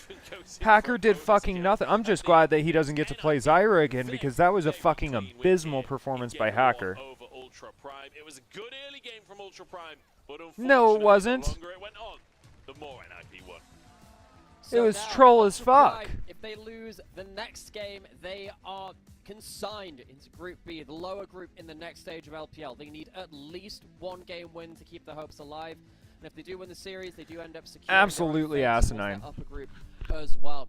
But NIP, they are not going to make it easy. They 2-0'd them the first time around. We said it was likely going to be NIP favored the second time, especially with recent form from Ultra Prime. But that shows you exactly NIP looking like they've got better and better as the split has gone on. They are primed for that upper group, and they are showing us that even when they've already qualified for that upper group, they're not going to turn into slouches in this. Yeah, they've got a little bit of crackling on their side. Prime can keep their dreams of that upper group alive. Right Perfect timing. But even like if you go Kalista Rumble, I do think it's still good. Dash is going to get taken away nonetheless. I wonder if Kalista is the final one to be taken off the board here. Tristana still open, Corki still open. We'll often see those taken away as well. Tristana will get taken away here from Fisher. I think Fisher has been better So are than they I gonna expected. handshake Obviously Corky had a or are they gonna really throw in rough Callista? split in the LPL. Basically. Was decently hyped before that when he was still in Challengers. And also is, I think, when it comes to average level, a lot higher than what we saw out of both Fiesta and Call Me. I think Fiesta had his moments, but struggled a lot in lane. Call Me never really was able to flourish. I think Fisher has brought a little bit of consistency. The main thing for me has got to be the bot lane. Okay, so they're giving over Corki. The What's their pick experiment into so far Corki? doesn't Azir? seem to be very convincing, both in lane, out of lane, in terms of macro. Rumble first pick. For Gio, as mentioned, Bro. I think the standards that this player set for themselves are very high, and I don't think he's meeting them right now. Is a Rumble pickup. Hey, at least the under best 24.5 top laner by a hit. very large margin. So I went even Love on this. the Probably means bets it's for gonna that one, be, basically, because I did a half unit per. Maybe Vi Azir to come out from Hanwha Life. Wouldn't surprise me if that's the angle, or Vi Corki is another that would make a lot of sense. Unless Longship pick it away here, which I hope they do. Definitely Corki. a good angle. I was wondering Pick why the they banned the Corki, Tristana, yeah. because if you leave it up, you know, Kalista ban comes out, then you just get Tristana for Zeka, but that would leave Tristana and Rumble available. So actually this feels pretty good from the blue side. Just take the Tristana down, give the Rumble over to Doran. You're not really getting traded back in a huge way over to Nongshim, although that Corki will come out. And I want to see like a really fun counter pick, but Rumble was blind pickable by really Zeus's good opinion. Rumble and Peanut can also play it to a high level. I think that's got to be the pick. I don't think in like the last Mordekaiser? 2.5 years I've seen Peanut play a different champion Mordekaiser. than Sejuani, Maokai, or Vi if he can just play those. The Ezreal is going to get locked in here. I actually was expecting it to be the Zeri and then combine that with the Vi so that they can pick Vi on the opposite end. Although I guess the Sejuani is already there, and I don't think Nongshim is the team to really go for crazy flexes. See if Peanut ends up going towards the expected pick, or if he wants to do something differently. Nidalee is really good into the Sejuani. Zed. No. But no. I mean, Zed has a pretty good matchup into Corki, but all things considered, we're not picking Zed. We're picking Zeri in the LCK. Skarner. Oh, I don't. I mean, the problem is it's hard to pick something that's good into Rumble. This matchup does feel a little dicey to me. Yeah, it does. Especially Doran. Yeah. Doran is the type of player who will take Rumble and possibly even go Ignite and then just kind of dunk on you unceremoniously, unfortunately. Yeah, I mean, it's definitely a pretty big deal. I feel like you essentially just try to take the L in Who's lane the ADC? and say, well, maybe I get an early kill, like they did to Perfect earlier on today. And That's why I want to know who's the ADC. eventually go on to lose the entire game from there. I mean, the Skarner definitely does have a lot of utility outside of lane, so I think it's all right. And Dione is going to come out as the ban here. They already have a lot of magic damage with the Ezreal and the Rumble on their side, so expecting an AD mid, especially with Zeka there. Zeri ban. Zeri gets taken out here. See what else is going to come through. More AD mid bans wouldn't surprise me, although with Yone, Leona. It's going to be Leona Alistair. Maybe go for Lucian. I don't know if you really. I don't think the Lucian has actually looked good. It hasn't. I know Chovy won on it, but you know That's Chovy. That's false data, as we all know. They did ban Leona. Ezreal obviously insanely strong. So Okay. the Kai'Sa gonna get Could taken you away as pick well. Varus Should not Ashe be a here? surprise. Kai'Sa, I don't think right now is actually. Varus Ashe sounds really good. Ezreal is so insanely strong at the moment. I already can't overstate. We already saw Ezreal being played last patch, and then he was buffed on his Q. I think his W as well, and then ult. And like they were substantial buffs. They were is it gonna be Rakan. like a Geo Smolder or like a I don't know, what else would he play? Neela? I can't imagine you play Neela in this scenario. But No. But yeah, I think you are down. You're going down like the right. I don't hate Neela, but I think in it a is gonna be Rumble that something just weird does like not that. sound enjoyable if the Rumble gets even Especially slightly with a ahead. lot of oh, what? Yeah, bans already. maybe Ziggs. Maybe he wants to go for an AP character here. Could be the angle, as it's Corki's here. Yay! Yeah, yay. What year is it? Where am I? I don't know. It's okay, I don't Grandma want. Chronicler. I We'll don't get you want to to bed. know. Wait, you were doing the voice. I know. Don't throw it to me. I didn't want to do it to myself. Alistair. That would be weird. Alistair is the choice, and I think that's a great choice. Delight's Alistair very strong. Alistair very strong. It's just going to be It's Nongshim, so you save R5. Callista's What's it gonna be? band. Could also play the Corki, although I kind of doubt Varus. it. Zyra Khan. It is. So I really like duo on characters that can carry team fights. And this is a character that can carry team fights. I just don't know if into Ezreal you're going to be feeling great about it. Zaya's biggest weakness has always been when she is outranged. Your ult's going to get forced by so many things, and you are going to have to deal with so many, right? You have the Rumble ult, you have the Vi ult, you have Zeka shuffles, you have Alistair. Valdez is actually pointing them out to me, and just I'm like the helper for Chronicler, as but he's saying. it's true. There are scenarios where you can go and you're like, man, the Zaya really does the job here. Now, I think we already saw her once this split. Was it? I think it might have been Aining. Did get a win on it as well. Let's see where the kills are at. I think this is a kills angle. Okay, I don't remember who the other player was. I can't tell time at all, but over-under on kills feels really good in this one. DK, it might have been, yeah. I think it was DK into Hanwha, if I remember correctly. Zaya came out. And there I'm like, it was really good. There are some parts of the draft that it works well against you, right? Because relatively, the top side of the map is fairly short range. As long as you can stay away from the Azir soldiers, and for Rumble and for the Vi, you get a lot of value out of your. I'm trying to think. Chio's really got to do some heavy lifting here. And I think the laning phase might be rough. I know we see Alistair and Ezreal, and you're like, eh. But in the current form, we've seen them win lane. Yeah, it's a new day. It's a new meta, and Ezreal Alistair is a power lane, and they got it on their side for Viper and Delight. Let's see if they can carry the game as we move on to the Rift for game number 1. I would think HLE wins. I think 25.5 kills is a fair bet. I'm going to put a quarter unit on that. All right, here we go. Hamalife Esports up against Nongshim, match 28. Because I feel like if HLE gets ahead, it's just a win. Week 3 here. Just flying by is the LCK. Seeing Guger play Rakan makes I'm looking at the LPL match. I just fucked up. I'm able to cancel that bet, and I needed to hurry up so I can go bet on the correct game with HLE and Najin. How's Peter doing? He's not playing. Yeah, I know. Well, yeah. Never mind then.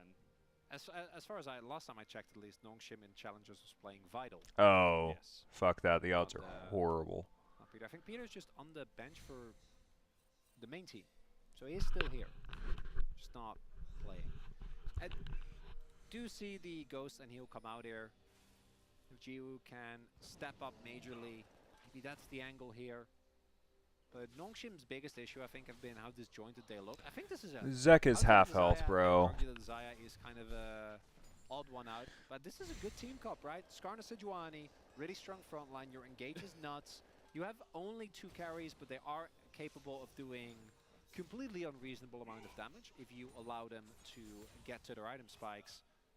It's just hard to imagine that team fighting power working against Hanwha with the light on Alistair, Peanut on Vi, and then Doran on Rumble. And Rumble team fighting is so insanely strong.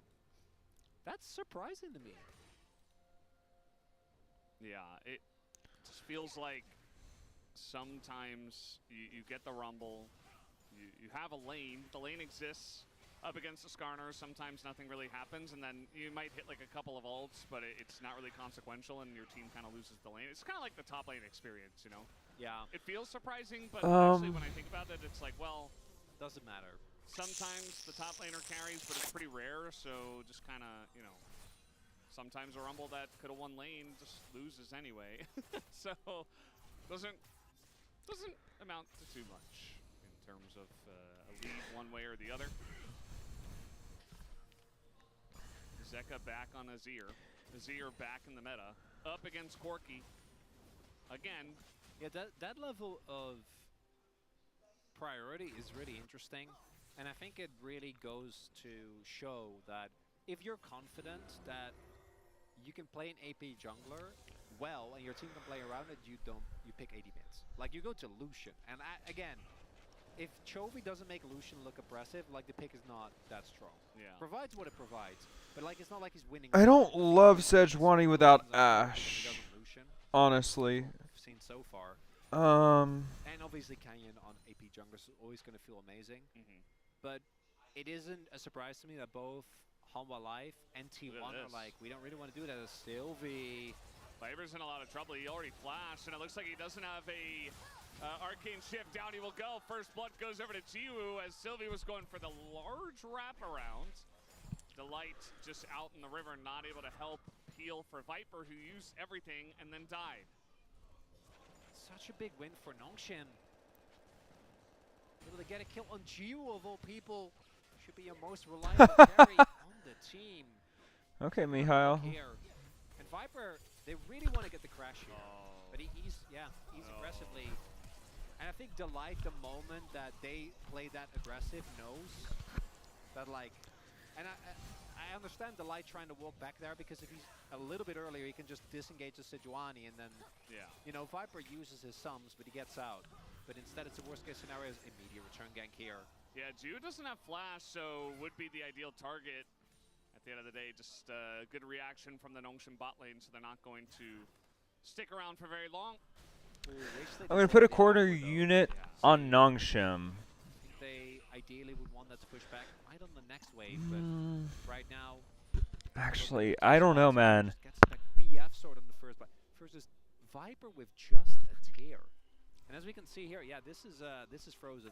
They're gonna either need to call Sylvie or take some risks of trying to fix this, because they're gonna be losing a lot over the current position that the wave is in. Yeah, I think, you know, Delight goes back and Under 22.5 kills has pretty decent odds. I will put a half unit on that. Oh, and then they locked it down. That one in, especially with Delight away. And Sylvie, please, the little trickster that he is. Oh, he's gonna get spotted here. Uh-oh. Hello. Does it matter, though? He should be able to get the wave in. Yeah. There's no sums on Viper, no flash on Delight. It's not a giant wave, but it doesn't really matter. As now, it's gonna slowly approach Viper, and he takes a ton of damage. Will Arcane shift away, the TP comes in, and the stun, Jiwoo is taking the turret! He's gonna die to the turret, Delight takes him down, and Doran is here. Viper even looking to get the kill at the end of this, as down he will go to Guger for some reason at all. I have no idea why he did that, but Doran will get the kill. Well, break that one down, Chronicler. Yeah, take it away, Chronicler. Yeah. So, over to you. That play broke me a little bit. So a lot goes wrong there. We have Nongshim setting up the dive, which I love, but how did Jiwoo take aggro is my question. If it went on to Rakan, it would have been so much better. Dropped aggro, and then as he drops aggro, Jiwoo got aggro, who obviously does not have the tools to easily get out of turret range, and then he just kind of died. And because he was trying very hard to stay alive, Viper didn't die, but then Viper saw that, felt bad, and was like, you know what? Yeah. Have a little gift. That one definitely feels bad. Just try and set this up, right? Is you have Sylvie take aggro with his frost armor. He takes aggro, which he does, and then you get the E, and then that's the end of it. But Delight does a really good job of disengaging, and then here, it's Guger that obviously should have the aggro, but it goes to to Jiwoo instead. And then I have no idea if Viper just walks into the alcove, he's definitely completely fine. He could just walk towards the wave. I mean, there's a cannon there that they dropped as well. Like, you don't even have to get the kill. You can just go get the cannon. I don't know, Veldas. He just greeted for the kill. That's all it is. It's very unfortunate, but... And it's only a kill over to Guger, but that's Viper out of lane. It's a big deal. As now we get the combo coming in. Jiwoo's still no flash, and just up the lane, here comes Peanut. He's got flash, he's got ult.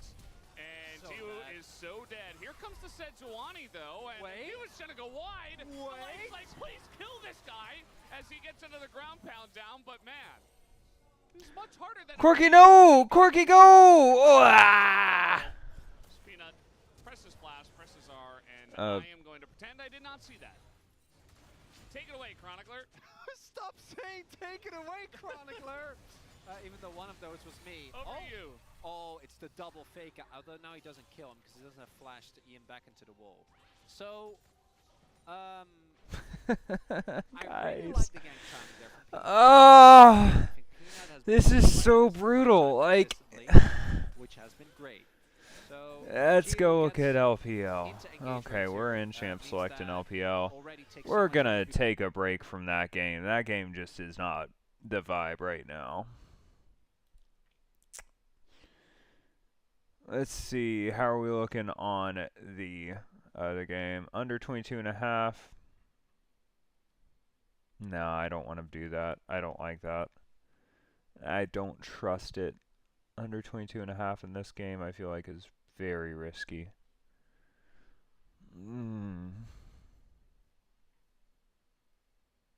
I guess it's a 31-minute game. Let's see. 31's not great odds.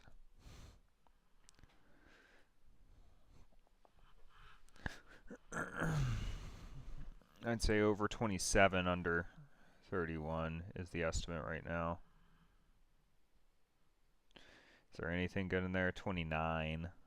Yeah, that's a bit too risky for me. Yeah, I'm playing it super risk adverse, but... Yeah. Just on the topic of the Ezreal mid, it has been played 6 times mid in both LEC and LCS, or as in 6 times in total. So far, it is 1 and 5. Not a pick that has succeeded dramatically. Quid made it look good, though, in his first game of it. But enough. I digress. As the Yone looking to be hovered and probably will be locked in. This has been an answer to the Corki we've seen time and time again in the LPL. Yeah. And the thing is, within the LPL, it's not a hard and I'm nervous fast about counter. trusting It's just something that you can play Ezreal to into, pilot. which is quite important. I'm talking to pilot Ezreal doesn't well. have to win the matchup. It's just something that, yes, you can win it, but you also can just It's just survive another against NIP it. win. Mizel's been Unless talking about it, Karthus does some wild the shit. 25 minutes and beyond instant win button, where you just get one big team fight late into the game, especially when you've got a Karthus over the top of it. The game can just end if you can survive to that point. Can we give Red Side counter pick? I want to see Qingtian on something that he's comfortable on instead of just another fucking Skarner game. That man played like shit on Skarner. Thankfully, he can't even play it again because that was not fun to watch. That was brutal to watch, bro. To set it up, Kalista banned away from Photic, I guess, or maybe banned away from Joel. Maybe it was a Kalista support angle. Nautilus. I mean, I guess it's Rel, Braum. I think probably because it was played so much. Ooh. So either way, banning away stuff which can be really, really nasty towards bots. They can also ban away Varus maybe if you're afraid of double range bot sites. Hear me out, hear me out. I really, really like Lux support for Ultra something like Prime. Braum on 4 and then just avoid as many of those lanes as you can. So they do ban out that Varus, which does leave open something like that Draven, which you completely Because if she gets up. Mikhail, she But can what does always this mean for cleanse Nicat won't get us Leo, anybody. doesn't have the Nautilus, doesn't have the Rel. Yeah, Have to I go really to like the something like idea that of Braum, Lux and I think support. just ban It's out not that going to too. happen, but They ban out the TF, so it does leave some options for Nicat, but it's not the easiest situation for him. I think we blind slam Cassante top and then counter pick for Nicat. If they go ranged, Blitzcrank, baby, it's time for the hook chumps. We'll see. We'll see what Prime are going to opt to go for. Honestly, with how bot lane is shaking out, though, I wouldn't be too surprised to see a blind top lane here with the Cassante. But then the problem is, and I think Skarner. this is completely fair because it's the Cassante, and Cassante is happy playing into almost everything. Qingtian is not good when he's given a losing matchup. Against IG, we saw YSKM take a huge advantage over him on the Fiora in Game 2 in that series as well. It does leave Shanji to get a good winning matchup, even if it isn't something as flashy as the Fiora. If he does lock in something like that Renekton alongside it, it could be really dangerous for Qingtian if he starts falling behind Get the into game. You know what Ezreal. he's like when he starts to get snowballed on. Get into Karthus. Oh, Vayne top. Surely not. That's not going to be a fun one for Qingtian. It's something Shanji would certainly happily play. We know Shanji is very comfortable slamming a carry in that top side, and in fact, the Kennen was banned in the previous game away from Shanji. Yeah, it's just a Skarner. Surely not the Skarner. You can't.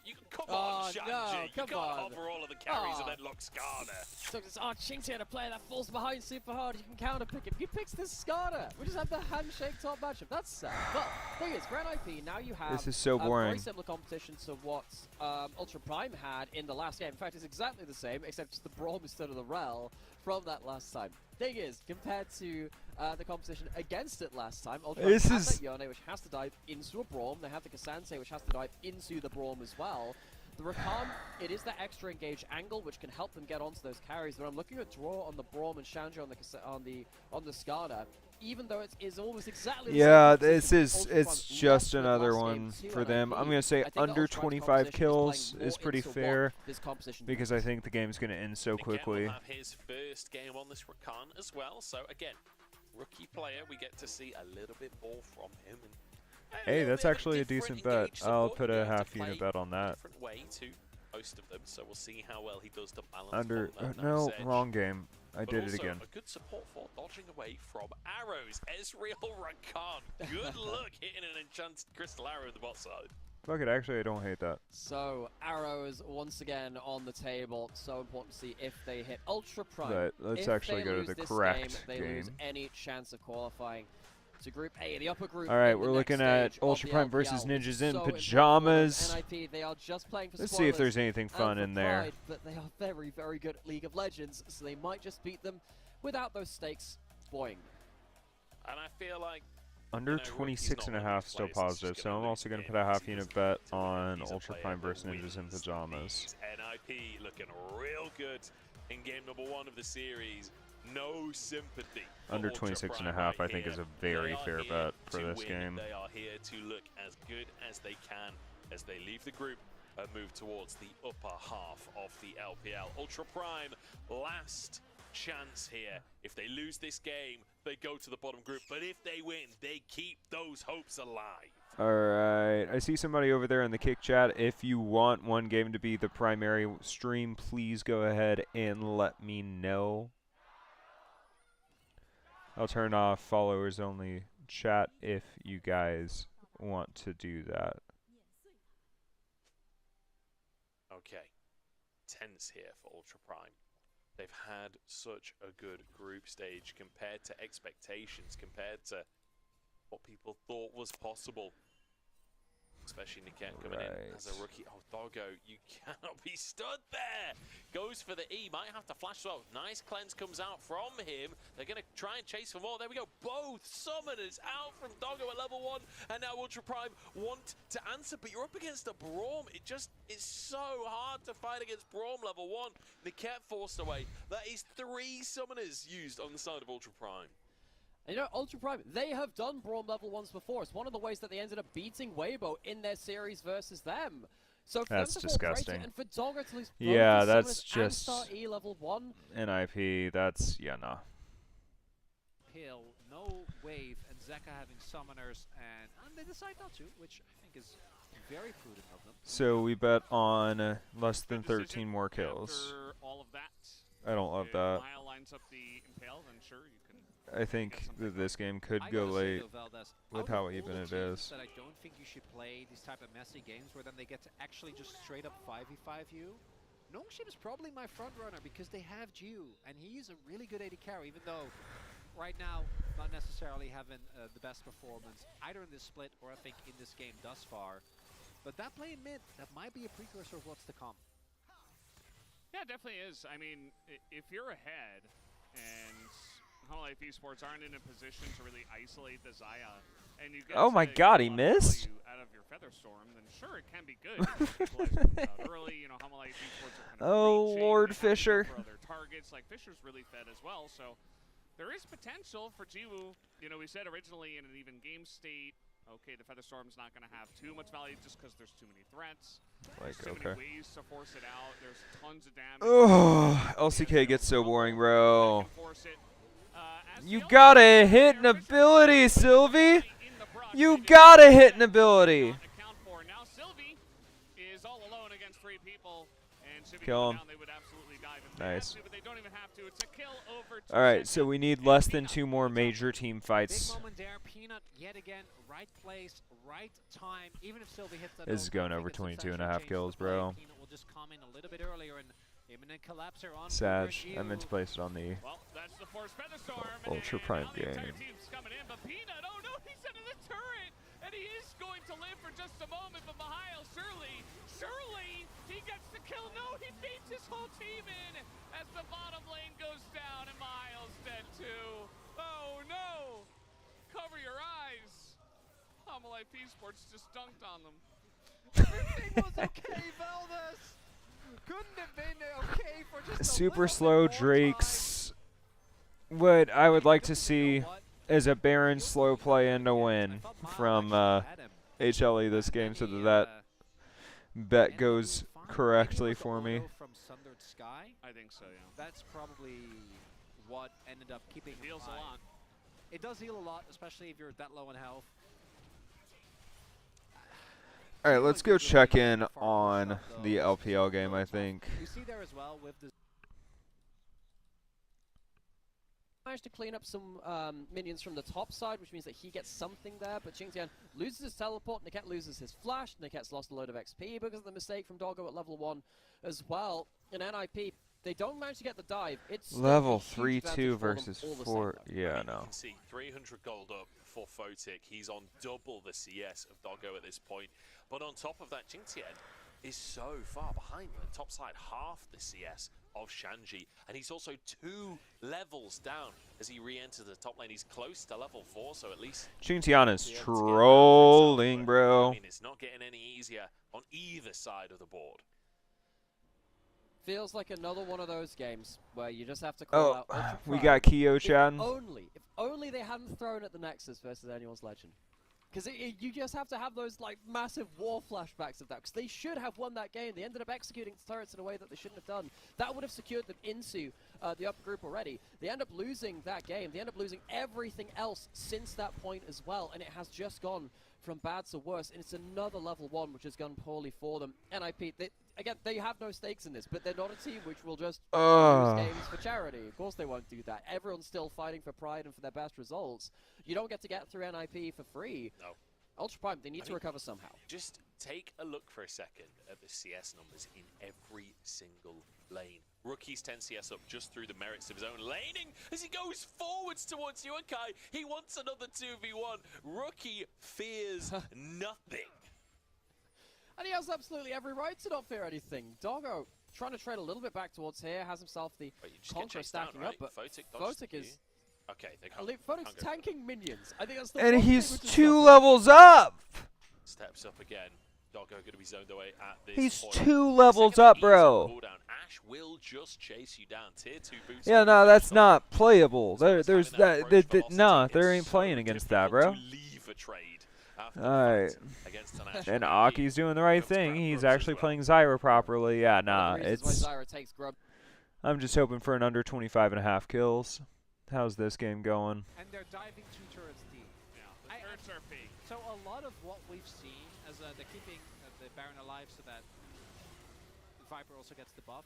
A lot of what we see here is just a very clear signal in league terms that we don't respect you as a team and we can just do whatever. And with how the fights have been going, unfortunately, that seems to be somewhat warranted. Zeka doesn't end up going down because there is no Feather recall. Gio is dead, and that means they don't have the damage. And yeah, that song has value. Absolutely nuts. That could have been a difference maker. They invest so much into trying to kill him. And even if they killed him, obviously would have lost the fight. But Oh my god, how did he live through the Zaya ult? Played well, right? He did. You did. Damn. Zanya's That's our 23 kills. That bet is now lost. 650 gold like it was in the beginning. I hate accidentally betting on the wrong game. I'm usually very good at not doing that, but brutal. You know, it's true. It's actually true. Ease what it is, and this should be the end of LCK for the day. Not really. He got baited that one time.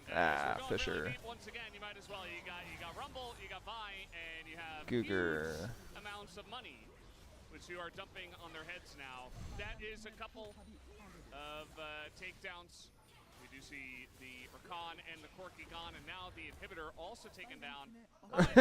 Viper can't hit a Q though. They're looking for a quick win here in game number 1. Oh, it is game number 1. Just kidding. You know, bit of damage comes in. Nice little combo from Delight. Yeah, HLE is just such a superior team to Najin. That will go one next turret, but G a little bit scary. You can see they need to get a bit more damage on him, but they really want to pressure here.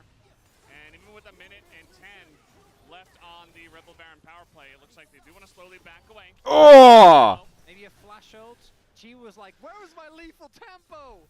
I keep autoing them, but I'm not getting any range. Yeah. Yeah, it's not. Ooh. Yeah. Again, the poke, it's rough for Zai. I don't know if he had to ult there. I don't think so. It's but level 2. At this point, I don't think it matters quite as much. Even though the cooldown on Zai ult is quite long. Like, what do you do? We already saw this earlier today. Vi Rumble. Peanuts solo killing Corki in the background there, yeah. Vi will press R on you because all right. click, and then Rumble. That's just an HLE win. We're going to go LPL, see if we can get some better luck here. I'm trying to look at this comp and figure out, like, how do they come back Corki from killed a deficit? Karthus. I feel like Heard. champions like Ezreal, when they are behind, just don't really exist at all. True. Kind of similar for Karthus, honestly, until much later in the game. Arrow sent across the map by Votic, and is just... I mean, he's doing his best doggo impression. Wow! Really had to do that to him, huh? First arrow of the game, second arrow of the game, not as impactful as the first. First forced that flash out of the Karthus. Still, all the same, Vertigan drop, still winning this bot lane laning phase very, very heavily. Well, yeah, Doggo had to burn flash and leveled E level 1. Like, how the fuck is he supposed to play the I think this is game? something that we've seen a lot in the LPL, though, is that if you make minute Is he playing laning Frosted phase, Ezreal? mistakes, Well, no. particularly in bot lane, they can snowball through to entire game-changing patterns. We've seen it in this game, particularly with that level 1, with the E level up. That's pretty egregious, right? That's an extreme example of it. But in the LPL, we're pretty good on the whole of running away with advantages. I feel like this bet for under is good, and it'll make up for the other bet again. So A spell, a flash that's on cooldown on something like a Hui, and you'll see the jungler or the support just consistently move back into that lane and explode it into a huge advantage. oh, we did under 25.5, but I'm pretty sure this one's over 25.5. Yeah, it's 28. Again, consistently trying to find these trades, but Rookie is just building this lead more and more in the mid lane. It feels Rookie is laning this split, man. Oh, it's been so good. Oh, like every single Doran, game I watch, chill, he's bro. just so far ahead in the laning phase. Chill, bro. LPL's kind of played less towards mid lane laning phase as a whole, too. If you think about the great mid laners that we have right now, That wasn't quite it, boys. That wasn't quite it. Scout as well. Yago's on the conversation too. They're not laning specialists, or rather, they don't win games purely through lane. What they tend to do is use lane as a means to an end to get the big play coming through. I mean, okay, draw, thumbs up. But I think that's Rookie is the one exception to this, where he will genuinely just rock you so hard in lane that you can't play. Yeah. Which is not a commonality. It's not a common thing within LPL right now. No, it's not. I feel like Do and B changed the game. You know, Do and B made it so people realize mid prio can be just as important as winning lane. And ever since that tournament with bloody Malphite mid and Nautilus, mid lane has been a different game entirely, and teams can play without just a dominant laner in the mid lane. But as you say, Rookie, still very much that guy. Yeah, that FPX season was wild. It's killing me, man. It is killing me how long it has been since Rookie has made it to an international stage. I want to see him play against Chovy. But the problem is now, this is the heartbreak. We have too many good teams in LPL. We do, and the competition is really harsh. Because for me, you know, we're getting towards the end of group stage. This is probably going to be a dive. We'll maybe talk about this afterwards. That's a dead Nick Thorns comes out. Nick Ket is still alive, and the Requiem comes it's out not. to answer. It's not really much damage. Just you and Kai sort of goes wide. Oh, Brum, you gotta hit that Q, bro. It's not quite a kill, but it's an answer from Ultra Prime. Yeah, but they're down 4K gold at 12 minutes, bro. Kind of Houdini escape artist shenanigans coming out. This is really good for the kills bet, though. That's going to be important. It stops NIP. Bro, don't give Doggo a free kill just because you're greedy for 4 CS. Stick around here. Rookie Doggo got gets his himself a free lane Triforce. for a blessed minute or two after this early game, but you know, It's 30 going back to that CS previous up. conversation, talk about some of Rookie these great does players look like a inside of monster. NIP. The problem is that we have a lot of teams. Rookie looks like a lining up massive and battling monster for at this what we point. assume to be fourth-ish place. Top 3 teams in LPL right now for me are, I think Top Esports looks probably like the best team in the league. We will see if that continues. Then I think JDG and BLG, of course, is kind of around that top 3. Can't really discredit BLG, even though they lost that last minus series, they're just still minus around half there. unit. That 4th spot, though, for me, is really Wild West. We have Anyone's Legend from this group, which of course is going to qualify above NIP. That's already a problem. We have NIP, I think, in that conversation. I think FPX are in that conversation, maybe a couple of others too. It is harsh competition there. NIP, they want to stamp their foot with series like this and show that they are well and truly in the conversation. Oh, Rookie dodges away from the knock-up and If it's we Nick win this in bet, trouble we're back to as 12 flashes to set it up. Gorgeous stuff from the NIP mid-support duo. Hacker forced to flash once again. It only just came back off a corner. And Shanji's hunting for Doggo. Impale flashed away from NIP, just not letting the pressure up. If there is one skill set which Rookie has above all else, it's just how does he find these random fog of war position plays? Like, he's done this on the Corki before. He just turns out of the weirdest bush from the weirdest angle and causes you to lose a fight, just like he did there. 1.6k up at 14 minutes individually. Absolute insane performance from him on this. And now, once again, we're seeing the master of mystery, the Fog of War player himself, putting Ultra Prime into the dirt, and this is exactly I'll let the hair what they back down on they lose this Tuesday, game. but they don't until get a chance then, to I fight think we're towards that keeping the upper hair group. up. They certainly don't. Shanji, perhaps an all-out angle here as Qingtian pulls him underneath the tower. Shanji going to be forced to flash. Nice little angle from Qingtian. Oh, I like that Finds a emote. window and gets his flash. That's something. He's at laughing. Least. While all of this has happened, Qingtian, he gave up his early laning phase to make sure that Doggo and Nika didn't die under that tower because of Doggo's level 1 mistake. Now he is down 1.3k himself, just like Rookie was a little earlier. Rookie's even accelerate that now up to 2,000. 1.7. But top lane lost its lane because of the bot lane mistake at level 1 from Doggo. And Ultra Prime, they're falling apart across the map now. Such a difficult position where they just shit, don't look have at any that. role to fight with. It's really tough. Unless something can happen for them to find an advantage later. I mean, they're 5k down. It's only 15 minutes. Arrow on the top side, and Rookie is here to try and capitalize. Qingtian is on Cassante, but might just be dived anyway. There's no minion wave is the one big problem, but Photic Duo, you don't get to run away from Ash and Braum. There is no escape. Duo there to make sure that he was definitely not going to get away as Photic finds the kill, and that'll be a tower in the top side and a Herald on top. Not to mention 6 scrubs that they got earlier. Stop! They're already dead! They're already dead! There's so much going up to the side of Ninjas in Pajamas. That is such a killer blow towards the top side. Yeah, this game's going to be I've had my issues with him on some quick. of the more traditional I wonder AD how the carries, odds but when are he has for something more time. utility Probably to play terrible around, at this like point. the Ash Arrow, like the Jin W or whatever. He's looked like a completely different beast. I think Photic, yes, you can level some criticism we're on the from right that game. first round Robin. He has really stepped up and put a lot of Map those duration worries under to rest as it 27. stands. Does feel a little bit like Ultra Prime are sort of just getting diffed in this one, doesn't it?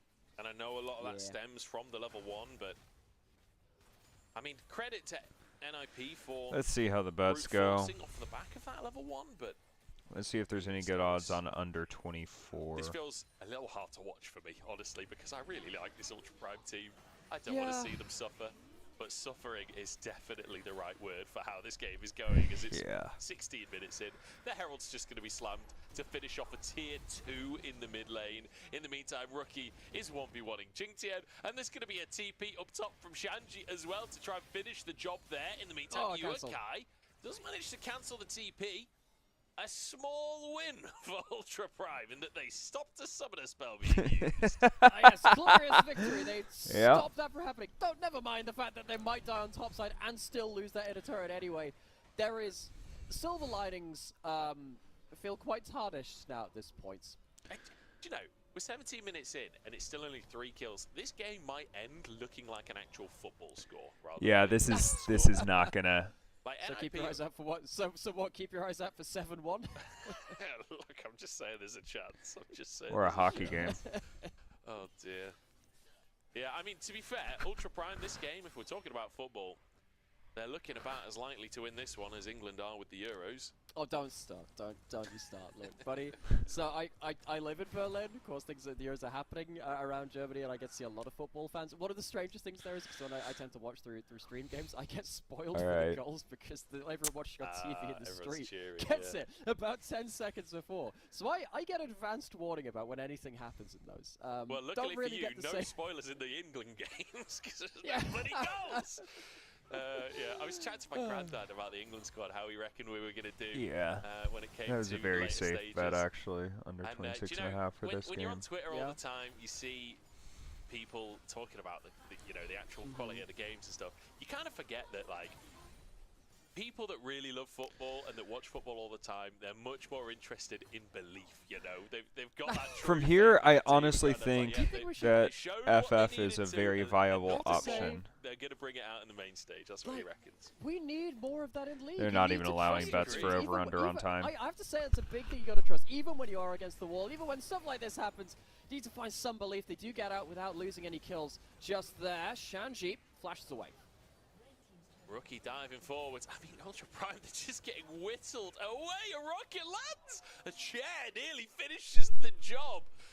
Whoa, taking me back to Hell in a Cell back in 1995 or whatever it was, throwing chairs around. That's going to be an in-hip taken, and they're just going to keep on pushing, aren't they? They might just end the game. It's only 19 minutes on the clock. Yeah, I need to stop betting on Ultra Prime from behind. Desperately getting onto the fountain as Nika looks for a knock-up. There's a stun against the wall. Troll so tanky with that Unbreakable. Oh. And the Impale is massive. That's two as NIP continue to snowball. It's 19 and a half minutes on the clock. NIP don't even need to win today, Bro, that Karthus damage.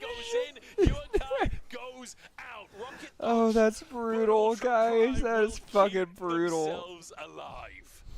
By God, they're broken in half. That Karthus ult was like, oh my God, it did the same damage as like come through for Ultra Prime, and you know, we're talking about maybe poppy needing a little ult. bit more belief, and even against the better analytical judgment of points for some of these teams.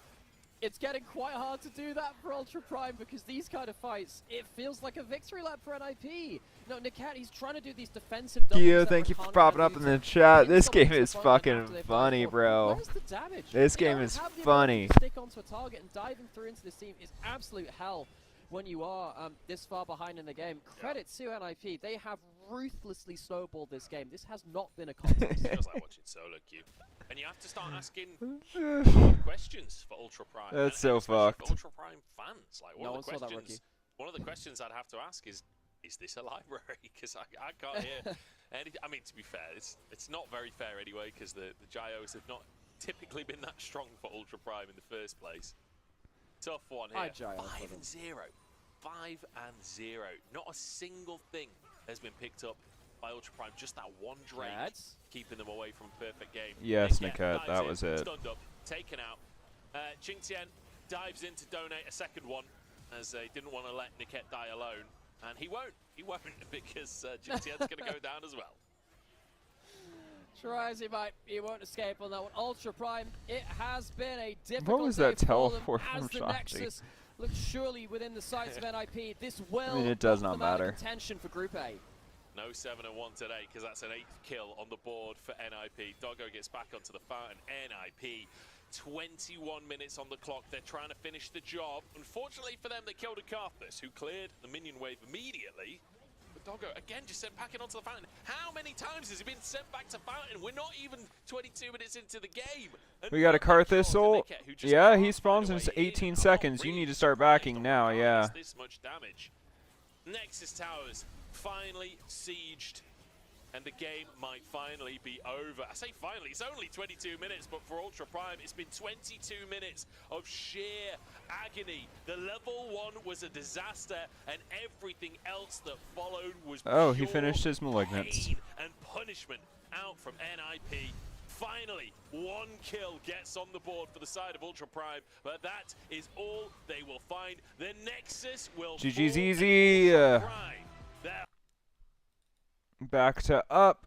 Now then, we got Rumble as well to follow. We got a lot more LPL coming up, don't we? We got another series after this. Really gonna struggle to reach those backline carries when it comes to those critical team fights. Well, since my hosting's not so good, we'll take a look. We'll just read the prompter now.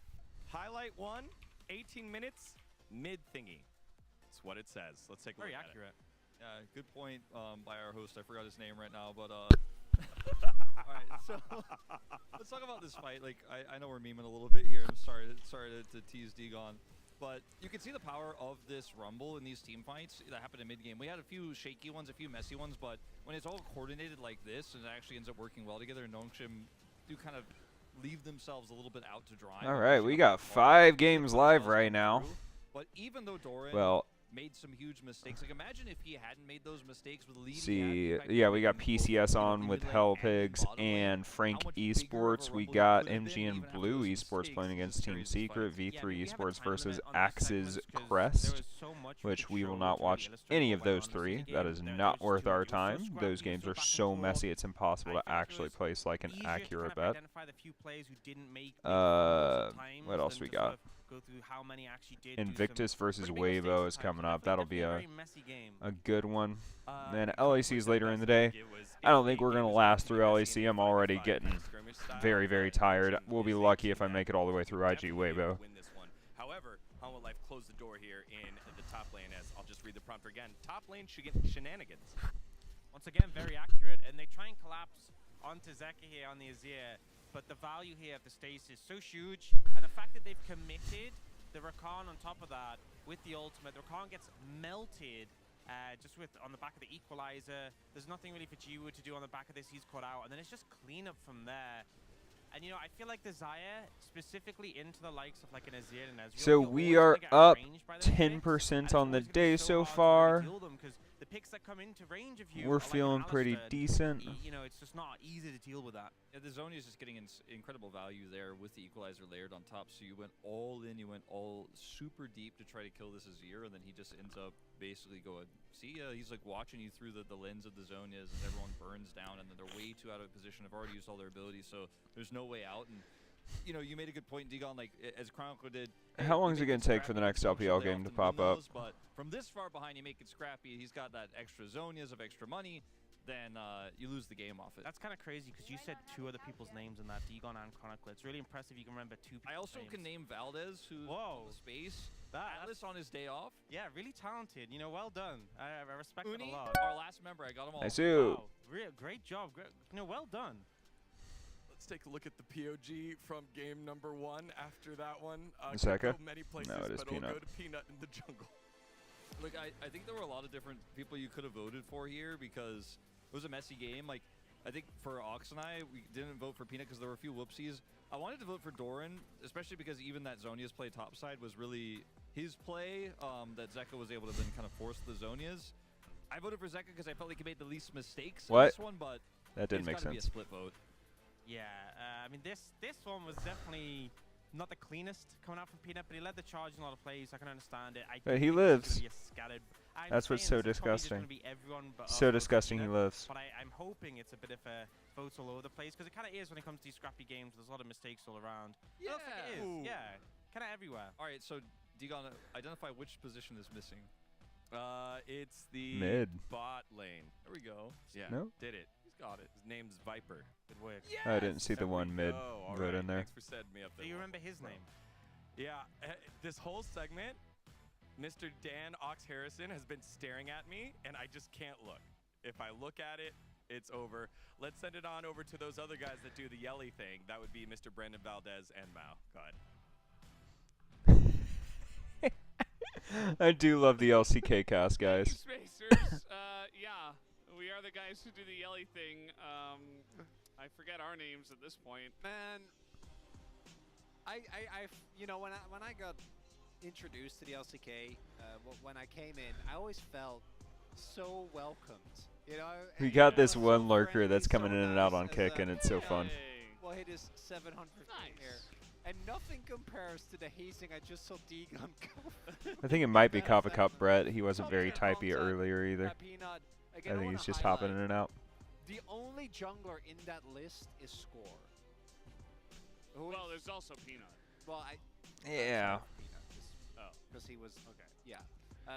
The only other jungler in that list is Score, because it's so hard for junglers to remain constant. Now, I think Canyon is eventually going to be added to that list because he has been, you know, contending for being the best jungler. Playing a lot of games. Region, play a lot of games, make a lot of deep runs since I think there's more female Korean esports fans than there is male. Challengers, but that's in the grand scheme of league, not a very long time. So still has ways to go, and hopefully some of the players on Nongshim still have a long and fruitful career ahead of them.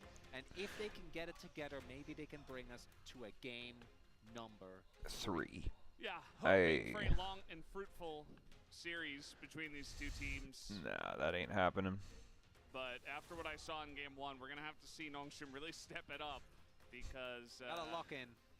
Because Hololive Esports, they really, you know, they didn't play a clean game, and they still won with flying colors very quickly. So, you know, there needs to be a bit of a step up. Perhaps Nongshim will hope Yo, Kiyo. Esports will continue to play it fast. It literally has been so wild watching Because then they'll get another opportunity to LPL and LCK play compared to NA or LEC. It's just so much cleaner. So much cleaner. I hope Rumble is taken Like, by mechanical the issues other still side happen, and but gets like to just play the it. way they work the And map then is he gets to have a little bit obscene of fun. comparatively. Although we have actually seen, literally, not just today, but I'm pretty sure it was, I want to say Doran against Frog, where a similar thing happened, where you have both sides of the matchup, and then both sides were just kind of unfortunate, and didn't really do a whole lot. So it's gonna be B1 Rumble. Hololive Esports are gonna leave Rumble open, and then I thought they were gonna leave it open, and then Nongshim are gonna pick Sejuani. Oh God, they wouldn't do that. They wouldn't do that, surely. Anyway, Rumble's banned, so we don't have to see. We can still see it instead of Tristana. Tristana? It has to be Tristana. It has to be. It's Fisher. It's Tristana. It's Zeka. It's Tristana. 2024 patch 14.12. It's Tristana. It's Tristana. It's Tristana. Yeah. Okay. Corky. Good. That's good. I was First test worried. passed. So Skarner Vi? I like the Vi. I think you don't necessarily have to slam the Skarner super early. And it's Sejuani. Pick Ash. Stole the hover there from Pick the coach. Ash. Like, let me out! And the coach is justifying. Pick Ash.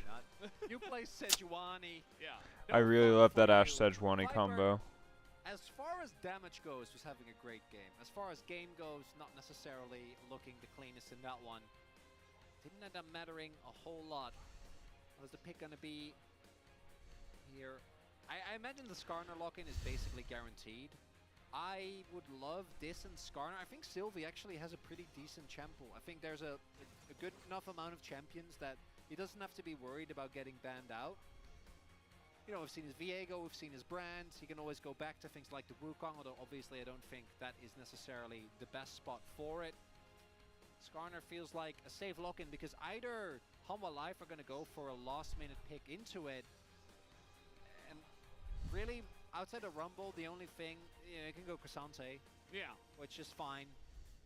As Meow does lock it in here. Doesn't look very excited about it, but it's Skarner, so how could you be? Yeah, I mean, he's not playing into Rumble this time around, but he is playing into Cassante. I think this is kind of the way it goes nowadays. If you don't pick Cassante, it will be banned. Now, they might want to really prioritize going for the Yone Sejuani combo. It is Zeka, and that's fine as well. It means you won't get Cassante, but now you've got a really strong mid-jungle duo. You'll still take that if you're Hololive. Yeah. Zeka on melee carries has been exceptional for a very, very long time. There is the respect band to Sylvie. We mentioned it earlier. The brand is, in fact, going to get taken away. Realistically, can even Oh, wow. which you can also flex the Skarner into jungle if you'd really want to do that, in case that Hololive, for example, lock in and top laner here on R4. Bans expect to be like Braum, Leona maybe, and then they'll pick a top laner, then you'll pick Nautilus, because ideally you want to get Nautilus Kai'Sa. That's kind of the golden standard. Y'all know where Worlds is this year? Not going to get taken away by Hanwha Life. Wouldn't be surprised if they deny it. I feel like Delight was saying Ali, like Alistair. There. But, you know, I'm not a professional lip reader. It's just something I do in my spare time.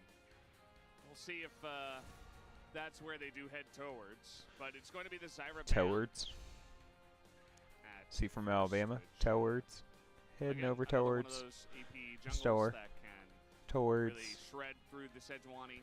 Going Leandri, Waffle House. It's so interesting to me that Zyra has become a higher priority ban. Alright, so I have a theory on accents. Because I really, really, Where truly every southern believe accent. that Karthus is so much easier to play than Zyra is.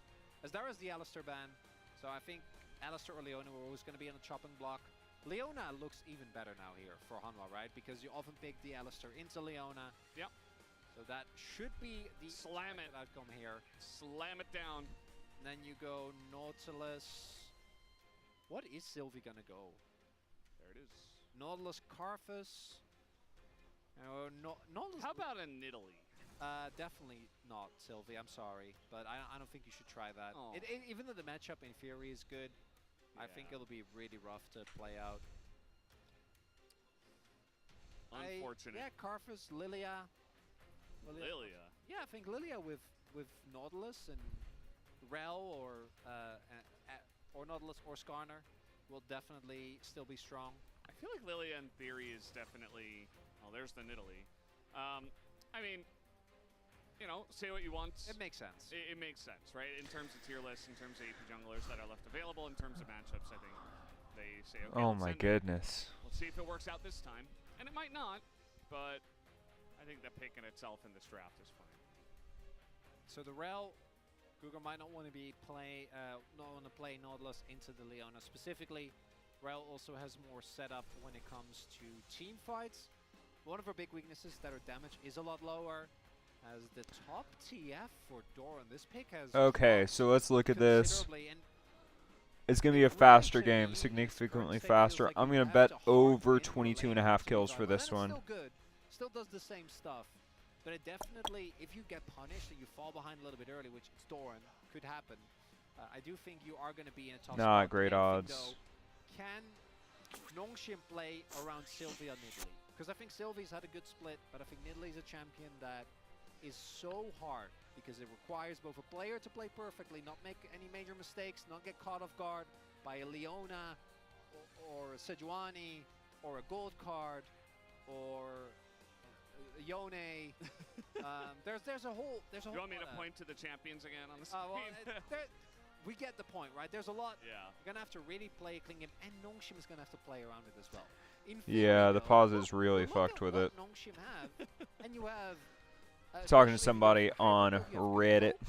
You have good CC as love the actually bringing the noodles to this. Huge that's Oh, that's he fun. wrote Jiwoo in Korean with little Jiwoos. I know.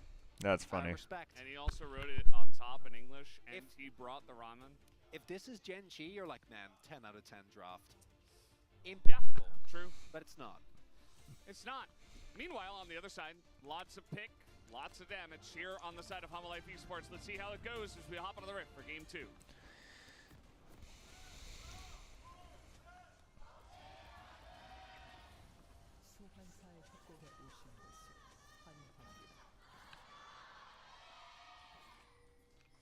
If HLE can get 3 to 4 picks pre 8 minutes without losing too many sums.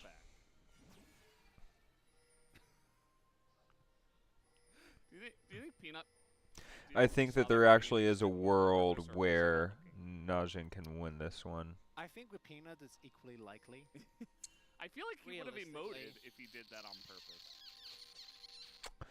Yeah, Let's see where the kill's at. No, maybe just. Yeah, I don't. Not sure. To have Sylvie with the Canyon skin. Fisher just putting down a ward. Nothing too shocking to come out here in the level 1. No invade. I found a really good bet that I like. It's Nongshim. What Nongshim have, I again want to reiterate, That Not Najin, Nongshim. Fisher Nongshim has a plus 900 on 29 under 29.5 kills with a win. Stacks his Q on the wrap If of Nongshim shows read. any signs of life, That is the Yone experience. I'll put Wait till he something hits on it. level 3. It's a whole new level. I just want to remind everyone that Veldis is a known Yone anti. Yeah. Banned him for a very long time in Silver Q. Yeah, it was like 6 months, actually. Just only banning Yone every single game. Was that when Lethal Tempo was still a thing? Yeah. Yeah, that makes sense. It was just not fun. It was unfun to play into, personally. Guess what? This bot lane, unfun. I think the main reason why because we saw Ezreal before. Yeah, I don't love the Kaisa either. Like Genji, most notably, but Aiming also played, I think, a game of it before it was buffed. Was because it was a. Something's about to happen because they just locked it. Everything that Ezreal's always been good at. Yeah. He's really good in scrappy fights. Yeah, Fisher dies. He doesn't have W. Oh. Yeah. There you go. There it is. What Yeah. the fuck was that? What? On his way, though. Uh-oh, yeah, Fisher in a lot of trouble here, and he is going to have to flash, but the follow flash is going to come through, and now you've got a Leona on your back, and there is... But they are so overextended. Italy, like, there's got to be a collapse in there. They're so shoved in under tower. You gotta feel a little bit bad for Fisher. So that was a chain of events. So what happens is he's pushed up his lane. So Kaisa actually on a... Okay. I want people also to look at the teams that played it and not read too much into the... I don't love that. I don't love any of the bets on here. So what happened is, which they should, Hanwha Life, have the... I mean, it's so clearly HLE that wins this game. So you're able to So we're looking at time or over-under on kills. Really strong, but right now, unless you can get like isolated Qs off, especially with Rel, who doesn't have near Honestly, with how these games have gone, it's a bit tough. So you're doing a prio. So how many kills did they get last game? I think it was 28, 29. I don't think Nongshim can hold it off as long this game. They're already so far behind that it doesn't seem playable. You can maybe turn it around. Ends up being a really big win. The only upside for Nongshim. Let's check in on LPL. I don't really like any of the bets on the LCK right now. Probably, maybe Delight would have been better, but both of those are, you know, not too bad. Fisher, again, he took a turret shot. He is down a TP, so he might be able to back after getting the shove in here. Does get the cannon, thank God. With a Nidalee Yone TF, it feels like Tristana Kaisa, it feels like it can very quickly turn into a high kill game, so I'm going to not bet on kills. Like, there's too many ifs, ands, or buts with it for me. Map duration, let me see if anything pops up when the freeze ends. And they said, that's okay. We're going to get the Ezreal for Viper. Definitely the big one. Also the Sejuani, you take it away. Beautiful, look at that. Okay, we don't have too much confidence in you to play the Nidalee as... Now we have this TF who is trying to bully the That is Skarner. stunning. Doran, though, is he's just tanking up the turret, and he is going to die as well. They get the kill. They don't deny series, and there is a wave coming in. So it should be worth at the end. Probably didn't need to die. I don't know if it is, I do versus Weibo is going to feel great. Meow does. That's okay, just run up there. Oh, Meow. Dude, some of those Chinese cities are freaking gorgeous. This one coming. Okay. Oh god. Oh, they're gonna lane swap. Yeah. Okay. I was actually thinking, given the wave state, that a gank is most likely not. They're gonna match it. Working out. The back. Hello. Well, he's gonna stop the lights back. Yeah, that's big. So it'll severely delay the response. Might lead to Nongshim also picking up a couple of grubs here. As we take another look, what is really big here is that I guess Doran still had aggro on him from earlier because I'm not seeing him do any damage here. That's just an Exy though, right? Ends up being No, he gets a the really kill. big moment because it means that Meow gets a kill, makes his way back towards the bot side. What's all right, well, happening? This should be doable as long as he doesn't get the TP out. Well, he definitely can if he wants to. Yeah, there he goes. Just gonna TP about 50 meters to the right. Literally. Yeah. Anyway. Whoa, why can I hear myself? are pushing with the Because dual I'm lane fucking in the middle Vinny lane. here, bro. Can you hear me? There you are. Smahal now level 6 trying Bro, to I've been gank, talking the and whole Zeka time. in mid, I just still heard you. swapped away. First time. Welcome in.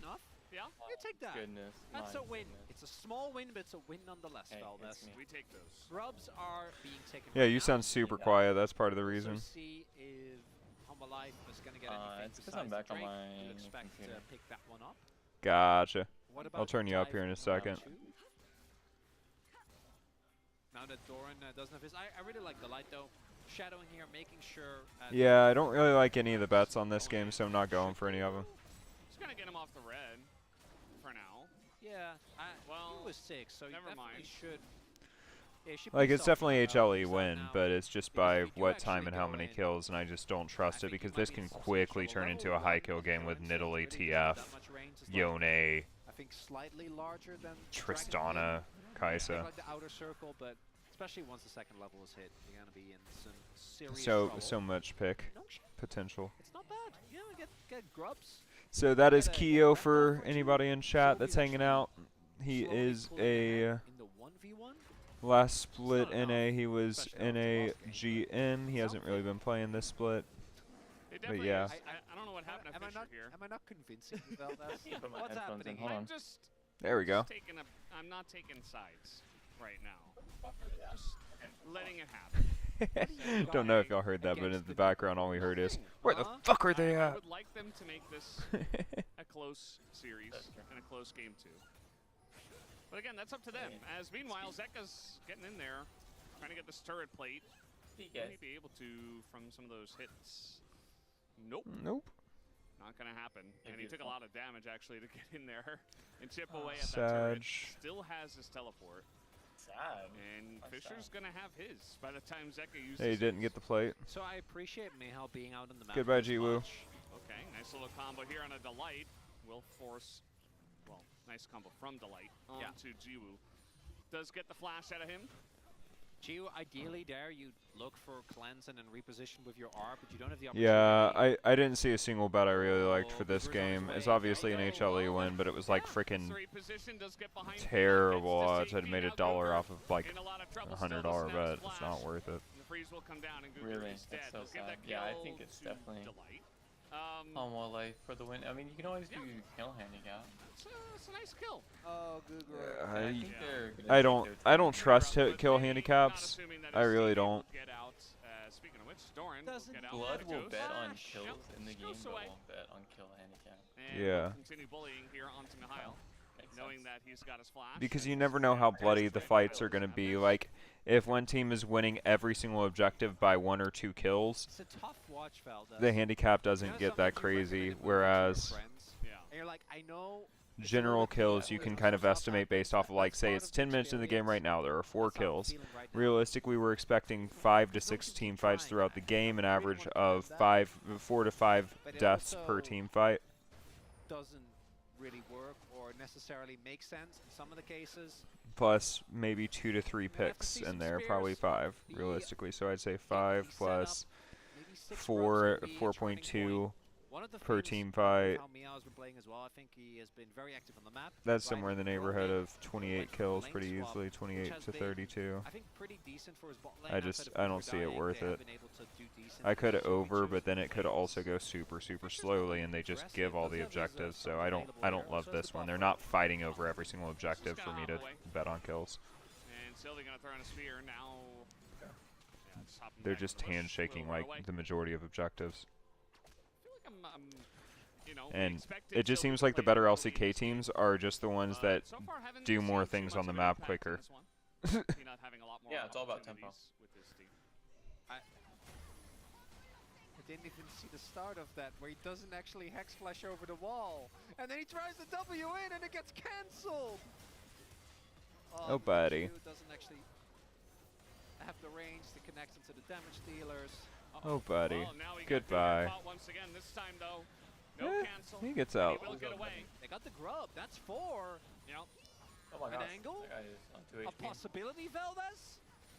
It's their guardian angle coming in right now, and now we got a nice little Magnus Storm pulling in Delight. He's in a little bit Guys, of trouble, is but Skarner actually Doran's balanced the one that has to asking flash for away. a friend? Doran now Wait, what time are you at? Skarner still pretty scary. 10:41. I mean 11:41. Yeah, you're like 10, 15 seconds ahead of me. If Zeka would go for an Ahead ult of you, oh my God. angle as I know, that's a first. I was just about to say, bro, like, finally, bro. It's about fucking time. LPL, we're loading into the arena, which means we're getting pretty close to champ select. I fucking love that, bro. Let's go. LPL, you're right. One of the objectives fully is, oh boy. Yeah, well, he does have cleanse, and he does have... Sorry, watching the Yone. Still a lot of damage put in there by the Yone. But you're right. LPL is more fun to watch. But my biggest shock is watching LPL. I mean LEC and LCS, and then going to watch this. It is crazy how disgusting the macro is from NA and LEC after watching these games consistently. Yeah, it's pretty bad. Like, it's crazy the difference. Like, these guys are just always right where they need to be, like, almost no matter what, it feels like, comparatively. Whereas LCS roam decision timing is a weak impression of a terrible iteration of LCK. Definitely pretty interesting. Yeah, we'll let the space handle that. Yeah, North America definitely has a lot to be desired. Yeah, I thought, you know, maybe he was building towards it. It definitely leaves a lot to be desired. Yeah, their macro is just so freaking bad, bro. It's just there. It's just pretty right there. Yeah, it's in our face. Okay. Like, it's not even that their micro is that far behind. It really does feel like the macro is the issue. What? Here comes Sylvie. It's both. Up to the top. I know it's still both, but the micro still feels a lot more even than the macro does. This is not a big wave, though. Meanwhile, Cougar's dead. In the background. Meanwhile, Cougar's dead. Woo! Yeah, Viper. He wants more. And he Oh, get it. good flash. Nice try in the predict, but not gonna happen. Yeah, he didn't actually have vision there, so he didn't know which way G Oh, goodbye. Holy shit. The catch over the top side, Delight getting some big value. No, Sylvie! And Fisher. You were the chosen one! Q's up, the Q's up. There it is, and the Q3 comes through on the Yone, still has Assault 2, and that's going to be the end of Fisher as well. Good night. Yeah, it should have been an under on kills. Under 22 and a half would have been really good, but it was never really good odds on it, to be fair. So, meh. Oh, a couple of back-to-back plays. Back breaking for Nongsha. Is it the... Oh, I love to see that. I love to see. No, his scanner didn't even last long enough to get the board, so... No, he didn't get the board. Yeah, Hanwha is just playing for free. It's crazy, bro. Oh, yeah, bro. And this is... yeah. The flash is obviously really rough by Sylvie there, but... And all the best just got locked on the game. One of the things with Nidalee, particularly when you're playing into a loader, you can't make mistakes. Like, for instance, whenever we've had Worlds in NA or MSI, consistently the LCK, LPL players are able to make low challenger, but they're still, like, it's not easy. No, 100%, but, like, I feel like mechanics are even more important in solo queue than they are on professional level. I think mechanics are necessary, but I think when, for example, like, you know me, like, I can click pretty well. Yeah, you're a mechanics player. You're not really a macro player. I mean, you are, but no, you're right in your expectation. A nice little solo kill on Adorn, who was not expecting that. I'll tell you that much. I'm macro player. Meanwhile, this mid lane is going to be cleaned up. When I tell you that when I got to like GM and playing against like Surrey and stuff, like, it was such a brain dip that they were just beating me. Because I mean, to be fair, this is not meant to be offensive, but you have always been kind of a choke player. As soon as you're against a name, you tend to choke up. No, I'm telling you that there's just more that they're thinking about and understanding about the game than I am in that moment. And now the rest of Nongsim, they do not want to take And fight, even a flash. that's it. It's just a complete and utter brain gap. Jiwoo was already really low. I imagine Like, that was from the low play key. mid. So because of that, I don't think they wanted to go for it. Like, but there are players who think like you too, though. Yeah, like there are definitely players that think very similarly to you. Ooh, nice, good work, Jiwoo. And Dorian's got a very sheepish look on Wait, his are you face now. Yeah, Dorian was like, oh boy. No, I'm not voting for anybody really. I'm just liking to see high-level League of Legends. Yeah, I think Doran briefed an auto attack, so he just lives for free. But it is You would know better than I. You are a TF player. Dude, I would know better. Around because I don't even think Whoa. it was winnable from a champion perspective, from a goal perspective. This is well done by Fisher. Finds the 1v1. But like realistically here, you're looking at a 4v4. Bro, you should have seen last game. There was a point where it was 4 ranged plus a. It was 4 range plus a Leona versus. I saw that. Yeah. And it was a perfect, and it was a perfect star that they put around them on a team fight. Like, it was crazy. Like, they were exactly split up to where they just could never get on top of them. Also, Mihail is making perfect Skarner ults look good. This is just classic Doran. Like there's nothing about it that we haven't seen before. There's nothing strange about this. Like no, this happened a million times. Auto, yeah, but and then I feel like we're gold card and auto attack reset, and that guy would die. I'm gonna go crazy, sis. Because you can use Twisted Fate W. Why doesn't he die? This is just who Doran is. He literally just said, "Why doesn't he die?" That was a perfect play. Perfect play. Doran literally just sitting here saying, "Why didn't he die?" Come on, man. Man, he did his calculations, but boy, is he bad at math. Yeah. He loves his calculations. Oh, Lord. I get another charge here into the inner. This is 44 health. You're not going towards Nongshim with that, so. Are you gonna watch LEC today or not? Utilize the I'm up for trying, but I'm honestly probably too tired to do it. We'll see where I'm at. Like, I was already struggling at about 5 or 4, and it's now like 7. No, I feel you, bro. I'm so ready to go to bed. I've been awake for like 20 hours. I'm planning. Yeah, I'm planning on staying awake Maybe, for. Today there's been a lot of Skarner prioritization. I watched a bit of the IG feels like Yeah, that's. I want to see some of the IG versus Weibo. And we do still have the. Yeah, it's. Oh, we're in Champ Select over here. Let's go look at Champ Select because screw this game. Yeah, it's over. Or at least it should be. It should be. I didn't bet on that game. This one is supposedly very even. I like Weibo more than I like IG, though, as far as players go. Yeah, the new Weibo is definitely pretty good. I don't like IG as much. And like, Vampire's a fucking troll if you watch that guy. I mean, yeah, he's probably the worst support in the league. I think he's bottom 3. Who are the other 2? I'm trying to remember their names, bro. I am not gonna lie. Let me see. LPL rosters.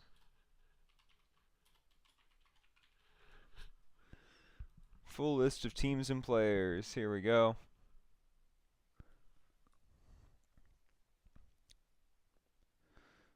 Okay, we got Kyle on AL. I like Kyle, actually. On, which is a monster vampire, Jesus Christ. Dokdom with life. Okay. Wink.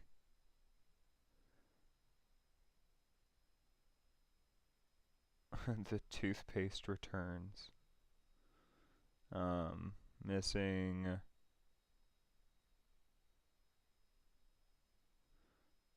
I think Jin Zhao's down there for sure.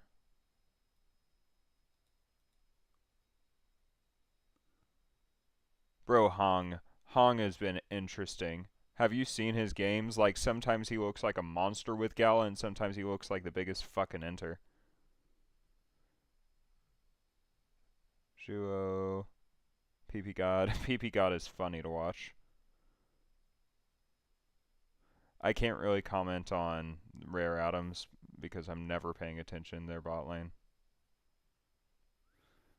I usually just focus on Vikla. Ming solid. I don't think I've watched a single Wii game, Team WE, World Elite, this season, so I can't really comment on that. Feather's been okay. Mako. Fucking Jue, man. Crisp is good. Yeah. Alright. Let's see. I didn't even see the champ select finish. Tristana and a Ziggs on a team.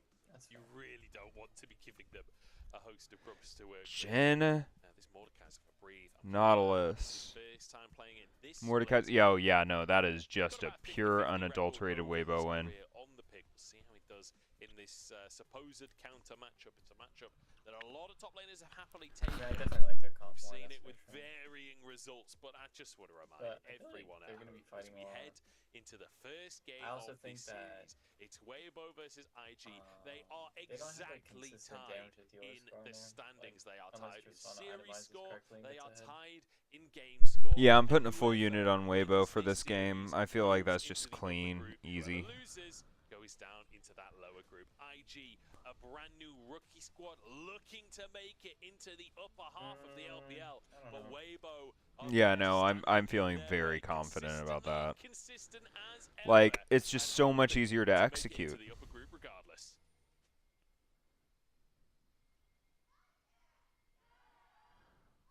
Mercedes.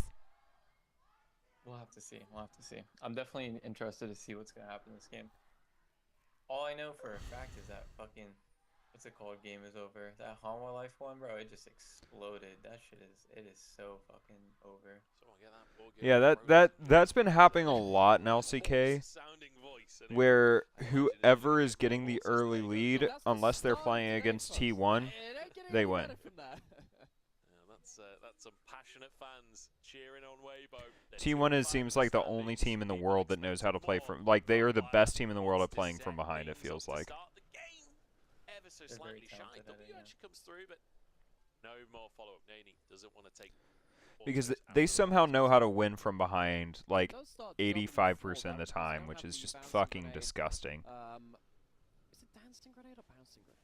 Bouncing bomb from dancing grenade. I knew it. I knew I was conflating team. But you don't have. It's just sad that they are always playing from behind, it feels like.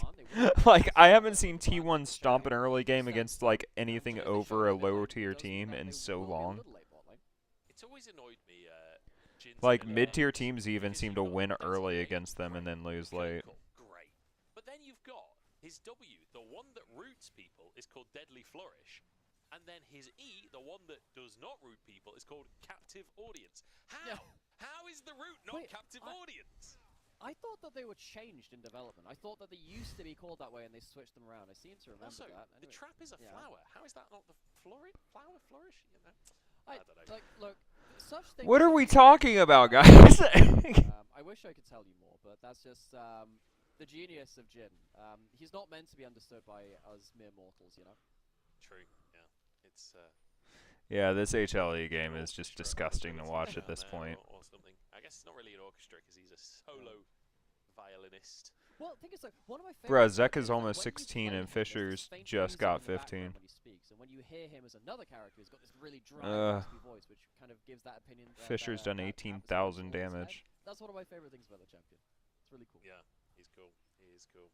He's one of my favorites to play. Not that good at it. I feel bad for Fisher. But then that's he actually played really well on his Trist. Not that good at the game myself. I really enjoy. Are you getting as sick of Corki, Tristana, Azir as I am? But anyway, let's talk win cons. Let's talk jungle. Yeah, it's we've got Tarzan moving down to the bottom side. We've got GLFS playing up towards that top side here. It looks like we are just going to be trading those crabs to start off with. Xiao hits level 4 and gets a. Bro, why are you just standing? Like, I know that you have your E going, but don't just fucking stand there. Just stood still and tanked that. Aren't going to be stunned in the bottom side, and that's his cleanse going to be used as Tarzan keeps chasing for root on Vampire, but a good hook gets him out to safety. Tarzan does get some damage down, and this does mean that Arn and Vampire, you know, they started the W for that mid lane play. They didn't get themselves control over the bot side. It's exactly even in gold. Like, exactly. That dancing grenade at level 1, and it means that they are kind of on the back foot for when Tarzan It is 3 minutes, so, you know. Xiao still has so much mana to use, and then he's just out. For another wave or two, and then he can come back into the lane. At his own leisure, really. He isn't forced to reset on the same timing as the traditional AD. I'm going to say under 24.5 kills for this game. I'm going to put a quarter unit on that.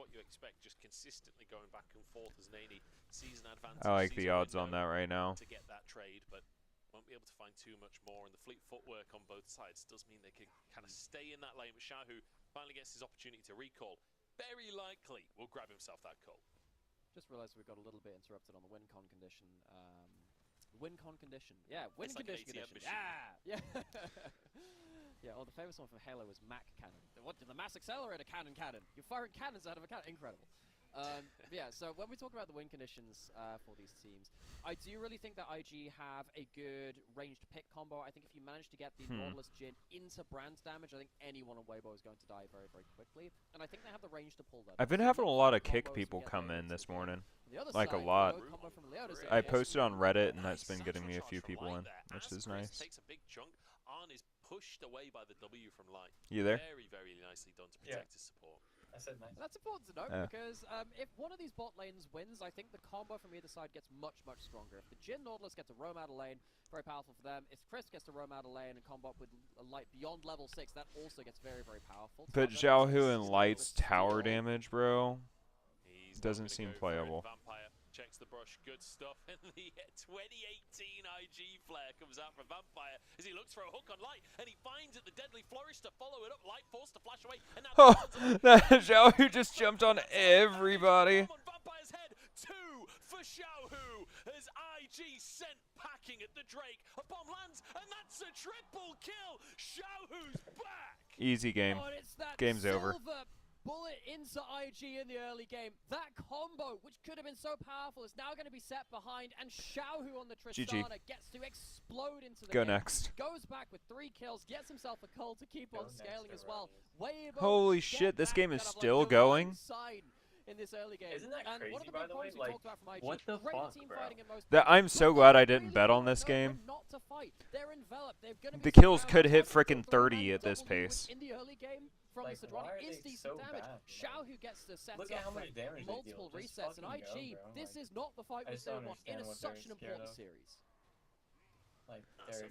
Hanwha Life's really, really slow to close out games, but when they're ahead, they tend to close them out just extremely slowly. Maybe this final game is where we see them step up. You know, they would just take it easy. It would be so typical. It was all part of the Like, who's their shot caller?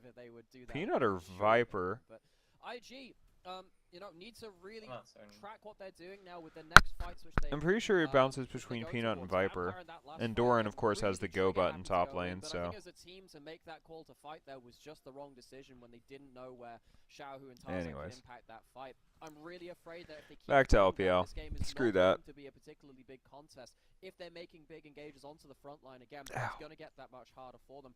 And another factor which will add into that too is typically when we see the Mordekaiser into the Skarner, the enemy team from the Mordekaiser will try and gank the Mordekaiser so he doesn't get ahead of that lane. Because Breathe is even right now, he'll be getting easily onto his 1-2 item spike, and that's going to really be a problem later on. Mordekaiser, if he's set behind, isn't really that much of an issue. If he gets ahead of the Skarner, then imagine... Yeah, they're 2k over them at 7 minutes, bro. 2k at 7 minutes is disgusting. That's an extra Doran's ring on every single player. He certainly is. So Breathe gets his neutral lane that he's very happy with. Tarzan gets to contend. What's crazy to me is Tristana has a triple kill and still has a smaller gold lead than Ziggs does over over Jhin. 1,000 gold up in the mid lane, and simultaneously, Light has built a 1,000 gold lead down in the bot lane as well. Got 3 assists. I mean, I guess the 3 assists help. I think Delight's or not Delight. Crisp is dead here. Oh, just kidding. Light's dead, I think. No? Wait.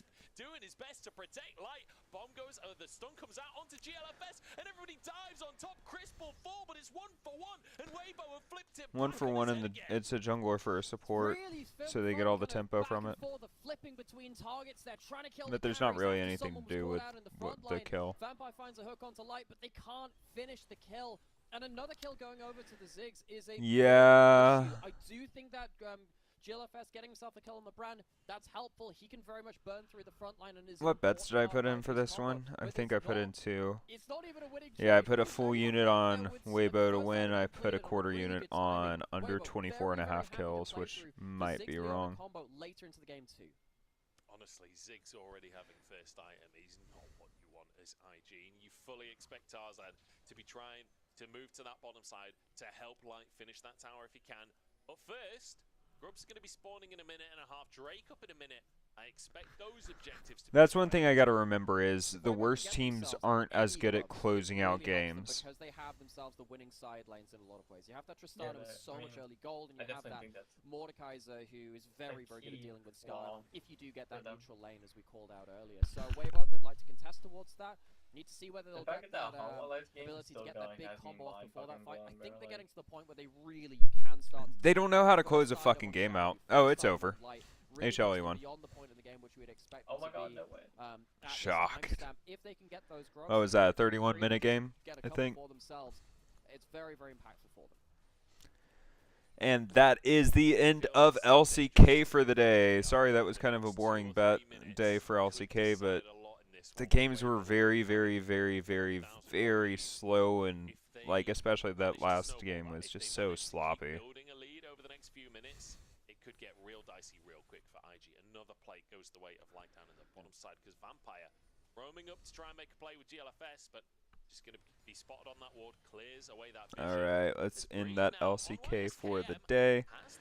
Back to that LPL. Down to half HP. This becomes dangerous for the Skarner.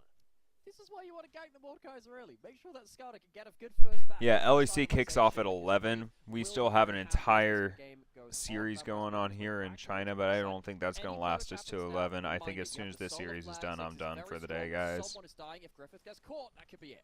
There are 2 wards behind enemy lines for IG. Might play some later tonight, but 2 massive TP opportunities for Breathe if they need it, but it looks like Weibo might just get this uncontested. TP coming out from YS. How's morning queue for League? Wow, that was such a good flash by you. Hook is a little too soon from Vampire. Morning and queue's he's best, now going to be pulled in. Breathe. Heard. Doesn't commit I might to play death round. a best of 3 and rank just for the hell of it. Not ranked. Top side as everyone moves towards Grubs. I'm leveling the new account, so I'll probably just keep playing that. No I got, bro, the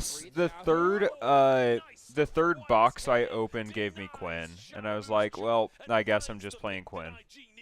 You know, Quinn mid is like wall S tier slam, right now, right? instant CC, and Yeah. Shadow, who just positions poorly, It's like really means good. that IG, they get themselves... Yeah, but I've been playing her top with my old build, the Static Shiv into Bloodthirster, into whatever attack speed item I want, into IE, into Lord Doms, and that's been feeling really fucking good. IG will be able to snowball these groups, and honestly, I've been messing around with Phantom Dancer versus Navori versus Rapid Fire, and honestly, I think my favorite is Navori because the E cooldown whenever you're kiting people out feels so nice. how can actually damage these towers as a Skarner, as things like the Corki and the Jin. The damage definitely does feel low, but you feel much tankier with the lifesteal tanking. Just kind of gets caught. He agrees. You can't be positioning there. YSKM showed this against Ultra Prime as well in the last series. Very, very quick at him kind of pulling the flash Ixtal's impact into the Impale. Very, very strong CC. Especially because when you ult Static Shiv at the beginning of a fight, you can half health most squishies just on that with your ult. The passive automatically procs on them with Static Shiv. Feels so good. Another lane potentially. If IG leave this mid lane unattended, Light will absolutely shred it. So they can't Especially if it crits with the IE. Just want to quickly mention as well, Trinity Force picked up here by Naney. Only on the 1 assist, down in gold, but didn't go. I just don't enjoy lethality, Quinn. I find it so boring. Finishing that Trinity Force wants to be a part of these plays as Chris caught up by the Deadly Flourish, and Vampire follows up there. That's a flash forced out from the enemy support. Chris not in the best position either, so Weibo a couple of times now caught out in these river brushes either side of the lane and punished for it. It's not the biggest thing. Chris will still have a decent amount of HP. That'll be that. Weibo still trying 6 kills at 14. last one. We'll get something just before that comes through. So big gold advantage coming in from Weibo, primarily through that tower pushing, but also yeah, I'll stick with it. Well. I'm pretty content with that for now. In their favor, IG, they don't have great positioning on the map right now, and Tarzan does have flash and ult. He can very much pull the trigger. That pink ward's not in the brush. The pink ward hasn't actually spotted the ward, so we'll be seeing there. Vampire has overstepped, does have flash available. I don't know if that's even going to get him out, but the curtain call comes through, and Crisp just gets abandoned by Tarzan, who wanted a kill of his own. 1 for 1, both supports down. Got a Snapchat. You see how dangerous the combo is on both sides. Vampire trying to get vision control, can't quite manage it. And as you said, the ward is not inside the brush. Weibo going to go over towards the Herald now. They don't have their big combo, and they are more reliant on it, I think, with that Ziggs ult. Maybe that'll put IG into a position where they really do want to fight. GLFS, no flash, no ultimate, chunked out. It's going to be hard for him to move in and really contend this one. I think Herald's going to reset here as the Impale comes through. Breathe, put in kind of an awkward spot. Might just get burst out. There we go. You didn't think it was going to be close? No, I said I did using the Impale right at the end of the death realm. I have no idea what Breathe thought he was doing there. Uses the Realm of Death really early onto the Skarner. It's not even used onto the Brand to try and deny him a smite or something like that. Breathe doesn't have himself a great 1v1 in there. It doesn't get his passive up early enough. Means that IG, in the last minute or two, managed to get a couple of good picks, get themselves a Herald. That's a Herald with a 6 growth. For me, worst teams, I'm thinking about the easier composition to execute as well, though. That mid lane soon after that point. So despite the fact that Weibo had themselves the 3 kills onto Xiao, who are looking like what could be another early game blowout game within the LPL, IG have managed to get themselves another. Like, it's just a comp that Xiao and like in a position to carry, but they need the other pieces of the team to start working with them a little bit. And I mean, Xiao can definitely carry this, and I think they're still in a winning position. Yeah, Xiao is so much better than any. So I think he ended up, he thought he'd hit the E, the Death's Grasp, or Death's Hand rather, and if he'd done that, he would have kept his passive up, and he would have maybe gotten to the point where YSKM would have died, or at least be chunked out during that. But you should know me? The ult midway through the combo. The E misses, and he looks a little bit foolish after that point. So yeah, I figured it out. I didn't know that was what it meant. Into the Skarner. It's not an instant win pick though. You do still have to get your combos right and to get that passive ticking onto people. That's where so much of your damage comes from. Sort of the classic Mordekaiser, isn't it? He's really, really good, but you've got to hit those abilities. Everything is a skill shot, so if you're missing those, certainly not so potent.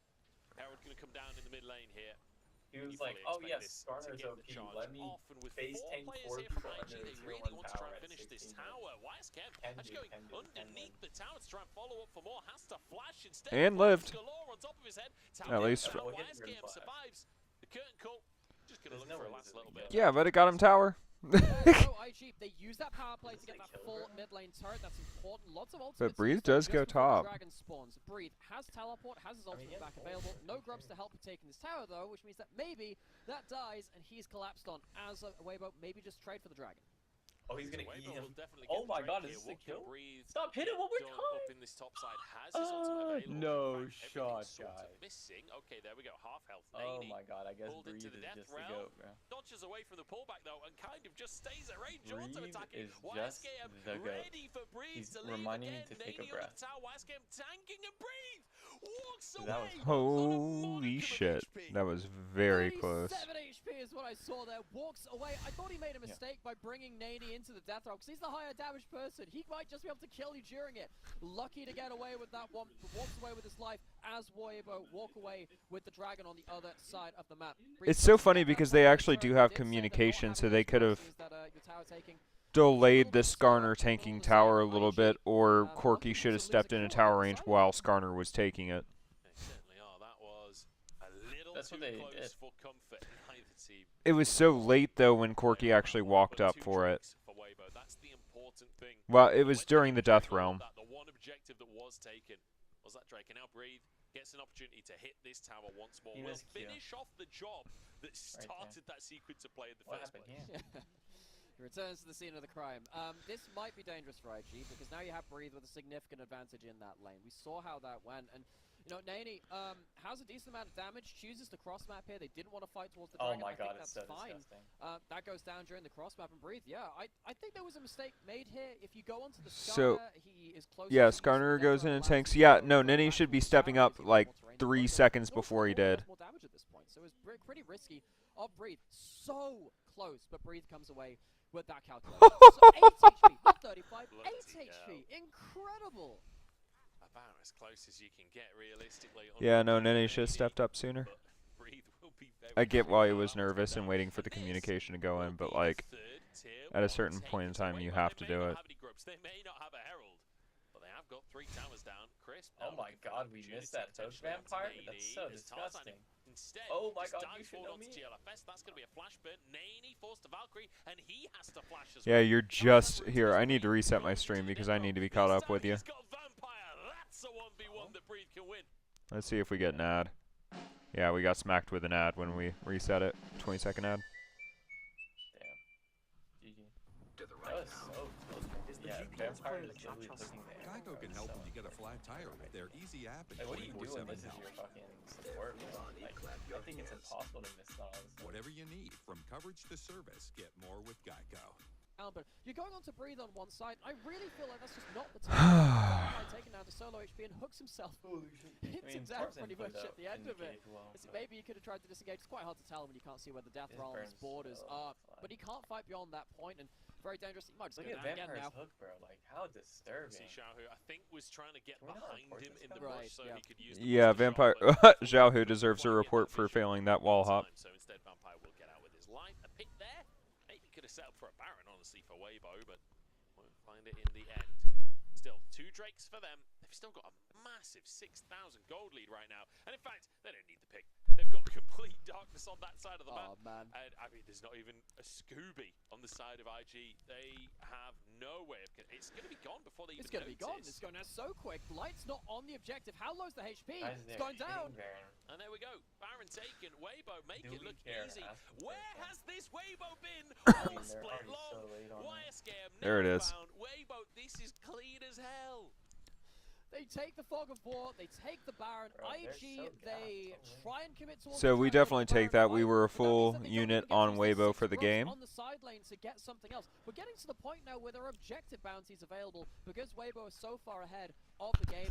Dragon's now up in 40 seconds. I'm fairly sure that Weibo can just reset and push in after they Wasn't the best odds, it was 0.5, but still. Walk in with this Baron buff and the siege potential of this in holy Fedzigs.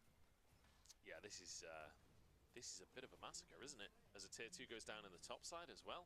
Drake spawning in 20 seconds. I've got a buddy of mine that just bought Swedish 100 milligram Nick pouches, and I told him he's a fucking moron for that because like the heaviest ones that you can get in the US is 9. Yeah. And like, why would you force yourself that much nicotine?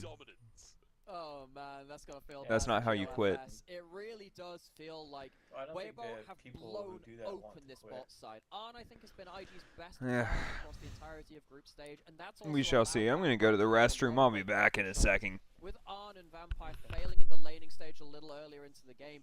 Light and Crisp have pulled ahead, and Arn and Vampire, a core part of IG, haven't been able to stand and fight. We've seen how Vampire has really struggled to engage, and they can't even defend their turrets. They do get to stop the local goal going over from that, at least, but that's a very, very much silver lining. Yeah, that's we're clutching at straws here. So is GLFS as he's just obliterated. That's a tier 2 in the mid lane and in the bottom lane. And guess what? Ziggs Tristana plus Baron minions equals dead tower. I'm not great at maths, but I know that one off by heart. Breathe in the meantime. Sieges in the mid lane. As Tarzan will move over just to help him finish that job. And now these Yordles get their chance to move over towards this tower, get those passives off, get those bombs off, and finish off another objective. Bomb onto Vampire's head, and he just explodes into a million pieces. This feels just like game number 2 between NIP and Ultra Prime. This feels like a massacre. It does, and it turns out there's another secret technique to kill a vampire. You explode them with a bomb. Don't even need the garlic at the stake. Absolutely evaporated. They're pulling the ults, but it feels too late. The curtain call gonna do whole load of diddly squat against Crisp there. A root lands onto Tarzan, but the stun can't follow up. The hook can't follow up. Tarzan gets out with his life. That's 2 inhibs. And finally, Weibo can move over to that Drake that we were talking about being set up about 2 minutes ago.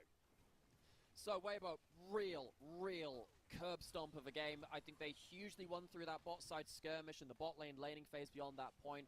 Light on the Ziggs has looked fantastic. There are going to be some questions as this is our last series of Fearless Draft. Weibo looking fantastic in this game. Can they do this again? They're called Weibo Tap Tap right now. Can they do that? Can they tap tap, double tap in this series? If they do end up this first game, it's looking mighty inevitable. But can they do it without these picks again against IG in another game in this series, you know? It seems poetic as well, because if they can't double tap, IG will rise from the dead and go into that upper group. We'll see if Weibo can finish the job. They've got to finish this game first, but honestly, with a 10,000 goal lead, it's feeling pretty easy to finish this one off, dare I say. I don't know, Weibo... Alrighty, we back. I feel superstitious when I think about Weibo as a team. You know, they're one of those teams.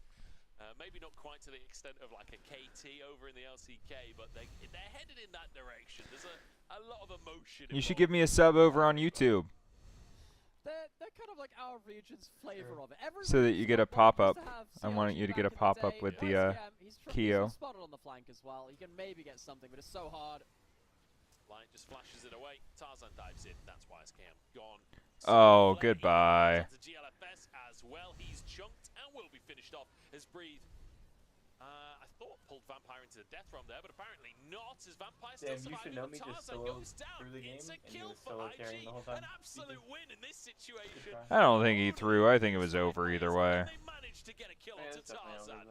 In reality, though, Weibo dominate. They finish the game and they look. Let's see, 22 kills, so I got my under on that one too. The first stage of the tournament. That wasn't even close. IG, they were spectators. They were just watching the game. I like the casters. Where they give 3 kills over to Xiaohu in the bot lane laning phase. Already struggling at that point, falls apart even longer. Even further, rather. It feels like, really, Weibo, they took those early game mistakes we've seen sometimes in the LPL and once again run it over to a victory. There were 1 or 2 good picks in the mid-game around those mid lane bushes, but they couldn't string together any series of good fights. No, absolute massacre from Weibo. Great draft and well executed. Alright, let's see game 2's draft. And with that, we're going to jump to a break already. I can't believe the first game is already done of this series. Hopefully, IG have a little bit more in the tank and we can see it after the break.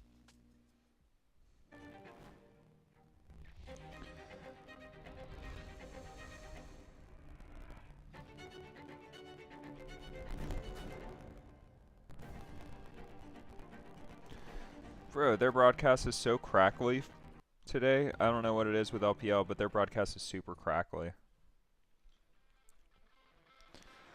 Alright, we got 10 minutes. What are we going to do for 10 minutes? I don't know.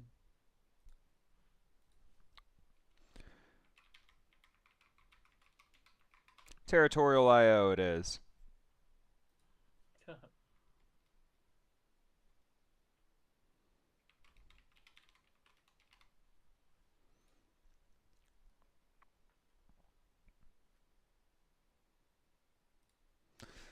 We'll do an Asia King of the Hill. That sounds fun.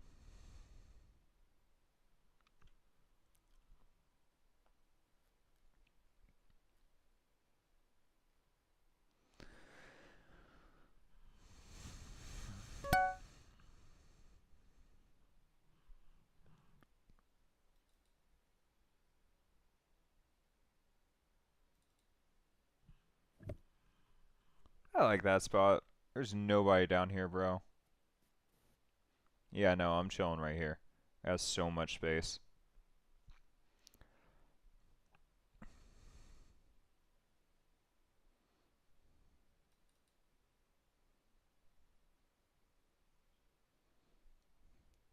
Let's wait for the cash out. Boom.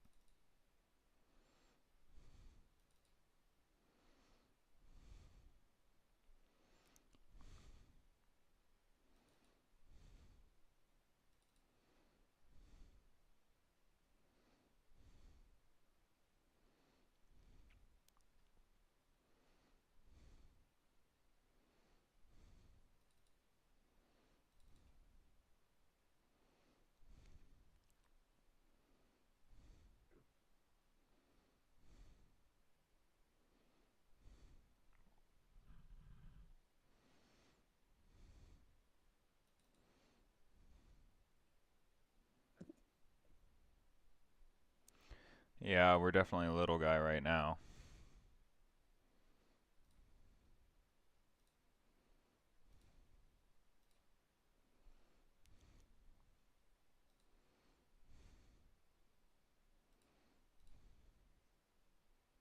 Uh-oh, that guy just full sent.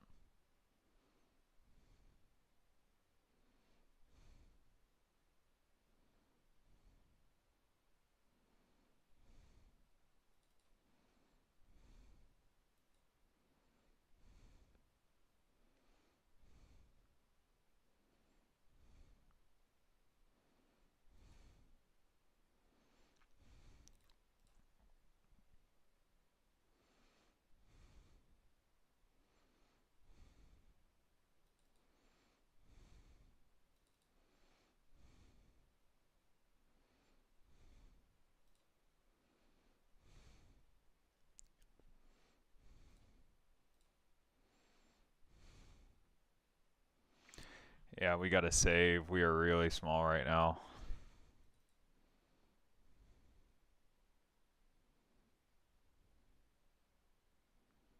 Yeah, he can have that. I can't do shit about that. Yeah, and see what we can get from there.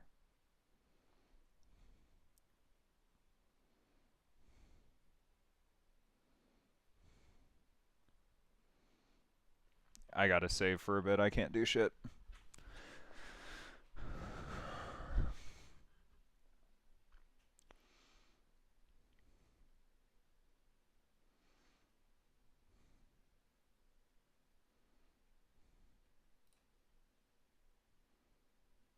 Ah, yeah, I'm getting fucked. It's fine. I'll full send on him because he started it.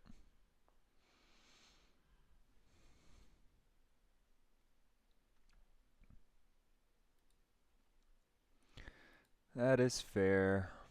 26th. 5 more minutes, we'll run another.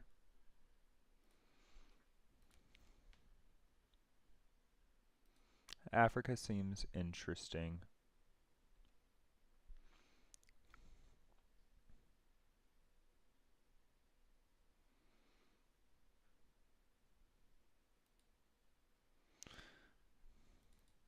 What team are we?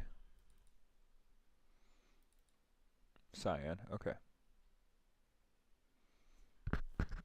I got a really nice spot right there.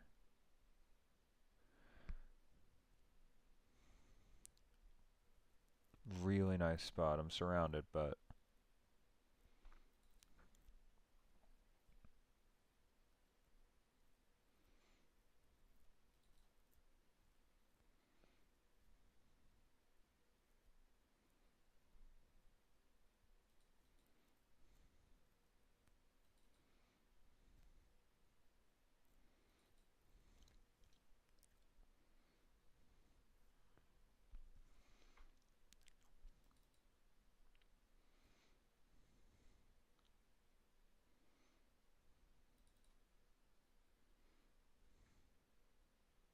Oh, I edged him out. Nice.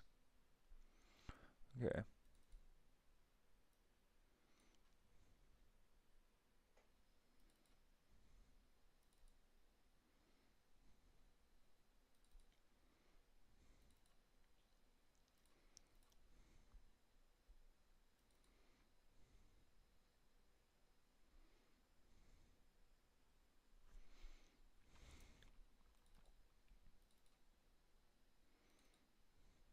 I don't really want to share more borders with him, but I don't think I have that much of a choice.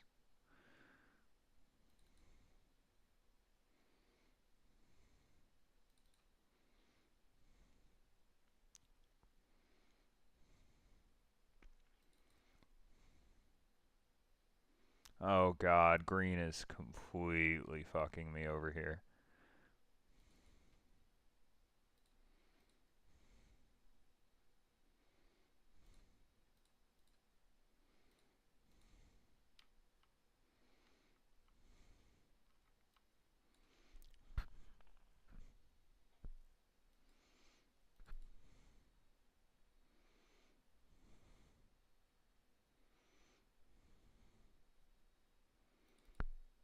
I'm sorry, but your borders are too juicy, my guy.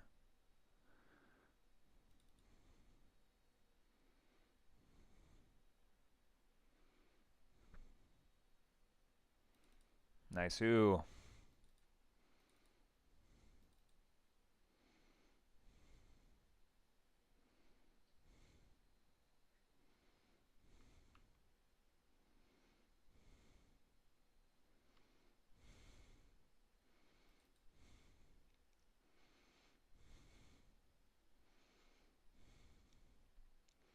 Oh, you're a bitch.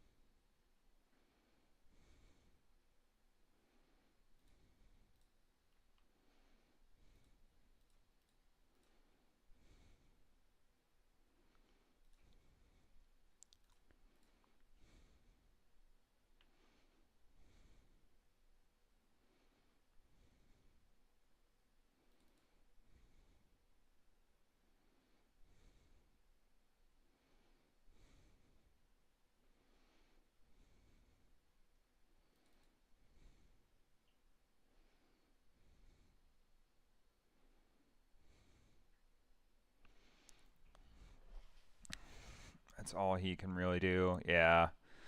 I can't do too much from down here.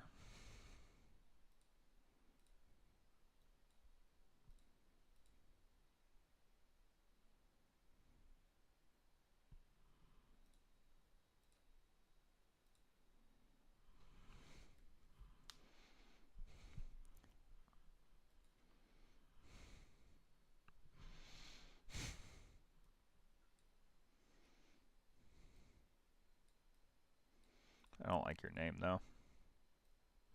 My girlfriend is Jewish, so. Not allowed to like that one.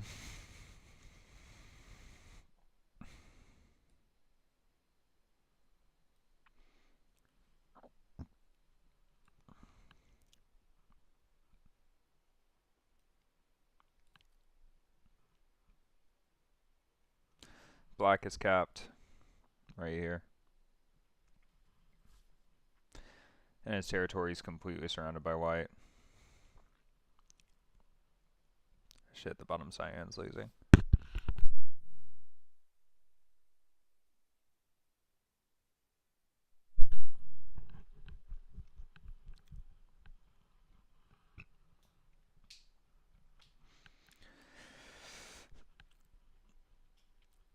Oh, you got it. You guys both have to go for Byzantium or else it's not going to work. You can't be focused on white and black.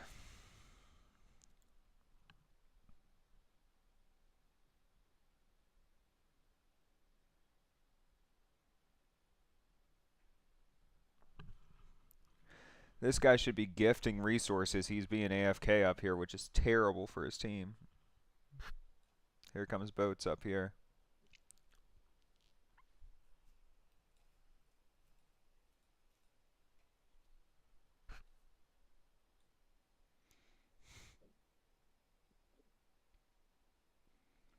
It's time to send on black. Nah, green's got it.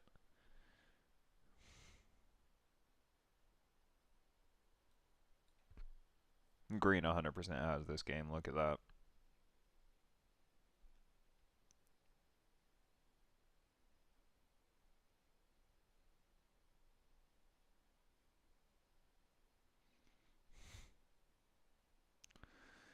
Black full stint on green, but he's not capitalizing. Yeah, green wins.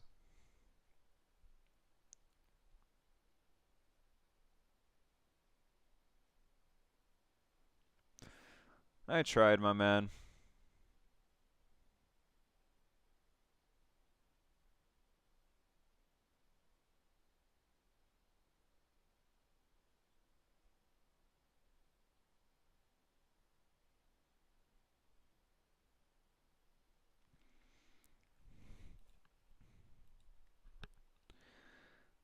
Yeah, GG.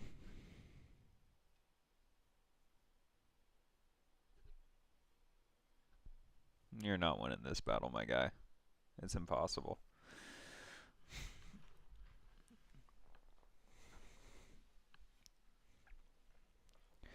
Hey, at least I got wiped out by the guy who ended up winning.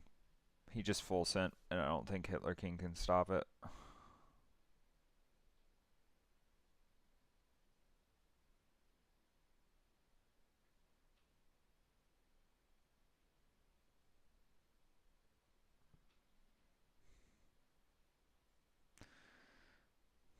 Another full send, he's gone. Is there another game in here yet?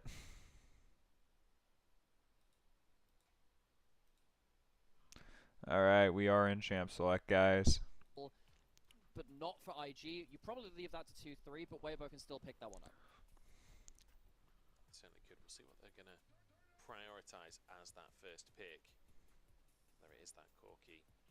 Or whether they want to go for something in the jungle, maybe want to change things up. But no, the Corki looks like it will be the answer for Weibo. IG, though, kind of have to show a little bit here because the Skarner's already gone, the Leona's banned away. All of the picks that you could go for that are that just plug into any composition feel like they've been taken off the board already.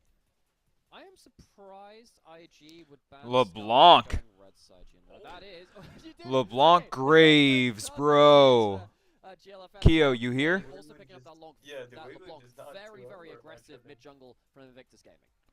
Certainly is. DLFS Honestly, I think they have a better chance this game. Graves twice this split, 100% win rate, 33 KDA. He has looked good on the Graves. IG with some playmakers to work with. Because GLFS has good luck for sure. I don't even know what his name means, but he's been really good on Graves. So the Renekton really lane dominant, trying to put YSKM into. We got Zhao Hu coming in, Light Crisp, Nini on, and Vampire. You need to go towards something there. They did hover over that Zyra earlier. Interested to see what Tarzan wants to fit in. You have most stuff available. Wait, what is that number? Lots available here for Weibo, but not going to go for the jungler just yet. Instead, going to get Crisp onto that rel. So, setup available, strong top laner available. But whether or not they actually get any AP junglers left in the second phase will be a different question entirely. It's IG now, already got their jungle. So, Light can still go towards Kai'Sa. So yeah, we're up 24% on the day so far. To not being jungled. You could go towards another initiator for Tarzan. You can actually at this point see you have Rel, you have Renekton. You could go for a Nidalee too if it's not going to be something like the Karthus, Zyra, more hard carry late game team fight jungler. I think you do have enough setup to make that happen, and Tarzan's been happy to. Yeah, I think Tarzan's going to be forced onto probably Karthus. And that means that Vampire is going to be in a not great position. So yeah, I'm interested to see now how Karthus or Talia, I think. That feels more Tarzan-esque. Yeah, we'll have to see. I mean, in terms of AP bots as well, like you can get real spicy with that as a pick, but whether or not Weibo really want to be getting the kills for the past 24-48 hours in betting have all been very, very low. Except for like 2 or 3 games that I've abstained from betting on it. Yeah, YSK fully reclined. Man, no I hope it's a Weibo 2-0. I'm ready to go to bed. I'm tired. I'm literally falling asleep with my favorite. Yeah, I got this game and maybe one more draft in me, but that's it. Still the Lilia as well, and the Nidalee. Plenty of options in regards to jungle. They can still go towards that Kai'Sa as well, if they particularly want to. I'm quite interested to see what IG go towards. I mean, yes, Ziggs for on. Okay, suppose it's the aggressive bot laners which have been banned away from Arns. They can't take over that laning phase, which could give Light and Crisp more ease of access. I mean, they could have played Lucian Nami, but that doesn't exactly sound like it would feel great. Kai'Sa, a pick as well that does particularly well into Ziggs later on in the game. You can find those all-ins if you're 1v1. But Lucian Nami has not looked that powerful this split.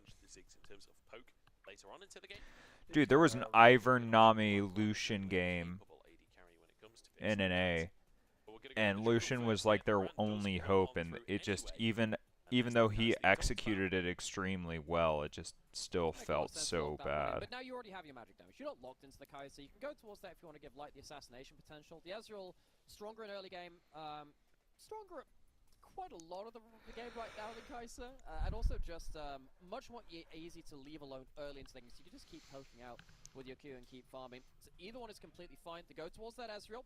Will be more consistently long range. Now you can play towards rockets and you can play towards the Ezreal to match range a little bit with the Ziggs, who of course has the longest range on the field right now. Vampire needs team fight engage. He will be the only engage. I have to say, it's going to be quite a difficult game for him because when you are playing as the sole engage threat, which you are right now, and that's why SKM gets some miracle flanks, all you have to do is pay attention to that Alistar. On the other side, because you have the Renekton with the point and click stun, and you have It's just a Weibo win. Else, I really want it to be controversial or fun, but it's just a Weibo win. I would say that IG does have outs, such as LeBlanc getting picks onto Brand, Corki, or Ezreal. Yeah, I think there's no counter for LeBlanc this game, so... Yeah. So I think LeBlanc can carry. I'm willing to say over 24 kills.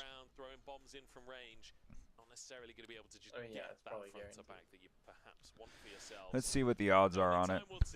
This is going to be an interesting one because Weibo have yet Down the money line. consistent in a single series across the course of this year. Maybe this is their first time. Maybe this is their chance. I think I put a half unit, or no, I'm gonna wait. I want to see what the first 10 minutes look like. They can make it to the upper group. They can prove everybody wrong. Nobody expected much from this roster at the start of the year. And yet, here they are, contending for a position in the upper group. This is their opportunity to shut down Weibo and show us all what they are made of. I'm going to bed, Loki, I think, man. Alright, man. I'm too tired. I appreciate you trying. How's your arm doing? It's feeling good. I don't really notice it anymore. That's good.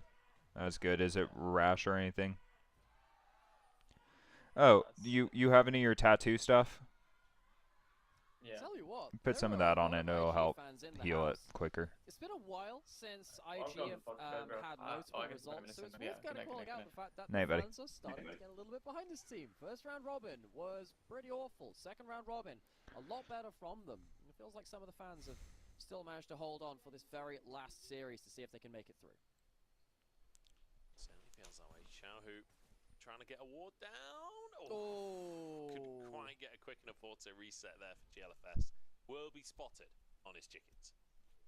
Tarzan, not quite spot on the other side just yet. Xiaohu's going to walk over and get himself a good trade there.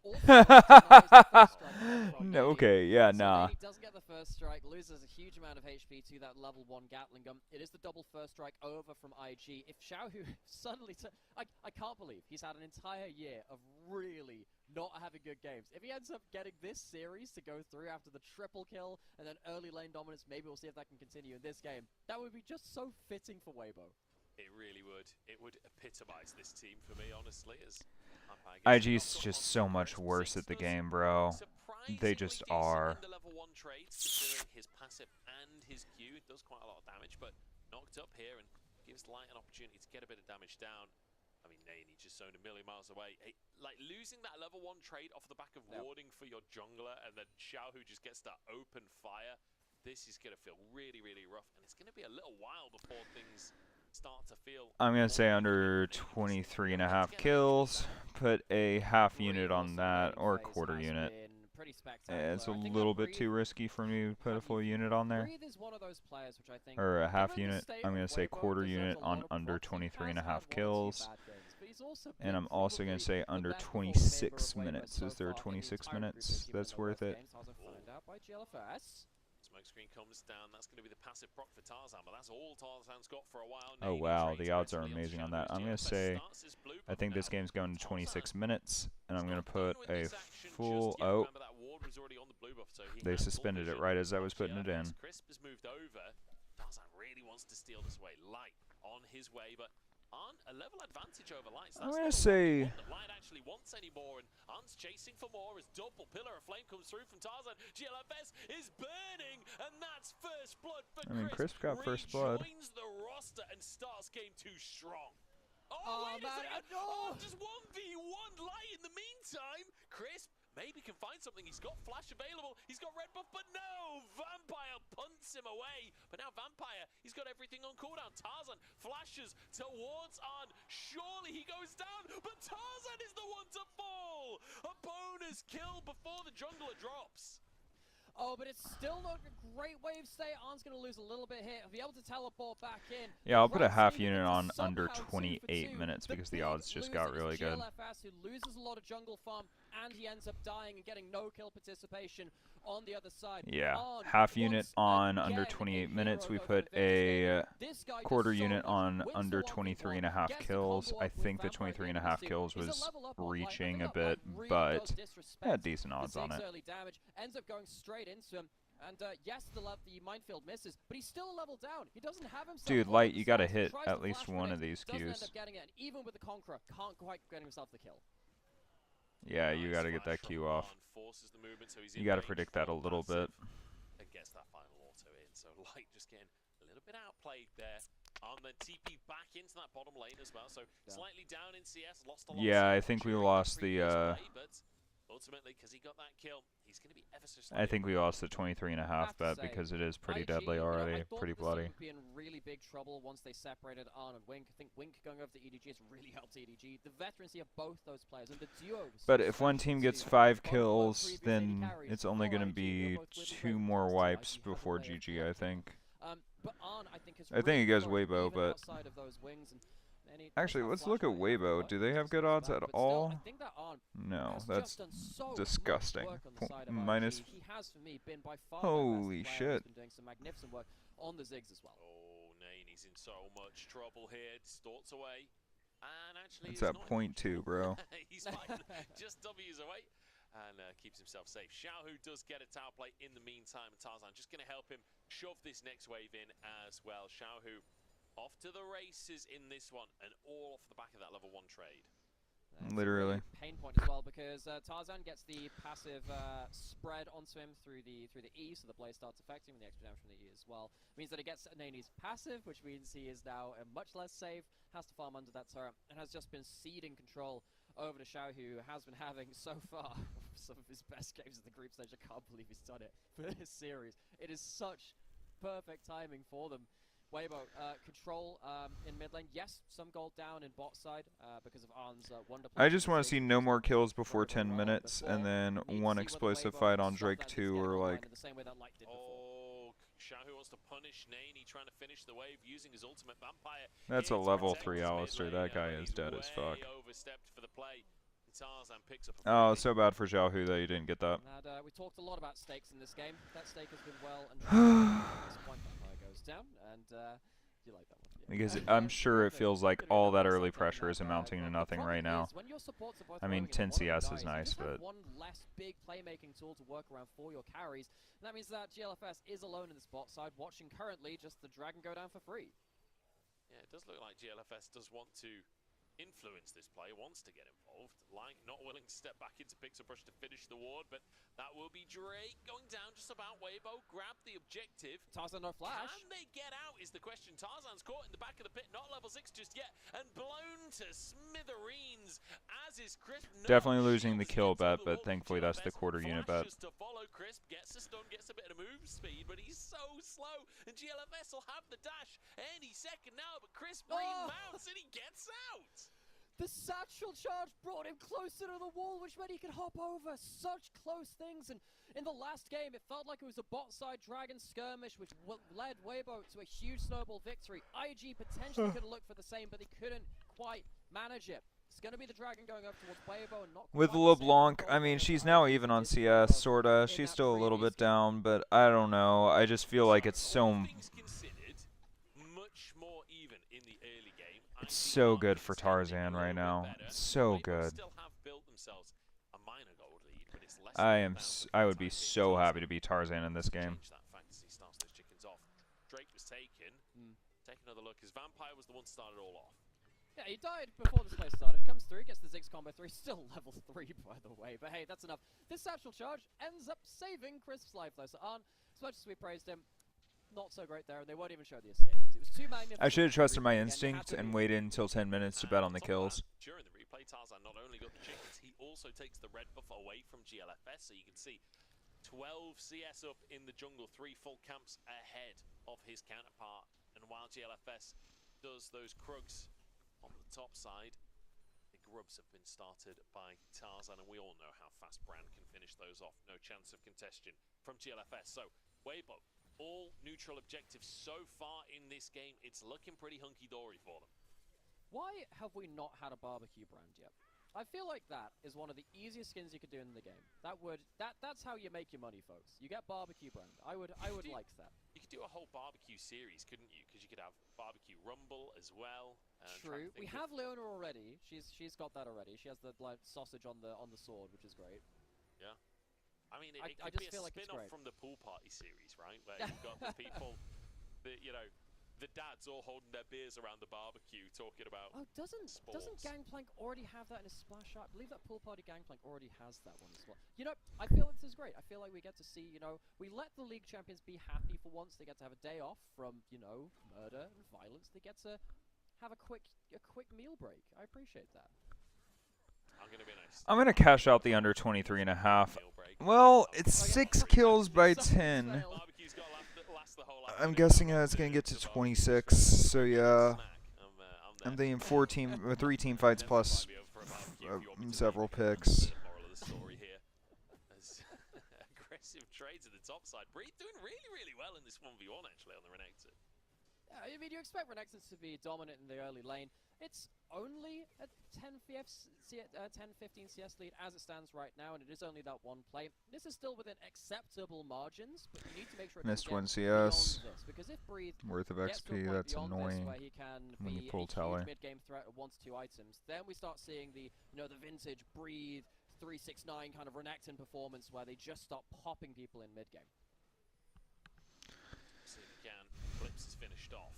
That's Tarzan's like my jungle. Any Renekton matchup where suddenly he can dive in and chunk you to almost 0 HP. I don't know if he can quite 100 to 0. Cassante. That brand clear is wild to me. Getting work done in the 1v1. We'll see if he can snowball from this point. Tarzan also on the Leandries already is making a meal in this game, isn't he? Almost 1,500 gold up at this point as Dominus in the top side. YSKM the target, all out to try and get to safety here.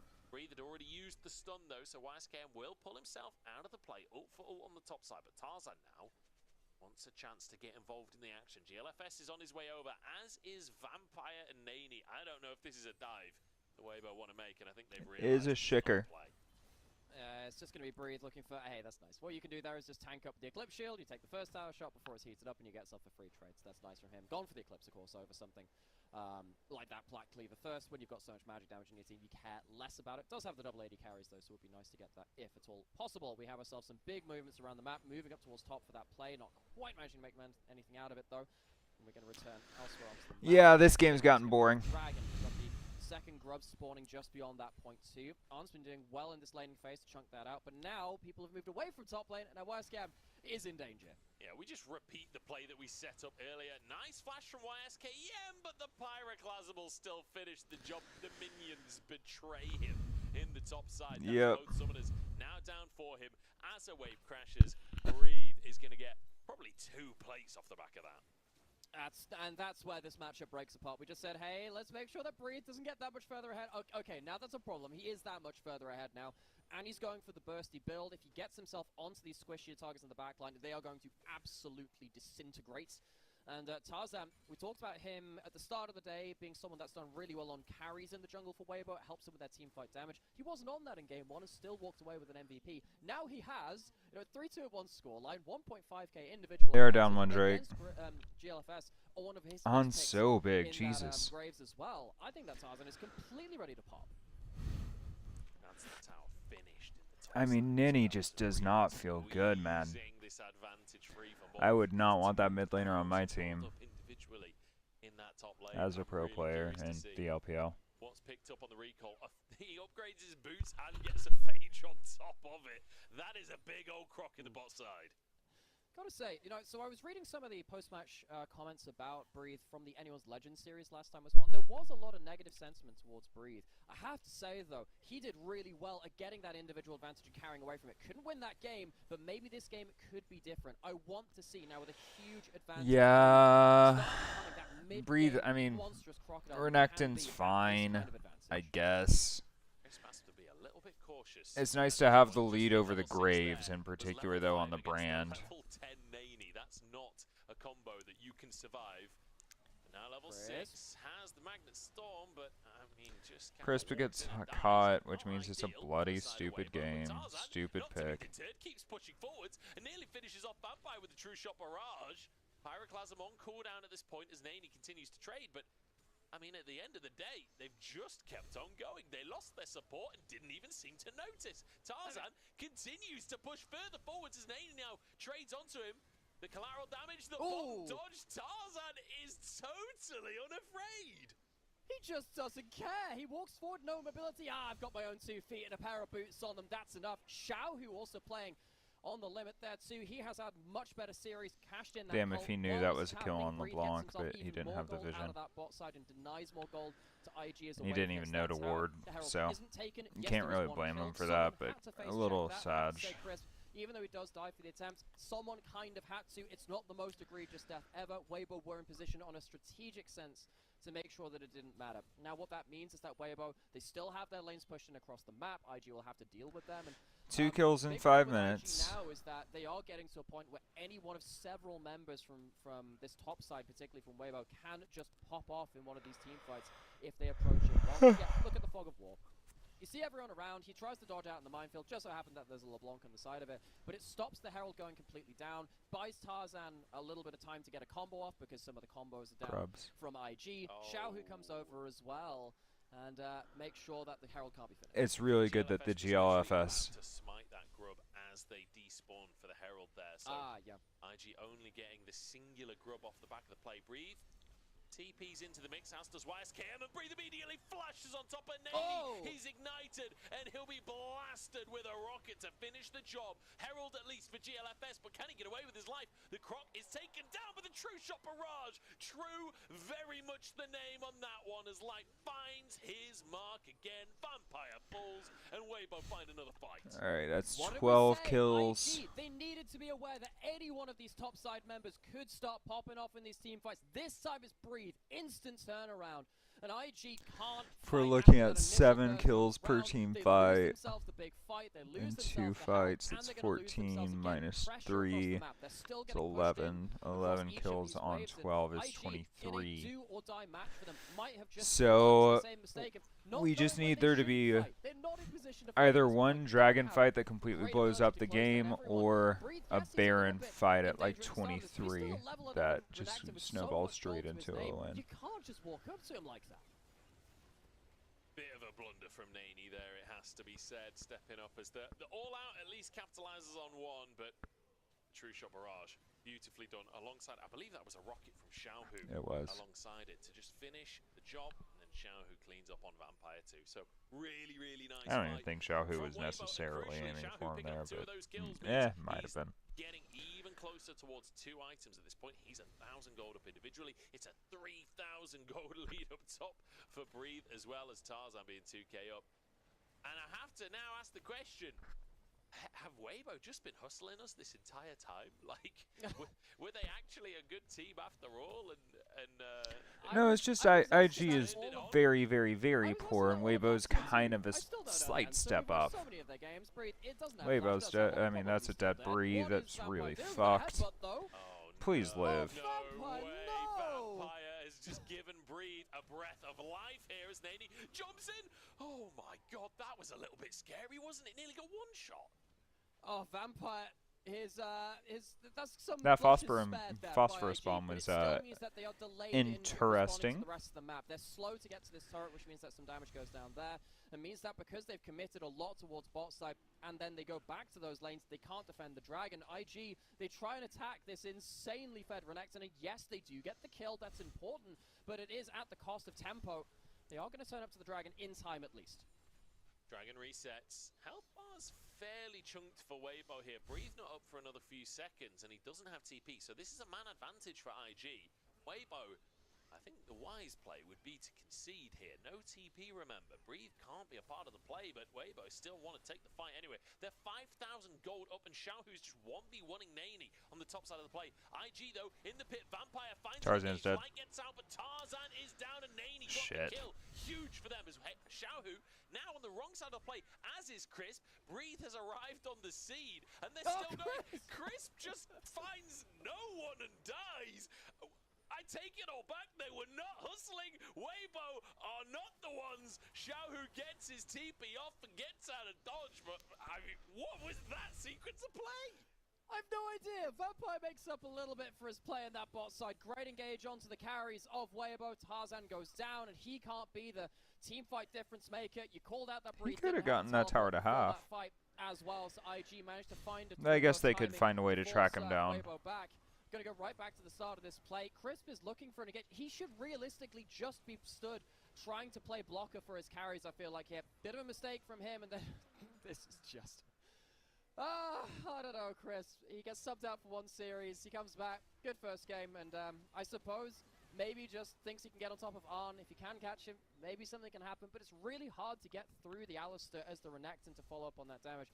Xiaohu also lucky to get out, but at least he does, and can't finish off that kill. At least he'll be able to push out the top wave. I mean, like, you've been criticizing IG for not necessarily knowing when to team fight. I feel like Weibo just falling into the same category, honestly. Like, why on earth are we 4v5ing this?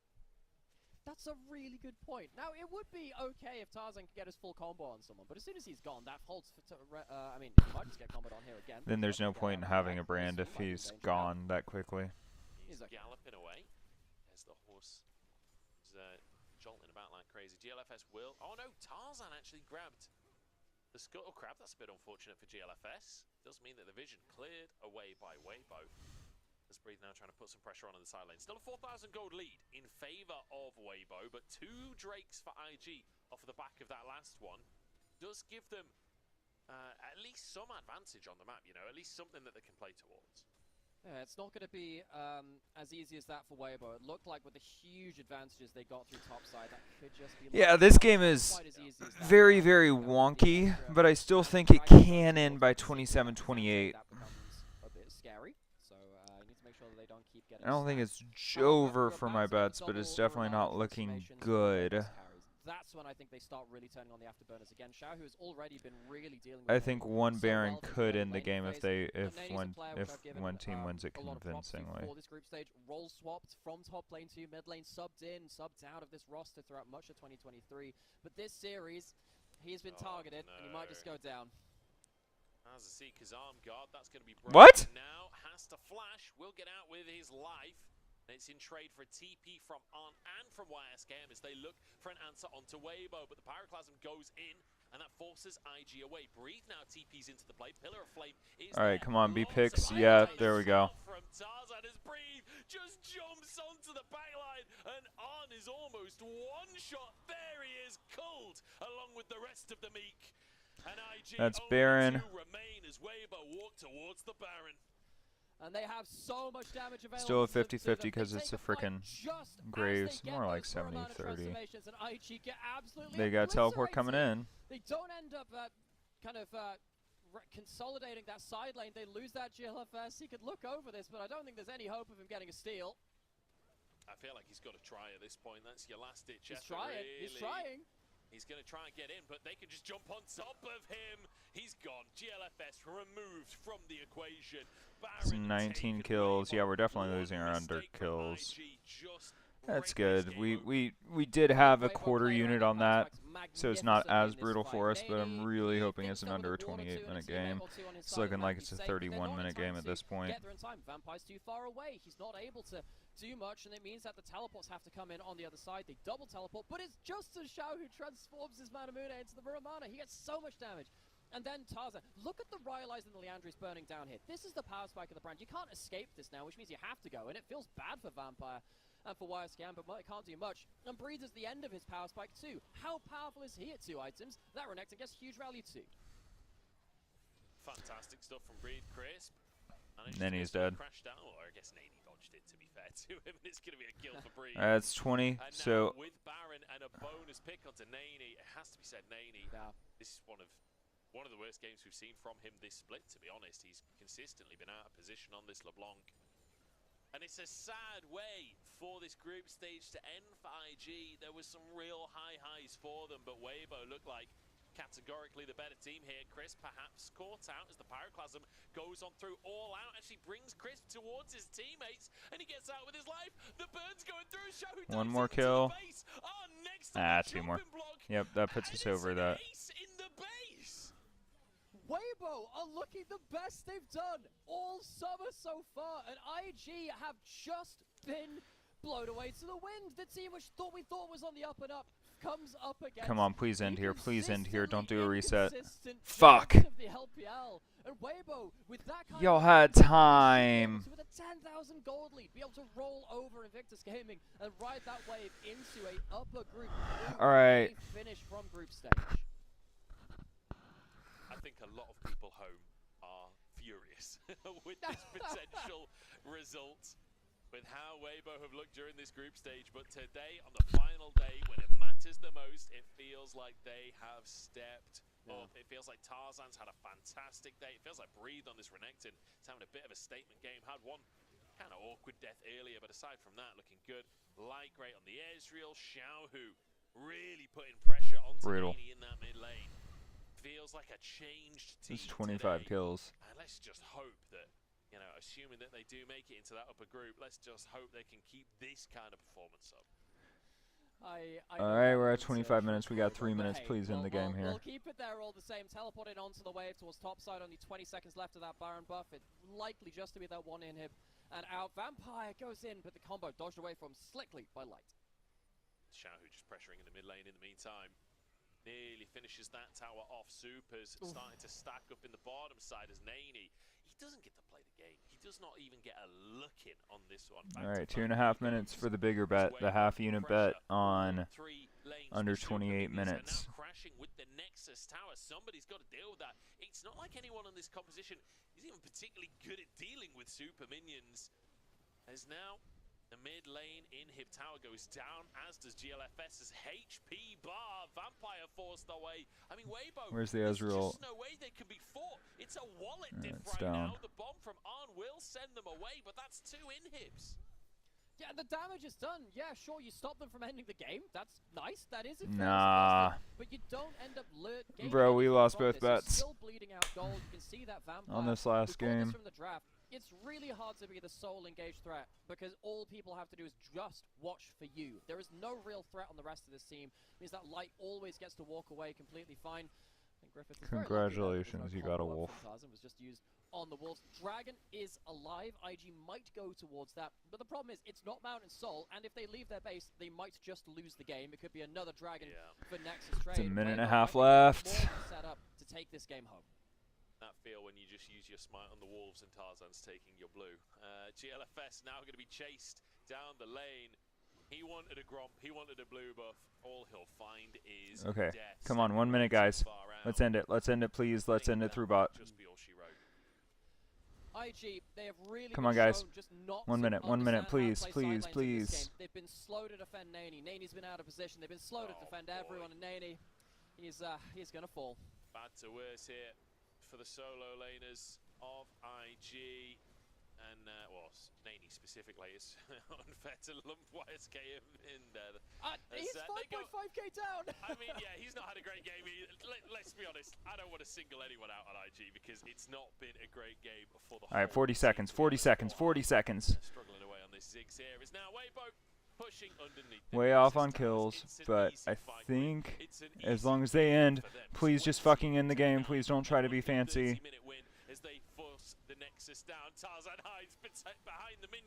Nice. With 20 seconds to go, we won that. All right, so we are up, boys. That is a 30% up on the day. That feels so nice. I cannot believe this keeps happening. All right. Keep getting away with it. This team, Weibo. Why can't we have this for the whole of the group stage? Why can't we see how they played today? How they played against anyone's legend when they beat them in that series as well? I want to see this team do well, but I don't want to have to deal with the Nice. fact this team is That was horrible, a and it feels 2 like point, not even half its 2 cylinders points for on there majority too. of the So series. This is a great series today. I loved how they played through laning phase. I love how Tarzan played through early game. I loved how they played through side lanes later on with both of their solo lanes. Xiaohu and Breathe had incredible performances. I think this is an overall diff at every single role. But why can't we see this more? I do not have an answer for you, I'm afraid. I just Nice. do not have an answer. Weibo, that feels good. 30% up means I can pay several bills. Feels good, bro. Alrighty, guys. I think that is all she wrote for me at this point in the day, at least. I gotta go to bed. I am sleepy. It is 8:30 in the morning. I will see you guys later. Cheers.